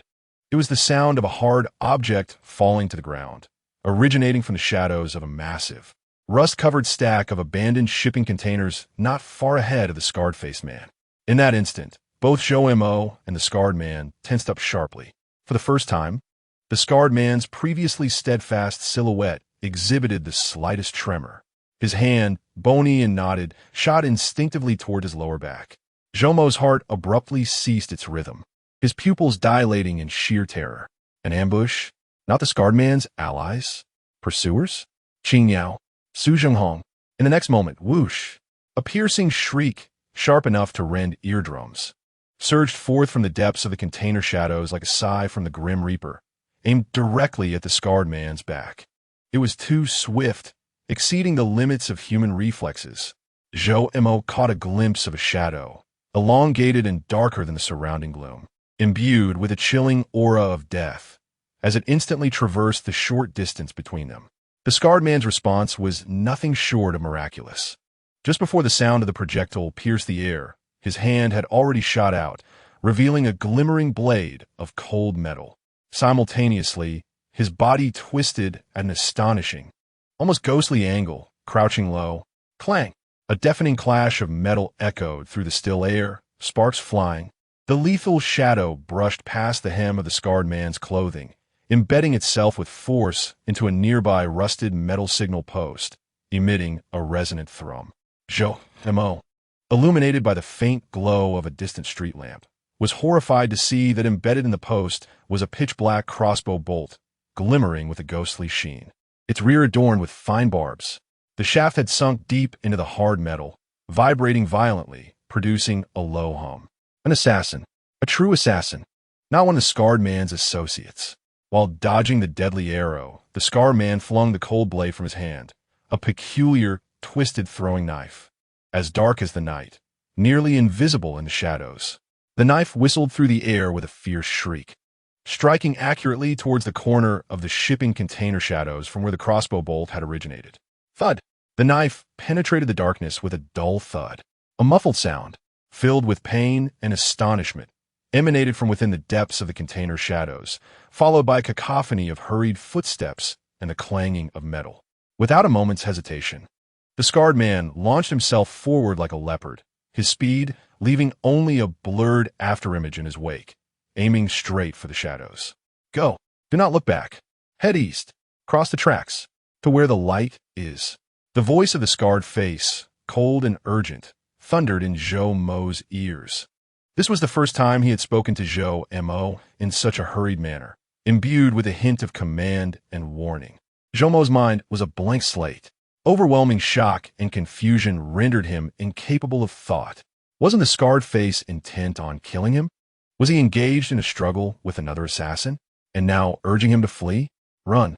The scarred face's roar resounded once more, accompanied by a cacophony of dull, violent impacts, the grating of metal, and suppressed howls erupting from the shadows of the container. The battle raged fiercely, akin to two beasts locked in a deadly struggle in the dark. Survive. At all costs, survive. Uncle Fu's words rang like a final alarm bell, jolting Zhou Mo's nerves. Nearly numbed by fear. Escape. Without a moment's hesitation, the instinct for survival overwhelmed all else. Zhou Mo barely had time to ponder the veracity of the scarred face's words. Nor could he dwell on the excruciating pain in his ribs and the searing burn on his back. Summoning the remnants of his strength, he clutched the suitcase tightly. Like a rabbit startled by a hunter, and dashed towards the east, the direction shouted by the scarred face, toward the deeper darkness, where faint, distant yellow lights flickered. The ground beneath him was uneven, strewn with shards of coal and discarded parts of machinery. The biting cold wind sliced against his face like a blade. Each heavy step reverberated with the agonizing pain emanating from his fractured ribs, threatening to tear at his very soul. The burn on his back felt as though flames licked at his skin with every vigorous stride. He felt he might collapse at any moment, his lungs gasping like a worn-out bellows, each breath tainted with the metallic scent of blood and rust. A horrific, inhuman wail erupted from the depths of the container's shadow behind him, followed swiftly by the dull thud of a heavy object hitting the ground. Had the scarred face eliminated one?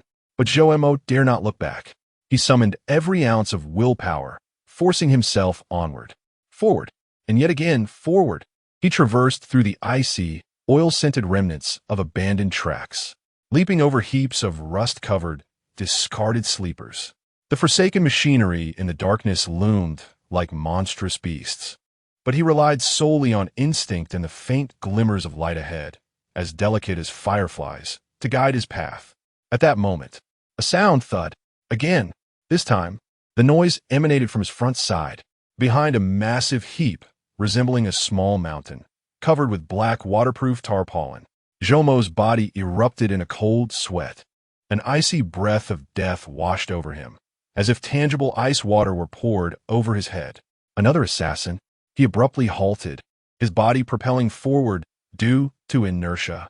The suitcase slipped from his grasp, crashing heavily onto the cold, hard ground, producing a resounding thud. The impact jolted his broken ribs, and the pain threatened to plunge him into darkness, nearly causing him to faint, struggling to lift his head. His bloodshot eyes widened in terror as they fixed upon the source of the sound. The feeble, yellow glow of the streetlight reluctantly outlined the contours of the tarpaulin-covered cargo. A figure slowly emerged from the shadows of the piled tarpaulin. Not the lean and agile physique of the scarred face. The figure loomed larger, even somewhat formidable. Clad in deep blue, oil-stained overalls, and a similarly grimy jacket, He wore a cap pulled low, casting a shadow that completely obscured his face. His gait was slow and measured, each step upon the coal-strewn ground producing a muffled rustle. His right hand hung casually at his side. Yet Zhou Mo's terrified gaze was firmly fixed upon it, for in that hand gripped an object. It was neither a crossbow nor a knife. Rather, it was a wrench, a colossal, heavy, jet-black pipe wrench, caked in grease. The vast opening of the wrench's head reflected a cold, ominous gleam in the dim light. The burly man advanced silently towards Zhou Mo, who lay on the ground. His pace was unhurried, yet carried a suffocating sense of oppressive weight, akin to a mountain descending. The massive wrench swayed slightly with each step, its chilling metallic sheen flickering like the scythe of death. Zhou Mo's heart plunged into icy depths. Blocked ahead, the scarred face behind him, alive or dead. Were his earlier shouts genuine warnings, or mere bait to lure him into another trap? A profound despair enveloped him like a frigid tide, drowning him in an instant. He struggled to rise, but the agony from his fractured ribs and back rendered him powerless, forcing him to futilely press his hands against the cold ground, inching backward. Beneath him lay the coarse coal and cold earth. A suitcase rested nearby, resembling a silent tombstone. The imposing figure drew ever closer. From beneath the cap's shadow, two icy eyes seemed to lock onto him with a palpable intensity. That silent, death-laden sense of pressure was more chilling than any roar. Zhou Mo's fingertips dug deeply into the frozen soil, blood mingling with cold dust, staining his nails crimson. The thought of survival flickered weakly, akin to a candle flickering in the wind, overshadowed by the wrench's cold glint and the absolute stillness of death. Chapter 27. The wrench and the choice in the blood missed the wrench. A massive, oil-smeared pipe wrench gleamed with a cold metallic sheen under the dim glow of the streetlight. The burly man gripped it silently, advancing step by step towards the fallen Zhou Mo. Each footfall upon the coal-strewn ground echoed with a muffled rustle, reminiscent of death's slow and deliberate countdown. Zhou Mo's pupils contracted to the size of pinpricks in the face of overwhelming terror.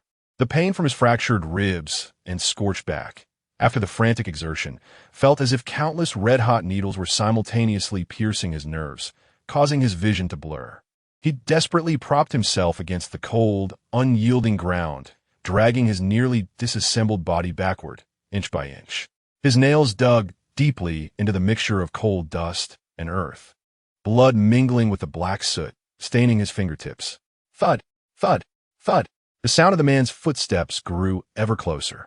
Beneath the shadow of the cap, his face remained obscured, save for two icy eyes, which seemed to lock on a Zhou Mo with a tangible intensity.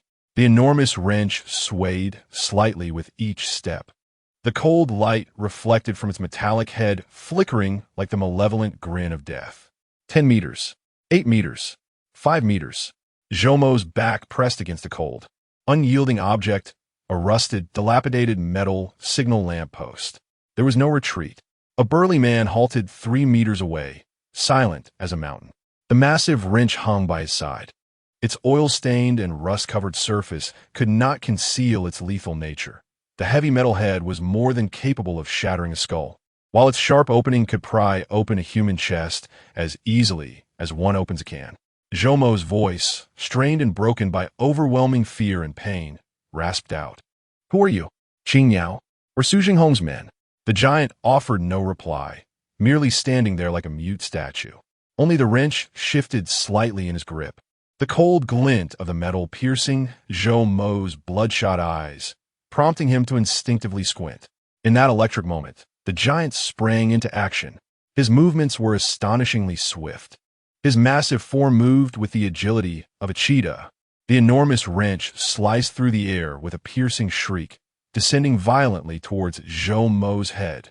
Zhou Mo's pupils dilated in shock, the shadow of death looming over him like a tangible presence. Instinctively, he summoned the last vestiges of his strength and rolled sideways with all his might. Clang! The deafening sound of metal striking metal reverberated through the stillness. The wrench crashed heavily into the metal lamp post Zhou Mo had just been leaning against. Sparks flew. The sturdy post bore a noticeable dent from the impact. One could only imagine the gruesome fate had that blow landed upon a human head. Zhou Imo tumbled awkwardly to the side, his fractured ribs protesting violently, emitting a pained groan that threatened to plunge him into darkness. He bit down hard on his tongue, the metallic taste of blood and sharp pain barely keeping him tethered to consciousness. The giant, undeterred by his failed strike, pivoted with eerie agility, raising the wrench once more. This time, the angle was even more treacherous, aimed directly at Zhou Mo's temple. There was no evading it. Zhou Mo, in despair, watched as the wrench loomed larger in his vision, the shadow of death enveloping him entirely. In that critical instant, a piercing sound, sharp enough to rupture eardrums, sliced through the air from the darkness behind Zhou Mo. The giant's reflexes were astonishing. At the moment the sound erupted, he halted the descent of the wrench, his massive form leaning back, an unbelievable angle. Thud! A slender black projectile grazed his throat, embedding itself deeply into a nearby pile of discarded sleepers. Another dark crossbow bolt. A sniper? An ambush? The giant whirled around, and for the first time, emotion flickered in the cold depths of his shadowed eyes. Shock and fury. Whoosh! Whoosh! Two more crossbow bolts shot forth from different angles, nearly simultaneously. One aimed straight for the giant's throat, the other targeting his knee. The angles were nothing short of lethal. With a furious roar, the giant executed a roll that belied his size, dodging with surprising agility. The first bolt grazed his shoulder, spraying blood into the air. The second arrow was deeply embedded in the ground where he had just stood, its tip quivering violently. Run! A hoarse voice, laden with heavy gasps and pain, emanated from not far behind Zhou Mo. It was the scarred face. Zhou Mo spun around, illuminated by the faint glow of a distant streetlight, and was struck with terror as he saw the scarred face had somehow appeared about 20 meters behind him. His dark gray jacket was stained with blood and grime. His left arm hung limply, seemingly wounded grievously. Yet, in his right hand, he firmly wielded a peculiar small crossbow. The bow was pitch black, nearly invisible in the darkness.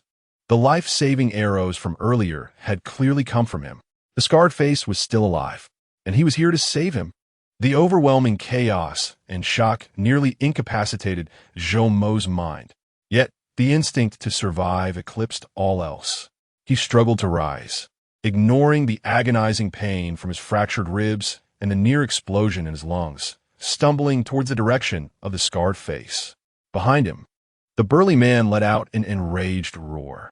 His massive form surged forward like a tank, pursuing Zhou Mo. But after only a couple of strides, another dark arrow whizzed through the air, precisely embedding itself in the ground before him, forcing him to come to an abrupt halt. Don't look back. Head east. Quickly. The scarred face's voice was hoarse and urgent, carrying an undeniable command across the wasteland. To the light. Run. Zhou Mo exerted every ounce of strength to sprint towards the direction indicated by the scarred face. Each step felt like treading on blades, the agony in his ribs threatening to tear his very soul apart. But he could not stop. He must not stop. Behind him, the furious roars and heavy footsteps of the burly man echoed like the tolling of death's bell, drawing ever closer. Whoosh! Whoosh! The sound of two more arrows piercing the air followed, then a muffled groan from the scarred face and the thud of a heavy object hitting the ground. Had the scarred face been hit? Zhou Mo dared not look back. He fixed his gaze on the path ahead, traversing a desolate area littered with colossal metal debris and oil drums, and in the distance, he could faintly discern brighter lights. What could that be? Rescue? Or yet another trap? Bang! A dull sound, reminiscent of a watermelon bursting, resonated from behind, followed by the sound of something heavy crashing to the ground. Unable to contain himself, Zhou Mo glanced back. Illuminated by the distant streetlight, he witnessed a sight that froze his blood. The scarred face lay on the ground, his dark gray jacket soaked in blood. The burly man stood beside him, his enormous wrench raised high, the head of the tool smeared with a grotesque mixture of red and white, sticky liquid and fragments. The head of the scarred face was no longer visible. A tidal wave of profound fear and nausea swept over him. Jomo's stomach convulsed violently, nearly inducing vomit, but he clenched his teeth, forcing himself to turn away and continue his frantic flight. Tears and sweat mingled, blurring his vision, but he dared not wipe them away. He could only blink desperately to clear his sight. Survive. At any cost, survive. Uncle Fu's words echoed like a final beacon, guiding him through the tempest of death. The path through the scrap yard felt like a nightmare. The towering heaps of metal debris resembled the fangs of a monster, threatening to trip him at any moment. The rust-covered oil drum emitted a pungent chemical odor. Beneath his feet lay a slippery, muddy ground, mingled with oil and rainwater, where each step posed a risk of a fall. Behind him, the heavy footsteps of a burly man echoed ominously, drawing ever closer. The precious seconds, fought for with his very life by the scarred visage, were slipping away rapidly. Jomo's lungs felt like a dilapidated bellows, each breath laced with a metallic tang and searing agony. His vision began to blur from the lack of oxygen, and his legs felt leaden, growing heavier with each passing moment. The specter of death had never loomed so near. Just as he was about to collapse from exhaustion, a blinding shaft of pure white light suddenly illuminated the path ahead, slicing through the dense darkness like a sword. A vehicle. A car. It was stationed less than 50 meters ahead. The low rumble of its engine resonated with startling clarity in the eerie silence of the junkyard. Jomo, akin to a drowning man clutching at a final straw, summoned the last vestiges of his strength and stumbled toward that beacon of light. Bang! Behind him, the burly man furiously kicked an empty oil drum, the metallic clash reverberating through the darkness like thunder. His footsteps quickened. Clearly, the appearance of the vehicle had disrupted his plans. 30 meters, 20 meters, 10 meters. Jomo finally discerned that it was an old, military green Jeep. Its angular form bore no insignia, and the body was marred with scratches and mud. Behind the wheel sat a shadowy figure clad in a cap, the face obscured. "Help! Save me!" Jomo rasped, his voice shattered by sheer exhaustion and terror. The passenger door of the Jeep suddenly swung open. A cold female voice emanated from within. "Get in, quickly." Without a moment's hesitation, Jomo exerted his last ounce of strength and lunged toward the open door, nearly tumbling into the passenger seat. His fractured ribs collided with the hard seat, the pain eliciting a muffled groan from his lips. Bang! The door slammed shut behind him. Simultaneously, the driver stomped on the accelerator. The Jeep roared to life like a wild beast, its tires spinning furiously in the muddy terrain for a few moments before it surged forward. Bang! A deafening crack filled the air as the rear window shattered instantly. In the web of cracks, a distinct dent appeared, the result of a heavy object striking it. The wrench wielded by the burly man. Jomo's heart raced in fear as he glanced back through the shattered window, catching sight of the massive figure amidst the swirling dust. Wrench raised once more, seemingly poised to launch a second attack. But the Jeep had already accelerated, swiftly distancing itself. 50 meters, 100 meters, 200 meters. At last, the figure was wholly consumed by the darkness and the rising dust. Jomo slumped in the passenger's seat, his body feeling as though all its bones had been extracted. The pain from his fractured ribs, the burns on his back, the exhaustion from frantic running, and the overwhelming fear teetered his consciousness on the brink of collapse. The Jeep jostled along the rugged path of the junkyard, its headlights piercing the darkness, illuminating a stretch of low graffiti-covered walls and an even more desolate road beyond. The driver remained silent throughout the journey. Jomo struggled to turn his head, and by the faint light of the dashboard, he finally discerned the profile of his savior, a woman. She appeared to be in her 30s, with a healthy, sun-kissed complexion and sharp, angular features reminiscent of a drawn blade. Her short hair, dyed a deep crimson, was styled with striking geometric patterns shaved into the sides. A row of silver ear studs glimmered on her left ear in the dim light. Most striking were her eyes, which, under the subdued illumination, revealed an almost translucent shade of pale gray, cold as the permafrost of Siberia. She wore a fitted black leather jacket over a matching black tank top, showcasing her well-defined arm muscles and a gnarled, centipede-like scar on her collarbone. Her right hand rested casually on the steering wheel, long fingers with prominent knuckles, nails clipped short and unadorned, only thick calluses at the joints silently narrating the brutal training these hands had endured. "Thank you," Joe managed to squeeze out, his voice hoarse and barely audible. The woman did not respond. Her gaze remained fixed ahead, her pale gray eyes shimmering with icy intensity in the darkness. The Jeep suddenly swerved, taking a turn onto an even more desolate road outside the walls. The speed surged instantly, the engine growling deeply. Joe fought against the excruciating pain and dizziness, attempting to clear his thoughts. Who was she? Why had she saved him? Finally, the woman turned her head, her pale gray eyes lingering on Jomo's face for a fleeting second. That gaze was as cold and sharp as a scalpel, as if it intended to dissect him layer by layer. "You may call me Grey Dove," she said, her voice low and raspy, imbued with a metallic hardness. "As for why I saved you," the corners of her mouth lifted into a nearly cruel arc, "it is because someone paid me to ensure you reach that place alive." That place? Jomo's heart raced. Where was that? Who had paid? The Scar Man? He was no longer himself. Grey Dove decisively interrupted his thoughts, her gaze returning to the road ahead. "He is merely a pawn, like me." She paused, her voice growing colder. "His task is to lead you off the train, while my mission is to ensure you survive the remaining journey." Jomo's mind spiraled in confusion from the overwhelming information. The Scar Man was just a pawn? So was Grey Dove? Who was orchestrating all of this? Who was the one that had paid? Where's that place? Was nailing not the end? Jomo suddenly recalled the scarred man's words in the dining car. Was it a beginning? Grey Dove's lips curled into that cold arc once more. "Clever," she succinctly remarked, then abruptly jerked the steering wheel, veering onto a narrower, bumpier dirt road. "However, the real question you should be asking," her voice turned chillingly cold, "is how many traces has Zero Authority left on you?" Zero Authority? That name again. The entity that vanished along with the card. The very thing Suyi had fought desperately for him to destroy. The Scar Man had also mentioned it before his death. I don't know what you're talking about." Jomo instinctively denied, his voice trembling slightly due to anxiety. "I know nothing about any permissions or triggers." Grey Dove paid no heed to his denial. Her gaze remained fixed ahead, her pale gray eyes glimmering with a chilling light in the darkness. "Denial is futile," she calmly stated. "The people from Qingyao have already caught a whiff of it.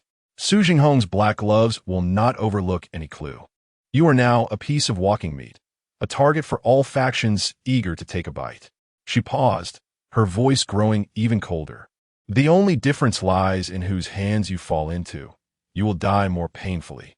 Jomo's blood ran cold as overwhelming fear seized him once again. He stared intently at Grey Dove's cold, hard profile, seeking any trace of deception, but her knife-like visage revealed no excess emotion beyond its icy demeanor. Thus, Jomo's voice emerged hoarse, barely audible. "Where are you taking me?" Grey Dove did not respond immediately. The Jeep jolted along the rugged dirt road, its headlights illuminating an even more desolate expanse, as if a wilderness forgotten by the world. In the distance, one could vaguely discern several low hills, undulating like the spines of monstrous creatures. "A place that can temporarily preserve your life." Grey Dove finally spoke, her voice deep and cold. "A place that will allow you to understand the vortex you are ensnared in." She paused, adding a final judgment. "A place that will reveal to you the true meaning of Zero Authority." The Jeep suddenly accelerated, the engine roaring like an enraged beast, plunging deeper into the darker, more unknown wilderness. Jomo slumped in the passenger seat, the fractured ribs and burns on his back sending waves of excruciating pain with every jolt. Yet his mind remained unusually alert due to Grey Dove's words. Survive, seek answers, see her again. These three obsessions flickered like fireflies in the shadow of death and the overwhelming enigma, faint yet tenacious. Outside the window lay an endless, impenetrable darkness. The Jeep sailed like a solitary vessel, carrying this battle-scarred fugitive towards the more unknown and perilous abyss. Chapter 28. The Iron Box and the Invisible Poison. In the wasteland, the jeep roared through the boundless darkness, akin to a wounded steel beast careening along the winding, seemingly endless dirt road. Each violent jolt struck Joe Mo like a hammer, mercilessly battering his fractured ribs and the nerves scorched on his back, bringing agonizing pain. He clutched the overhead grip tightly, his knuckles whitening from the strain. Each bump plunged him in a momentary blackness, the metallic taste of blood rising in his throat. Grey Dove maneuvered the steering wheel with precise coldness. Her pale gray eyes, reflecting the dim light of the dashboard, resembled a frozen lake, devoid of any ripples. Her tightly pressed lips and taut jawline conveyed an air of forbidding detachment. Outside the window loomed a consuming darkness, thick and impenetrable, with only the jeep's two beams of white light slicing through the endless desolation like twin swords, futilely attempting to carve through the overwhelming void. The low, indistinct hills resembled slumbering behemoths, swiftly receding at the periphery of vision. How many marks has the initiation of zero authority left upon you? The cold words of the Grey Dove, like the flick of a venomous serpent's tongue, incessantly licked at Joe Mo's frayed nerves. He cast his gaze down at his hands, which bore only the dirt of escape and a few minor abrasions. Initiation? Marks? He felt no anomalies. Only a profound ache that penetrated to the marrow and an overwhelming sense of dread. The Grey Dove's frigid words painted a brutal tableau in which he was being torn asunder by various forces. Where are we going? Joe Mo gritted his teeth against the excruciating pain and dizziness, his voice hoarse with effort. To the safe house, came the terse reply from the Grey Dove, her gaze unwaveringly fixed on the darkness ahead, albeit temporarily. The name Safe House resonated with irony and foreboding at that moment. Scarface had also mentioned safety. And what was the outcome? The brutal struggle at the abandoned platform.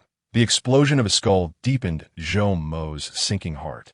Uncertain of how long they had jostled, the jeep abruptly veered, plunging down a dirt path into a denser thicket, where low shrubs appeared like spectral shadows in the night.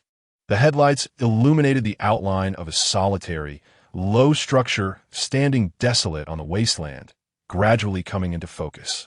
It hardly resembled a house. It was more akin to a forsaken bunker or a small warehouse, constructed of heavy concrete. The walls were weathered and adorned with withered vines, devoid of windows, save for a heavy, rust-ridden metal door, akin to the gaping maw of a great beast. Surrounding it were waist-high weeds and low shrubs rustling in the night wind, adding an extra layer of desolation and eeriness.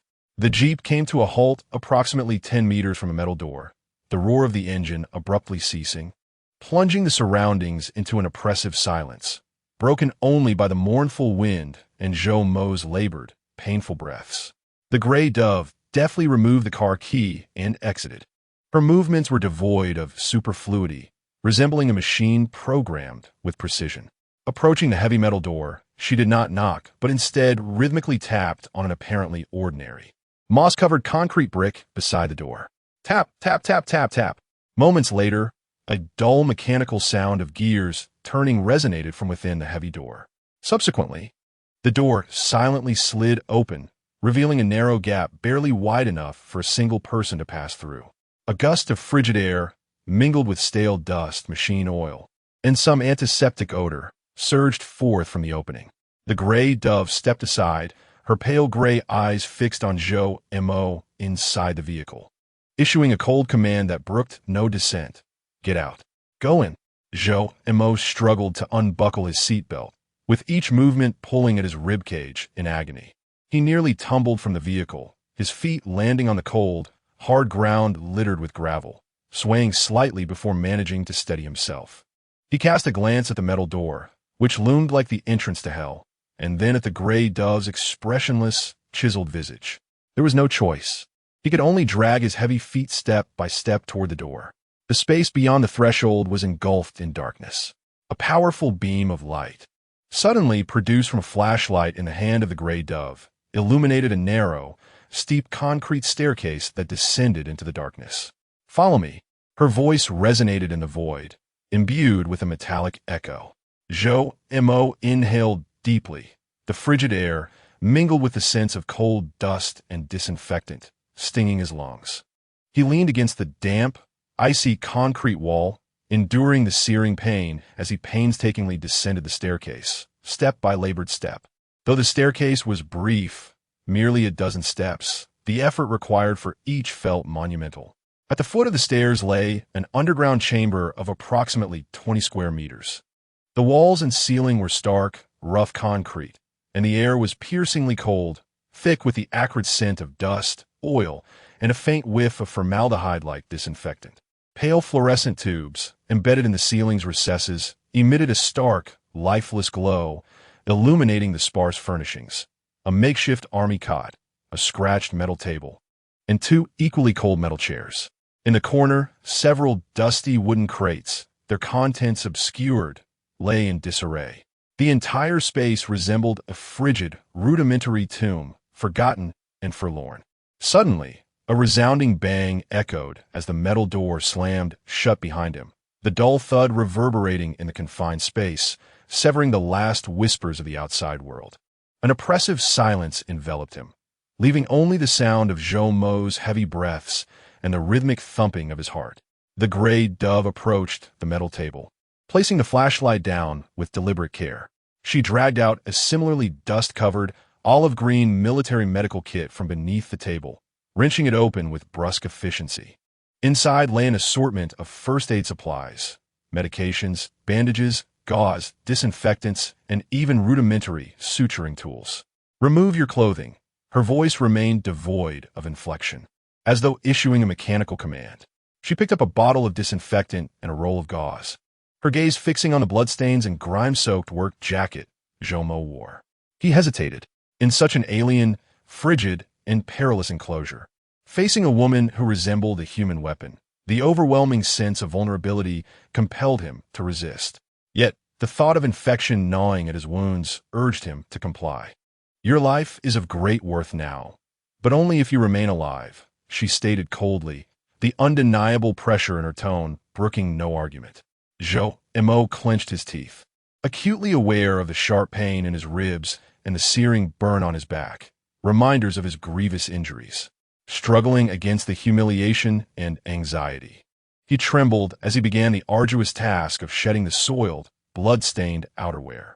Each movement was clumsy and agonizing, as the slightest motion tugged at fractured ribs, causing beads of cold sweat to form on his brow.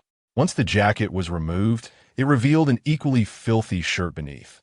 The back of the shirt was saturated with blood and bodily fluids, clinging to his skin, and tearing it away elicited a sharp, fiery pain that made him gasp involuntarily. Without a word, the gray dove stepped forward, brandishing a pair of sharp medical scissors. With swift, decisive movements, she sliced through the fabric of his shirt, severing it cleanly from his back. The icy air met his scorched skin, sending another jolt of pain coursing through him. Zhou Mo turned his back to the gray dove, unable to perceive her expression, yet he could feel the coldness of her hands, which moved with a near-mechanical precision as they began to tend to the wounds on his back. The frigid touch of the disinfectant and the ensuing agony caused his body to tremble violently. "Endure it." The gray dove's voice was devoid of emotion, yet her movements remained unperturbed. With a cotton ball soaked in disinfectant, she vigorously wiped the large, inflamed areas on Zhou Mo's back, where the blisters had burst, oozing thick, viscous liquid from the burned skin. Each stroke felt akin to sanding down his wounds, the pain coursing through him like an electric shock. Zhou Mo clenched his teeth, cold sweat streaming down his forehead like a brook, his body quaking uncontrollably from the excruciating pain. "Is a rib broken?" The gray dove's voice came from behind him, still calm and unruffled. Zhou Mo managed to squeeze out a syllable through clenched teeth. After treating the burns on his back and applying a thick layer of burn ointment, she swiftly and expertly bandaged the area with gauze. Her movements were efficient, devoid of any hesitation, yet there was no warmth to be felt.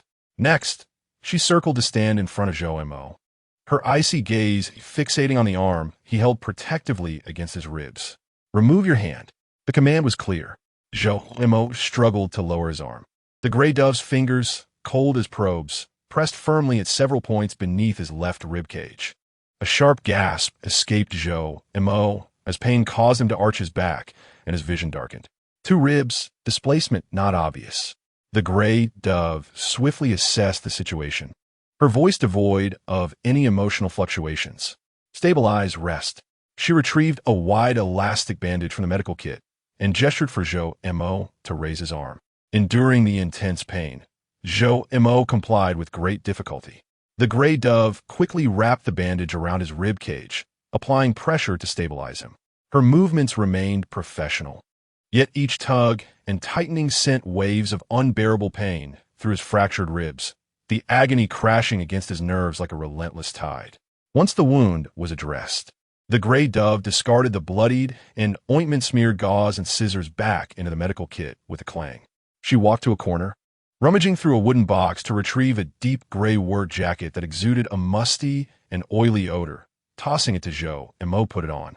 He caught the garment, feeling its cold, rough texture. Silently, he donned the oversized jacket, which temporarily shielded him from the chill of the basement air. The gray dove approached the metallic table, opening a drawer to extract a square, entirely black device devoid of any markings, resembling some form of encrypted communication apparatus. She pressed a button on its side, and a dim green indicator light flickered to life atop the machine. Safe arrival at the mole's den. Cargo status, gray, damaged. Consciousness clear. The gray dove reported into the device with her distinct, cold, raspy voice, stating that initial treatment had been administered and she awaited further instructions. End of report. A faint crackling of electrical noise emanated from the communicator, yet there was no response. The gray dove seemed unfazed, casually placing the device on the table. How long can we hold out here? Zhou Mo leaned weakly against the cold concrete wall, his voice feeble.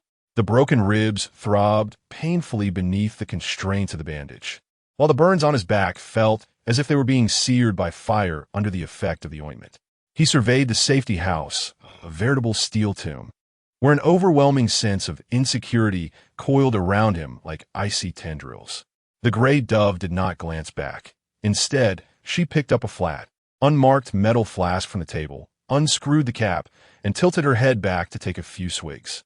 Liquid trickled down the corner of her mouth, dripping onto her black leather jacket and leaving dark stains.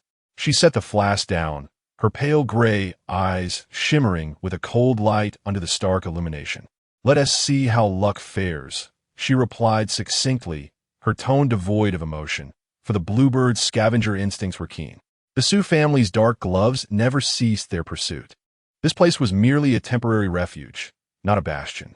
Her gaze fell on Zhou Mo's face, scrutinizing him. Your scent is far too conspicuous for them. Scent? Zhou Mo's heart tightened suddenly. What scent? The one you mentioned earlier? The gray dove did not respond immediately. She moved to sit beside the military cot, retrieving a flat, silver metal cigarette case from her jacket pocket.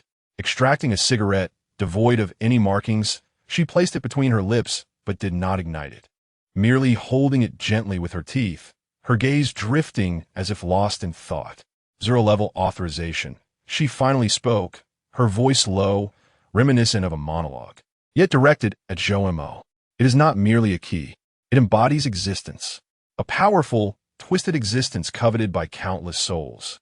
Su Zhenghong concealed it too deeply, so profoundly that even he nearly forgot how to retrieve it. Yet, no matter how deeply it is hidden, as long as it once existed, it must have left traces behind. She lifted her gaze, her pale gray pupils appearing nearly transparent under the light, coldly locking onto Zhou Mo. The explosion at the Zijing mansion, Su Ya's blood, the energy released when the card burned. And you, Zhou Mo, you're too close to it. So close that you have inevitably become tainted by the dust it emanates. This dust is the catalyst. It glimmers like phosphorescence in darkness, clear as a lighthouse to those who know how to perceive it. Zhou Mo felt a chill course through him. Dust? Phosphorescence? He felt akin to a human contaminated by invisible radioactive material, pursued by lethal hunters wherever he went. So how do I rid myself of it? His voice quivered with a hint of desperation. The corner of the gray dove's mouth curled into a near-cynical arc. Rid yourself? Unless you can completely deconstruct yourself at the molecular level, or find the true zero-level authorization to master it entirely or utterly obliterate it. She paused, her gaze sharpening. Otherwise, these catalysts will cling to you like a festering wound, following you for a lifetime, until you are drained of your last vestige of value and subsequently disposed of. A profound sense of despair engulfed Zhou Mo once more. He felt like a cursed offering, unable to escape the fate of being hunted no matter where he fled. So, Zhou Mo's voice was hoarse. The place you intend to send me can help me resolve this? The gray dove bit down on the cigarette once more, her pale gray eyes appearing even deeper and colder behind the unlit smoke. Resolve? Perhaps. Her tone was ambiguous. At the very least, there are those there who can elucidate your true nature, and what those catalysts signify within you. As for the question of survival, whether one can escape her, there was a pause, her voice tinged with a cruel reality. Look at yourself. Those 4 words bore a weight far heavier than any frigid threat. At that moment, a faint vibration emanated from the black communicator resting on the metal table. The indicator light, which had been a steady green, abruptly shifted to a frantic, blinking red. The pupils of the gray dove contracted sharply, her pale gray eyes suddenly igniting with a chilling brilliance. She sprang up from the makeshift bed, her movements as swift as lightning, rushing towards the communicator and seizing it with urgency. Without pressing any buttons, she simply held the device to her ear, seemingly attuned to the silent commands emanating from within. Zhou Mo's heart leapt into his throat, an ominous premonition coiling around his heart like a frigid serpent. Red, an alarm. For the first time, a discernible change swept across the gray dove's face under the stark, pallid light. It was not fear, but a complex blend of gravity, vigilance, and a barely perceptible hint of annoyance, radiating a chilling intent to kill. She abruptly set the communicator down, her sharp gaze sweeping across the cramped concrete space like a searchlight. Damn it! Her voice was low and icy, tinged with a rare urgency. The mole hole has been marked. Poison gas. Poison gas. Zhou Mo's body erupted in a cold sweat as overwhelming terror made him forget his pain, forcing him to stand upright against the wall. Instinctively, he held his breath, glancing around in panic. Where could the poison gas be in these cold concrete walls and heavy metal door? The gray dove offered no explanation. Her movements were a blur of speed. She dashed to the metal door, quickly pressing several times on a concealed notch above the doorframe. Inside the door, a series of urgent mechanical sounds echoed, distinct from the typical noises of opening. With a faint hiss, an almost imperceptible release of gas escaped from above the door seam, followed by an ethereal mist, pale and oddly sweet, creeping silently from the tiny openings in the doorframe. The smoke was faint but expanded with alarming rapidity, almost instantly filling the space near the door. Hold your breath. Back away, the gray dove commanded sharply, her voice resonating like thunder in the confined space. She leapt back herself, swiftly tearing off the black scarf from her neck to cover her mouth and nose. Zhou Mo watched in terror as the pale mist enveloped the area. That strange, sweetish odor infiltrated his nostrils, so subtle yet instantly inducing a wave of dizziness and nausea. A slight burning sensation crept into his lungs. Poison gas. It was real. Lethal gas was surging silently into this steel coffin through the sole exit. Like a tide of death. A safe house? This was nothing more than a meticulously arranged gas chamber. Chapter 29. The Iron Box, Toxic Mist. In the morning star of the wasteland, the soft hiss of gas release, akin to a serpent's flicking tongue, echoed harshly in the enclosed concrete space. A faint, oddly sweet, and pungent white smoke, as if animated by a life of its own, billowed forth from several minute openings above the heavy metal doorframe, surging eagerly into the air. Poison gas. A chilling dread instantaneously froze Zhou Mo's blood. The subtle burning sensation deep within his lungs rapidly intensified, accompanied by a powerful wave of dizziness and nausea. He clenched his mouth tightly, resolutely holding his breath. His heart raced violently within his chest, battering against broken ribs. Each beat accompanied by sharp, piercing pain. Grey Dove reacted with lightning speed. Like a lithe cheetah, she commanded, "Hold your breath. Step back." Even as her body abruptly recoiled, she tore off her black scarf and secured it tightly over her mouth and nose. Her pale gray eyes glinted with a terrifying coldness under the stark white light, relentlessly fixed upon the swiftly expanding, deadly smoke. The sound of her voice, muffled yet resolute through the scarf, conveyed a chilling anger and determination. "The Bluebird scavengers have located the emergency ventilation shaft." Damn it, an emergency ventilation shaft? This so-called safe house is nothing but a trap. A steel coffin infiltrated by the enemy, ready to unleash poison gas at any moment. The sweet, sickening odor grew increasingly potent. The smoke spread at an unimaginable speed. The air near the door crack was already distinctly murky.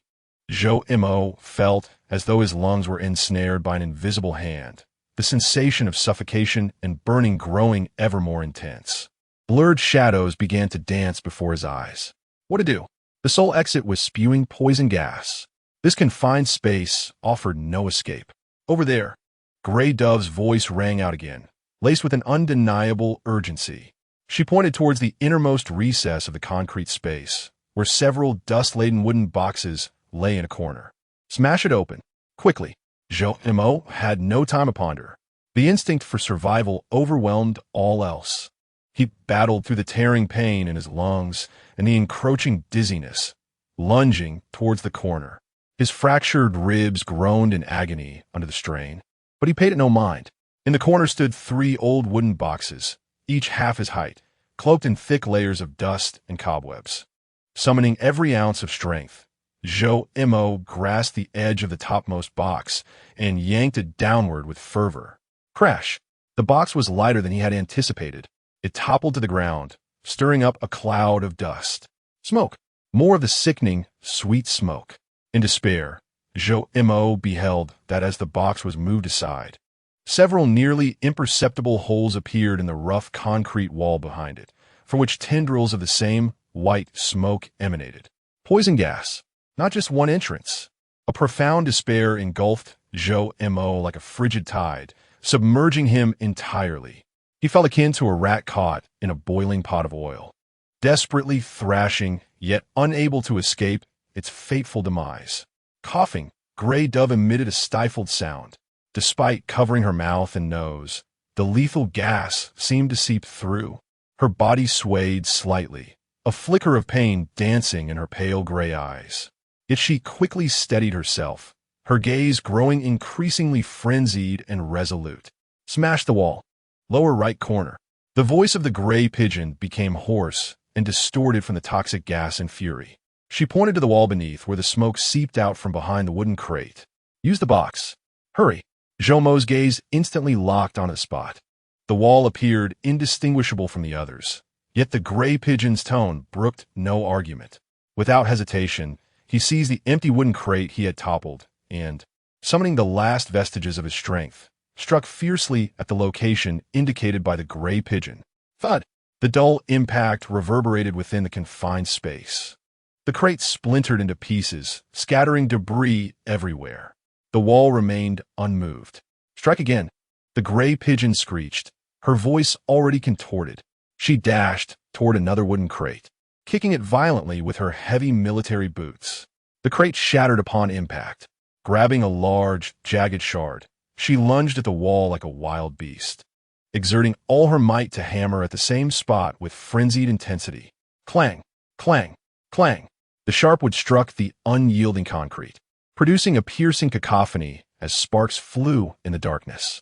Zhou Mo's eyes reddened. The searing pain in his lungs and the terror of death ignited his final surge of strength. He snatched up another broken plank and, disregarding everything, pounded relentlessly against the wall. With every blow came a sharp agony akin to broken ribs and the metallic taste of blood surging in his throat. Clang, clang, crack. A sound unlike the previous fractures emerged, under the relentless assault of the gray pigeon and Zhou Mo. The seemingly indestructible concrete wall revealed a tiny crack in its lower right corner. The fissure rapidly spread. Soon after, a small chunk of concrete fell away, unveiling a profound darkness behind it. It was not solid. It was a passage. It's open. The gray pigeon's voice carried a hint of elation and resolve. She struck the gap with even greater fervor. The opening swiftly widened, revealing an irregular hole barely large enough for a single person to squeeze through. A blast of colder air, rich with earthy scents and the aroma of wild grass, surged in from the breach. A passageway. Go! The gray pigeon forcefully shoved Zhou Mo towards the opening. Her strength was astonishing. Simultaneously, she erupted into a violent cough, her body trembling uncontrollably, and her pale gray eyes were laced with blood vessels. An unnatural flush spread across her cheeks. We must go together. Zhou Mo stumbled toward the hole, instinctively turning back to shout.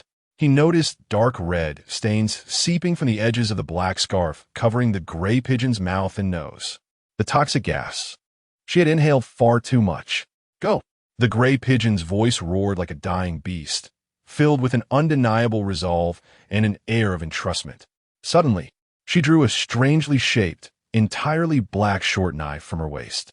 The blade was long and narrow, adorned with fine serrations, resembling the fangs of death itself. She no longer looked at Zhou Mo, but turned sharply, her bloodshot pale gray eyes fixated on the heavy metal door that continued to spew forth toxic gas, as well as the numerous holes above the doorframe releasing death. Take this. The gray pigeon's voice was hoarse and urgent. She did not glance back, but instead tossed a cold, heavy object toward him. Zhou Mo instinctively caught it. The object was cold and heavy to the touch. It was a square, entirely black iron box, devoid of any markings. It fit perfectly within the palm of his hand. The edges of the box were remarkably smooth, and its weight suggested it was filled with lead. There were no seams visible, only an exceedingly tiny, almost imperceptible circular indentation. Do not open it. Not unless Grey Dove is coughing violently, blood spilling from her lips, dripping on her black leather jacket, or unless you are cornered, or if you find a raven. Remember this name, the Raven. Hand it over to him. Her voice grew weaker, yet it carried a final, fervent insistence, a plea to survive, to seek the truth. Just as her words faded, a resounding thud echoed from the heavy metal door. The entire concrete space trembled. Dust cascaded down. Someone was battering the door with a heavy object. The bluebird scavengers were closing in. They aimed to break through. Run! Grey Dove let out her final scream of life. She tore off her bloodied black scarf and shoved it in her mouth to stifle her cough. Then, gripping the pitch-black dagger tightly with both hands, she leaned forward, like a dying mother leopard poised to pounce on its prey. Her gaze remained fixed on the violently shaking metal door. Her pale gray pupils ignited by the last flicker of a frenzied, icy flame. Zhou-Mo's heart felt as though it were gripped by a frigid hand. A profound sorrow, fear, and an indescribable shock engulfed him in an instant. He saw the resolute determination in Grey Dove's eyes. She was willing to sacrifice her life to buy him a few precious seconds. Survive. At any cost, survive. The words of Uncle Fu, Grey Dove's last scream, and Su Ya's fragmented thoughts converged in his mind into an irresistible torrent. Zhou Mo cast one last, deep glance at the unwavering figure, like a rock, standing between the toxic mist and the assailants. He hesitated no more. Summoning every ounce of remaining strength, he clutched the cold iron box, lowered his head, and plunged into the narrow opening that barely allowed passage, leading into the unknown darkness. Outside the opening lay cold earth and hard rock. His body scraped painfully against the rough stone walls. The burning sensation on his back felt like tearing agony, but he paid it no heed. Like a cornered mole, he scrambled down the narrow, steep, almost vertical earthen passage, using hands and feet in desperate haste. The passage was thick with the stench of damp earth and decaying vegetation, chilling to the bone. Boom! A thunderous roar, mixed with the jarring noise of warped metal, erupted from the opening above him, followed by a fierce cacophony of roars as though beasts were battling and the sound of metal clashing, along with Grey Dove's fleeting yet haunting groan of pain. The sound abruptly ceased. Silence. Only Zhou Mo's labored, agonized breaths and the wild beating of his heart echoed in the void. Grey Dove's immense sorrow struck Zhou Mo's heart like a heavy hammer. Yet he had no time for grief.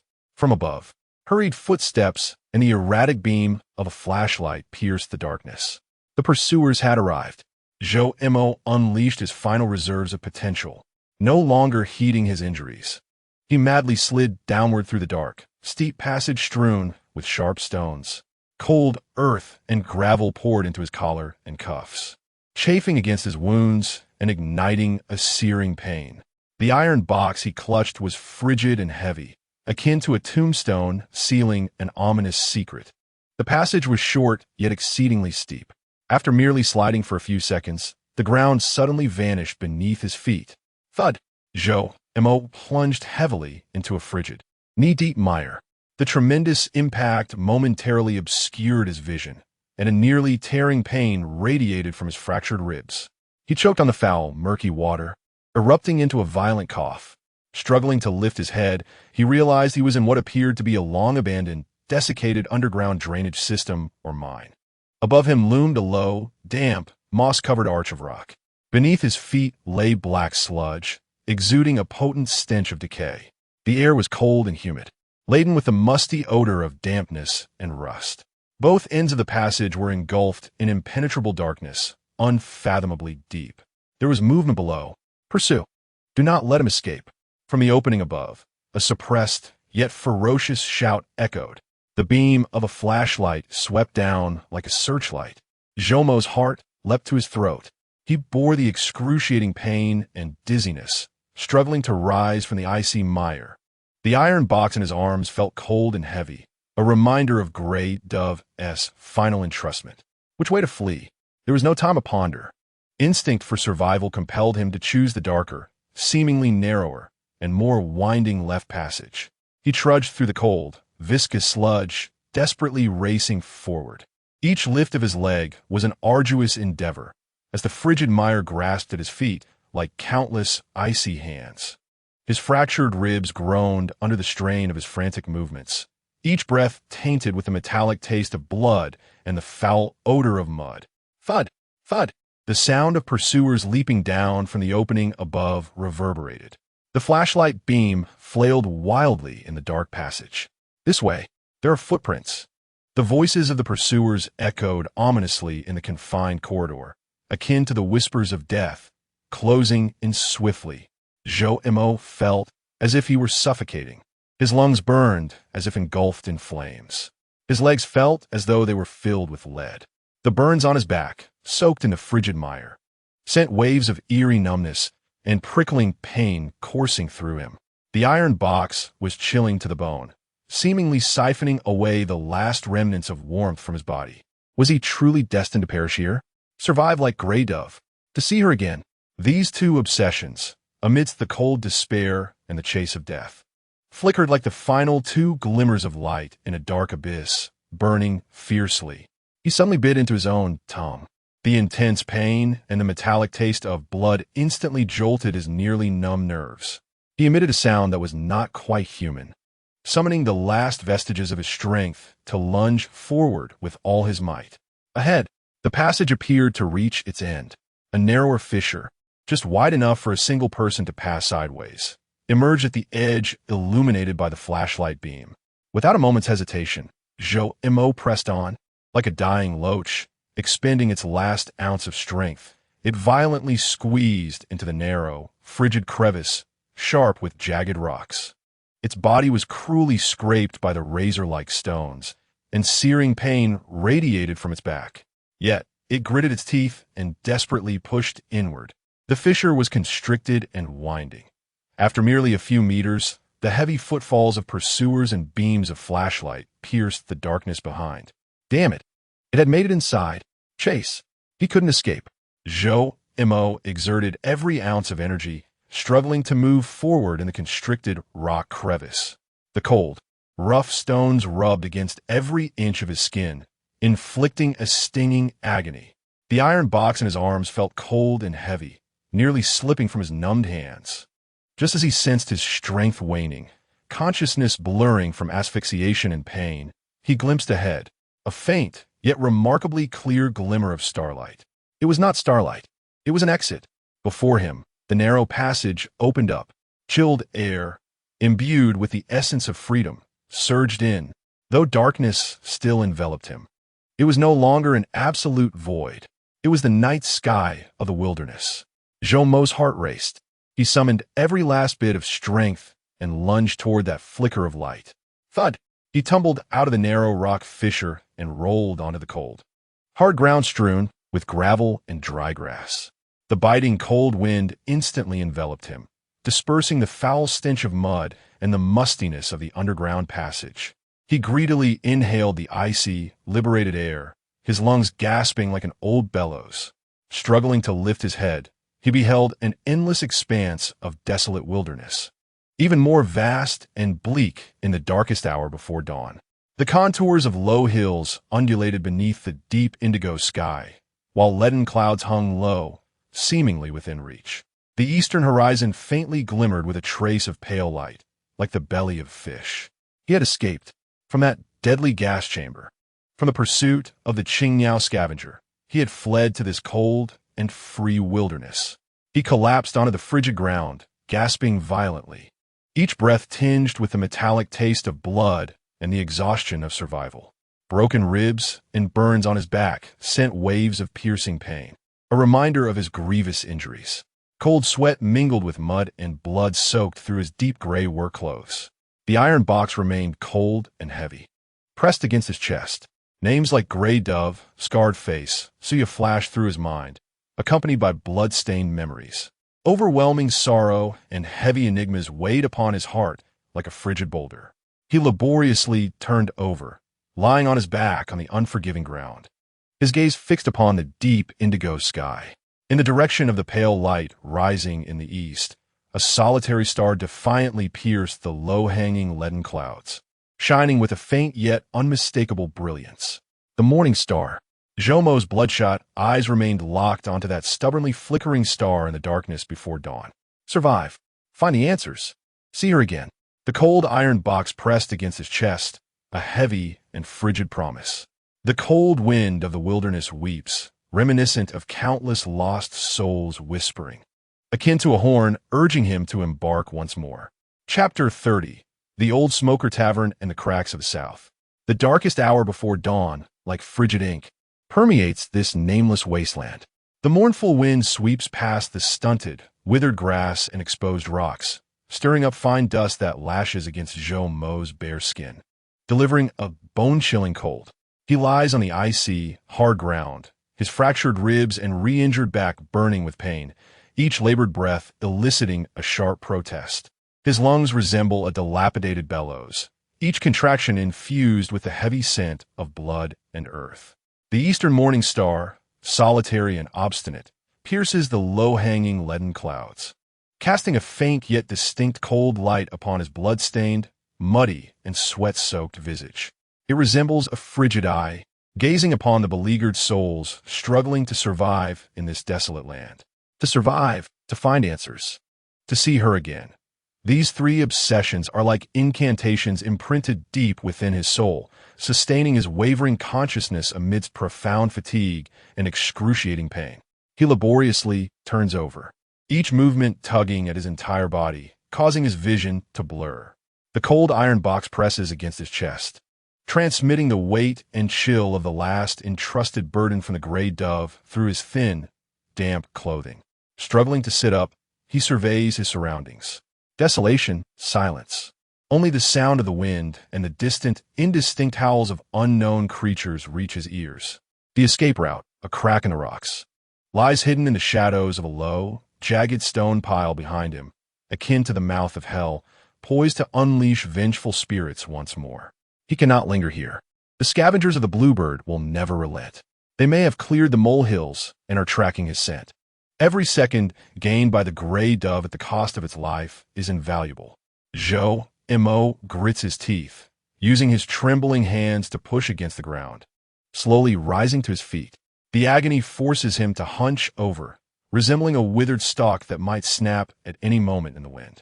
He discerns the direction pointed out by the gray dove, leading away from the railway and deeper into the desolate southern expanse. Dragging his leaden legs, he moves haltingly towards the direction indicated by the morning star. The iron box in his arms is cold and heavy, each jolt striking against his injured ribs, a reminder of the secrets and promises he bears. The wilderness appears endless. The sky transitions from ink blue to deep gray, then to an oppressive leaden white. The sun remains stubbornly hidden behind thick clouds, reluctant to bestow any warmth.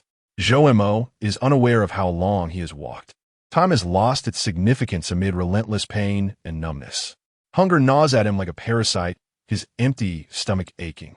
His throat feels parched, as if it might ignite, and each swallow brings a tearing pain. The burns on his back sting the nerves, exacerbated by the friction of his coarse work clothes. The fractured ribs still throb dully beneath the binding straps, each breath akin to an ordeal. Just as he feels his strength waning and consciousness slipping into the abyss of darkness, a vague outline emerges on the horizon. It is neither a hill nor an abandoned structure. Before him stood a humble structure, constructed from rough-hewn timber and rusted iron sheets. Beside it leaned a corroded iron pole, from which dangled a tattered sign, the remnants of its lettering barely discernible, revealing only a vague character resembling wine. A tavern, in the desolate depths of this forsaken wilderness? A sudden tightness gripped Jomo's heart, as vigilance swiftly eclipsed his fatigue. Uncle Fu's warning echoed ominously in his mind. Do not trust anyone who approaches you. Do not believe in any place that beckons. This tavern, appearing abruptly in the heart of the wild, resembled a trap akin to a candy house luring unwary travelers in a dark forest. He halted, seeking refuge behind several weathered rocks, his bloodshot eyes fixated on the dilapidated shelter. It appeared forlorn, with rags and mud stuffed between the wooden slats to shield it from the wind. The sole window was obscured by thick, greasy plastic, through which a faint, flickering glow barely penetrated. A heavy, dark curtain hung at the entrance, concealing the interior from view. No vehicles were in sight, only a few indistinct paths worn into the earth, leading in various directions. Silence reigned, an oppressive stillness, broken only by the wind rustling against the metal roof. Was it a trap, or merely a sanctuary offering a final bowl of warm soup to the lost souls of the wilderness? A profound conflict tore at Joemo. The pain in his body and overwhelming exhaustion urged him forward, even if it meant approaching a den of danger. He craved water, a refuge from the biting cold. Yet, reason and fear screamed at him to retreat. Just then, the heavy, greasy curtain parted with a creak, revealing a gnarled hand, calloused and smeared with dark grime. A figure hunched over, emerging slowly, a gaunt old man clad in a soiled cotton coat, its original color obscured, sleeves worn to a sheen, and a rough cord tied haphazardly around his waist. His sparse, grizzled hair clung limply to his scalp, and his face, etched with deep lines, resembled parched, cracked earth, adorned with dark-age spots. Most striking were his murky, yellowed eyes, bloodshot and drooping, yet when he occasionally raised them, they sparkled with a sharpness reminiscent of a hawk, incongruent with his frail exterior. In his hand, he clutched a chipped enamel basin, ambling to a greasy stone trough beside the shelter, where he ladled murky water and methodically washed a few indistinct leaves. His movements were slow and deliberate, exuding a near-robotic calm that seemed to merge with the wilderness. He displayed no curiosity, appearing indifferent to his surroundings. Jomo's heart raced. Was he merely an ordinary old man or a disguised predator? The visage of the gray dove before its demise and the haunting command to survive at all costs reverberated in his mind. Ultimately, the parching thirst in his throat and the brink of physical collapse overpowered his dread of the unknown. He needed water, even if it were filthy, and a moment's respite, even if it led to his demise the very next instant. He inhaled a deep breath of the frigid air, mingled with the dust of the wilderness and the metallic scent of blood. Stooping his back, he endeavored to appear more disheveled and inconspicuous, shuffling laboriously toward the dilapidated shed. With each step, he tread upon the gravel and withered grass, producing a faint rustling sound. The old man seemed utterly oblivious, his head bowed as he meticulously washed a few forlorn vegetable leaves in a basin. It was only when Zhou Mo approached within 7 or 8 meters of the shed's entrance that the old man, as if awakening from a trance, slowly lifted his head. His murky, yellowed eyes resembled dusty glass beads, devoid of any emotion as they settled upon Zhou Mo's blood-stained, muddy, and precariously unsteady form. His gaze lingered on Zhou Mo's face for a few seconds, then gradually swept over his hunched and pained posture, finally resting on his cheap rubber shoes, caked in grime and nearly indistinguishable from their original hue. There were no inquiries, no surprise, not even the slightest hint of curiosity. The old man merely nodded ever so slightly, the movement so subtle it was almost imperceptible, as if Zhou Mo's presence were as commonplace as a gust of wind sweeping through the wilderness or a scavenging wild dog. He then lifted the basin of washed vegetables, stooped his back, and slowly turned to lift the heavy, greasy door curtain, stepping inside. The curtain swayed behind him for a moment before falling back into place, blocking the dim light within. There was neither invitation nor rejection, only that silent, almost indifferent nod. Zhou Mo stood frozen in place, overwhelming fatigue and the searing pain from his wounds nearly rendering him unable to stand. He gazed at the swaying, greasy curtain, as if it were the threshold to hell or perhaps a narrow slit leading to the last vestiges of life. To enter or not to enter?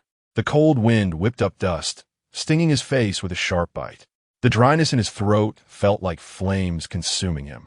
Every cell in his body screamed for rest and hydration. Gritting his teeth, he summoned the last remnants of his strength, dragging his nearly disassembled body step by step to the greasy curtain. He extended a trembling hand, stained with mud and blood, and gently lifted the curtain. A more potent and complex aroma surged forth. The acrid smoke of cheap tobacco, the pungent scent of low-quality spirits, the odor of sweat and feet, the sour scent of spoiled food, and a hint of something stew-like, infused with the faint aroma of meat, all mingled together, creating a powerful olfactory assault that epitomized the murky essence of the downtrodden and the outcasts of the wilderness. The interior of the shed appeared slightly more spacious than it did from the outside, yet it was still exceedingly cramped. The low ceiling was adorned with a lamp fashioned from an iron can, its shade blackened from soot, the small flame flickering, casting a dim and wavering light. The walls were rough-hewn timber, with gaps stuffed with rags and newspapers, charred black and greasy from smoke. A few similarly grimy and dilapidated tables and chairs were haphazardly arranged. At this early hour, there were only 3 or 4 patrons scattered in the shadows of the corners, one of whom, clad in faded camouflage and sporting a full beard, lay drunkenly sprawled across a table, snoring loudly. In a shadowy corner, huddled against the wall, an emaciated old man wrapped in a tattered military coat scrutinized Zhou Mo with a pair of murky eyes. Nearby, seated at a small table close to a diminutive iron stove, was a woman, or rather a girl. She appeared no older than 17 or 18, clad in a faded, oversized men's work jacket, beneath which lay a similarly thin sweater. Her hair, a dry yellow, was carelessly tied back with a rubber band, revealing a gaunt and pallid visage. Her features were delicate, yet her brow was shrouded in an unsettling weariness and numbness, incongruent with her youth. Before her sat an empty, chipped earthen bowl, while her hands clutched a weathered canvas backpack, her knuckles whitening from the pressure. Her vacant gaze fixated on the flickering flames within the stove, as if her soul had vacated her corporeal form. When Zhou Mo lifted the door curtain and entered, the snoring man remained oblivious. The old man's murky eyes flickered briefly in the shadows before falling back into silence. Only the girl, like a startled fawn, abruptly lifted her head. Her vacant eyes sharpened their focus on Zhou Mo, brimming with unmasked fear and vigilance. Instinctively, she shrank back, clutching her canvas bag tighter. A sudden heaviness enveloped Zhou Mo's heart. The girl's reaction resembled that of a frightened creature. Was she also a fugitive, or merely a part of a trap? Amidst the stifling silence and apprehension, the gaunt tavern owner, hunched over, slowly emerged from a partition draped with greasy fabric. In his hands, he carried a similarly chipped earthen bowl, steam wafting from the murky liquid within. He approached Zhou Mo directly, his muddied yellow eyes devoid of emotion, before extending the bowl towards him. Inside was water, cloudy and tainted with unknown impurities, exuding a faint scent of rust and earth. No words were exchanged, no expressions shared. Only the bowl of murky water and a silent, stone-like invitation. Zhou Mo gazed at the bowl, the flames of thirst in his throat nearly consuming him. He glanced at the old man's weathered, indifferent visage, then scanned the dimly lit space, taking note of the ghostly patrons around him. Ultimately, the instinct for survival eclipsed all doubts. Trembling, he extended his hand and accepted the coarse bowl. Its surface was cold and rough. He did not drink immediately. Instead, he cradled it tightly, feeling the faint warmth seep through the cold ceramic into his palm, offering a twisted solace. Upon seeing him take the water, the old man dismissed him, slowly shuffling to the small iron stove. He picked up a similarly soot-stained kettle and added a few pieces of damp firewood, the flames licking eagerly at the kindling, crackling as they released a plume of resinous smoke. Zhou Mo, holding the bowl, cautiously moved to a table nearest the entrance. Yet farthest from the others, a dilapidated surface smeared with grease. With difficulty, he settled down. The fractured rib emitted a groan of unbearable strain as he sat down, the sharp pain causing his vision to darken, nearly toppling the bowl of water he held. Struggling to endure, he gazed into the murky depths of the bowl. A few slender blades of grass and dark, indistinguishable particles floated atop the surface. After a moment of hesitation, he ultimately succumbed to the torment of thirst, closed his eyes, and cautiously took a small sip.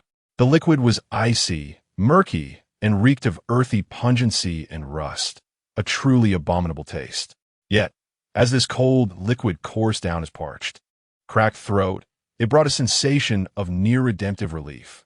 He greedily sipped the tainted nectar, each mouthful restoring a fraction of his strength. The dim light of the shed, the feeble warmth of the stove, and this life-saving dirty water granted a minuscule reprieve to his tautly strung nerves, teetering on the brink of breaking. At that moment, the old man, who had been stooped over tending the fire, seemed to speak to himself in a voice as raspy as sandpaper against wood. His gaze remained fixed on the flickering flames, oblivious to Zhou Mo. "The South is troubled," he articulated slowly, each word deliberate. "The green-skinned dog bites tightly." Green-skinned dog? Zhou Mo's heart raced, and his grip on the bowl instinctively tightened. He abruptly lifted his head, his bloodshot eyes fixed intently on the old man's hunched form.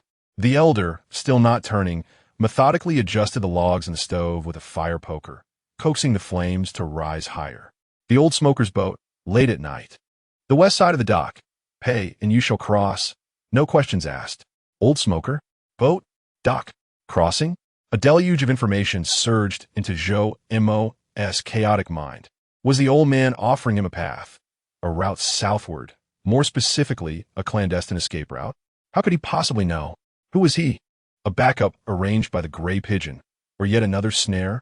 Zhou Mo's gaze swept over the others in the shed. The snoring man still produced thunderous sounds, while the old man, wrapped in a military coat, seemed to have succumbed to slumber in the shadows. Only the slender girl, clutching a canvas bag, occasionally darted fearful, wary glances at him before hastily lowering her head. After uttering these disjointed phrases, the old man fell silent, hunching over on a small stool beside the stove. He retrieved a polished wooden pipe from his pocket, leisurely filled it with dark, coarse tobacco, and lit it using the flames. The sharp, acrid scent of cheap tobacco quickly permeated the shed, mingling with the existing stench and becoming suffocating.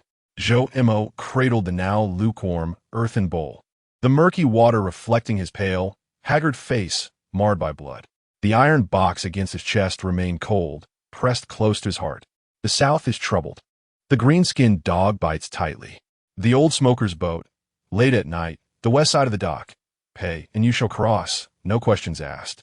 The old man's words echoed in his mind like an incantation, reverberating endlessly. In this desolate tavern amidst the wilderness, the stone-faced old man, the bowl of life-saving murky water, and the sudden appearance of a clandestine waterway. Are these elements an unspoken part of Uncle Foo's grand escape plan? Is there a mysterious figure behind the gray dove's machinations? Or is a more extensive and perilous web silently tightening around him? He remains oblivious. Yet, he has no alternative. The path to survival, earned at the cost of the gray dove's life, leads southward. The secret waterway indicated by the old man also points southward. To survive, to uncover the truth, to see her once more. Zhou Mo's bloodshot eyes, illuminated by the flickering light of the kerosene lamp, fixate on the murky surface of the water at the bottom of the bowl. The surface trembles, reflecting a faint yet indomitable light in his eyes, akin to the morning star in the wilderness. He lifts his head and drains the last cold, murky sip of sediment-laden water from the bowl. Chapter 31. Murky river water and the silent fairy. The frigid, murky river water gushed down his throat, laden with a heavy scent of mud and decaying matter. Zhou Mo coughed violently, his fractured ribs protesting with agonizing groans, each cough akin to steel needles stirring his insides. He struggled to lift his head above the water, the icy river instantly siphoning away the last remnants of warmth from his body, leaving him shivering uncontrollably.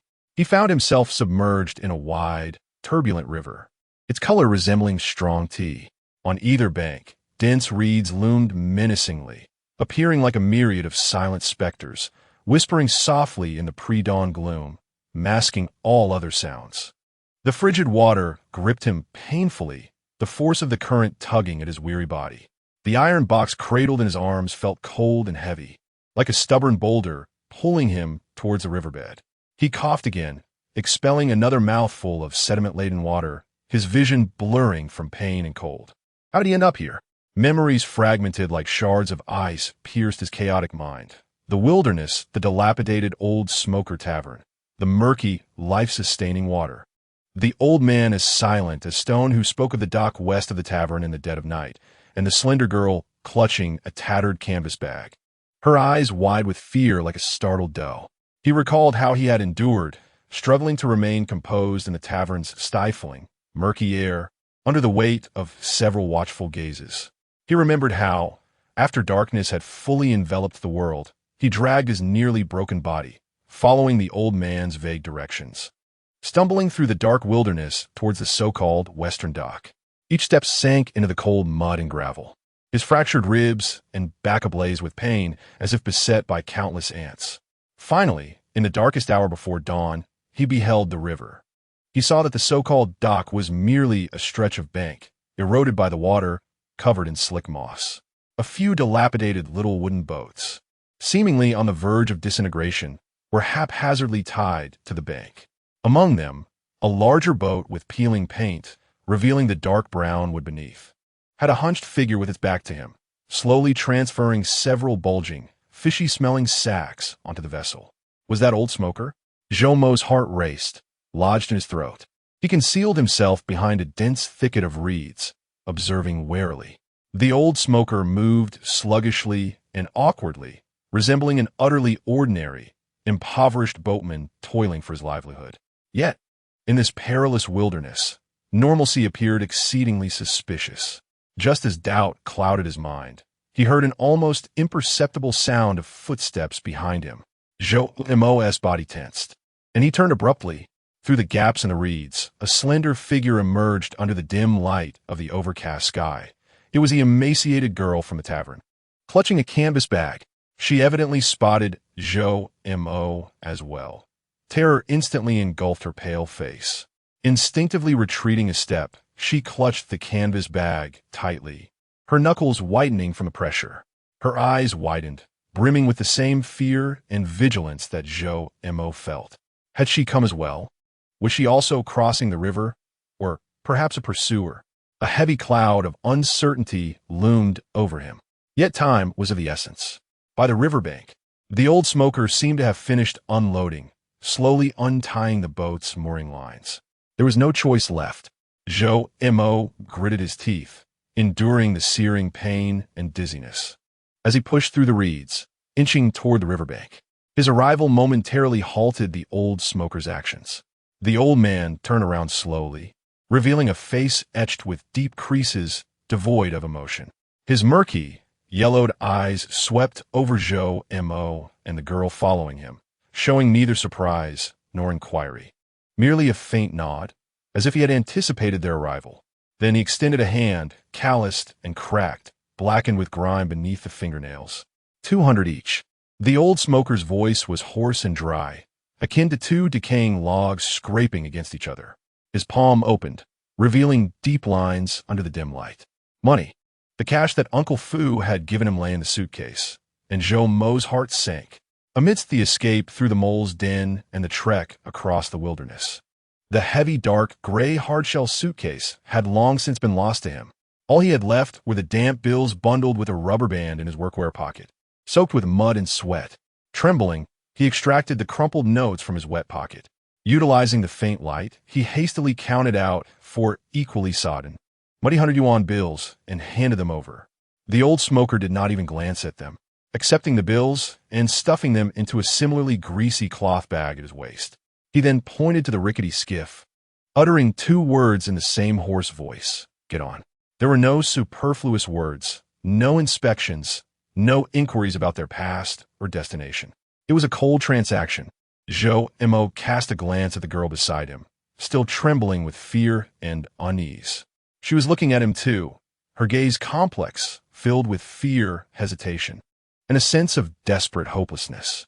Shaking, she rummaged through the depths of her tattered canvas bag and carefully withdrew a few similarly crumpled, yet seemingly cleaner bills, cautiously handing them to the old smoker. He likewise accepted them indifferently, stuffing them into his cloth bag. One after the other, they struggled aboard the swaying skiff. The vessel exuded a pungent odor of fish, the acrid scent of tung oil, and the musty aroma of wood soaked in river water. The cabin was cluttered with several bulging burlap sacks, exuding an even more pungent odor of brine and fish. A few empty plastic oil drums and some indistinct miscellaneous items were strewn about, leaving only a small, damp space in the center barely large enough for a person to crouch. Zhou Mo and the girl each found a corner, attempting to distance themselves from one another and from the malodorous sacks, curling up as they sat down. The cold, wet planks of the boat pierced through their thin clothing, sending chills deep into their bones. The fractured ribs and the burns on his back throbbed with sharp pain and numbness in the damp, frigid environment. The iron box in his arms remained icy, pressed against his chest like a heavy burden. The old smoker, hunched over, untied the last rope. He grasped a polished bamboo pole and thrust it forcefully into the muddy riverbank. The creaking, dilapidated boat wobbled as it slowly pulled away from the sunken, muddy shore, gliding into the turbulent, murky waters. The current swiftly enveloped the small vessel. The boat pitched violently in the waves, each jolt making Zhou Mo feel as though his broken ribs might pierce his insides. He clutched a cold, slippery iron ring on the gunwale, his knuckles whitening from the strain. The icy river water occasionally splashed up, soaking his pant legs and bringing a piercing chill. The old smoker stood at the stern, silently guiding the bamboo pole. His movements appeared slow and cumbersome, yet remarkably steady. The murky water swirled into small whirlpools under the direction of his pole. His stooped silhouette, shrouded in the gray light and mist, resembled a silent statue, merging with the murky, rushing river filled with uncertainty. Zhou Mo fought against dizziness and excruciating pain, his vigilant gaze sweeping the surroundings. The river was wide, and as far as the eye could see, there was only an endless expanse of reeds swaying like a green sea in a morning breeze. The banks were low, with indistinct silhouettes of muddy flats, and, further away, silent hills enveloped in fog. No signs of human presence, no boats in sight. Only the sound of rushing water and the rustling of reeds in the wind, accompanied by the faint splashes as the bamboo pole touched the water. A profound silence enveloped the scene, a silence laden with an immense sense of oppression, as if the entire world had forgotten about them. His gaze involuntarily drifted toward the girl huddled in the corner at the bow. She still clutched the tattered canvas bag tightly, as though it were her only lifeline. Her pale face was buried deep in her knees, her thin shoulders trembling slightly from the cold and fear. Her silence and terror mirrored Zhoumo's own. Who was she? Why had she paid 200 yuan for a passage on this rickety boat bound for the unknown in the darkest hour before dawn? Was she also fleeing? From what? An overwhelming question swirled in Zhoumo's mind. He wanted to speak, to inquire, but his throat was parched and constricted. Uncle Fu's warning and the bloodied visage of the gray dove flashed repeatedly in his mind. Do not trust anyone who approaches you. Trust no one. Could this girl be another bait sent by Qing Miao or Su Zhenghong, a hunter masquerading as a companion? Just then the old smoker, who had been silently propelling the boat, suddenly let out a faint cough. The sound was soft, yet it resonated with startling clarity across the still surface of the river. Zhou and the girl raised their heads almost simultaneously, their gazes alertly fixed on the stern of the boat. The old smoker did not turn back. He remained hunched, intently observing the water surface before him, his bamboo pole steadily probing the murky river. It was as though the cough that escaped him was merely a trivial discomfort, entirely unrelated to the two passengers aboard, who were as skittish as startled birds. Yet, Zhou perceptively noted that at the moment the cough sounded, the old smoker's gnarled hand, calloused from years of toil, seemed to subtly gesture downstream, as if indicating a direction.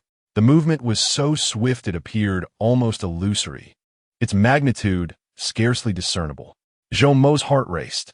He strained to peer in the direction the old smoker's pole had pointed. Beneath the grayish sky, the turbulent river flowed incessantly. In the interior of a vast bend, nearly at a right angle, a dense thicket of reeds revealed an unnatural gap. Behind this opening, it seemed that rather than a shoal, there lay a deeper expanse of water entirely concealed by towering reeds. A hidden cove, perhaps? What did the old smoker mean? Was that cove a safe harbor from the storm, or merely the entrance to another snare? Zhoumo's gaze remained fixated on that direction, his heart thundering heavily within his chest. The iron box cradled his arms felt cold, a constant reminder of the gray dove's final charge and the name Raven. To survive, to uncover the truth, to see her again. The icy river spray splashed against his face, bringing with it a bone-chilling cold. The weathered skiff jostled forward through the raging waters, carrying three silent souls, each burdened with their own thoughts, deeper into the thickening fog of the south. Ahead, where the river curved, the shadowy cove, veiled by reeds, resembled a door ajar, quietly awaiting their decision. Chapter 32.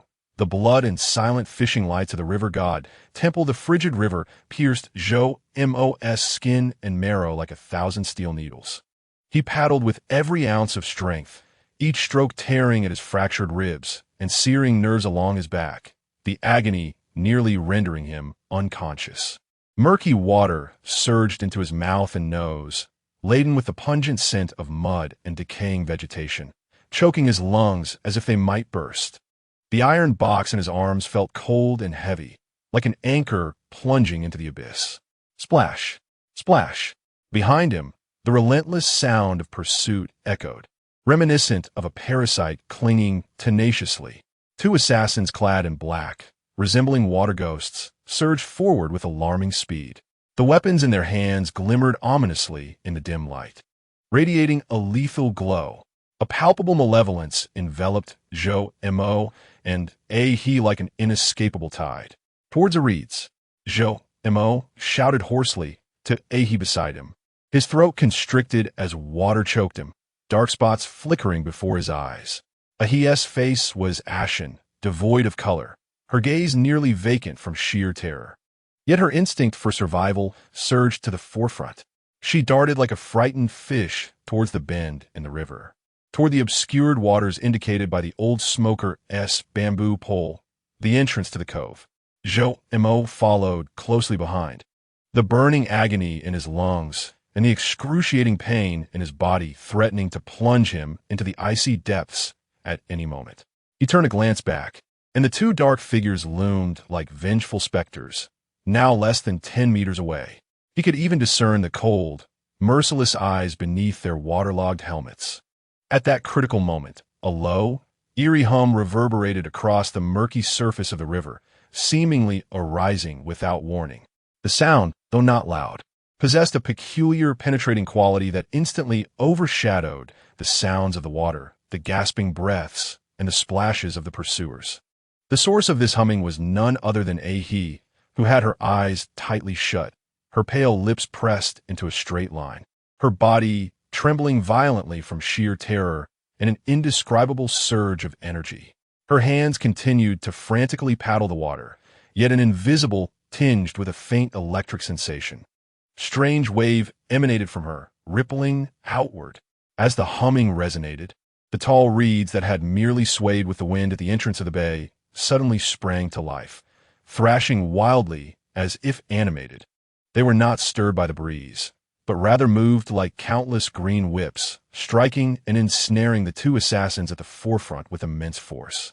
The suddenness of this bizarre assault caught the two murderers completely off guard.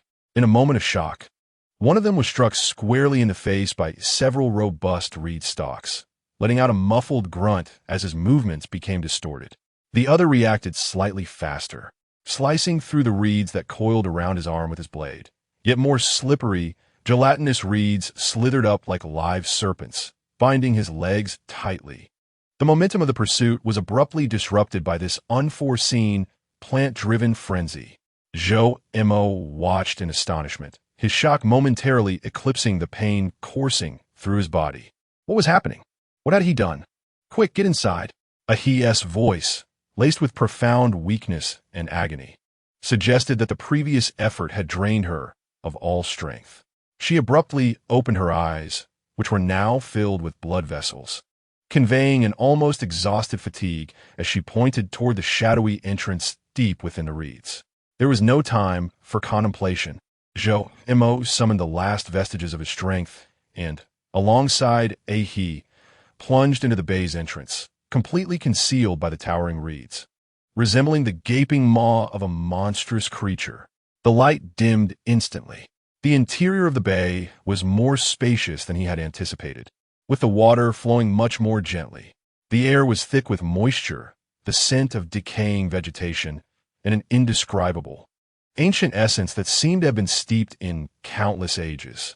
The banks were no longer muddy flats, but were instead piled with thick, dark brown silt and gnarled tree roots. Several massive, long-decayed blackened stumps, half submerged in the water, stood crookedly along the shore like the broken ribs of a colossal beast. At the farthest edge of the bay, upon the silten roots, stood a structure, a small temple entirely constructed from massive, unhewn black stones. The crevices between the stones were adorned with slick moss and deep green ferns.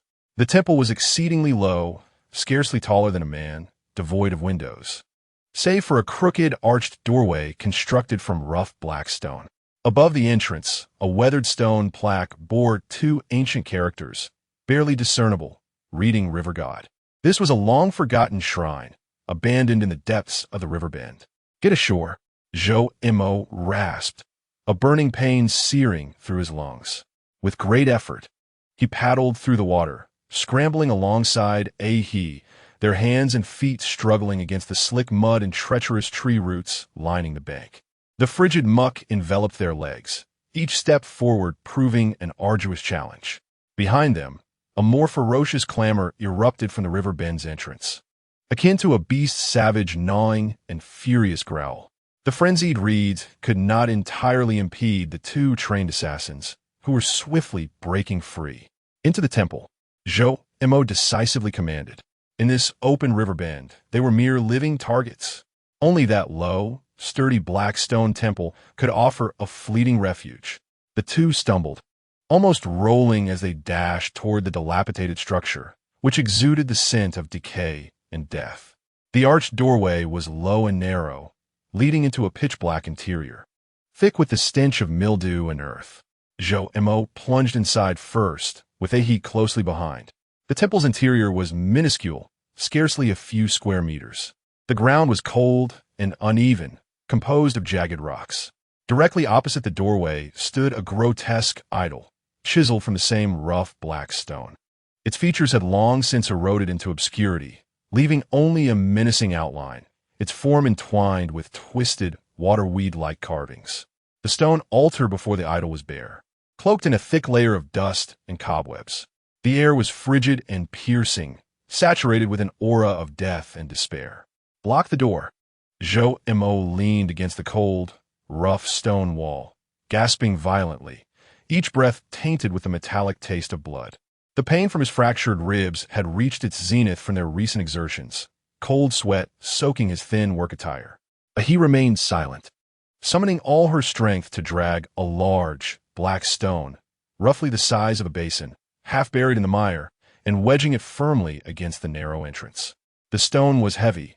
Her frail body nearly succumbed to exhaustion as she collapsed to the ground, trembling violently and hugging her knees, her complexion as pale as parchment. Her eyes once again consumed by a hollow terror, as if the strange force that had erupted moments ago was merely an illusion. Almost instantaneously, just as the stone was secured in place, a resounding thud reverberated against the temple's outer wall. The entire small stone structure seemed to tremble. Dust cascaded down. The pursuers had arrived. Thud, thud, thud. The heavy sounds of impact echoed incessantly. Someone was recklessly battering the wall, constructed from massive black stones, using either a heavy object or their own body. The stone wall was remarkably sturdy, yet each collision intensified the oppressive atmosphere within, casting an impending shadow of death that loomed heavily. Zhou heart sank to the depths. Though the temple was robust, it was not a fortress. The sole exit had been sealed, though it may not hold for long, and they found themselves ensnared here, like fish in a barrel. A harsh metallic screech, accompanied by sparks, suddenly emanated from the crevice of the door. The stone blocking the entrance was violently pulled outward, a chilling beam of light, akin to the flick of a venomous serpent's tongue, swiftly pierced through the gap, sweeping across the cold stone walls and the indistinct idols within the temple. They were attempting to force the door. Zhou pupils constricted in an instant. A profound terror, coupled with a frenzied sense of being cornered, seized him.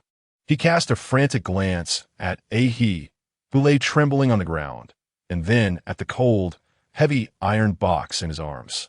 The dying screech of the gray dove echoed in his mind. "Do not open it, unless you are driven to the brink of despair.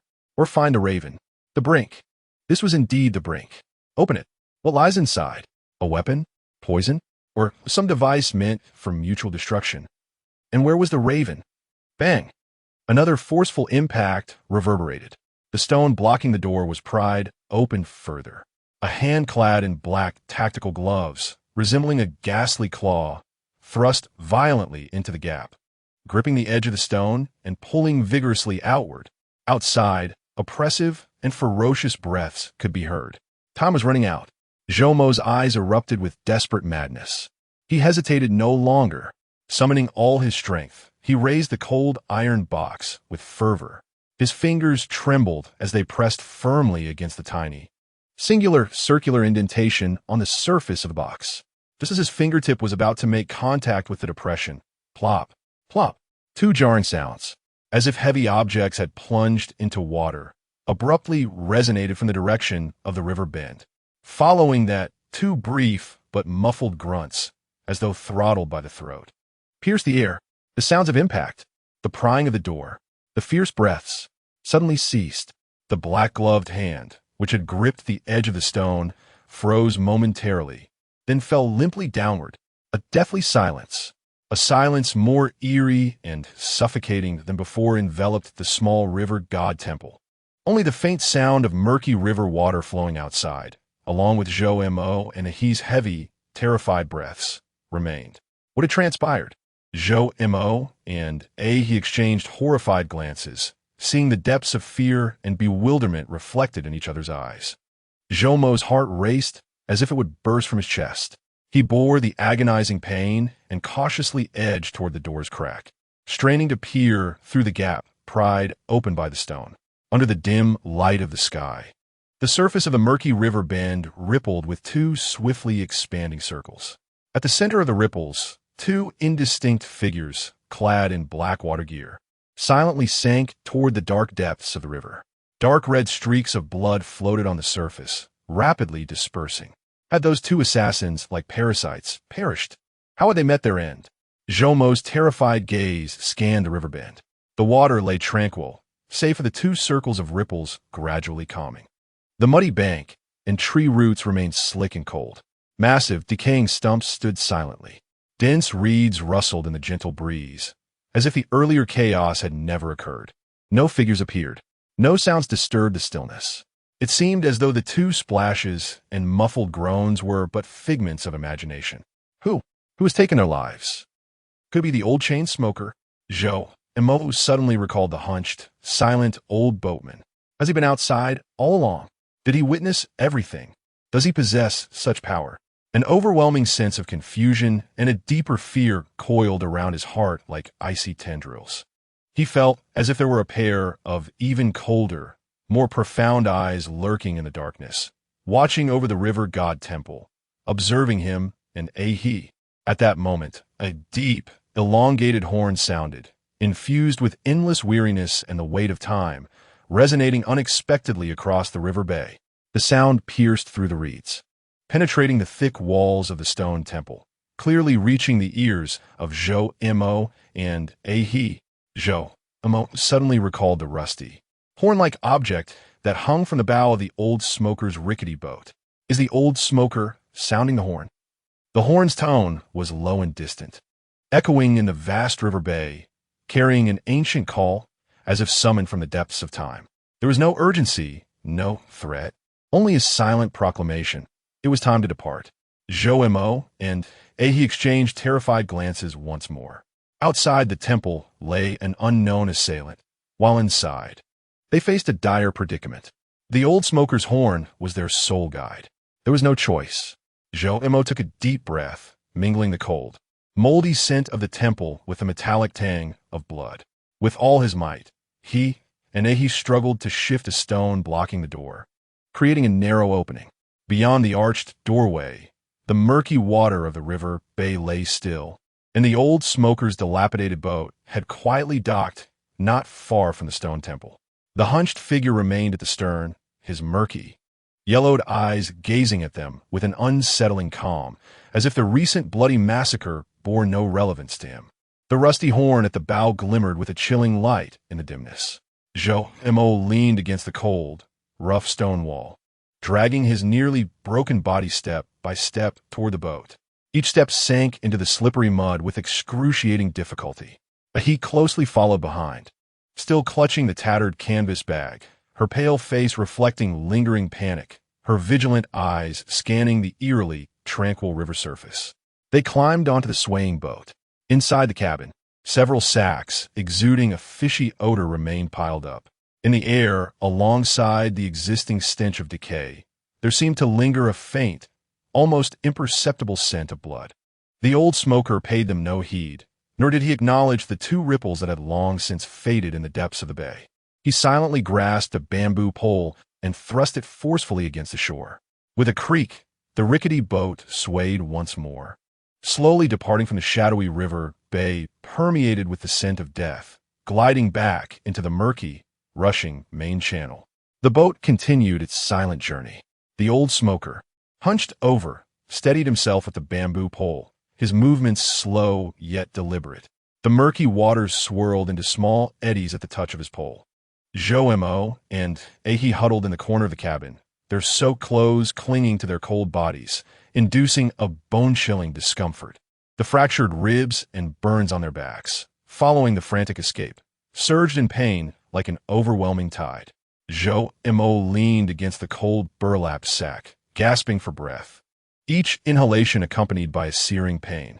He glanced at Ahi, who was looking back at him, her pale face reflecting a lingering terror, her hollow eyes betraying an ineffable sense of confusion and fragility, as if the strange outburst moments ago had siphoned away much of her vitality.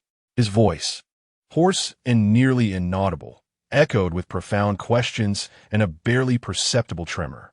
He abruptly lowered her head, burying her face deep in her knees, her frail shoulders trembling violently, offering no response, only a suppressed whimper akin to that of a frightened creature. Zhou Mo's heart sank. A colossal enigma enveloped him like a dense fog. What was the source of Ahi's bizarre ability? Who had eliminated the two assassins outside the temple? What role did the taciturn old boatman, the old smoker, truly play? Was he merely an ordinary ferryman, indifferent to his passengers' origins, willing to transport anyone for a price? The heavy iron box, entrusted to him by the gray dove, pressed coldly against his chest. He had nearly pressed the button that would unveil the unknown. The mysterious name, Raven, flickered like a phosphorescent light in the darkness, guiding him yet remaining tantalizingly out of reach. The skiff drifted down the murky river waters. The sky gradually brightened, yet remained shrouded in heavy, leaden clouds, devoid of sunlight, presenting a dismal and frigid grayish white. The scenery along the banks transitioned from boundless reeds to lower marshlands and the faint outlines of dilapidated fishing villages. The air was thick with moisture and the earthy scent characteristic of the southern hinterlands.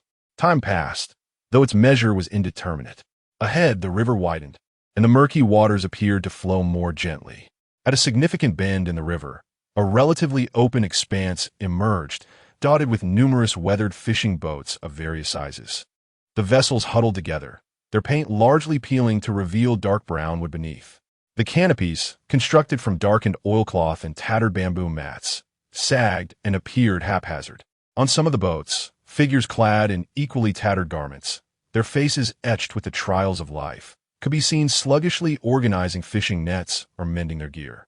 The air was thick with the pungent odor of fish, the acrid scent of low-grade diesel, the smoke from burning firewood, and a murky emlaying of sweat and dampness unique to the impoverished water-dwelling communities. A sprawling, floating slum clung to the riverbank.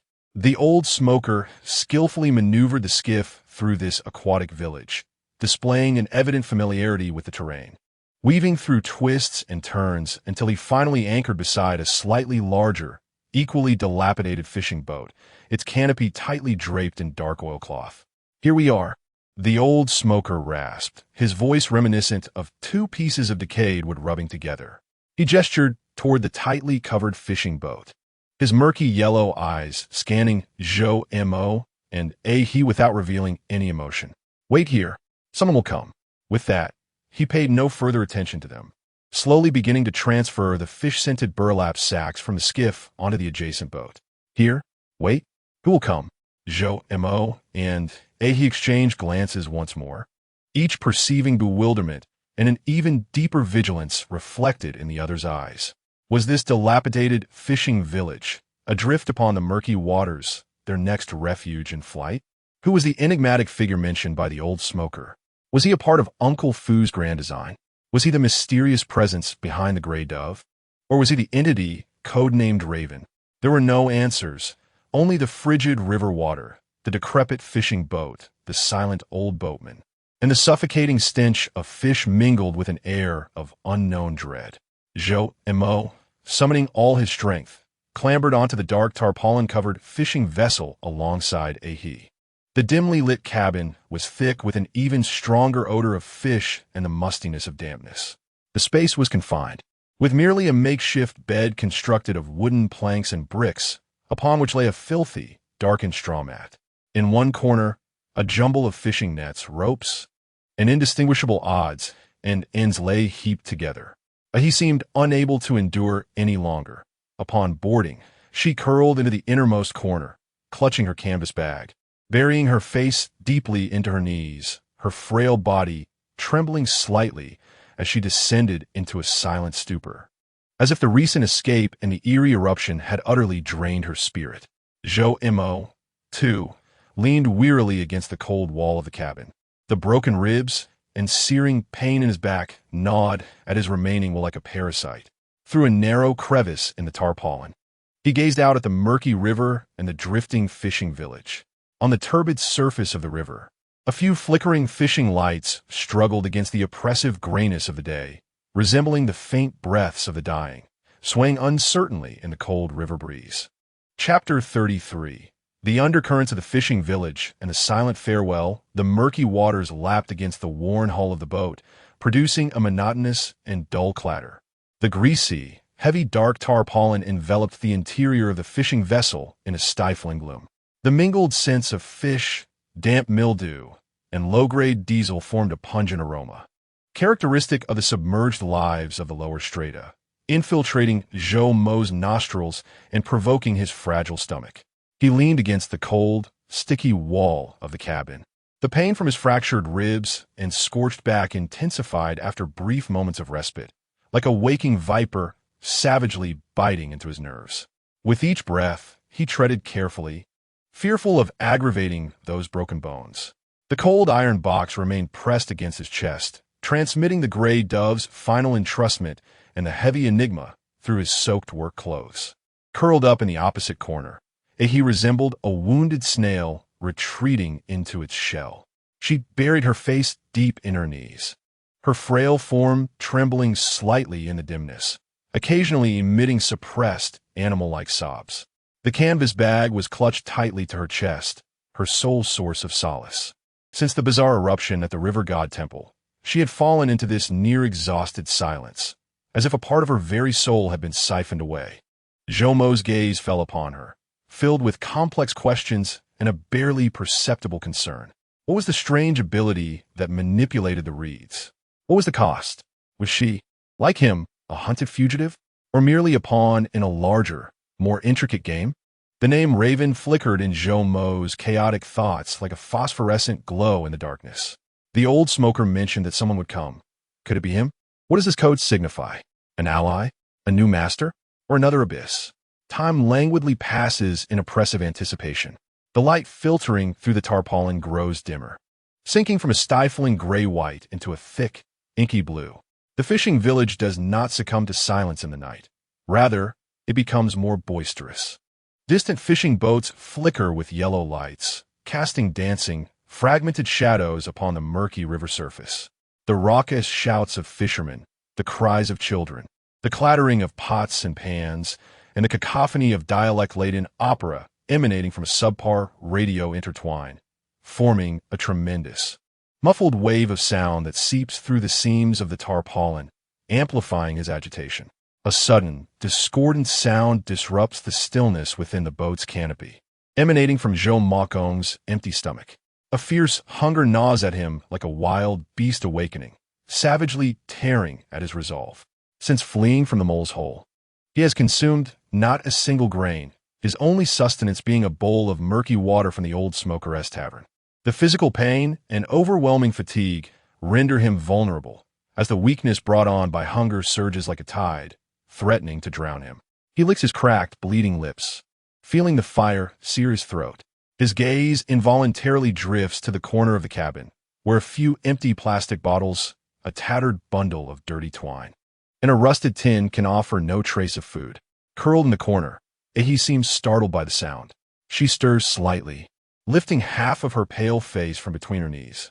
Her hollow eyes, now devoid of the previous terror, reflect an unfathomable weariness and numbness as they meet Zhou Mokong's gaze. She, too, is hungry. Zhou Mokong can see her gaunt shoulders subtly shiver from the cold and hunger. At that moment, the heavy tarpaulin at the entrance is swept aside by a hand, thick with calluses and smeared with dark grease. The old smoker's stooped figure appears at the threshold. In the dim light, his weathered face looks even more numb and aged.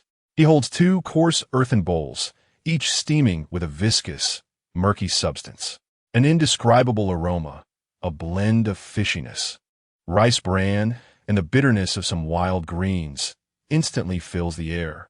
There are no words, no expressions. The old smoker simply places the two bowls on the cold, damp floorboards before Zhou Mokong and he. Then, his murky yellow eyes linger on them for a fleeting moment, a gaze that seems to pierce through the dimness, imbued with a detached understanding, yet as if it comprehended nothing at all. After setting down the bowls, he turns and silently retreats. The tarpaulin curtain falls again behind him, isolating them from the outside clamor and faint lights. A silent act of charity. Zhou Mokong gazes at the bowl of murky, pungent gruel on the ground. His rational mind screams in warning.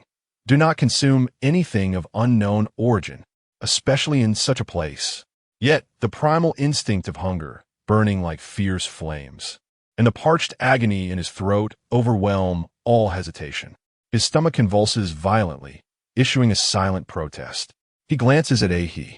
The girl was also staring at the bowl of gruel before her pale face devoid of expression, only her throat slightly moving as she swallowed an imaginary saliva.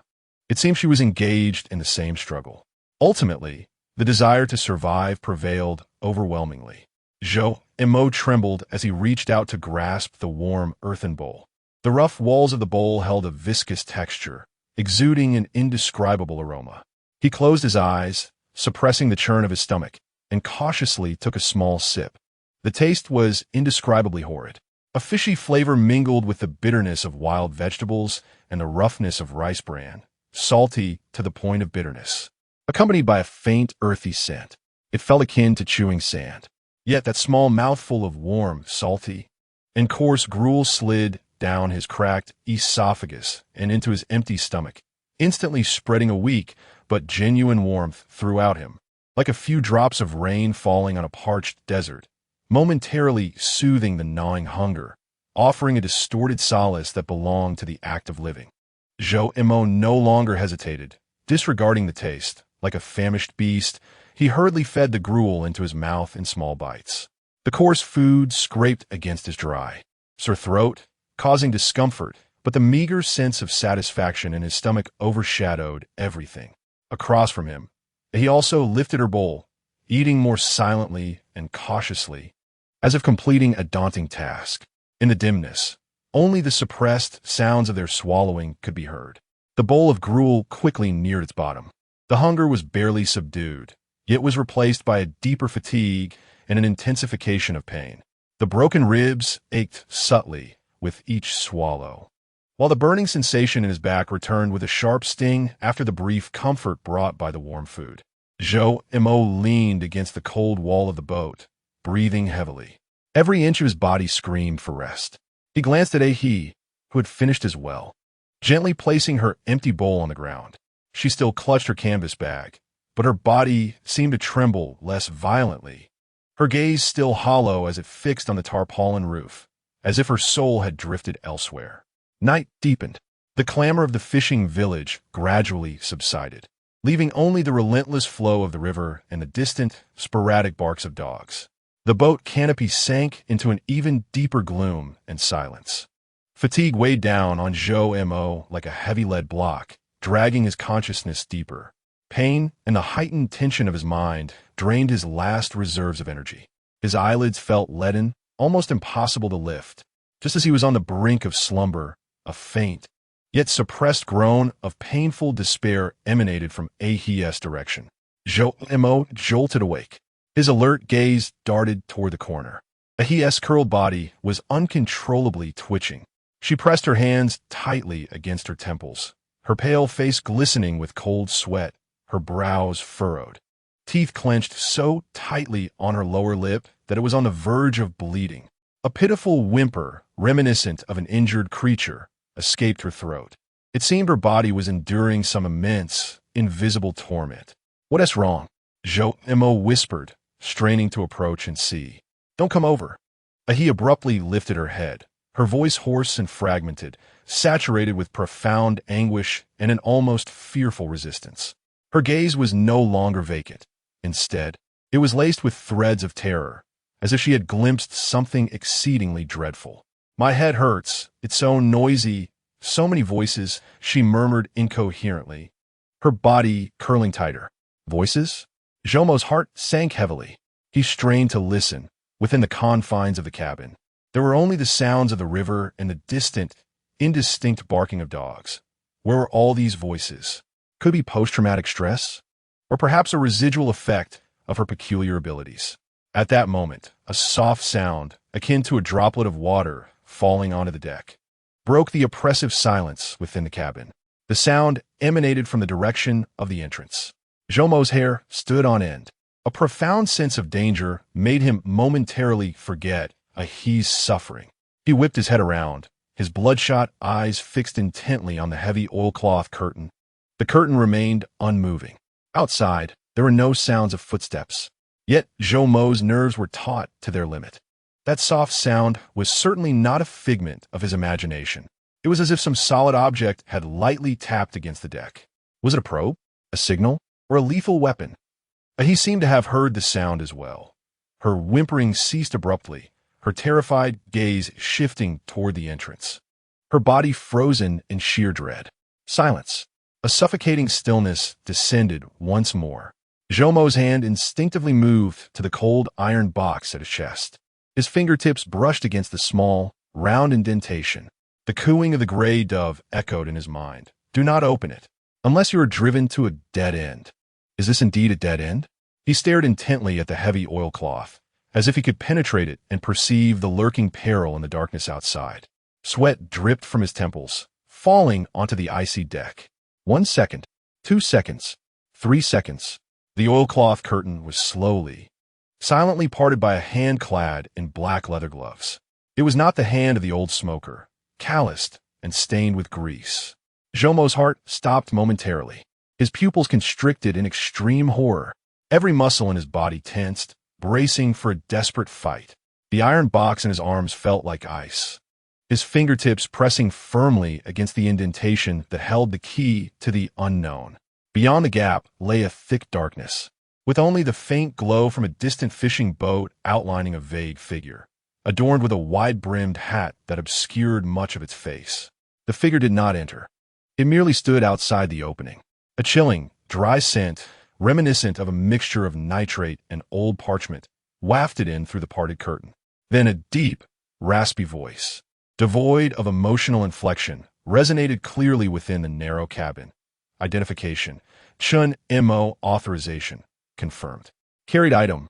Iron box. Condition. Damaged. The voice paused like a cold machine processing data. Directive. Follow me. Target. Corvus. Corvus. Jomo's heart felt as if it had been struck by a heavy hammer. He stared intently at the indistinct figure beyond the gap. Is he Corvus? The person the old smoker referred to? How did he find his place? How did he confirm his identity? The authority he spoke of referred to the invisible dust that clung to him.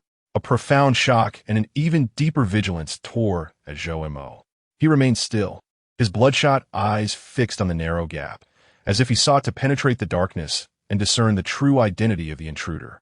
The figure outside the crack seemed unhurried, standing quietly like a statue merged with the shadows, exuding a peculiar cold and dry aura that intertwined with the two within the boat's canopy like invisible threads. Crouched in a corner, he trembled violently upon hearing the name Raven. She lifted her head, her pale face marked by sheer terror and an indescribable complexity of emotions. Her gaze was riveted on the gap, her lips silently moving as if attempting to articulate something, yet her voice was stifled by overwhelming fear. Mo, his voice hoarse and strained with anxiety, managed to utter, "Is it the Raven?" The figure outside offered no response to this inquiry. Instead, he reiterated in a voice that remained cold and steady, devoid of any fluctuation, directive, "Follow me." Now, the tone brooked no dissent, carrying an icy weight of authority. Jomo's fists clenched tightly at his sides. He had no choice. The old smoker's boat was merely a way station. The Raven represented the next destination. The truth, the possibility of survival, and even the faint hope of reuniting with Sue seemed to hinge upon this enigmatic individual before him. He inhaled deeply, the mingled sense of the fetid air within the boat and the cold, nitrate aroma wafting from beyond the gap, filling his lungs. With great effort, he stood, his fractured ribs protesting with a painful groan. He cast a glance at Ahi, still paralyzed by fear in the corner. She, Jomo pointed towards her. Irrelevant. The Raven's frigid voice interrupted him, leaving no room for negotiation. Target you. Cargo. Iron box. He shuddered violently at this proclamation. An overwhelming despair and a sense of abandonment flooded her hollow eyes, tears cascading silently down her pallid cheeks. She clutched the canvas bag in her arms, as if it were her entire world. Jomo's heart felt as though it had been viciously pierced. Would this girl, equally fleeing and helpless, be left behind in this perilous, unfamiliar fishing village? He wanted to say more. The choice is yours. The Raven's voice rang coldly, as if perceiving his hesitation. Leave, or take her with you. Consequences are your own. The phrase echoed in his mind like a chilling shackle. To take along a girl of unknown identity, with an anomalous state, and possibly possessing strange abilities, would undoubtedly present a significant burden and uncertainty on the unknown path of escape. Yet, to abandon her alone in this treacherous fishing village seemed equally intolerable. Just as Zhou Mo wrestled with this internal conflict, the heavy oilcloth curtain at the entrance of the boat's canopy was lifted by another hand. It was the old smoker. Stooped and slow, he entered, his murky, yellowish eyes first glancing at the indistinct figure outside the gap, seemingly unfazed, then settling on Zhou Mo's face, and finally drifting to He, trembling and tear-streaked in the corner. The old smoker's weathered face bore no expression. He merely nodded in the direction of He. His movement so slow and subtle it was nearly imperceptible. Then he turned to Zhou Mo, his hoarse and dry voice resonating in the confined space. She remains. No explanation, no promises, just these three succinct words, imbued with a weighty, stone-like finality that brooked no argument. It was as if he were saying, "Your path lies ahead. Her fate is here." Zhou Mo's heart sank. He gazed at the old smoker's expressionless face, then glanced at He, who wept in despair in the corner, and finally, his gaze fell upon the darkness outside the crevice, a realm of the unknown and possibility. Survive. Find the answers. See her again. These three obsessions, like a lighthouse in the dark, ultimately overwhelmed all reluctance and hesitation. He no longer looked at He, but instead, with great difficulty and a profound heaviness, nodded at the old smoker.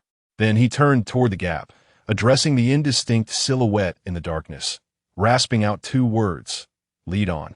Outside the crevice, the silhouette of the raven silently stepped aside.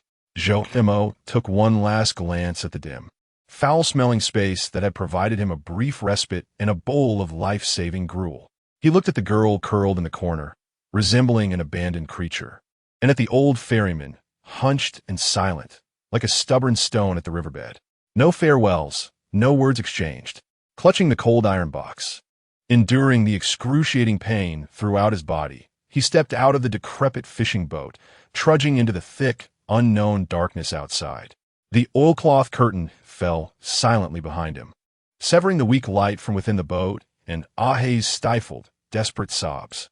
The murky river flowed beneath his feet, the lights of the fishing village flickering in the distance. In the darkness ahead, the raven, donning a wide-brimmed hat and exuding a chilling aura, loomed like a silent specter, guiding him deeper into the more profound and perilous mists. Namling was not the end. The raven was the next destination. Chapter 34. The raven in the alley and the truth of the iron box. Darkness enveloped Zhou Mo like viscous ink, swiftly consuming his form. The lights of the fishing village receded rapidly behind him, leaving only the incessant murmur of the murky river, akin to the whispers of countless lost souls, gradually dissipating in the damp night breeze. The raven walked ahead, his steps silent yet steady. The shadow of his wide-brimmed hat completely obscured his face, revealing only a vague outline of his jaw. He wore a long, deep gray overcoat, the fabric resembling some form of waterproof material, glistening with a cold sheen under the faint starlight. The hem of the coat swayed slightly with each step, resembling a pair of folded wings. That peculiar, icy breath, mingled with the scent of saltpeter and old tomes, served as an invisible marker, guiding him through the darkness. Zhou Mo, dragging his nearly disassembled body, struggled to keep pace. Each breath sent sharp protest from his fractured ribs, while the burns on his back stung fiercely in the night wind. The iron box in his arms was cold and heavy, pressed against his heart as if it sought to freeze his last vestiges of warmth. They traversed a chaotic expanse of fishing nets and piled equipment, treading upon slick wooden planks and decaying fish entrails, delving deeper into the shadowy, dilapidated heart of the fishing village. Here, no lights flickered. Only the low, crooked outlines of wooden shanties loomed like lurking beasts in the darkness. The air was saturated with an intensified, fishy odor, mingling with the putrid stench of rotting food and human waste. How much farther? Zhou Mo rasped, his voice fractured by pain and fatigue. The crow offered no response, his figure merging with the shadows like a ghost, only his cold, dry breath serving as a guiding thread that prevented Zhou Mo from losing his way in the pitch blackness. After navigating several turns and squeezing through narrow gaps barely wide enough for passage, the crow finally halted before a low, shadow-cloaked wooden cabin. This structure appeared even more decrepit than its surroundings, with slanted walls stuffed with rags and newspapers. There were no windows, only a similarly tilted wooden door, paint peeling away like old skin. The crow produced an ancient brass key from his coat pocket and inserted it into the lock. The lock emitted a harsh click, and the door silently creaked open a narrow gap. A more potent air, infused with the scent of mildew, aged paper, and a bitter herbal essence, surged forth instantly. "Enter," the crow commanded, his voice remaining cold and steady, devoid of any emotion. Zhou Mo, gritting his teeth against the searing pain coursing through his body, followed the crow into the cabin. Inside, darkness enveloped them, rendering visibility non-existent. Only the crow's distinctive aura guided him forward. A soft click echoed. An old-fashioned kerosene lamp was ignited, its minuscule flame flickering hesitantly, casting a timid light upon the cramped space. The interior of the cabin appeared slightly more spacious than it did from the outside, yet remained confining. The walls were plastered with yellowed newspapers and maps, darkened by the passage of time.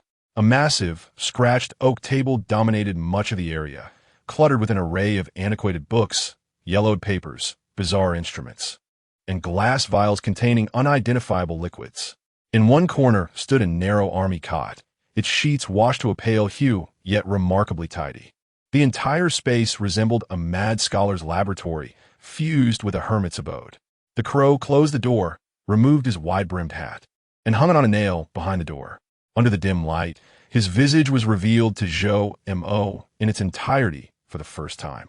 It was a face that lingered in memory.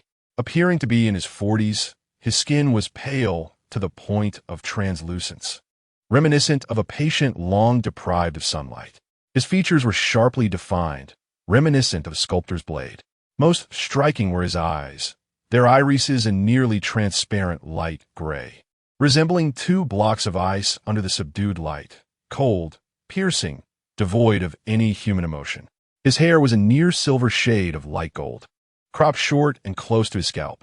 Adorning his left ear was an oddly shaped earring, a small, exquisitely crafted crow, its obsidian eyes glinting with an eerie light in the lamplight. He shed his coat, revealing a similarly dark gray turtleneck sweater and black work pants. His form was slender, lacking in bulk, yet possessing a certain elegance. Yet the chilling aura and the precision and efficiency that flowed from every movement resembled that of a finely tuned machine, instilling a sense of dread within anyone who dared to underestimate him. "Sit," the raven commanded tersely, gesturing toward a seemingly intact wooden chair beside the table. Zhou Mo stifled the excruciating pain and cautiously settled down. As he did, the fractured ribs emitted a groan of unbearable strain, causing his vision to dim momentarily. He clenched his teeth tightly, managing to suppress a cry of agony. The raven appeared oblivious to his suffering. He moved to the opposite side of the table, retrieving a small metallic box from an ancient oak cabinet. Turning back to Zhou Mo, his cold, pale gray eyes locked onto him, the iron box. It was not a request, but an order. Zhou Mo's heart tightened abruptly. The iron box in his possession felt as if it had suddenly gained weight. The dying screech of the gray dove echoed in his mind. "Don't open it, unless you are driven to desperation. Or find a raven." Now, he had found the raven. But could he truly trust this man, exuding such an icy presence? What lay within the iron box? A weapon? Intelligence? Or something far more perilous? The raven seemed to penetrate his hesitation. His pale gray eyes narrowed slightly, and his voice remained steady and frigid. "The choice is yours. Surrender the iron box and receive answers and protection." Or he paused, a barely perceptible glint of coldness flashing in his eyes. "Take it with you and continue your flight. But in your current state, you will not survive more than 48 hours.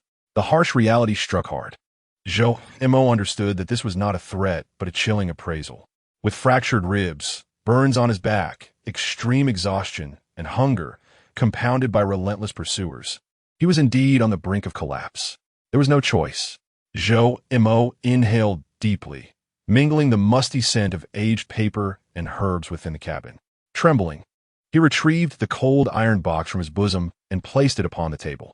Under the dim light of the oil lamp, the box shimmered with a ghostly sheen, its surface marked by a tiny circular indentation, resembling a silent button waiting to be pressed. The raven's gaze fell upon the iron box, his pale gray pupils narrowing slightly. He extended his long, pale fingers, gently pressing down on the circular indentation. Click! A faint mechanical sound echoed. The lid of the iron box slid open silently, revealing its contents. Zhou Mo held his breath, fixated on the open box. Inside lay neither a weapon nor intelligence, but an exceedingly small, irregularly shaped fragment of crystal, emanating a strange dark red glow. The fragment was no larger than a fingernail, its surface intricately patterned with fine lines resembling veins. In the dim light, it seemed to emit a faint, dark red halo, pulsating as if alive. An indescribable aura, both chilling and searing, radiated from the fragment, instantly filling the confined space. Zhou Mo's heart constricted sharply. The moment he laid eyes on the fragment, an uncanny, almost instinctual familiarity and fear seized him simultaneously. It was as if this tiny crystal shard bore an inexplicable connection to him. "What is this?" His voice was hoarse, barely audible. The raven did not respond immediately. He delicately lifted the dark red crystal fragment with his fingertips, bringing it before the kerosene lamp for a closer inspection. The light filtered through the shard, casting a bizarre, blood-like stain upon the ground. It was a fragment of zero authority.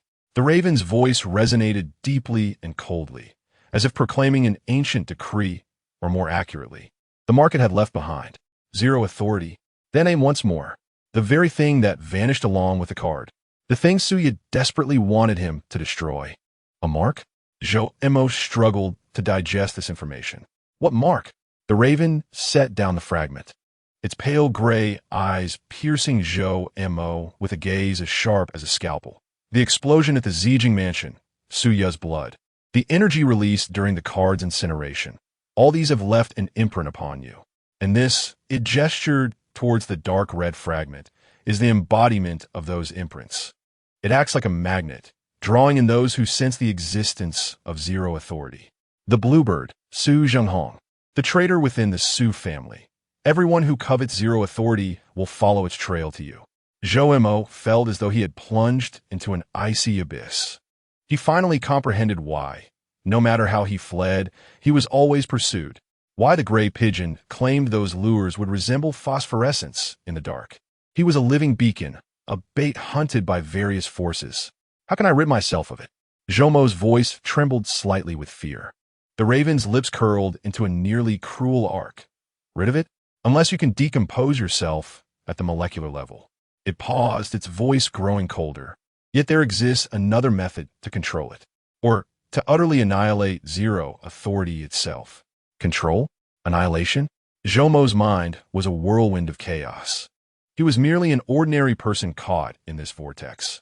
How could he control or destroy something that even Su Zhenghong held as a treasure? Why me? Zhou Mo posed the most fundamental question. Why does the mark of zero authority reside upon me? The raven's gaze sharpened further, like two icy daggers piercing Zhou Mo's soul. Because you are the vessel. A vessel? A human container capable of harboring the energy of zero authority. The raven's voice was chillingly calm. Su Zhenghong marked Suya with zero authority, embedding it deep within her bloodline. However, the explosion at the Zijing mansion, Suya's blood, the energy released during the card's combustion, all inadvertently triggered a transfer. And you, Zhou Mo, happened to be closest at that moment, your body and spirit in a state of extreme tension and openness. Thus, a part of zero authority's mark adhered to you, like iron filings drawn to a magnet. Zhou Mo's heart plummeted to the depths. He recalled the explosion at the Zijing mansion, Suya's pale and fragile visage, the ghastly mark beneath her collarbone. All fragments began to coalesce into a more colossal, more terrifying image. Consequently, Zhou Mo's voice turned dry and strained. Is Suya still alive? A flash of an exceedingly complex emotion flickered in the raven's eyes, so swift it was nearly imperceptible. Alive, but not better than dead. This statement pierced Zhou Mo's heart like a blade of ice. He suddenly stood up, disregarding the agonizing pain from his fractured ribs. Where is she? Sit down. The raven's voice suddenly turned cold, imbued with an unmistakable command. Simultaneously, his hand made the slightest movement. Zhou Mo was abruptly struck by a wave of intense dizziness. The scene before him twisted like rippling water. His legs weakened, and he fell heavily back into his chair. His muscles instantly succumbed to paralysis, leaving only his consciousness intact. Did you drug me? Zhou Mo was horrified to find his voice had become faint and indistinct. A tranquilizer, mixed in with the food on the ship. The raven's voice remained calm, as if merely stating a fact. Given your current state and emotional fluctuations, you are unfit to proceed with the next procedure. Procedure? What procedure? Zhou Mo's consciousness began to blur, the figure of the raven before him fracturing into doubles. An overwhelming fear seized him. Had he fallen into a trap? What exactly did the raven intend to do with him? Sleep now. The raven's voice seemed to echo from a distant place. When you awaken, you will witness the true Zero authority. Then, you will make your choice. Drowsiness surged like a tide. In the final moment, before his consciousness sank into darkness, Zhou Mo saw the raven lift the dark red crystal fragment, pressing it to his brow. The fragment's crimson aura suddenly brightened, resembling burning blood, illuminating the raven's cold, pale gray eyes. Then there was boundless darkness. Chapter 35. Vessel, Brand, and the cold life pod consciousness did not completely submerge. Instead, it floated within a viscous, frigid darkness. Zhou Mo felt like a stubborn stone sinking into the deep sea, compressed by invisible pressure, with distant, indistinct buzzing in his ears, intermingled with a rhythmic, deep mechanical hum. Pain had not vanished. His broken ribs and the burns on his back felt as though wrapped in a heavy membrane, transforming sharp, tearing sensations into a dull, persistent ache, a reminder of his body's severe injuries. Deeper still was a chilling and sluggish sensation at the soul level, as if all strength had been drained, rendering thought exceedingly difficult. The raven's final words echoed in his chaotic mind like inscriptions on ice. Vessel, the mark of Zero, authority. Suya lives, but it is worse than death. Zhou Mo, amid the numbing pain, mulled over this term. A thing capable of containing the bizarre energy. He recalled the dark red crystal fragment, its pulsating, cold yet scorching breath. Was it now within him, like a bomb that could detonate at any moment? Or a piece of carrion that attracted vultures? The brand, he finally comprehended why there was no escape. The explosion at the Zijing mansion, Suya's splattered blood, the strange surge of energy when the car burned. At that moment, he, Zhou Mo, an ordinary coder merely seeking an affordable place to stay and a meal to eat, had already been imprinted with an invisible mark, becoming the most conspicuous target in the eyes of all forces coveting Zero authority. What was this? The ultimate form of misfortune? The word Suya lives, but it is worse than death pierced his already tumultuous consciousness like poisoned ice shards. What had she encountered? What had that madman Su Zhenghong done to her? Where was she now? Was she in a state worse than death, imprisoned? Or in an even more dreadful predicament? A tumultuous surge of anger, fear, and helplessness roiled beneath the cold numbness, striving to break free from the shackles of the sedative. He could not sleep. He needed to know. He must. Yet, his body betrayed his will. The precise and potent effects of the Raven's drug firmly locked his nerve endings, dragging him deeper into the abyss of darkness. His struggles were akin to pebbles cast into a deep pool, stirring only faint ripples before swiftly sinking back into silence. Only the rhythmic, mechanical hum accompanied him like a pulse in the darkness, cold and constant. Time became an indistinct blur, perhaps a fleeting moment or an eternity.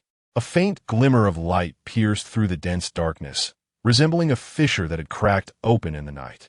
Zhou Mo's eyelids felt as heavy as lead, and he summoned every ounce of strength to pry them open, just a sliver. His vision was hazy and swaying, reminiscent of a waterlogged oil painting. The first thing that met his gaze was the cold, smooth, curved surface of a transparent dome, perilously close to his face, upon which tiny droplets of water condensed and slowly trickled down. Beyond the dome lay a hazy liquid emanating a ghostly blue luminescence, filling the space within his line of sight. Was he inside a jar? A jar filled with liquid? This absurd notion momentarily diminished the lingering effects of the sedative. Panic seized him instantly. He attempted to struggle, but found his body completely unresponsive. Even his fingers could not twitch. Only his eyes could move within an extremely limited range. Through the blurred dome and the ethereal blue liquid, he barely discerned his surroundings. This was no longer the dilapidated wooden cabin of the Raven, cluttered with ancient tomes and instruments. Instead, it was a larger, colder, and more technologically advanced chamber. The walls were smooth, seamless alloy, reflecting a chilling blue light. Above him, a shadowless lamp emitted a soft yet devoid of warmth glow. The air was infused with a sharp, sterile scent of disinfectant mingled with some peculiar cooling fluid. He found himself within a vertical, cylindrical life pod.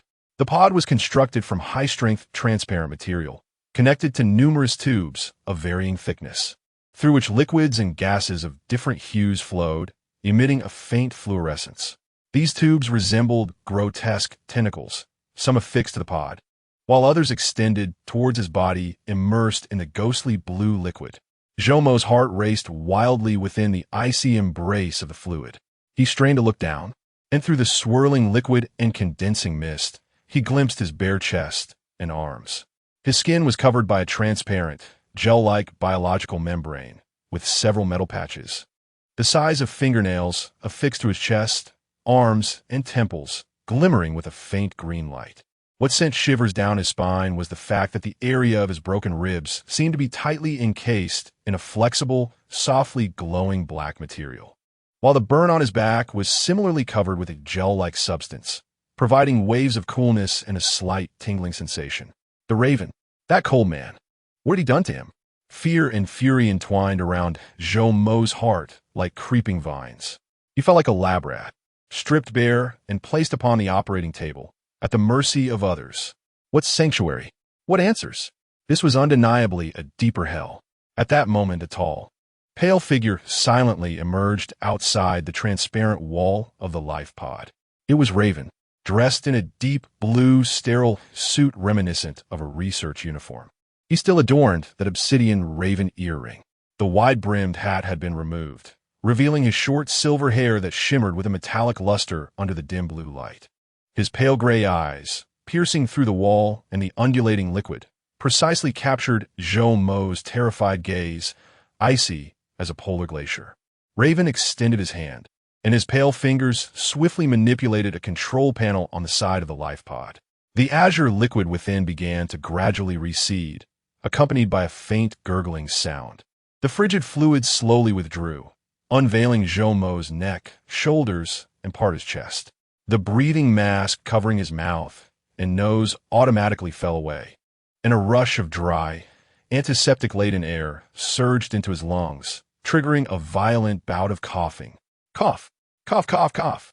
The fractured ribs throbbed painfully with each cough, causing Jomo to momentarily black out, physiological tears streaming from his eyes. Control your breathing. Raven's voice emanated from the life pod's built-in speakers, unwavering and devoid of any emotion, as though directing an experimental procedure.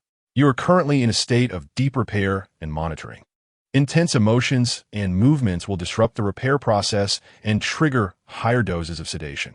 Jomo gasped for breath, enduring the searing pain and dizziness, his gaze fixed intently on that cold face beyond the wall. What have you done to me? His voice was hoarse, like a broken gong, laden with uncontainable anger and fear. Necessary medical intervention and stabilization of the energy field. Raven's words were succinct, his gaze landing on the glowing green patches of metal on Jomo's chest.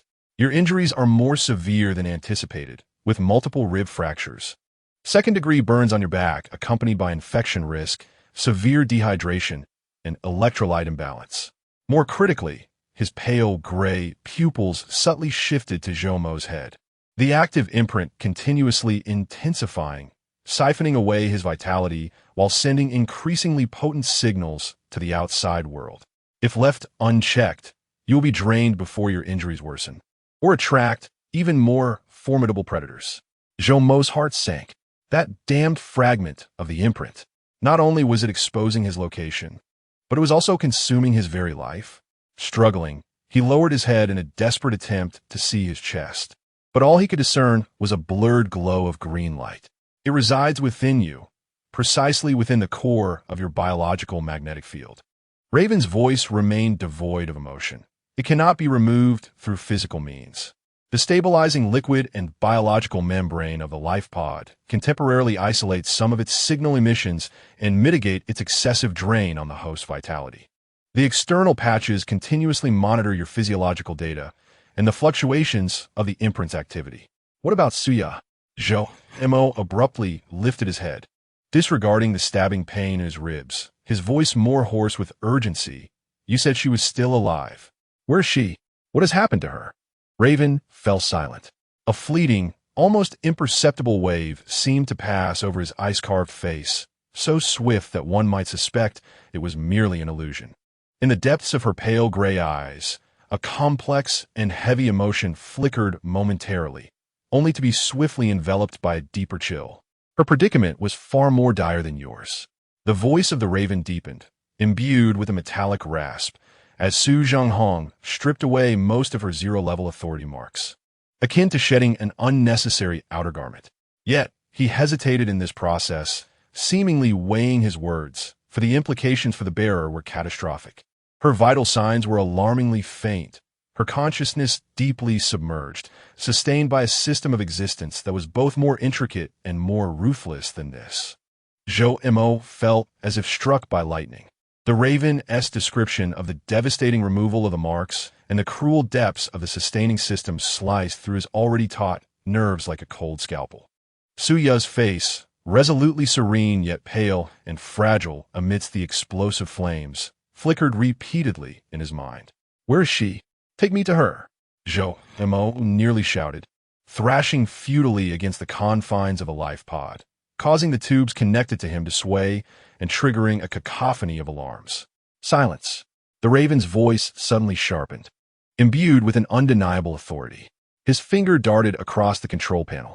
A wave of intense paralysis surged through Zhou Mo's limbs, dissipating the scant strength he had managed to muster. He collapsed like a puddle of mud against the supports of the life pod, his breath coming in rapid gasps. His bloodshot eyes fixed on the Raven.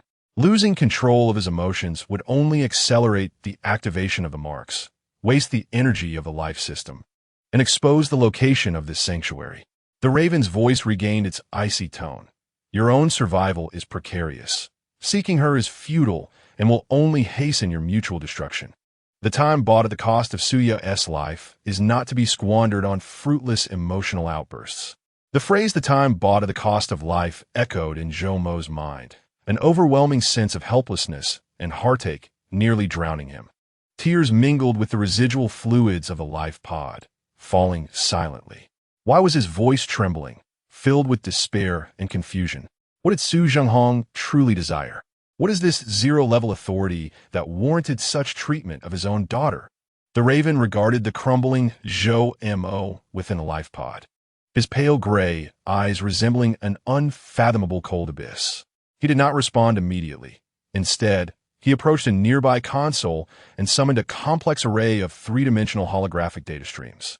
Countless flickering points of light and flowing lines intertwined to form a dazzling model. What Su Zhenghong pursued was power that transcended human limits, a dominion over all. The zero-level authority, the Raven's voice echoed from shadowy abyss, carried an almost lyrical chill. It is a key that can unlock forbidden doors. It is not a tangible entity, but rather a form of authority, a mark at the level of rules. Whoever can fully master it can access a source network that transcends current technological understanding. Source network? Zhou Mo found these esoteric terms utterly incomprehensible.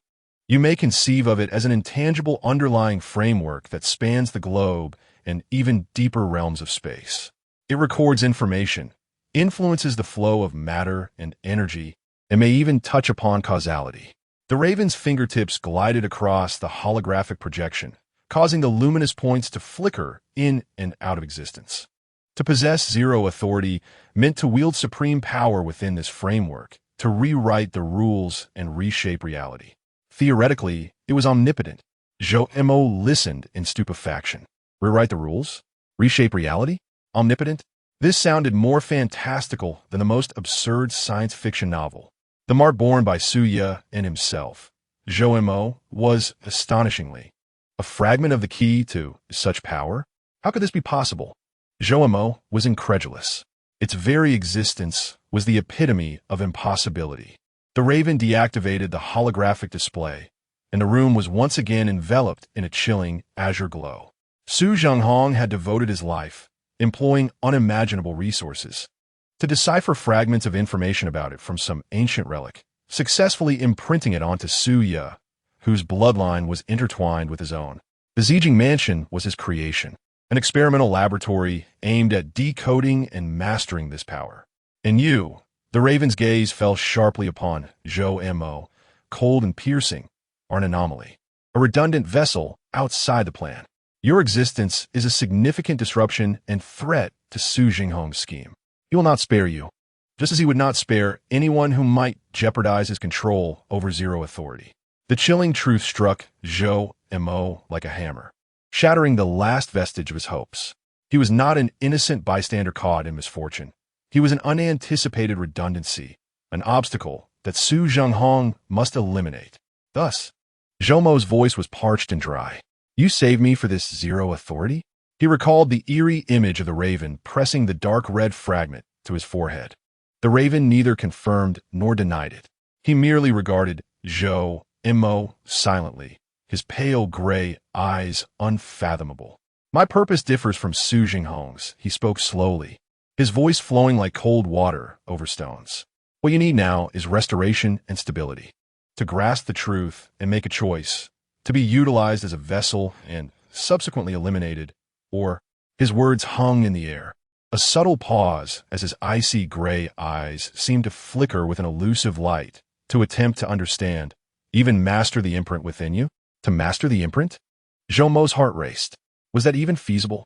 A mere coder, barely clinging to life, attempting to harness such a terrifying power capable of rewriting reality?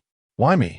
Zhou posed the central question once more, laden with profound despair.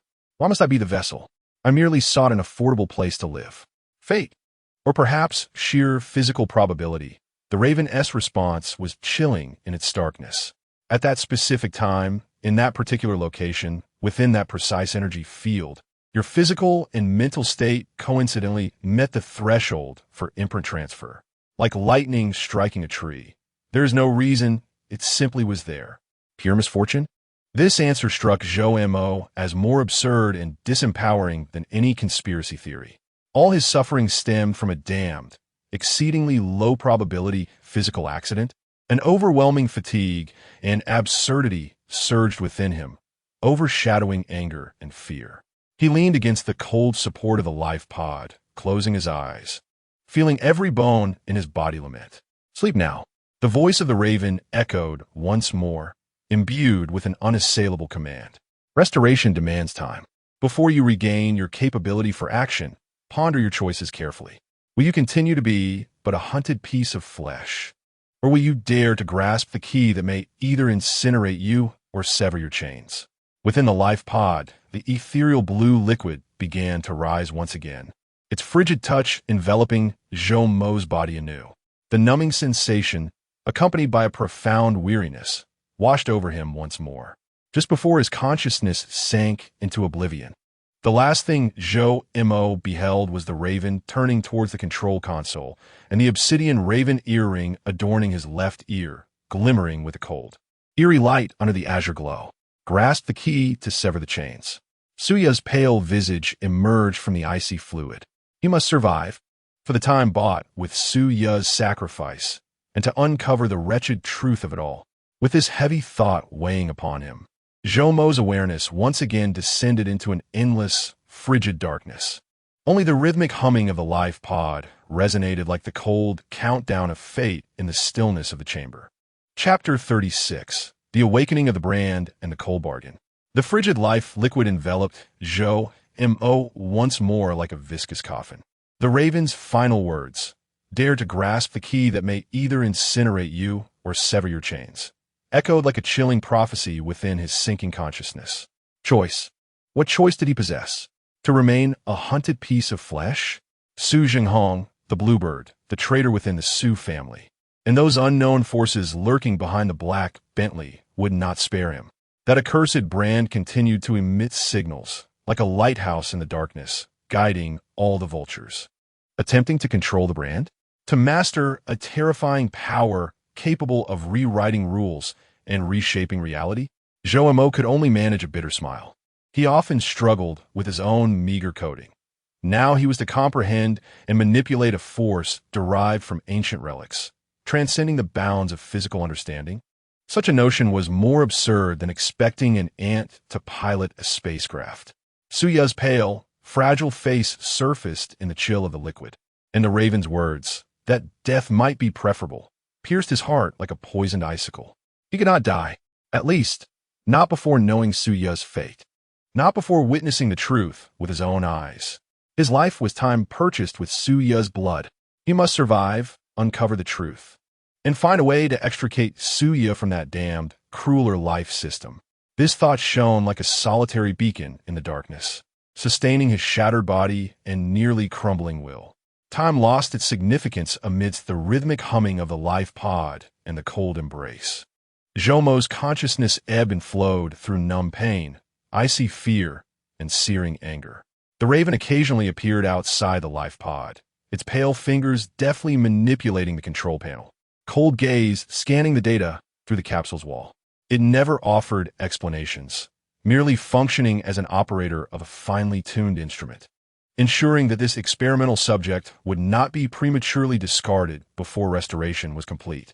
Uncertain how much time had passed, Zhou Mo sensed a flicker of strength returning to his body. Though the sharp pain in his ribs persisted, it no longer felt suffocatingly acute, transforming instead into a heavy, dull ache that lingered. A refreshing coolness and a subtle itch emanated from the burn on his back, suggesting a process of healing. The biological membrane enveloping his body, along with the adhered metallic patches, persisted in sending forth faint energy fluctuations and a chilling sensation. As he endeavored to concentrate once more, pondering the confounding nature of the Zero Authority and the Source Network, an unexpected sensation erupted violently from the depths of his chest. It was not pain, but rather an indescribable heat and emptiness. It felt as though his heart had been instantaneously hollowed out, only to be forcefully filled with a searing iron brand. An icy yet strangely fiery energy surged forth, akin to a serpent awakening from slumber. Erupting from the core of his biological magnetic field, where the raven had mentioned the brand lay, sweeping through his entire being in an instant. Ak! Zhou Mo convulsed violently in the life-sustaining fluid, unable to suppress a muffled cry of agony. His fractured ribs were jolted by the intense spasm, and an excruciating pain coursed through him. Yet it paled in comparison to the impact of that bizarre energy flow within. The ethereal blue liquid before him was swiftly tainted by a foreboding crimson hue.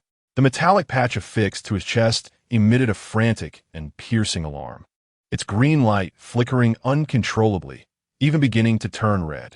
Cold, fiery, these two utterly contrasting sensations intertwined chaotically within him, clashing violently. His body seemed to teeter on the brink of being simultaneously frozen and incinerated. Under the extreme sensory assault, his consciousness descended into chaos, leaving only the primal feelings of suffering and dread. Outside the life pod, alarm lights blazed with blinding red illumination. A sharp buzzing sound shattered the silence of the underground space. The figure of the raven materialized beside the life pod, like a specter. For the first time, a grave expression graced his eternally frozen visage. His pale gray pupils contracted sharply, fixating intently on the data within the pod, and Zhou Joe's contorted face of torment. The brand's activity spiraled out of control. The energy absorption rate surged by 300. The host's vital signs deteriorated rapidly. A cold, emotionless, synthetic voice echoed throughout the room. The Raven's fingers danced across the control panel with such speed that they seemed to leave trails. He abruptly yanked open an emergency panel on the side of the life pod, retrieving a uniquely designed syringe from within. The syringe contained a viscous liquid, radiating an eerie blue glow.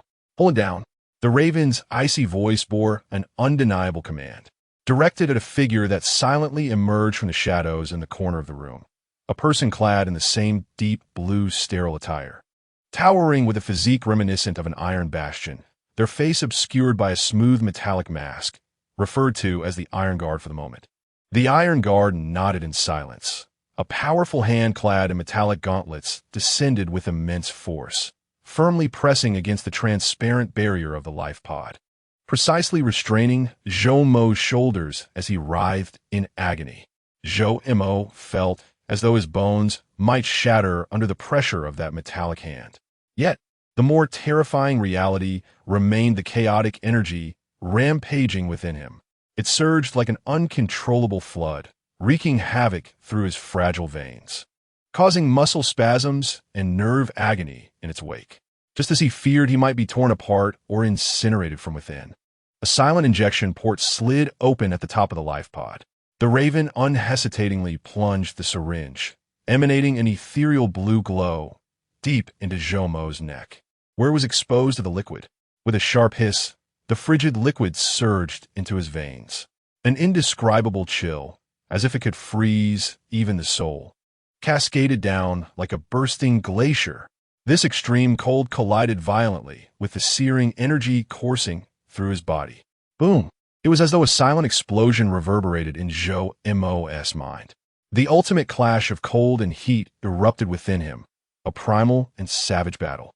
His muscles tensed like iron, his eyes uncontrollably rolled back, and his throat emitted a ghastly, choking sound akin to a creature on the brink of death.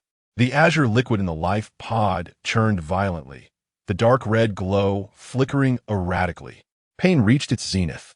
Consciousness oscillated in a purgatory of ice and fire, on the verge of shattering completely. Time lost meaning. Perhaps only mere seconds passed, or perhaps it stretched on like a century. The tumultuous heat, under the oppressive cold, roared defiantly like lava cast into an icy sea. Yet it was ultimately subdued, driven back into the depths of his core. The icy chill gained absolute dominance, swiftly soothing the spasming muscles and the searing nerves. The excruciating pain receded like a receding tide, replaced by a near-exhausted numbness and a deep, penetrating cold. Joe lay sprawled on the support frame of the life pod, gasping for breath, the metallic tang of blood lingering in the air. Cold sweat, mingled with the life fluid, soaked his body. The alarm from the metallic patch on his chest diminished, the red light fading to a steady green flicker. The Raven withdrew the syringe, carelessly discarding the empty tube into the nearby recycling slot. His pale gray eyes scanned Joe and the data screen of the life pod, confirming that the imprint's activity had been restored to a safe threshold. The first overt eruption, the Raven remarked, his tone still icy, yet tinged with an imperceptible gravity. It occurred more swiftly and violently than anticipated. It seems your adaptability to the imprint is greater than assessed. Adaptability? Joe lacked the strength to roll his eyes. He never wished to endure that agonizing sensation of being torn apart from within again. Was this what they called high adaptability? The Iron Guard, like a phantom, silently retreated into the shadowy corner, as if it had never existed. "What have you injected me with?" Joe's voice was weak, akin to a whisper, trembling with the remnants of his ordeal. "Frost Essence Inhibitor, an emergency measure specifically targeting the surge of imprint energy." The Raven approached the adjacent control panel, retrieving the energy graph from the recent eruption. On the screen, a dark red curve, representing the energy flow within Joe surged violently at a certain point, nearly breaking through the limits of the coordinate axis, only to be forcefully suppressed by a suddenly appearing azure beam representing the frost essence. It could forcibly freeze the uncontrolled energy flow, but at the cost of short-term profound weakness and extreme agony. Each use incurs irreversible damage to your nerves and cells, and its effectiveness diminishes with repeated applications. Irreversible damage? Diminishing effectiveness? Zhou Mo's heart plummeted to the depths of despair. This implies that the next outbreak may be even more ferocious, and the frost essence might prove futile, or its use akin to quenching thirst with poison. Is there truly no alternative? Zhou Mo inquired with great difficulty. There is. The raven turned, its pale gray eyes resembling two fathomless pools of icy depths. Fixating on Zhou Mo, presenting two options. The first is to completely eradicate the mark. As I previously mentioned, it cannot be accomplished on a physical level. The only viable method is to locate the core resonator of zero authority, employing its reverse resonance to obliterate the fragments of the mark within you. The raven paused, noting that the core resonator is the key to Su Zhenghong's entire scheme, hidden away in the most secretive of places. Securing it would equate to directly challenging the very fortress of Su Zhenghong, a task whose difficulty parallels that of suicide. Suicide? At this moment, Zhou Mo felt he was not far from that fate. The second option, the raven's voice lowered, is to learn to control it. Understand the operational principles of the mark's energy and master the art of guiding it, rather than being consumed by it. This path, too, is fraught with peril. Historically, those who have attempted to master the authority mark have met with death, either from energy backlash or psychological collapse. However, this is the only potential avenue for you to free yourself from dependency on frost essence, or even to gain power. Control? Guide? Zhou Mo gazed at the sinister dark red energy curve on the screen, recalling the excruciating experience he had just endured. Is this something that can be understood and guided? It felt more akin to taming a primordial beast capable of tearing him apart at any moment. How am I to learn? Zhou Mo's voice brimmed with despair and confusion. He, a mere scholar, was now expected to learn how to become an authority administrator, or to manage that which resides within him. The raven approached the life pod, its pale fingers gently tapping the cold glass, producing a crisp sound. This is why I am here to save you, Zhou Mo. The raven's voice carried a peculiar, almost beguiling chill. You require a guide. Someone who comprehends the underlying logic of the source network, understands the characteristics of the authority mark, and possesses sufficient resources and strength to preserve your life amidst your countless failures and breakdowns. Zhou Mo suddenly raised his gaze, locking onto the raven's unfathomable pale gray eyes. He comprehended then that the so-called shelter and answers were never offered without cost. What do you desire? Zhou Mo rasped, his heart tightening in anticipation of the price. Your mark, in itself, is the greatest value. The corners of the raven's mouth seemed to twitch ever so slightly, forming an almost cruel arc. I require it as a probe and key. During your journey to master it, I need to simultaneously study its properties, document its data, and analyze its interaction patterns with the source network. This is crucial for my understanding of the essence of zero authority. After a pause, its voice grew even colder and clearer. This is a transaction. I will provide knowledge, training, necessary resources, including the costly frost essence and this safe house, and intervene to safeguard your life should you lose control. In return, you, Zhou Mo, shall become my living experimental subject and research partner. All data generated by the mark within you will belong to me, until you possess the ability to protect yourself or achieve our shared objective, such as dismantling Su Zhenghong's plans. Every action you undertake must adhere to my directives. The chilling vocabulary pierced Zhou Mo's eardrum like needles. The raven had extricated him from the dire straits of the fishing village, not out of kindness, but because he recognized Zhou Mo as an unexpected and unique specimen for experimentation. Anger surged once more, only to be swiftly supplanted by an even deeper sense of coldness and powerlessness. Did he truly have a choice? To refuse?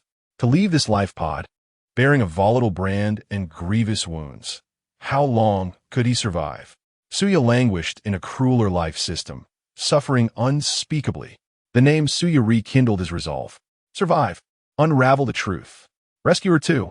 For this, he would even barter with the devil, even if it meant becoming a mere guinea pig on the experimental table. Joe Mo closed his eyes and inhaled the frigid, antiseptic air of the life pod. When he opened them again, they reflected only exhaustion, pain, and a near-desperate determination. Deal. His voice emerged hoarse and low, as if he had expended every ounce of his strength. The Raven's expression remained unchanged, as though he had anticipated this response. He merely nodded slightly. A wise choice. He turned towards the control console, stating that Jomo's body required at least 48 hours of deep repair and marrow metabolism.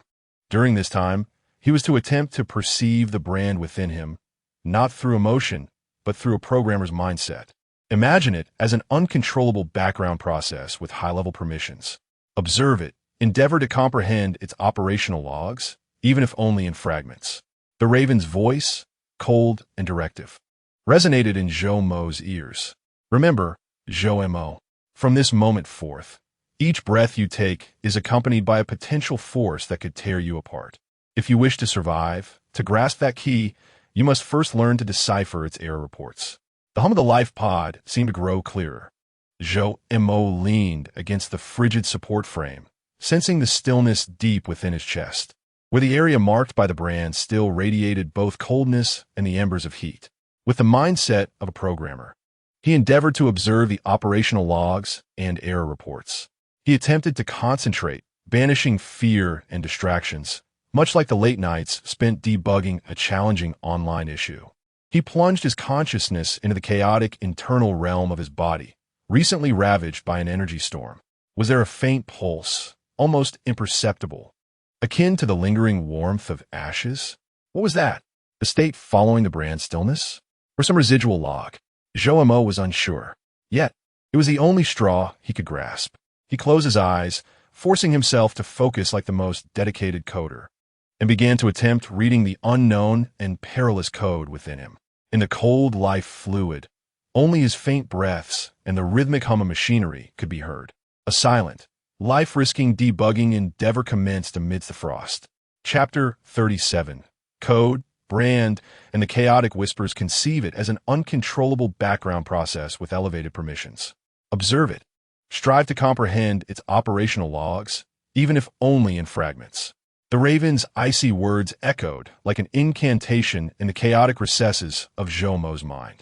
Within the life support chamber, a deep azure liquid enveloped him, isolating him from most external sounds, leaving only the rhythmic humming of machinery and the weighty thumping of his own heartbeat.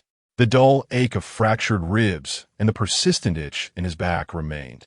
Yet the profound weakness and bone-chilling cold brought on by the Raven's frost marrow temporarily subdued these pains, as well as the violent energy of the brand, imprisoning it deep within the silent abyss of his chest. The programmer, Joe Mo, managed a bitter smile amidst the icy numbness. His once proud brain, adept at crafting code, was now summoned to debug some supernatural phenomenon within himself. This was the pinnacle of dark humor. Yet the Raven was right. He had no choice. To survive, to unravel the enigma surrounding Suya, to free himself from the toxic dependency on frost marrow, he must comprehend this damned brand. He forced himself to calm, casting aside fear, anger, and despair, much like he had years ago when faced with an inexplicable anomaly that had paralyzed an entire online marketplace. Panic and haste were not options. Deep breaths. Observe, analyze. He delved his consciousness into the depths of his being, no longer resisting the area where the brand resided, but instead attempting to perceive it in a manner akin to introspection. Deep within his chest, a profound stillness prevailed, cold as eternal ice. However, at the core of this darkness, he sensed a faint, indescribable presence. It was not a tangible entity, but rather an intangible field, a singularity of energy. It lay quietly dormant, as though the recent eruption that had nearly torn him apart had never transpired. Was this the essence of the brand, the so-called fragment of authority? Joe Mo endeavored to observe it with greater focus. The programmer's instincts compelled him to construct a model, an invisible process of high privilege, its status unknown, or its resource demands. Energy, vitality? Was its operational state stable, dormant, or idle? Were its logs, the trajectories of energy flow, the exchanges of information? Yet, his introspection was painfully rudimentary. There were no command lines, no debugging tools, no performance monitoring panels. He could only speculate based on vague sensations. Within the silence of that darkness, there seemed to be an extremely faint, exceedingly slow pulsation, akin to the echo of a slumbering heart, cold and heavy. Could this be considered a log? Joemo was uncertain. He attempted to concentrate his consciousness further, as if focusing a blurred lens, striving to discern the details of that pulsation. Just as his mental tendrils cautiously ventured toward the core of that silent darkness, a faint hum, seemingly emanating from the depths of his soul, unexpectedly resonated. Jomo's consciousness jolted. It felt as if his fingers had inadvertently brushed against a live high-voltage wire. It was not searing pain, but rather an intense, frigid sensation of overload, a stream of weak yet extraordinarily pure energy, imbued with the brand's unique dual characteristics of cold and heat, surged forth from the dark core like a startled serpent, instantly rebounding along the tendrils of his consciousness. Ugh! Joemo stifled a groan, trembling violently in the life-sustaining liquid. The sharp sting of his fractured ribs pierced through. Yet what was truly unbearable was the onslaught at the level of his spirit. As if a frigid needle had pierced his brain, darkness enveloped his vision, and his consciousness spiraled into chaos. Outside the life pod, the metallic patch affixed to Jomo's temple began to flicker with urgent yellow light, emitting a low, somber beeping alarm. The silhouette of the Raven materialized silently before the control panel, its cold, pale gray eyes sweeping over the data screen, which suddenly displayed an anomalous peak representing mental strain. A mental interference attempt had triggered a localized energy backlash. The Raven's voice remained impassive, reminiscent of a laboratory report, its tone subdued, not yet reaching the threshold of frost marrow suppression. The host's mental resilience appeared adequate. Adequate? Joemo felt an urge to curse. Just moments ago, he had nearly been rendered an imbecile by that icy flow of energy. Focus, but do not intrude. The Raven's voice resonated through the speakers, carrying a tone of guidance. Observe its field, not its core. Feel its boundaries, its frequency, its emotional residue. Field? Frequency? Emotional residue? Joemo was utterly bewildered. Did this phenomenon possess emotions? He gasped, struggling against the dizziness and discomfort that assailed his mind. Although the Raven's words were enigmatic, they seemed to indicate a direction. He had been too reckless, attempting to delve directly into the core, which had precipitated the backlash. Perhaps it would be wiser to regard it as a black box system, to only examine inputs and outputs, analyzing external manifestations. Joemo steadied himself once more. This time, he refrained from probing the dark core. Instead, he extended his consciousness like an invisible radar wave, cautiously scanning the periphery of that region, attuning himself to the intangible energy field it emanated. The coldness was the most immediate sensation, akin to being ensconced in an ice cellar. Yet within this frigid ambience, he gradually discerned some exceedingly subtle, chaotic fluctuations. These oscillations were as faint as a candle flickering in the wind, disordered and devoid of discernible patterns. They resembled not orderly logs, but rather a cacophony of random, meaningless noise. Joemo furrowed his brow. Was this the so-called operational state? A jumble of garbled data? What would be gleaned from this? He exercised patience, akin to tuning into a radio signal beset by severe interference, striving to extract any potential information from the tumultuous noise. Time flowed in the icy silence. Jomo's mind was intensely concentrated, beads of sweat forming on his forehead, quickly dissipating in the life fluid. The dull ache in his ribs and the persistent chill from the marked area continuously disrupted his focus. Just as he sensed his mental energy waning and his consciousness beginning to scatter, an exceedingly brief, faint signal, entirely distinct from the cold noise, streaked across his perceptual field like a meteor. This sensation defied precise verbal description. It was neither sound nor image, but rather a direct impact on consciousness, fragments of chaotic murmurs steeped in profound pain and terror. Cold, so cold. Dad, no. The key is broken. Joemo run. Boom. Like thunder crashing his mind. Jomo's eyes widened in shock. The blood coursing through his veins felt as if it had instantaneously congealed. So yeah, amidst the disarray of murmurs, he distinctly captured his own name. Was the anguish and fear emanating from Suya's voice? Was it her lingering consciousness? This realization surged through Zhou Mo like an electric current. A profound shock and an ineffable heartache instantaneously engulfed him. Suya, how could her fragmented consciousness have traversed through this damned mark? What torment was she enduring? Suya, Zhou Mo cried out in desperation within the life-sustaining fluid, recklessly reaching once more into the abyssal core of darkness. He must find her. He yearned to hear more. Yet, this intrusion proved to be even more savage than before. Buzz, the once tranquil core of darkness, seemed utterly provoked. A torrent of icy energy, exponentially more ferocious than prior, surged back along Zhou Mo's consciousness pathway like a torrent breaking through a dam, imbued with a violent intent to annihilate all. Zhou Mo emitted a harrowing scream. His body convulsed violently within the life-sustaining fluid, contorting grotesquely.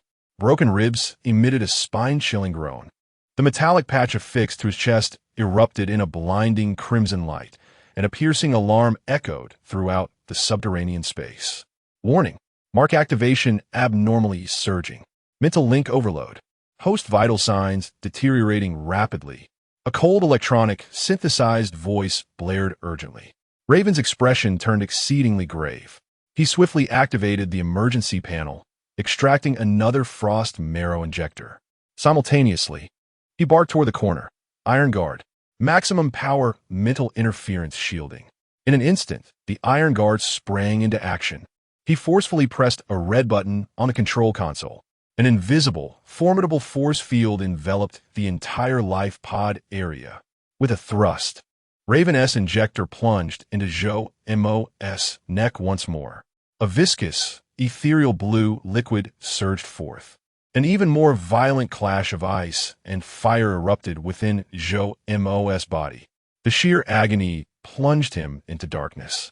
His consciousness, akin to being cast into a high-speed meat grinder, instantly shattered. He felt as though his soul were being torn, frozen, and then incinerated. In the final fleeting moment before his consciousness succumbed, he seemed to catch a whisper of an exceedingly faint fragment, akin to a flickering candle in the wind. Imbued with boundless fatigue and a barely perceptible concern, "Fool, don't come over." Then an infinite, colder darkness than the life-sustaining fluid entirely consumed him. Inside the life pod, Zhou Mo's body ceased its convulsions, slumping down, with only faint vital signs flickering on the instruments. The alarm gradually subsided, the red light dimmed. Raven stood beside the life pod, watching the data curve on the screen slowly descend, alongside the empty frost marrow injector in his hand. For the first time, a deep furrow appeared on his eternally frozen visage. Within the depths of his pale gray eyes swirled an exceedingly complex array of emotions: gravity, a hint of surprise, and something deeper, more inscrutable. He approached the control console, retrieving the exceedingly faint and chaotic abnormal mental wave spectrum captured during Zhou Mo's mental link overload. Among those feeble signal peaks, he meticulously marked and amplified them with his cold fingertips. Residual emotional fragments transcending physical dimensions through mental linkage. Raven murmured softly to himself, his tone imbued with unprecedented gravity. "So yeah, what connection does your mark hold? And why is this redundant vessel capable of receiving it?" His gaze shifted towards the unconscious Zhou Mo within the life support pod, his eyes deepening with an unfathomable intensity. It appeared that the adaptability exceeded expectations, perhaps even brushing the fringes of resonance. The Raven's fingertips unconsciously tapped against the cold alloy control panel. A recalibration of plans was in order. In the corner, the Iron Guardian stood like a silent statue, its metal mask devoid of expression, yet the eyes concealed behind the observation window seemed to flicker momentarily. The subterranean space once again succumbed to a chilling silence, interrupted only by the rhythmic hum of the life pod and the faint green light on the instruments. Signifying Zhou Mo's weak vital signs, flickering in the dim blue glow like a candle struggling against the wind. Meanwhile, in the depths of Jomo's consciousness, an abyss of silence enveloped him, where a cold imprint seemed to descend deeper into an unfathomable stillness alongside his sinking awareness. Only the sporadic, chaotic, and agonizing fragments of murmurs pierced through, serving as a testament to a desperate connection that transcended life and death, still lingering. Chapter 38. The Cost of Awakening and the Icy Choice Darkness. Cold, viscous, and boundless darkness. Jomo's consciousness felt akin to wreckage submerged in the depths of the ocean, imperceptible to the passage of time and untouchable by the boundaries of space. An eternal and suffocating silence reigned. Occasionally, fragmented, chaotic whispers filled with anguish and fear would flit through the darkness like the phosphorescence of deep-sea monsters, bringing with them a jarring tremor. "Cole, Dad, Jomo, don't come over." Suya's voice resonated, the tone laced with tears and despair, yet revealing concern in its final moments. Seared into Jomo's chaotic consciousness like a heated brand, leaving a burning imprint. Each whisper that flashed by accompanied a faint tremor of the cold energy embedded deep within, akin to the murmurs of a slumbering giant tormented by nightmares. Jomo's consciousness instinctively yearned to chase the past, to grasp that voice, to inquire about her whereabouts and what had transpired. Yet, each attempt to draw nearer felt like colliding against an invisible barrier forged from the coldest ice. Impenetrable, and instead inviting the wrath of the ferocious energy lurking in the dark, further shattering his already fragile awareness. He could only drift passively in this ocean of darkness, enduring the dual torment of frigid silence and agonizing whispers. The pain from his fractured ribs throbbed faintly in the depths of his numbness, a reminder of his existence in reality. Suya's voice, akin to a dull knife, repeatedly sliced through his muddled thoughts. Time became an enigma, perhaps a moment or perhaps an eternity. A powerful, icy force, imbued with an undeniable compulsion, pierced through the suffocating darkness like a deep-sea searchlight. Buzz. A violent wave of dizziness and a fierce urge to vomit seized Jomo instantly. He felt himself being wrenched from the viscous black mire by an invisible force. Cough, cough, cough. The cold, life-sustaining liquid erupted from his mouth and nose, the intense coughing wrenching at his chest wound, sending sharp pains coursing through him. Jomo abruptly opened his eyes, greeted by a blurred vision of shimmering water, with only the ethereal blue light and the cold metallic contours of the ceiling swaying before him. He had returned. He returned to the cold, technologically advanced underground fortress, back to the life-sustaining pod that confined him. His vital signs stabilized, consciousness restored. The activation of the imprint was suppressed within acceptable thresholds. A frigid electronic synthetic voice echoed in the pod, devoid of any emotion, reporting his status. The transparent lid of the pod slowly slid open, and a rush of cold air surged in, provoking goosebumps on his exposed skin. Viscous life support fluid trickled down his body, revealing skin so pale it bore no trace of color. Jomo gasped for breath, each inhalation accompanied by a sharp pain in his chest and a metallic taste in his throat. He struggled to move his eyes, his blurred vision gradually sharpening. Raven stood beside the life pod, his eternally frozen visage alarmingly close. His pale gray eyes, akin to the most precise of scanners, scrutinized him with dispassionate intensity, as if assessing a freshly repaired instrument awaiting performance testing. In his hand, he held an empty frost-essence syringe, the needle tip glistening with a drop of eerie blue liquid that refracted strange light under the pod's blue glow. In the corner, the iron guard remained a silent steel statue, yet Jomo sensed the gaze concealed behind the observation window, firmly locked onto him, brimming with vigilance and scrutiny. Awake? Raven's voice was devoid of inflection, reminiscent of metal grinding. Jomo opened his mouth, his throat dry and painful, producing nothing more than a hoarse rasp. He struggled to sit up, but every bone in his body felt as if it had been disassembled and reassembled. His muscles ached with weakness, and a wave of dull pain surged through his chest, causing him to collapse back onto the cold base of the life pod. I heard Sia. Where is she? Zhou Mo managed to force out a few words, his gaze fixed on Raven. Raven's brow twitched slightly, yet his expression remained as frigid as ever. What did you hear? Her voice. She was calling for help, calling for Dad. She was shouting for me to run. She is scared, in agony. Zhou Mo's voice trembled with excitement and frailty, laden with uncontrollable fear and anger. It was like radio interference, fragmented. In the end, she even called me an idiot, telling me not to go near. Tell me, what the hell is going on? Is she still alive? Where is she? He nearly shouted, the pain in his ribs causing cold sweat to bead on his forehead. Yet he paid it no mind, fixated on Raven, as if attempting to extract the answer from that icy, sculpted face. Raven remained silent for several seconds, and within the depths of his pale gray eyes, data streams seemed to flicker rapidly. Rather than directly addressing Zhou Mo's inquiry, he asked, how did you hear her? Describe your perception process in detail. How the hell should I know? Zhou Mo growled irritably, but upon seeing Raven's unchanged cold gaze, he suppressed his anger and fear, gasping for breath as he recalled. I observed that thing as you instructed, like examining a black box system, sensing its periphery, and then amid a cacophony of chaotic noise, her voice suddenly emerged, so faint, so disordered, yet unmistakably hers. The emotion was one of pain, fear, and when I tried to get closer to listen more clearly, that damn thing bit me fiercely. He pointed to his still, throbbing temple, haunted by lingering fears. The psychological rift and the violent surge of cold energy instilled a greater terror within him than any corporeal injury.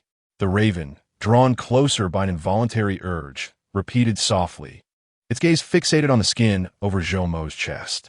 Although the precise shape of the brand was not visible, Zhou Mo could feel as if the Raven's gaze penetrated flesh and bone, staring directly into the abyss of silence beneath. The chaotic noise of underlying energy fluctuations and fragmented emotional consciousness seemed to suggest that the Raven was both analyzing experimental data and engaging in a soliloquy. Tell me, is she still alive? Zhou Mo pressed again, his voice hoarse. Finally, the Raven shifted its gaze back to Zhou Mo's face, its icy eyes locking onto his. Based on the available data and logical extrapolation, the probability of Su Yaliner being alive exceeds 90. 90. Zhou Mo's heart raced. A surge of tumultuous emotions, hope intertwined with anxiety, flooding his mind. Where is she? Who took her? Was it those people in the Bentley? Unknown. The Raven replied succinctly. The fragmented consciousness data received was too chaotic and disordered to pinpoint a location. The emotional indicators suggested her situation was exceedingly perilous, fraught with immense psychological strain. As for the Black Bentleys' affiliations, they were a potential suspect, but not the sole possibility. What can you do? Aren't you a Raven? Don't you possess advanced technology? Go find her.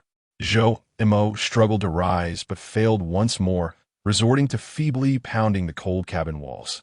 My duty is to manage matters related to the brand, ensuring its stability and preventing uncontrolled outcomes that may lead to unpredictable catastrophic consequences.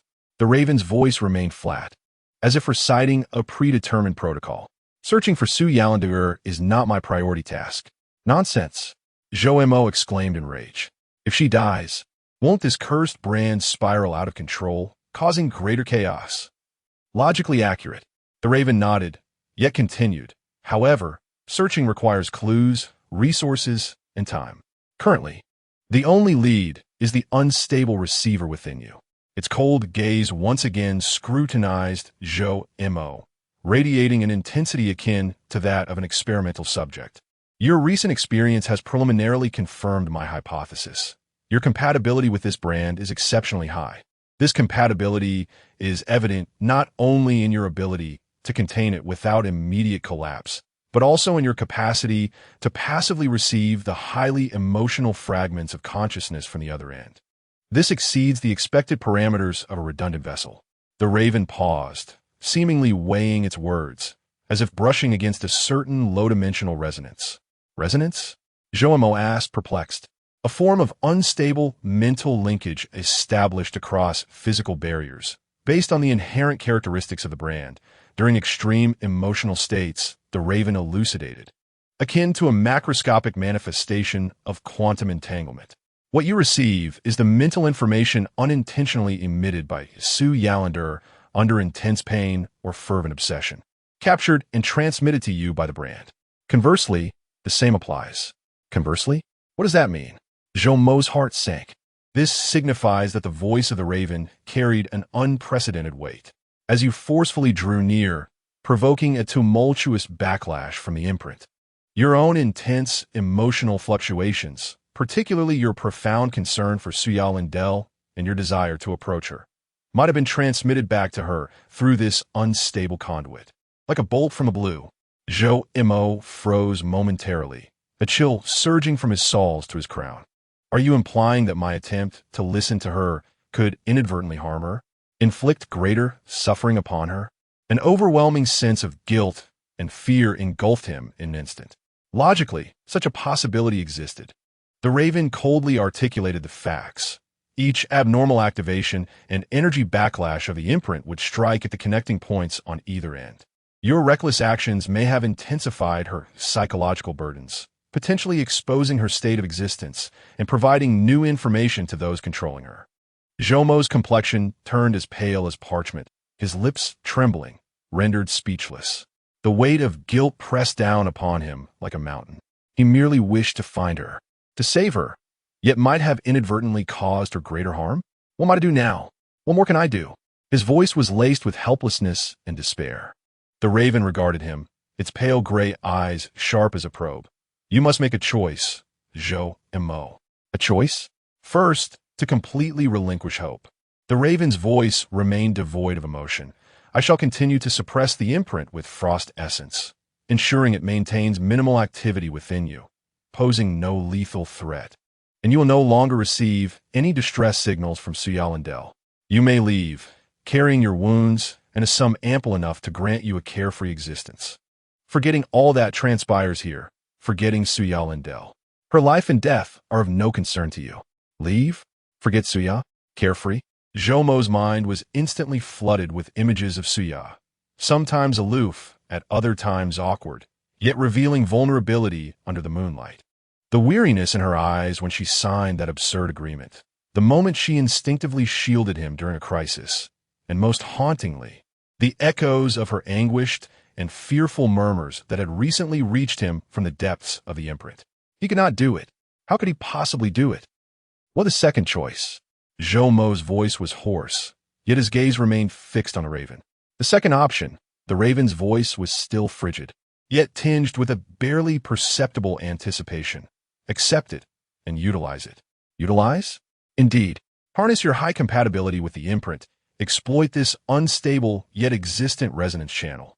The raven's pace quickened slightly. You must learn to control your mind, to observe the imprint's field with greater precision, to actively sift through and absorb the valid fragments of chaotic information while ensuring your own safety, rather than passively succumbing to the torment of anguished whispers, nor recklessly attempting to intrude and provoke backlash.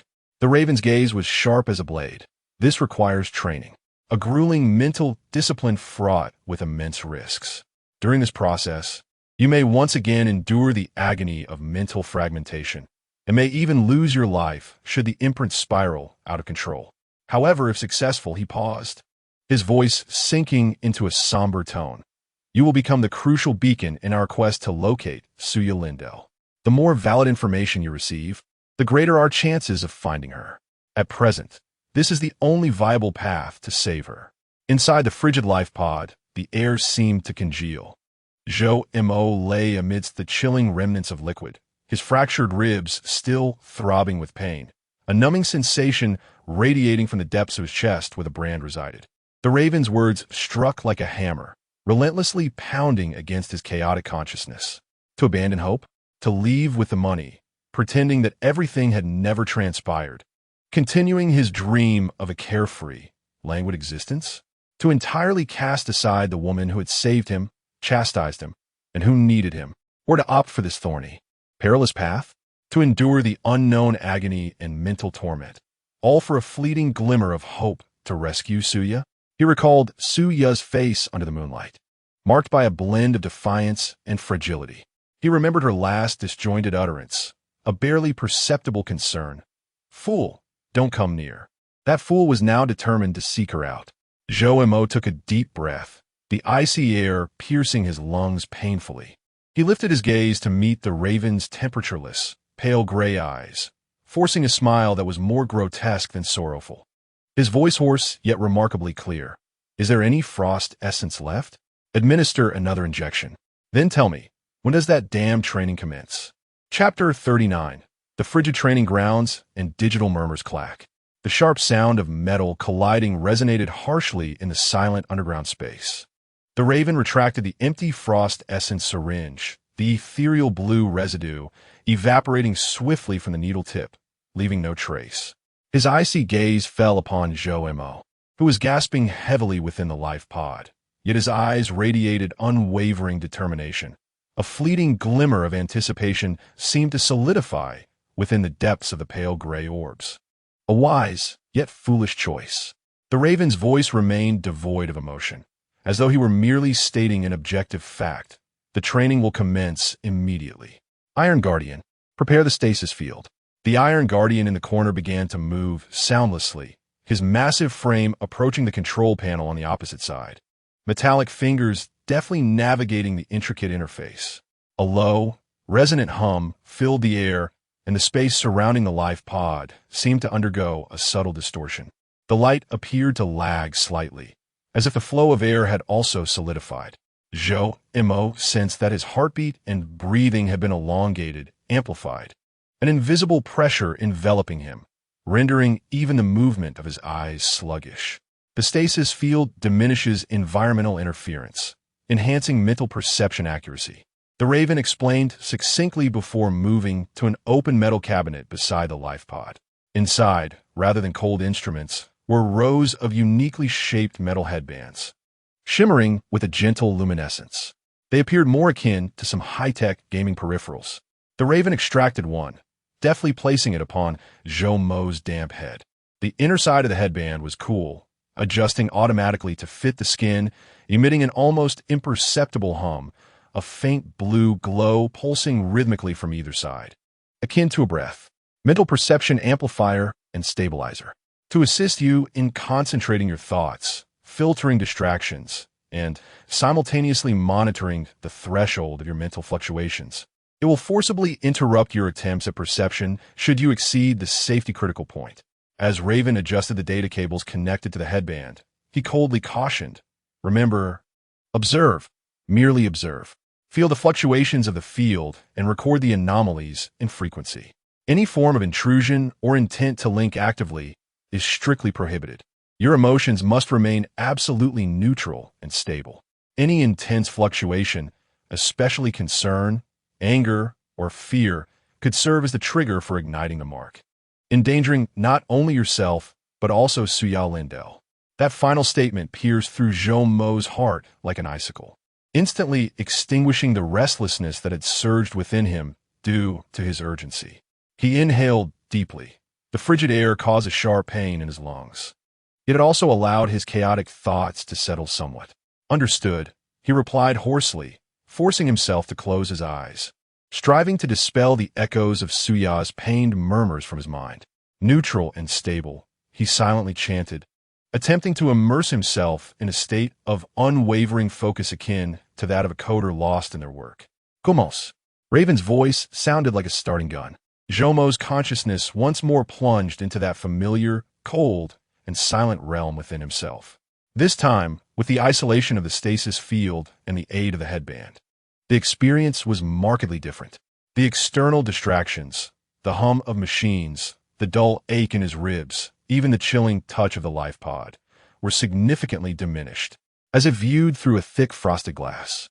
His mental landscape became unprecedentedly tranquil. He cautiously guided his consciousness, akin to maneuvering a highly sensitive probe, inching closer to the dark region deep within his chest where the mark resided. The headband grew slightly cool, and a gentle force seemed to envelop his awareness. helping him maintain a peculiar state of suspension, neither too close nor too far. The silence of that darkness remained akin to a frigid stellar core. However, under this heightened focus and enhanced perception, Zhou Mo finally discerned that its boundaries were not physical, but rather a field of energy akin to an invisible, slowly rotating icy vortex. At the edge of the vortex, countless exceedingly faint, chaotic strands of energy drifted like cosmic dust, forming what Raven referred to as the background noise. He cast aside distractions, like a patient listener, concentrating all his perception on this intangible vortex field, capturing the subtle changes in those energy strands. Time flowed slowly in stasis. 1 minute, 5 minutes, 10 minutes. Zhou mind was intensely focused, beads of sweat forming on his forehead, the headband tightening slightly at his temples, a warning of excessive mental strain. The pain in his ribs became distant under the stasis field, yet the chilling sensation emanating from the mark persisted, gnawing at his concentration like a relentless parasite.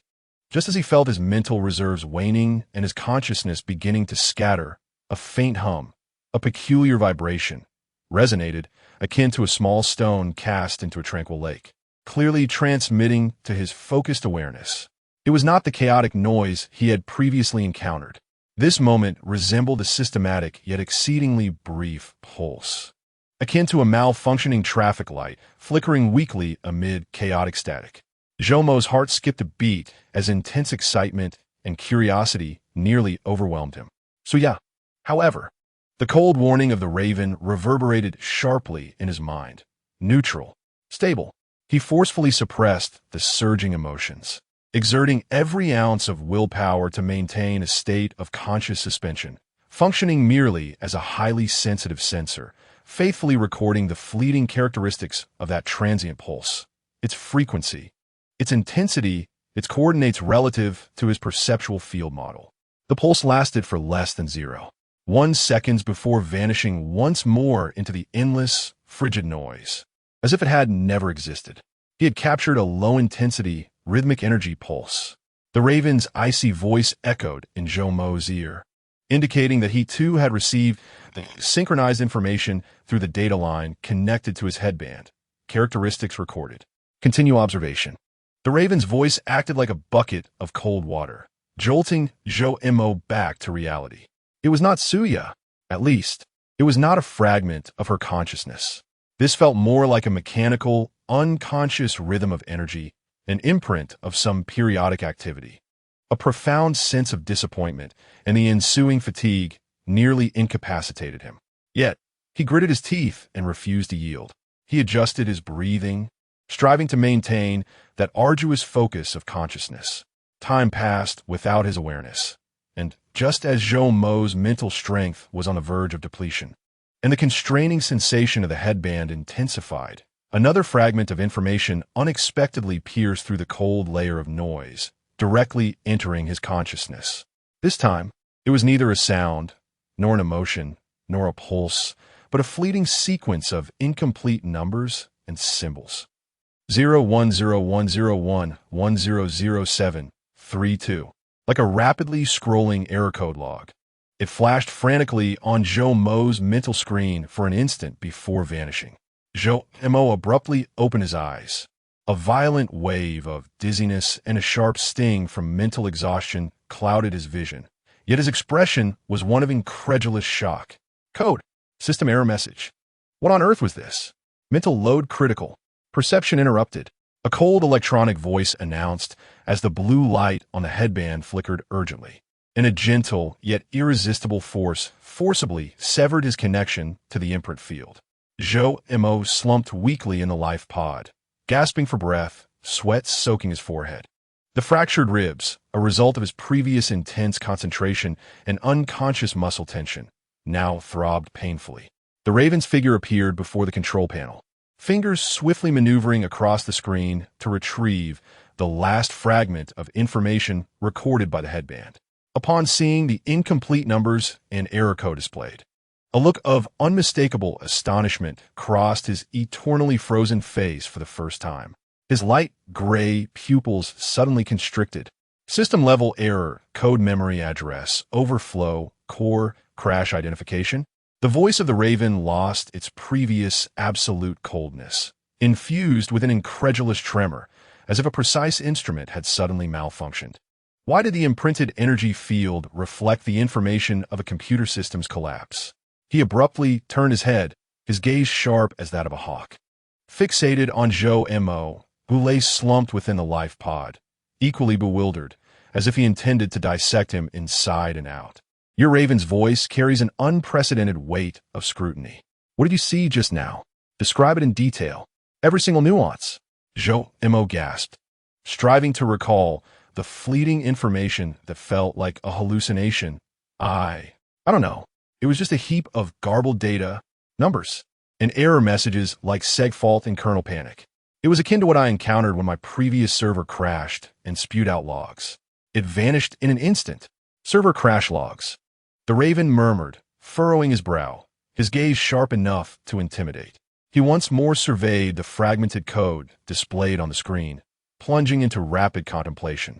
Was the imprint reflecting the environment of Suya Lindell, her state of consciousness, or perhaps a structural defect inherent to the imprint itself? This revelation entirely surpassed any of his prior predictive models. The mysterious fragment of authority imprint, its internal operational mechanisms, or its connection to another entity, astonishingly exhibited such digital collapse characteristics. Iron Guard. The Raven suddenly intoned, retrieve all public and non-public fault records regarding the Lindell Institute of Core Technology's highest authority project, Arkansas. Limit the time frame to the 72 hours preceding Suya Lindell's disappearance. Perform a feature code match. In the corner, the Iron Guard promptly executed the command, its massive form operating at the console, data cascading down the screen like a waterfall. The Raven then redirected his gaze towards Zhou Mo, his expression profoundly complex, brimming with scrutiny, astonishment, and a chilling excitement akin to the discovery of a new continent. Zhou Mo. The Raven's voice regained its metallic quality, but seemed imbued with an unusual weight. Your significance may far surpass that of redundant containers and unstable beacons. Rest. In 1 hour, we shall conduct a second round of perception training. I require more data. Zhou Mo lay within the frigid life pod, listening to the Raven's fervent yet icy words, observing the Iron Guard's busy silhouette, and recalling that peculiar sequence of system collapse codes. A profound chill penetrated deeper than the coldness of the imprint itself, seeping into his very marrow. When the world was happening. Suya, what on earth have you gotten yourself involved in?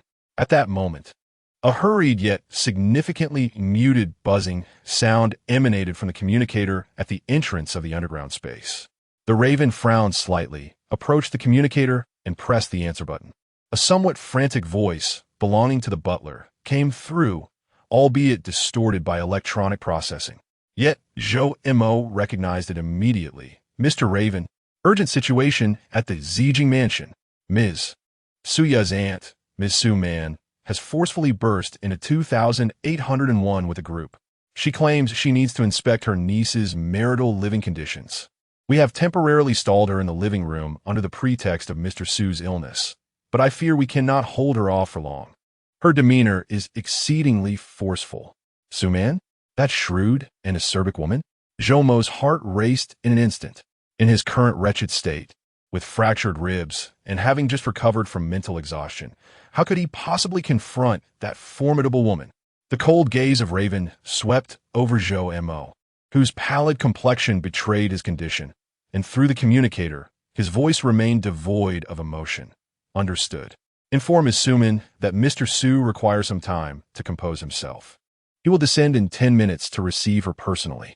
As the communication was severed, Raven turned to Zhou Mo, his light gray eyes offering no room for negotiation. Your first practical assessment has been moved up, Mr. Zhou. You have 10 minutes to adjust your demeanor. Remember your identity, and be cognizant of your circumstances. Should you falter, the final clue regarding Suya may be lost. Chapter 40. The facade of dignity and ruthless scrutiny. Raven's words, suggesting that failure might sever the last thread of Suya's clues, pierced through Zhou Mo's dizziness induced by mental strain and rib pain like a chilling steel needle. Cold sweat drenched his back, mingling with the residual life-sustaining fluid, sending a wave of icy discomfort coursing through him. 10 minutes.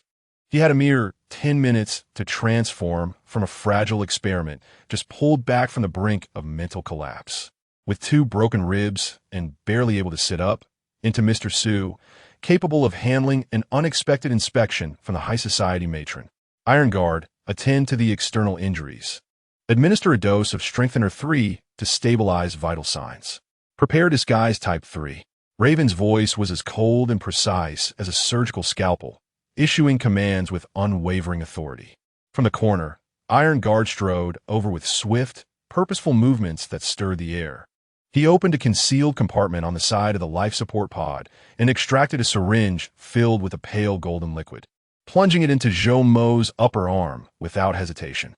A surge of warmth coursed through his limbs, dispelling some of his weakness and invigorating his heartbeat, which surged almost too rapidly. The pain in his ribs seemed forcefully suppressed, dulled into a vague sensation. Yet this relief came at the expense of a throbbing headache and an unsettling surge of restlessness. Next, Iron Guard produced a device resembling a skin spray and rapidly applied it to Zhou Mo's chest, neck, and cheeks. The cool mist met his skin, instantly coalescing into an incredibly lifelike, healthy tan facade, perfectly masking the pallor from his blood loss and significantly diminishing the dark circles under his eyes. Simultaneously, another spray was directed at his damp hair, replacing the greasy odor and sweat with a refreshing woody fragrance, imparting a naturally voluminous appearance. Disguise Type 3, Basic Vital Signs Simulation and Scent Masking. The effect lasts for 2 hours. It will conceal your signs of weakness, but will not heal your injuries. Any vigorous activity may cause the disguise to fail and exacerbate your wounds, Raven coldly reminded him, tossing a brand new, finely crafted, deep gray cashmere sweater and a pair of casual trousers his way. Change quickly. The butler will assist you. Gritting his teeth against the sharp pain in his ribs caused by movement, Zhou Mo, with Iron Guard's silent assistance, fumbled to don the clothing. The attire fit impeccably, clearly prepared in advance. He attempted to rise, his steps unsteady, but the strength provided by the Strengthener 3 barely kept him from collapsing. Remember your identity, Zhou Mo, husband of Suya Linder. Your physical discomfort stems from a chill caught last night, exacerbating an old ailment. Speak little, observe much. Suman's target is Suya, while you are merely a secondary objective. However, her acerbic demeanor will not overlook any flaws. The butler will endeavor to guide the situation. The Raven imparted a final reminder, its pale gray eyes fixed upon Zhou Mo. The imprint momentarily stabilized. Control your emotions. Any severe fluctuations may disrupt the equilibrium of the frost essence's suppression. Understood. Zhou Mo managed to squeeze out those 2 words through clenched teeth. At that moment, he felt akin to a hastily activated low-quality robot on the verge of falling apart. The concealed door leading to the upper apartment slid open silently. The ever-diligent figure of Butler Chun appeared at the threshold. Upon seeing Zhou Mo's condition, a fleeting expression of deep concern flashed in his eyes, only to be swiftly replaced by a professional calmness. Mr. Su, please follow me. Ms. Suman is in the living room and is in a rather poor mood. Chun slightly bowed, his voice subdued, and his pace hastened ever so slightly. Zhou Mo inhaled deeply, striving to maintain an upright posture, despite the sharp pain in his ribs. He followed Chun, stepping out of the frigid underground space and into the apartment corridor, adorned with soft carpets and a subtle aroma of fragrance. The luxurious and warm ambience starkly contrasted with the cold technological feel of the underground fortress, instilling in him a profound sense of unreality. As he reached the entrance to the living room, a sharp, caustic voice, laden with a strong sense of superiority, pierced the air. Oh, our mysterious Mr. Su has finally decided to make an appearance? What a grand demeanor you have. It has kept us elders waiting. Sitting regally on the central leather sofa was a well-maintained, elegantly made-up middle-aged woman, none other than Suya's Aunt Suman. She donned an exquisitely tailored Chanel suit, adorned with large pearl earrings, and held a cup of red tea just delivered by the butler. Her gaze, as piercing as a searchlight, scrutinized Joe Mo as he entered, revealing her unabashed judgment and critical nature. Two robust men in black suits, expressionless, stood behind her, clearly bodyguards. Joe Mo's heart raced under the effects of the strong stimulant. Yet he endeavored to maintain the calm facade mandated by the Raven. He conjured a slightly weary smile, his voice carrying just the right amount of rasp. "Aunt, I apologize. I'm not feeling well. I just took some medication and lay down. I'm sorry to have kept you waiting." Su-man's discerning eyes scanned Joe Mo's face multiple times, lingering particularly on his pallid complexion, which was still barely concealed beneath the artificial skin. "Not feeling well? At such a young age, your constitution is quite fragile. Where is Xiaoya? As a wife, shouldn't she be here caring for her ailing husband?" She set down her teacup with a crisp clink, her tone aggressive. "She has arrived. Let us get straight to the point." Joe Mo's heart tightened. At that moment, Chun stepped forward slightly, bowing respectfully, yet exuding an undeniable steadiness. In response to Ms. Su-man, the young lady received an urgent video conference notification this morning regarding a project in Europe, which is of utmost importance and was particularly prioritized by Mr. Lindell during his lifetime. She feared that she might disturb Mr. Su's rest. So she went to the study to attend to it and instructed that no one should interrupt. "The young lady specifically requested that I attend to you well." "European project? One that Lindell prioritized?" Su-man's slender brows arched high, evidently incredulous. What project could possibly be more important than her husband's health? "I have not heard of any urgent projects that require her personal attention and late-night efforts in Europe recently. Has the group been keeping such matters hidden from me?" Uncle Chun, her gaze, sharp as a blade, pierced through the old steward. "I wouldn't dare, Miss Su-man," Uncle Chun replied, maintaining his composure. "The details of the project are coarse secrets, and indeed, the old servant is unaware. However, you may review the monitoring records of the young lady's schedule and the status of her study at any time." He gestured toward the smart home control screen in the corner of the living room. "Humph," Su-man scoffed, showing no intention of checking the surveillance. She knew Uncle Chun would be adequately prepared if he dared to speak. Redirecting her focus toward Joe Mo, she continued, "Joe Mo, is it? You have been married to Xiaoya for some time now. It's not that I mean to criticize you, but a man in such frail health is simply unacceptable. Our son-in-law represents the face of the Su family. What would others think? Xiaoya is so strong-willed, yet she is burdened with someone as weak as you." Her tone dripped with disdain and merciless scorn, her biting words striking like a whip. Joe Mo felt a surge of anger rising within him, a faint stirring echoing in the depths of his branded chest. Recalling the Raven's warning, he forcibly suppressed his fury, mustering a feeble smile of resignation, even feigning a cough. Cough. "You are right, Aunt. My health has indeed been lacking, a burden to Xiaoya. I shall exercise more in the future." He adopted a submissive demeanor, appearing pitifully weak and willing to be insulted. Yet internally he seethed, "Old witch, just wait until I find Suya. You will see." Noticing his submissive attitude, Su-man's contempt deepened, as if further berating him would compromise her dignity. She shifted her approach, rising to pace the living room, her sharp gaze scanning every corner as if searching for something. "Is Xiaoya comfortable living here?" She has always been particular. Although the Zijing mansion is nice, it lacks the historical depth of our old residence. Her seemingly casual remarks belied her deliberate touch on the smart home hub and the artistic projection panel on the wall. She even approached the study door, peering inside. The door was not securely closed, revealing only the large desk and a lit computer screen. Clearly a facade of Xiaoya's work. "Miss is quite satisfied with this place, Miss Su-man. The security and smart systems are top-notch," Uncle Chun replied, closely following her, his demeanor impeccable. "Top-notch?" Su-man scoffed, suddenly halting before a display cabinet containing several of Xiaoya's high-tech collectibles and uniquely shaped discs, which were, in fact, disguised data storage devices. She reached out, seemingly intent on examining one of them. Joe Mo's heart leapt into his throat. He was unaware if any of those items contained forbidden secrets. Instinctively, he glanced at Uncle Chun. Just as Su-man's fingers were about to touch one of the discs, Uncle Chen swiftly stepped forward, blocking the cabinet with a respectful demeanor. Miss Su-man, these are the young lady's personal belongings, many of which involve business secrets. She has specifically instructed that no one may touch them aside from herself. You see, he appropriately revealed a hint of difficulty in his expression. Su-man's hand remained suspended in the air, her expression darkening instantaneously. She cast a cold glance at Chen Bo, then turned her gaze to the feeble and bewildered Zhou Mo beside her, ultimately retracting her hand with a huff. How imposing the rules are, she remarked disdainfully, before reclaiming her seat on the sofa, lifting the now tepid tea, and turning her attention away from the decorative trinkets, though her eyes grew more menacing. Her gaze swept over Zhou Mo once more, imbued with a scrutinizing air akin to appraising merchandise. Zhou Mo, I've heard you were once a programmer. What are you engaged in now?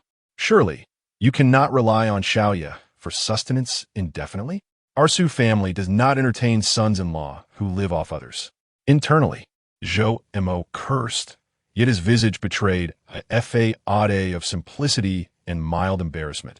I assist Xiaoya with some, data-related tasks at home, and I'm also learning how to manage things to avoid embarrassing her when I go out. He deliberately spoke in a stammering manner, projecting both ineptitude and timidity. Data tasks? Management? Su-man laughed derisively, unable to conceal her scorn. You? Xiaoya must have lost her senses. Her unspoken words lingered in the air, her contempt evident. It appeared that she had entirely lost interest, or rather, failed to uncover any flaws she sought amidst Zhou Mo's apparent ineffectiveness in the seemingly ordinary apartment. Rising, she adjusted her expensive ensemble. Well, seeing the affection between you two, I, as your aunt, can rest easy. She emphasized the words affection between you two, her tone laced with irony. Tell Xiaoya that she should return to the old residence for a meal. The old man has not been well lately and has been mentioning her. With her final words directed at her bodyguards, they promptly followed her lead. Su-man strode towards the door in her high heels, haughtily dismissing Zhou Mo with not a single glance. Chen Bo bowed respectfully. Madam Su, please take care. It was only when the apartment door clicked shut and he confirmed that she had entered the elevator that Zhou Mo's taut nerves finally relaxed. Ugh! He could no longer maintain his composure. His body weakened, and he staggered to lean against the nearby bar, a spurt of fresh blood splattering onto the polished marble surface. Beneath the facade of bravado, his complexion turned a ghastly shade, the effects of the heart-strengthening medication rapidly receding like a receding tide, while the excruciating pain from his ribs and the chilling tremors from the depths of his being surged back like a tsunami. His vision blurred, the world spinning around him. Mr. Su. Chen Bo's expression shifted dramatically as he rushed over to support him. Do not make a scene. Zhou Mo weakly waved his hand, cold sweat pouring down. Help me back to the basement, quickly. Without hesitation, Chen Bo half-supported and half-carried the nearly unconscious Zhou Mo towards the clandestine door leading to the underground fortress.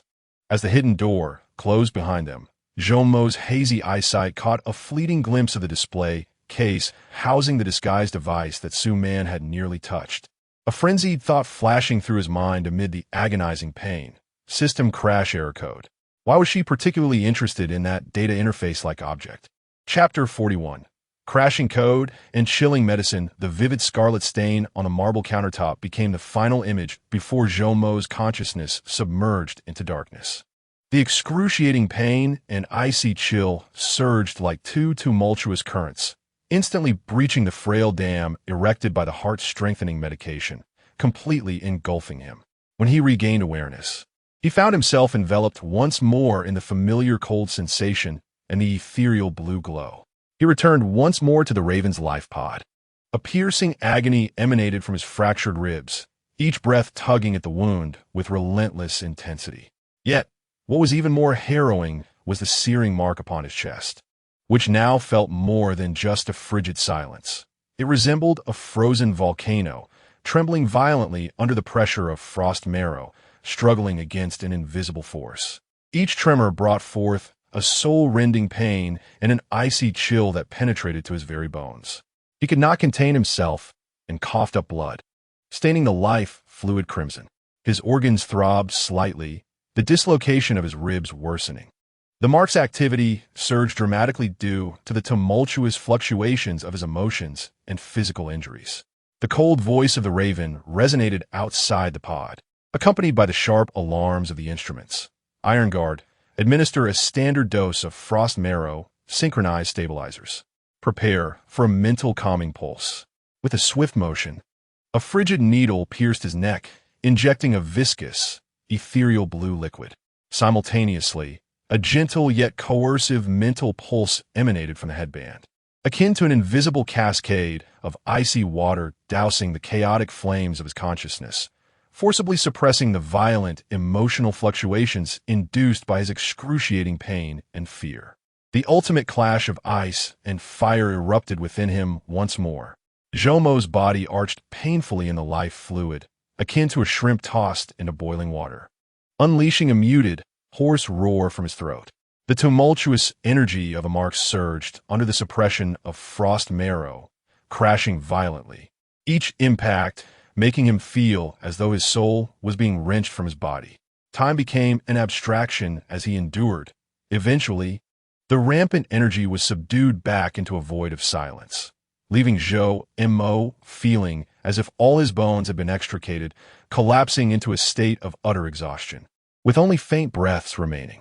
The sanguine hue in the life fluid was swiftly filtered by the circulatory system, leaving behind only his pallid visage and vacant gaze. The raven stood before the control panel, his pale gray eyes swiftly scanning the cascading data on the screen. Zhou Mo's life signs, the energy fluctuation graph of the mark, and the energy characteristics captured during the recent suppression. His brow furrowed even tighter. The entropy of the mark was rising. The raven's voice bore a hint of barely perceptible gravity. Each violent stimulus, be it mental or physical, was accelerating its destabilization. The efficacy of the frost marrow was waning, and side effects were accumulating. Your body and mind are becoming the most fragile links in this tug of war. Zhou Mo struggled to turn his eyes towards the raven. His voice barely a whisper. "That's Su Man. She intends to touch that." The raven immediately brought up the surveillance footage from the apartment's living room. The image clearly displayed Su Man, her finger instinctively reaching toward a special data storage interface, disguised as an ordinary artwork among the various ornaments. Model: Type 3 Quantum Encrypted Data Interface. A non-standard device circulating within the Lindell Core Technology Research Institute, primarily used for the physical isolation and transmission of high-level art project data. The raven spoke rapidly, his cold voice echoing in the confined space. Su Man Lindell, as a non-technical senior executive of the group, theoretically has no authority to engage with such devices, let alone recognize its disguised form at a glance. Zhou Mo's heart sank. Does she know? Is she connected to Su Ya's disappearance? Did she also realize that the art project encountered issues? Logically, it is highly relevant. Raven's fingertips glided swiftly across the luminous screen, summoning another intricate stream of data, precisely the fragmentary collapse code captured by Zhou Mo during the previous training session, etched by the imprint. Look here. The screen was divided. On the left, a still from the surveillance showed Su Man reaching for the 3 interface. On the right, a chaotic array of code fragments emerged. 0101011000732. Proceed with cross-correlation analysis. Raven commanded. The Iron Guard immediately complied. Complex algorithms commenced, forcefully correlating Su Man's intended actions, the known functional attributes of the 3 interface, and keyword from the code fragments: segmentation fault, illegal memory address access, 32 data verification error, operating system core crash. Moments later, a red result indicating a high degree of uncertainty materialized on the screen. Correlation probability: 768 core deduction. The behavior of the target, Su Man, suggests an intent to acquire or validate the art project's core data flow error logs. The code fragments likely emanate from the underlying state remnants during the catastrophic collapse of the art project's core system. Zhou Mo gasped in shock, a sharp pain tugging at his wound. This probability was alarmingly high. In other words, Su Ya's disappearance, the imprint, Su Man's unusual actions, and the ghastly code that emerged in my mind all point towards that ARC project. That project has collapsed? Is Suya's fate tied to this? This is the most plausible explanation. Raven's gaze was as sharp as a blade. The ARC was a top-secret artificial intelligence integration project of the Lindell Group, shrouded in absolute confidentiality globally. Suya Lindell was its chief architect and held the highest level of authority. If a catastrophic collapse occurred during the project's core operation, and the residual state of that collapse was somehow imprinted on the highest authority holder, he glanced at Jomo's chest. Then, as a bearer of fragmented authority, it made sense that your consciousness could passively receive the underlying information fragments from a moment of collapse. He paused, his tone growing colder. Su Man's actions indicate that she, or the forces behind her, not only knew that the ARC was in trouble, but were also urgently seeking to obtain specific information about the collapse. They broke into the apartment ostensibly to find Suya, but in reality, they were likely searching for any physical log backups she might have left unretrieved. For instance, what might be stored in that 3 interface? What do they intend to do? A chill enveloped Zhou Mo, obtaining the collapse logs, and then what? Repair it? Or obliterate it entirely? With Suya in their hands? The possibilities are numerous. Raven interrupted him.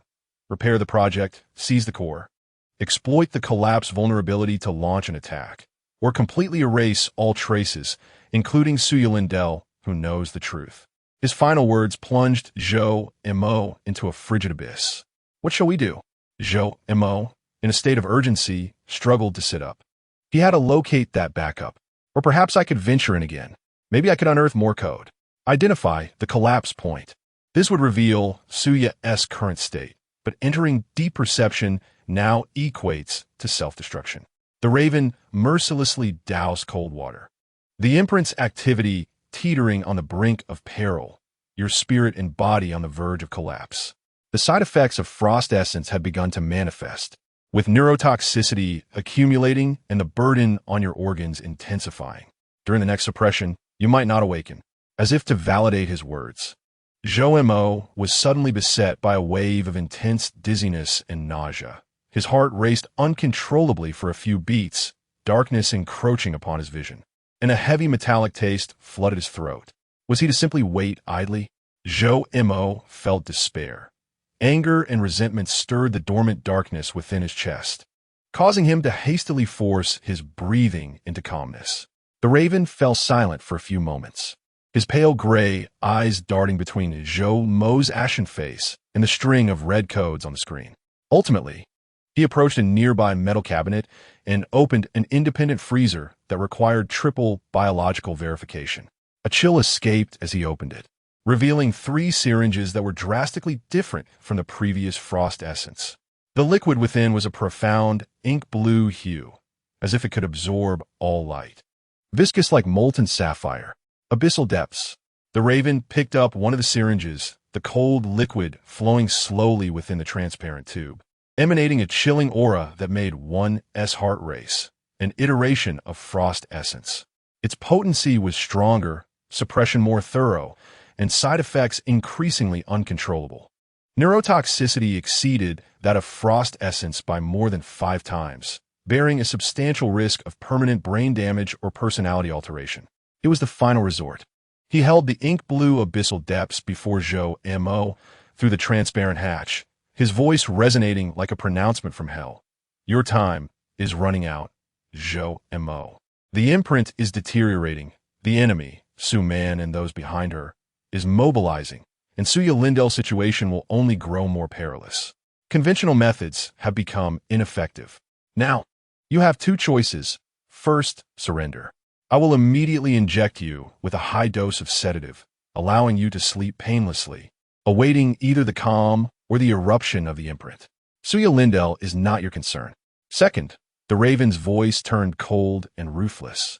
Imbued with an undeniable resolve, accept the abyssal depths. It can forcibly suppress your spirit and the imprint's activity to their nadir in a short period, granting you one, perhaps the final opportunity for profound perception. You must, within that brief and precious window, Excavate from the chaotic noise of the collapsing imprint the most critical and core fragments of code. This will be our key to pinpointing the ark's collapse point, and may even enable us to trace Su Ya's location. However, he emphasized, the ink blue liquid shimmered with a deadly gleam under the dim light. The cost may be your mind, or your very self. Choose. You have 3 minutes. Inside the life pod, the cold, ghostly blue light illuminated Zhou Mo's bloodless face. The imprint upon his chest lay silent under the lingering influence of frost essence, yet it seemed to echo with the faint sound of ice fracturing within. The syringe named Abyssal Depths hung before him like a one-way ticket to the abyss, quietly suspended in his vision. 3 minutes to decide whether to cling to survival or gamble everything for a glimmer of hope. The fragmented, chaotic, and anguished murmurs of Su Ya reverberated once more in the depths of his lifeless consciousness. Cold, so cold. Zhou Mo, run. Fool, don't come over here. He gradually closed his eyes. Chapter 42. The Binding of the Abyss and the Echoes of the Data Chasm. Fool, don't come over here. The chaotic, agonizing yet stubbornly caring fragments of Su Ya's whispers fell like the final stone cast into still waters, sending faint ripples through Zhou Mo's nearly shattered consciousness, only to be swiftly engulfed by the frigid silence. 3 minutes. Under the cold, azure glow of the life pod, amidst the subtle sounds of ice fracturing deep within his essence, and under the gaze of the abyss, a deep indigo light that seemed capable of devouring souls, time stretched, fleeting as a century, yet long enough to pulverize all fear and hesitation. Zhou Mo did not open his eyes. He listened to the feeble, yet immensely heavy thumping of his heart, felt the excruciating pain that each breath inflicted upon his ribs, and sensed the dormant, destructive energy lurking beneath the silence in his chest, ready to erupt at any moment. Surrender? Slumber? Forgetfulness? To completely abandon that foolish woman who still worried for his safety amidst despair? To hell with a carefree life. To hell with a life of ease. A tumultuous mix of anger, resentment, and a deeper emotion he himself had yet to recognize surged forth like long-suppressed volcanic magma, shattering all barriers of timidity. This emotion was so potent that the dormant mark within him trembled violently. The alarm lights outside the life pod suddenly blazed with blinding red. Time's up. The cold voice of the raven resonated like a tolling bell. At the very moment the alarm's shriek escalated, Zhou Mo abruptly opened his eyes. Those eyes, bloodshot from agony and blood loss, now burned with a near-maniacal resolve. Inject, he rasped, the words fierce yet low, carrying the weight of severing all retreat. In the pale gray pupils of the raven, the glimmer of icy determination seemed ignited by the flames within Zhou Mo's gaze for an instant. Without a hint of hesitation, his fingers moved with lightning speed. The specially designed injection needle pierced the reserved injection port of the life pod, plunging violently into the vein at Zhou Mo's neck. With a splatter of viscous, cold, leaden blue liquid surged into Zhou Mo's bloodstream. There was no violent clash of ice and fire, only descent, an absolute, eternal sinking, as if his very soul were frozen in time. Zhou Mo felt his thoughts, consciousness, and even his perception of his own body completely submerged and frozen in that torrent of deep blue. The sounds, lights, and temperatures of the world around him were abruptly severed. He sensed not liquid surrounding him, but rather a plunge into the singularity before the universe's birth, an absolute, meaningless void of darkness. The intense tremors of the mark, as if pressed by a pause button, fell into an eerie stillness, a dead silence so profound it was heart-stopping. Even the agonizing pain from his fractured ribs vanished without a trace. This was not suppression. This was exile. His consciousness, along with that perilous mark, was banished to the deepest recesses of the abyss, a realm where even time lost its significance, an absolute zero of existence. The raven and the iron guard fixated intently on Zhou Mo within the life pod. His body exhibited no convulsions, no struggles. Even the faintest tremor had vanished. He floated silently in the cerulean liquid, his complexion a bizarre, lifeless gray. were it not for the barely perceptible life signs fluctuating on the monitor. One might mistake him for a corpse. The abyss took effect. Consciousness activity dwindled to its minimum threshold. The imprint entropy reached 0. The window opened, and the countdown began. 59 minutes and 47 seconds. A cold electronic voice announced the time, resembling the proverbial sword of Damocles hanging overhead. Iron Guard. Engage maximum power, mental amplification, and stabilizer. Prepare to receive and analyze all potential consciousness wave signals, no matter how faint or chaotic. The Raven's voice was imbued with an unprecedented gravity as he positioned himself at the main control panel, his fingers dancing across the screen, leaving traces as he established the most rigorous data capture and filtering model. Objective: to excavate the core code fragments of the Ark's collapse from the deep mapping of the imprint. Inside the life pod, Jomo's consciousness floated in an infinite void. There was no pain, no fear, not even a concept of self, only an absolute, eternal silence. It felt as though eons had passed. Yet it could also have been but a fleeting moment. In this profound emptiness, an exceedingly faint and chaotic light flickered without warning. This was not a visual light. Rather, it resembled a disturbance of pure information. A fragment of incomplete, emotionally void, and frigid data drifted through the abyss of consciousness like cosmic dust. 0 stack overflow. Main neural matrix disintegration. This fragment of information was so faint that it was nearly imperceptible, poised to vanish into the void once more. However, at the instant of its emergence, beep, anomalous consciousness wave detected. Signal strength, extremely weak. Characteristics, devoid of emotion, pure information stream. The alert light on the console glowed a dim blue. A glimmer of brilliance shone in the Raven's eyes. His fingers flew, filtering all emotional noise, locking onto pure informational characteristics, correlating with the Arc Project's core database keywords. The Iron Guard synchronized operations, its immense computational power instantaneously engaged. On the screen, the fragment of code was magnified, analyzed, and rapidly compared against the highly classified Arc architecture documents. Match rate, 927. The Iron Guard's deep voice bore a subtle tremor. Keywords, main neural matrix, serving as the core consciousness integration unit for the Arc project. The Raven's breath quickened imperceptibly for a moment. Continue monitoring. Capture with all might. In the abyss of nothingness, Jomo's consciousness, nearly extinguished by the abyss, seemed stirred by this first faint fragment of information. It was as if a speck of dust had fallen onto an impeccably smooth surface, shattering the pristine silence. Immediately thereafter, as if a floodgate had been opened, more chaotic, cold fragments of code and information streams began to emerge from the depths of the void, from the lowest levels where the imprint was utterly suppressed, intermittently escaping like dying pulses. 074512. Core dump initiation memory address corruption emergency personality backup fragment location. Unauthorized external link access source tracing. Old protocol Arc legacy triggering containment failure dimensional penetration. These fragments are in disarray, interspersed with an abundance of indecipherable gibberish and erroneous addresses. The information is grievously incomplete, resembling the charred remnants of circuit boards strewn across the ground after a colossal system collapse. They emerge with no discernible pattern, only to dissipate instantaneously, imbued with the despair of total system failure.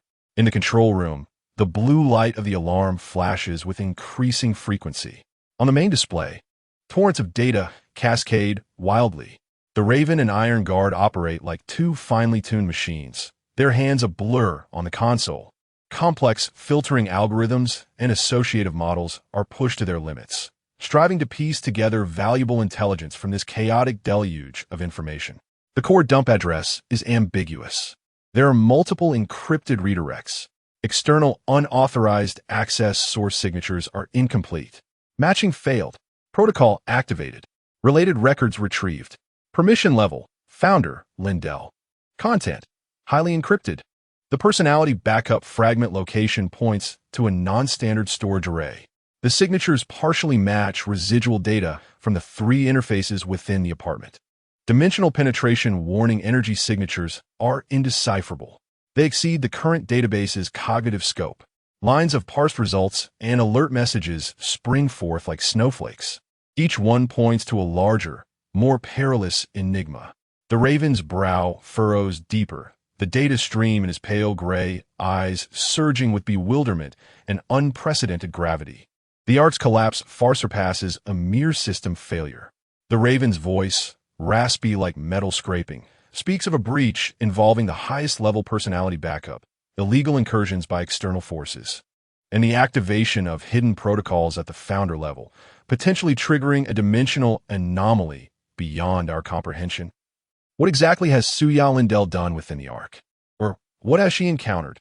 Just then, an exceedingly brief yet exceptionally clear fragment of information, devoid of code, pierced through the chaotic data stream, directly imprinting itself onto Zhou Mo's frozen consciousness. This time, it was not the cold symbols, but a profoundly blurred visual memory fragment, bearing a strong emotional imprint. The image wobbles and fractures, reminiscent of an old television plagued by poor signal. The background is ablaze with glaring red alarm lights and the warped contours of a metallic corridor, strikingly similar to the Ark's core area. At the focal point of the scene is a woman's hand, trembling violently, stained with a hint of dark red. This hand presses fiercely against a flickering, ominous redlit, cracked transparent control panel. In the reflection marred by spiderweb-like fractures, Zhou Mo is horrified to glimpse a fleeting, half-twisted face, malevolent and masked in black. Behind the masked figure, the familiar silhouette of a black Bentley lurks in shadows. Warning: high-intensity, emotional visual impact detected. Signal source: deep imprint mapping. An electronic voice pierces the air. Image parsing. Facial features. Vehicle characteristics. Immediate matching. The Raven commanded sharply. The Iron Guard instantaneously sharpened and extracted features from the fragmented images captured. The distorted black mask and the silhouette of the Bentley were distinctly framed. Mask characteristics: no matching records. Style inclination: bespoke, special operations. Vehicle silhouette: match probability 998. Target: a custom bulletproof Bentley Mulsanne registered under the security company of Suman Lindell. Like a thunderclap. Suman, the black Bentley, the masked figure, Suya's injured hand, the crumbling core of the Ark. In that moment, all fragments of clues were brutally and directly interwoven through this deeply ingrained memory of Suya's perilous moment. Suman, Zhou Mo's consciousness, frozen in the abyss, erupted with unprecedented intensity upon receiving this image, akin to an ice cube thrown into lava, unleashing a violent surge of fury and bone-chilling cold. It's her people. This overwhelming hatred and murderous intent, originating from the depths of his soul towards Suman, ignited like a spark thrown into a barrel of oil, instantly detonating the imprint that had been forcibly suppressed to absolute zero by the abyss. Alarm! Alarm! Host consciousness in violent fluctuation. Emotional intensity, catastrophic. Imprint activation index, skyrocketing. Cracks appeared in the layers of abyssal suppression. The piercing alarm morphed into a heart-wrenching shriek. Inside the life pod, Zhou Mo's lifeless body convulsed violently. A morbid flush surged across his ashen face. The tubes connected to him thrashed uncontrollably. No, Zhou Mo, control your emotions. The Raven's expression shifted dramatically, sharply commanding, but it was too late. With a sudden heave, Zhou Mo expelled a mouthful of dark blood mixed with internal fragments beneath the skin of his chest. The dormant darkness seemed to awaken as a torrent of chaotic, shadowy energy, seemingly from the abyss, tore and devoured. An exceedingly intricate imprint pattern, flickering ominously like a shattered circuit board intertwined with thorny vines, shimmered beneath his skin, flashing wildly. Suppression failure. Imprint entering overload collapse countdown. Host vital signs deteriorating rapidly. The Iron Guard's voice resonated with an unprecedented urgency. The Raven, observing the cliff-like descent of Zhou Mo's life curve on the screen and the violently surging imprint energy graph. Cast a glance at the adjacent screen, displaying the silhouette of Suman's Bentley, and for the first time, a glimmer of cold. Almost tangible murderous intent flickered in his pale gray eyes. Iron Guard, the Raven's voice, like a polar gale, initiated the final contingency plan. Target, Suman Lindell. At any cost, control her before she destroys all evidence or relocates Suya. Now, Chapter 43. The beginning of formatting and the hunt. Inside the life pod, the scene resembled a projection of hell. Zhou Mo's body convulsed violently in the viscous, ghostly blue liquid contorting, each spasm accompanied by the groans of bones under unbearable strain and the muted sounds of rupturing organs. Dark blood foamed like boiling ink, continuously surging from his mouth and nose, staining the life fluid with ominous patterns. Beneath his chest, the mark that had been forcefully suppressed into a state of deathly silence now pulsated like a living circuit infused with molten lava, wildly flickering with dim, fractured light. The thorny, vine-like patterns writhed and bulged, seemingly eager to break free, each burst of brilliance accompanied by a visibly tumultuous ripple of energy distorting the air. The piercing alarm had melded into a wailing lament, while the life sign curve on the screen plummeted dramatically, its descent symbolizing the energy of the mark, which rocketed like a rogue missile towards the charred zenith, triggering a blinding crimson overload warning. The suppressive layer had completely collapsed. The mark was entering an irreversible overload process, with an estimated detonation time of 3 minutes and 17 seconds, and an explosive intensity predicted to obliterate the entire subterranean space along with the structures above. The Iron Guardian's voice, heavy and metallic, quickened as his immense form moved to the core red zone of the control panel, his finger hovering above a black button shielded by a transparent protective cover, the initiation switch for the physical annihilation protocol. The Crow stood before the main console, his pale gray eyes fixed intently on the two juxtaposed images on the screen, one depicting the tragic state of Zhou Mo, teetering on the brink of collapse within the life pod, and the other revealing the critical evidence extracted from Su Ya's dying memories, a silhouette of Su Man's bespoke black Bentley Mulsanne, parked in the shadows of the Ark's ruin. A chilling malice, palpable as a frigid current, enveloped the Crow. Su Man, this avaricious and malevolent woman, was not only likely one of the masterminds behind the Ark's downfall and Su Ya's disappearance, but she had now indirectly ignited the destruction of Zhou Mo, the sole and final source of clues. She must pay for this. Yet Zhou Mo, the vessel bearing the mark and having received the crucial codes of collapse, was on the verge of utter annihilation. Final contingency plan. Execute.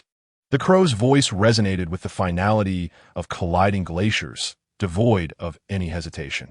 His gaze shifted from the image of Su Man's Bentley, piercing towards the dying body within the life pod. Target 1. Su Man Lindell. Iron Guardian, lead the operation personally. Target 2. Zhou Mo. Initiate the formatting protocol. Formatting. The Iron Guardian's finger, poised above the annihilation button, paused as a flicker of rare uncertainty danced behind the metallic mask, unable to suppress the abyss. Physical annihilation was the last resort.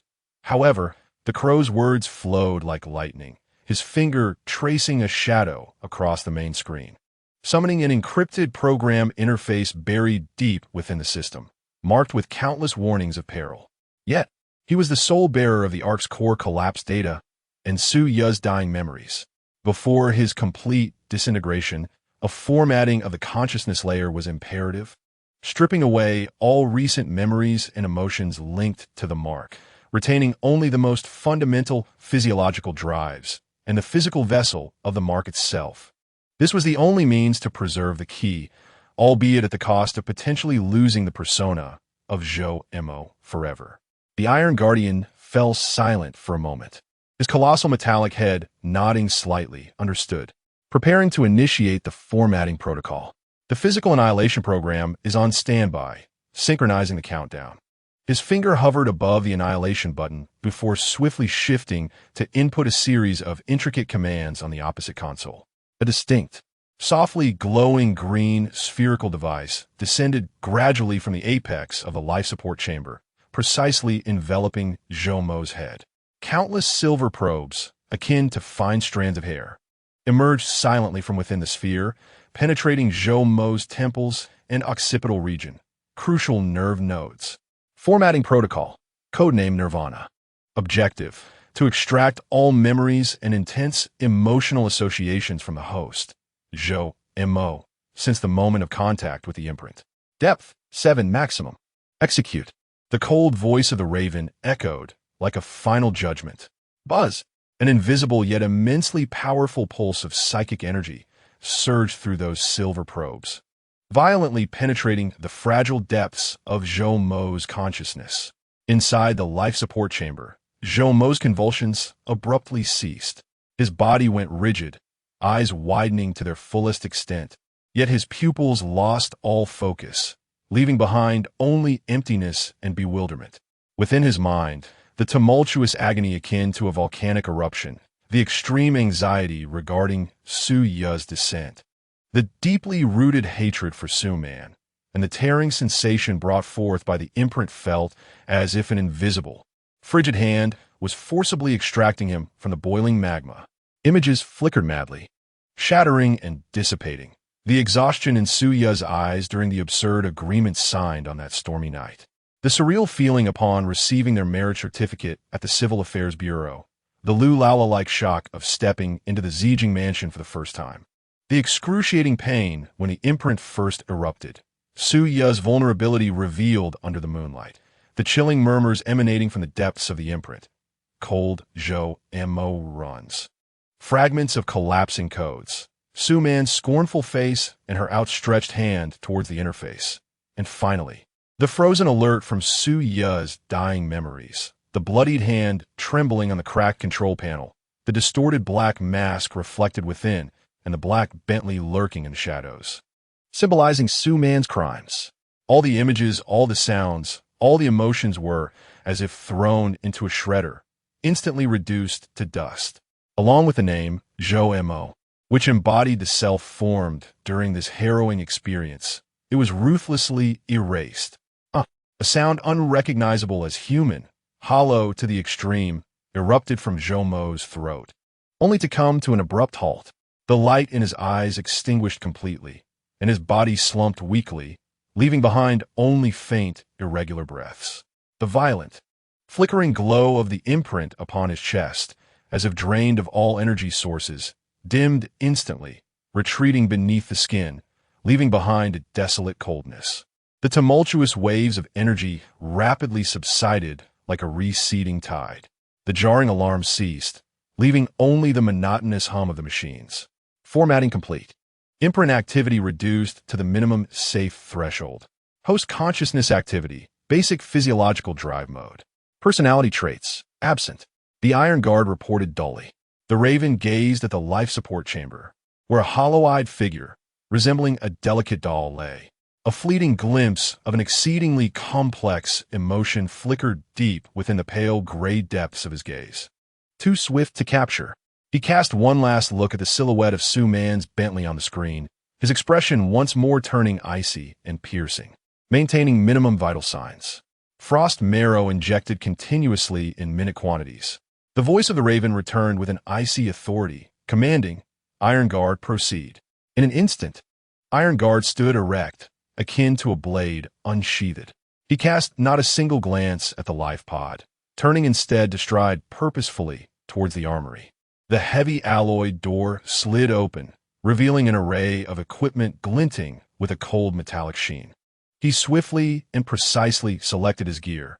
A matte black tactical combat suit enveloping his form, a modular tactical helmet, a large-caliber electromagnetic pistol, a high-frequency oscillating particle dagger, miniature grenades, and an unusual, spider-like multi-legged climbing and adhesion device. Simultaneously, the Raven's fingers danced over the control panel, conjuring a three-dimensional map of the city. A red that was moving rapidly, tracked in real time via the vehicle monitoring system registered under Suman's name.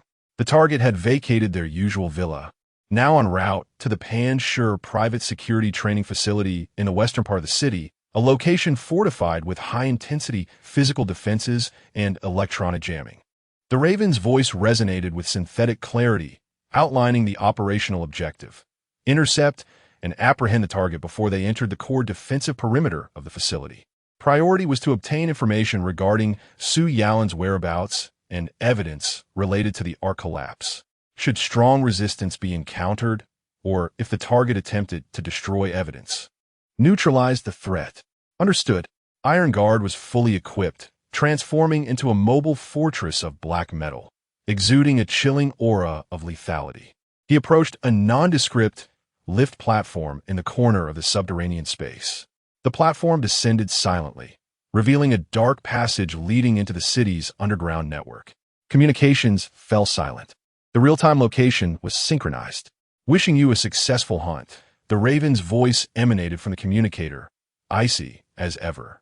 Iron Guard offered no reply, his massive form stepping onto the lift, vanishing into the shadows. The alloy floor sealed without a sound, as if it had never opened. The underground space returned to its frigid silence, punctuated only by the rhythmic hum of the life pod's instruments and the faint breaths of the soulless figure within, whose eyes were void of life. The Raven stood alone before the control panel, where a green dot, representing Iron Guard, raced along a preordained subterranean route. Like a lethal specter, hurtling towards the red, symbolizing Suman. His pale gray eyes reflected the flickering cursor, his fingers unconsciously tapping against the cold, alloy surface. In the Western District, on the highway leading to the Panshur facility, a custom extended black Bentley Mulsanne glided smoothly. Inside, Suman spoke into a secure communicator, a hint of barely perceptible agitation in his tone. Yes, we must locate it swiftly. That backup interface is critical. The old man is starting to grow suspicious, and that useless son-in-law seems to sense something is amiss today. Keep a close watch on the Zijing mansion. Report any anomalies immediately, especially concerning Xiaoya. Before her words could fully escape her lips, a thunderous explosion erupted.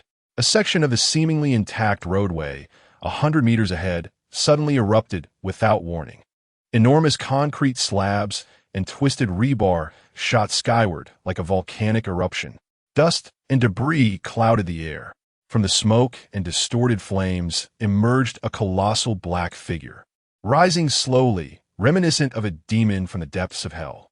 The frigid tactical sight locked onto the unsuspecting black Bentley, which screeched to a halt. The hunt had begun. Chapter 44. The Living Compass and the Phantom of the Dock. The explosion's smoke had yet to dissipate, mingling with the acrid scent of burnt rubber. The Bentley teetered perilously at the edge of collapse, its hood warped and smoking. Inside, Suman was thrown against her seat by the force of inertia, her hair disheveled and her mind in disarray, until the sight of a slowly rising silhouette, akin to a dark deity, emerging from the haze, seized her heart with unrelenting terror. Enemy attack. Protect Ms. Su. The bodyguards in the front row howled as they drew their weapons. Bang! Bang! Two muffled detonations echoed. The heavy windshield shattered into a multitude of fragments. As the two bodyguards leaned forward, their chests caved in horrifyingly. Blood and viscera splattered. Corpses hung limply from the car door. A magnetic railgun. The Grim Reaper had marked its prey. Suman's piercing scream pierced the air. The metallic scent of blood and the stench of death constricted her throat. In a frenzy, she lunged for the emergency communication button. ZZZ. A slender blue arc precisely incinerated the button. Simultaneously, the interior lights extinguished and all electronic devices went dark. Micro-grenades. An absolute void of darkness. Only Suman's heavy, fear-laden breaths and the chilling, leaden footsteps outside, reminiscent of a funeral toll, remained. Hood, hood, hood. Each step fell as though it were crushing her heart. No, don't come near. What do you want? Money. I have plenty. Just let me go. Suman shrieked hysterically, cowering in the corner. The heavy alloy door was torn apart as if it were mere paper by a massive hand clad in black armor. Smoke poured in. A blinding tactical flashlight illuminated Suman's pale, contorted face. The emotionless metallic mask of the Iron Guardian intruded, its cold optics locking onto her. Suidelinded. Location.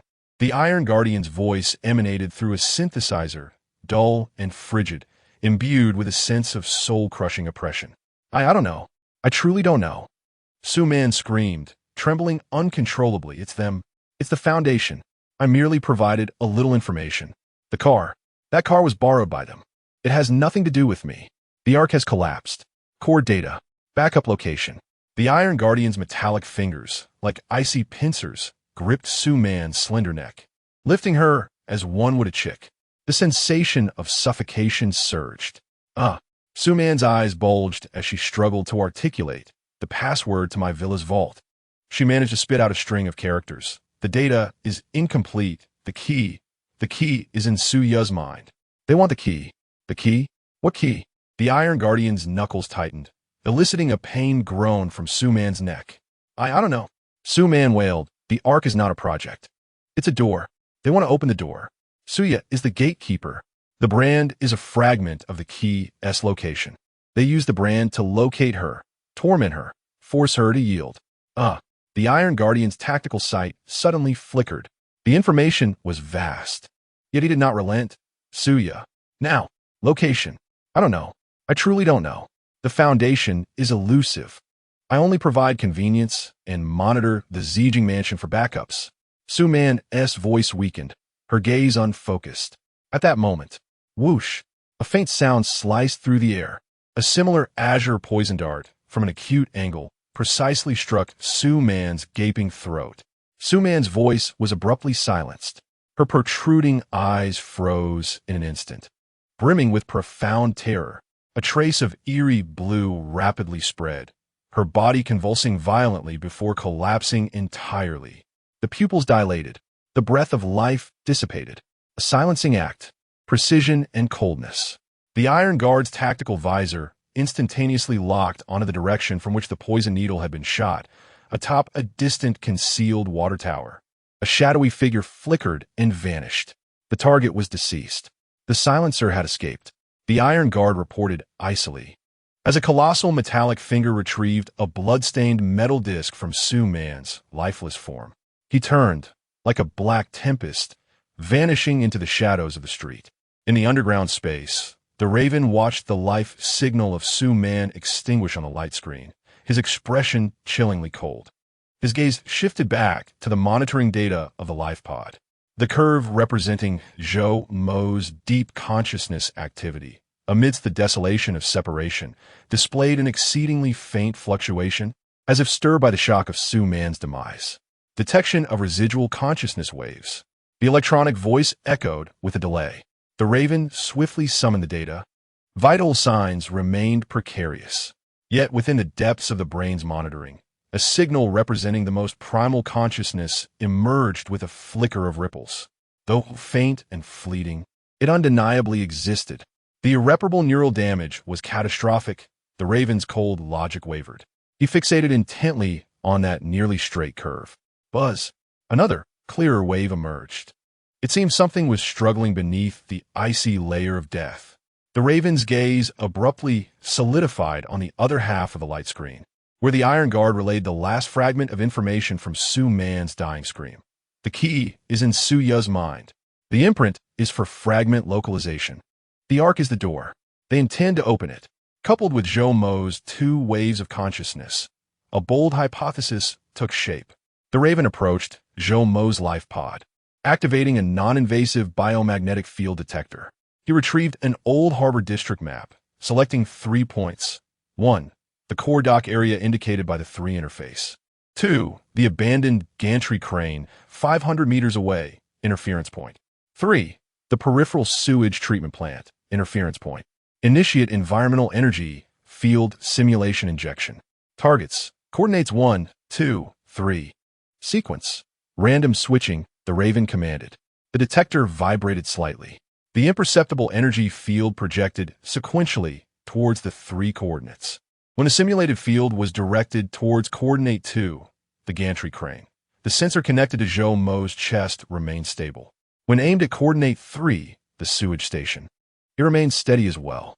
The moment it was directed at coordinate 1, the core dock, a soft yet clear beep sounded. The sensor readings experienced a brief, anomalous resonance spike. The Raven's pupils constricted sharply. For the first time, a near-excited crack appeared on his frigid face. Directional confirmation. Target, the core dock area of the old shipyard. He whispered, "Zhou Mo, this fragment is a living compass." Almost simultaneously within the life pod, the previously silent Zhou Mo's body twitched ever so slightly. His hollow eyes briefly focused for a moment, like a compass awakened by magnetic poles, imperceptibly shifting. The Raven's gaze deepened. He immediately synchronized the latest intelligence with the Iron Guard. Target area confirmed. The core dock of the old shipyard. Living fragment, directional validation, successful. High-intensity energy response detected at the target point. Probability of Suya's captivity is exceedingly high. Action risk, extremely high. The communication fell silent for a moment. Only the sound of the rushing wind could be heard. The Iron Guardian replied, dully, "Received. The sharp blade is in position." In the old port area, an abandoned shipyard lay submerged in murky seawater and the odor of rust. An eerie stillness enveloped the scene, broken only by the mournful wail of the sea breeze. Deep within the dock, an entrance to an underground maintenance passage, partially concealed by waterproof canvas, resembled the gaping maw of a colossal beast. Scattered upon the ground were a few pristine brass shell casings and a small pool of dark red, uncoagulated blood. The massive black silhouette of the Iron Guardian pressed against the cold wall. He examined the bloodstain, his visor scanning the shell casings, sniper rounds. The blood was not from our side. The encounter lasted less than 10 minutes. The perimeter watch has been neutralized. The entrance is equipped with sensors and tripwires. Like a gecko, he ascended the steel framework above the entrance, evading the ground traps.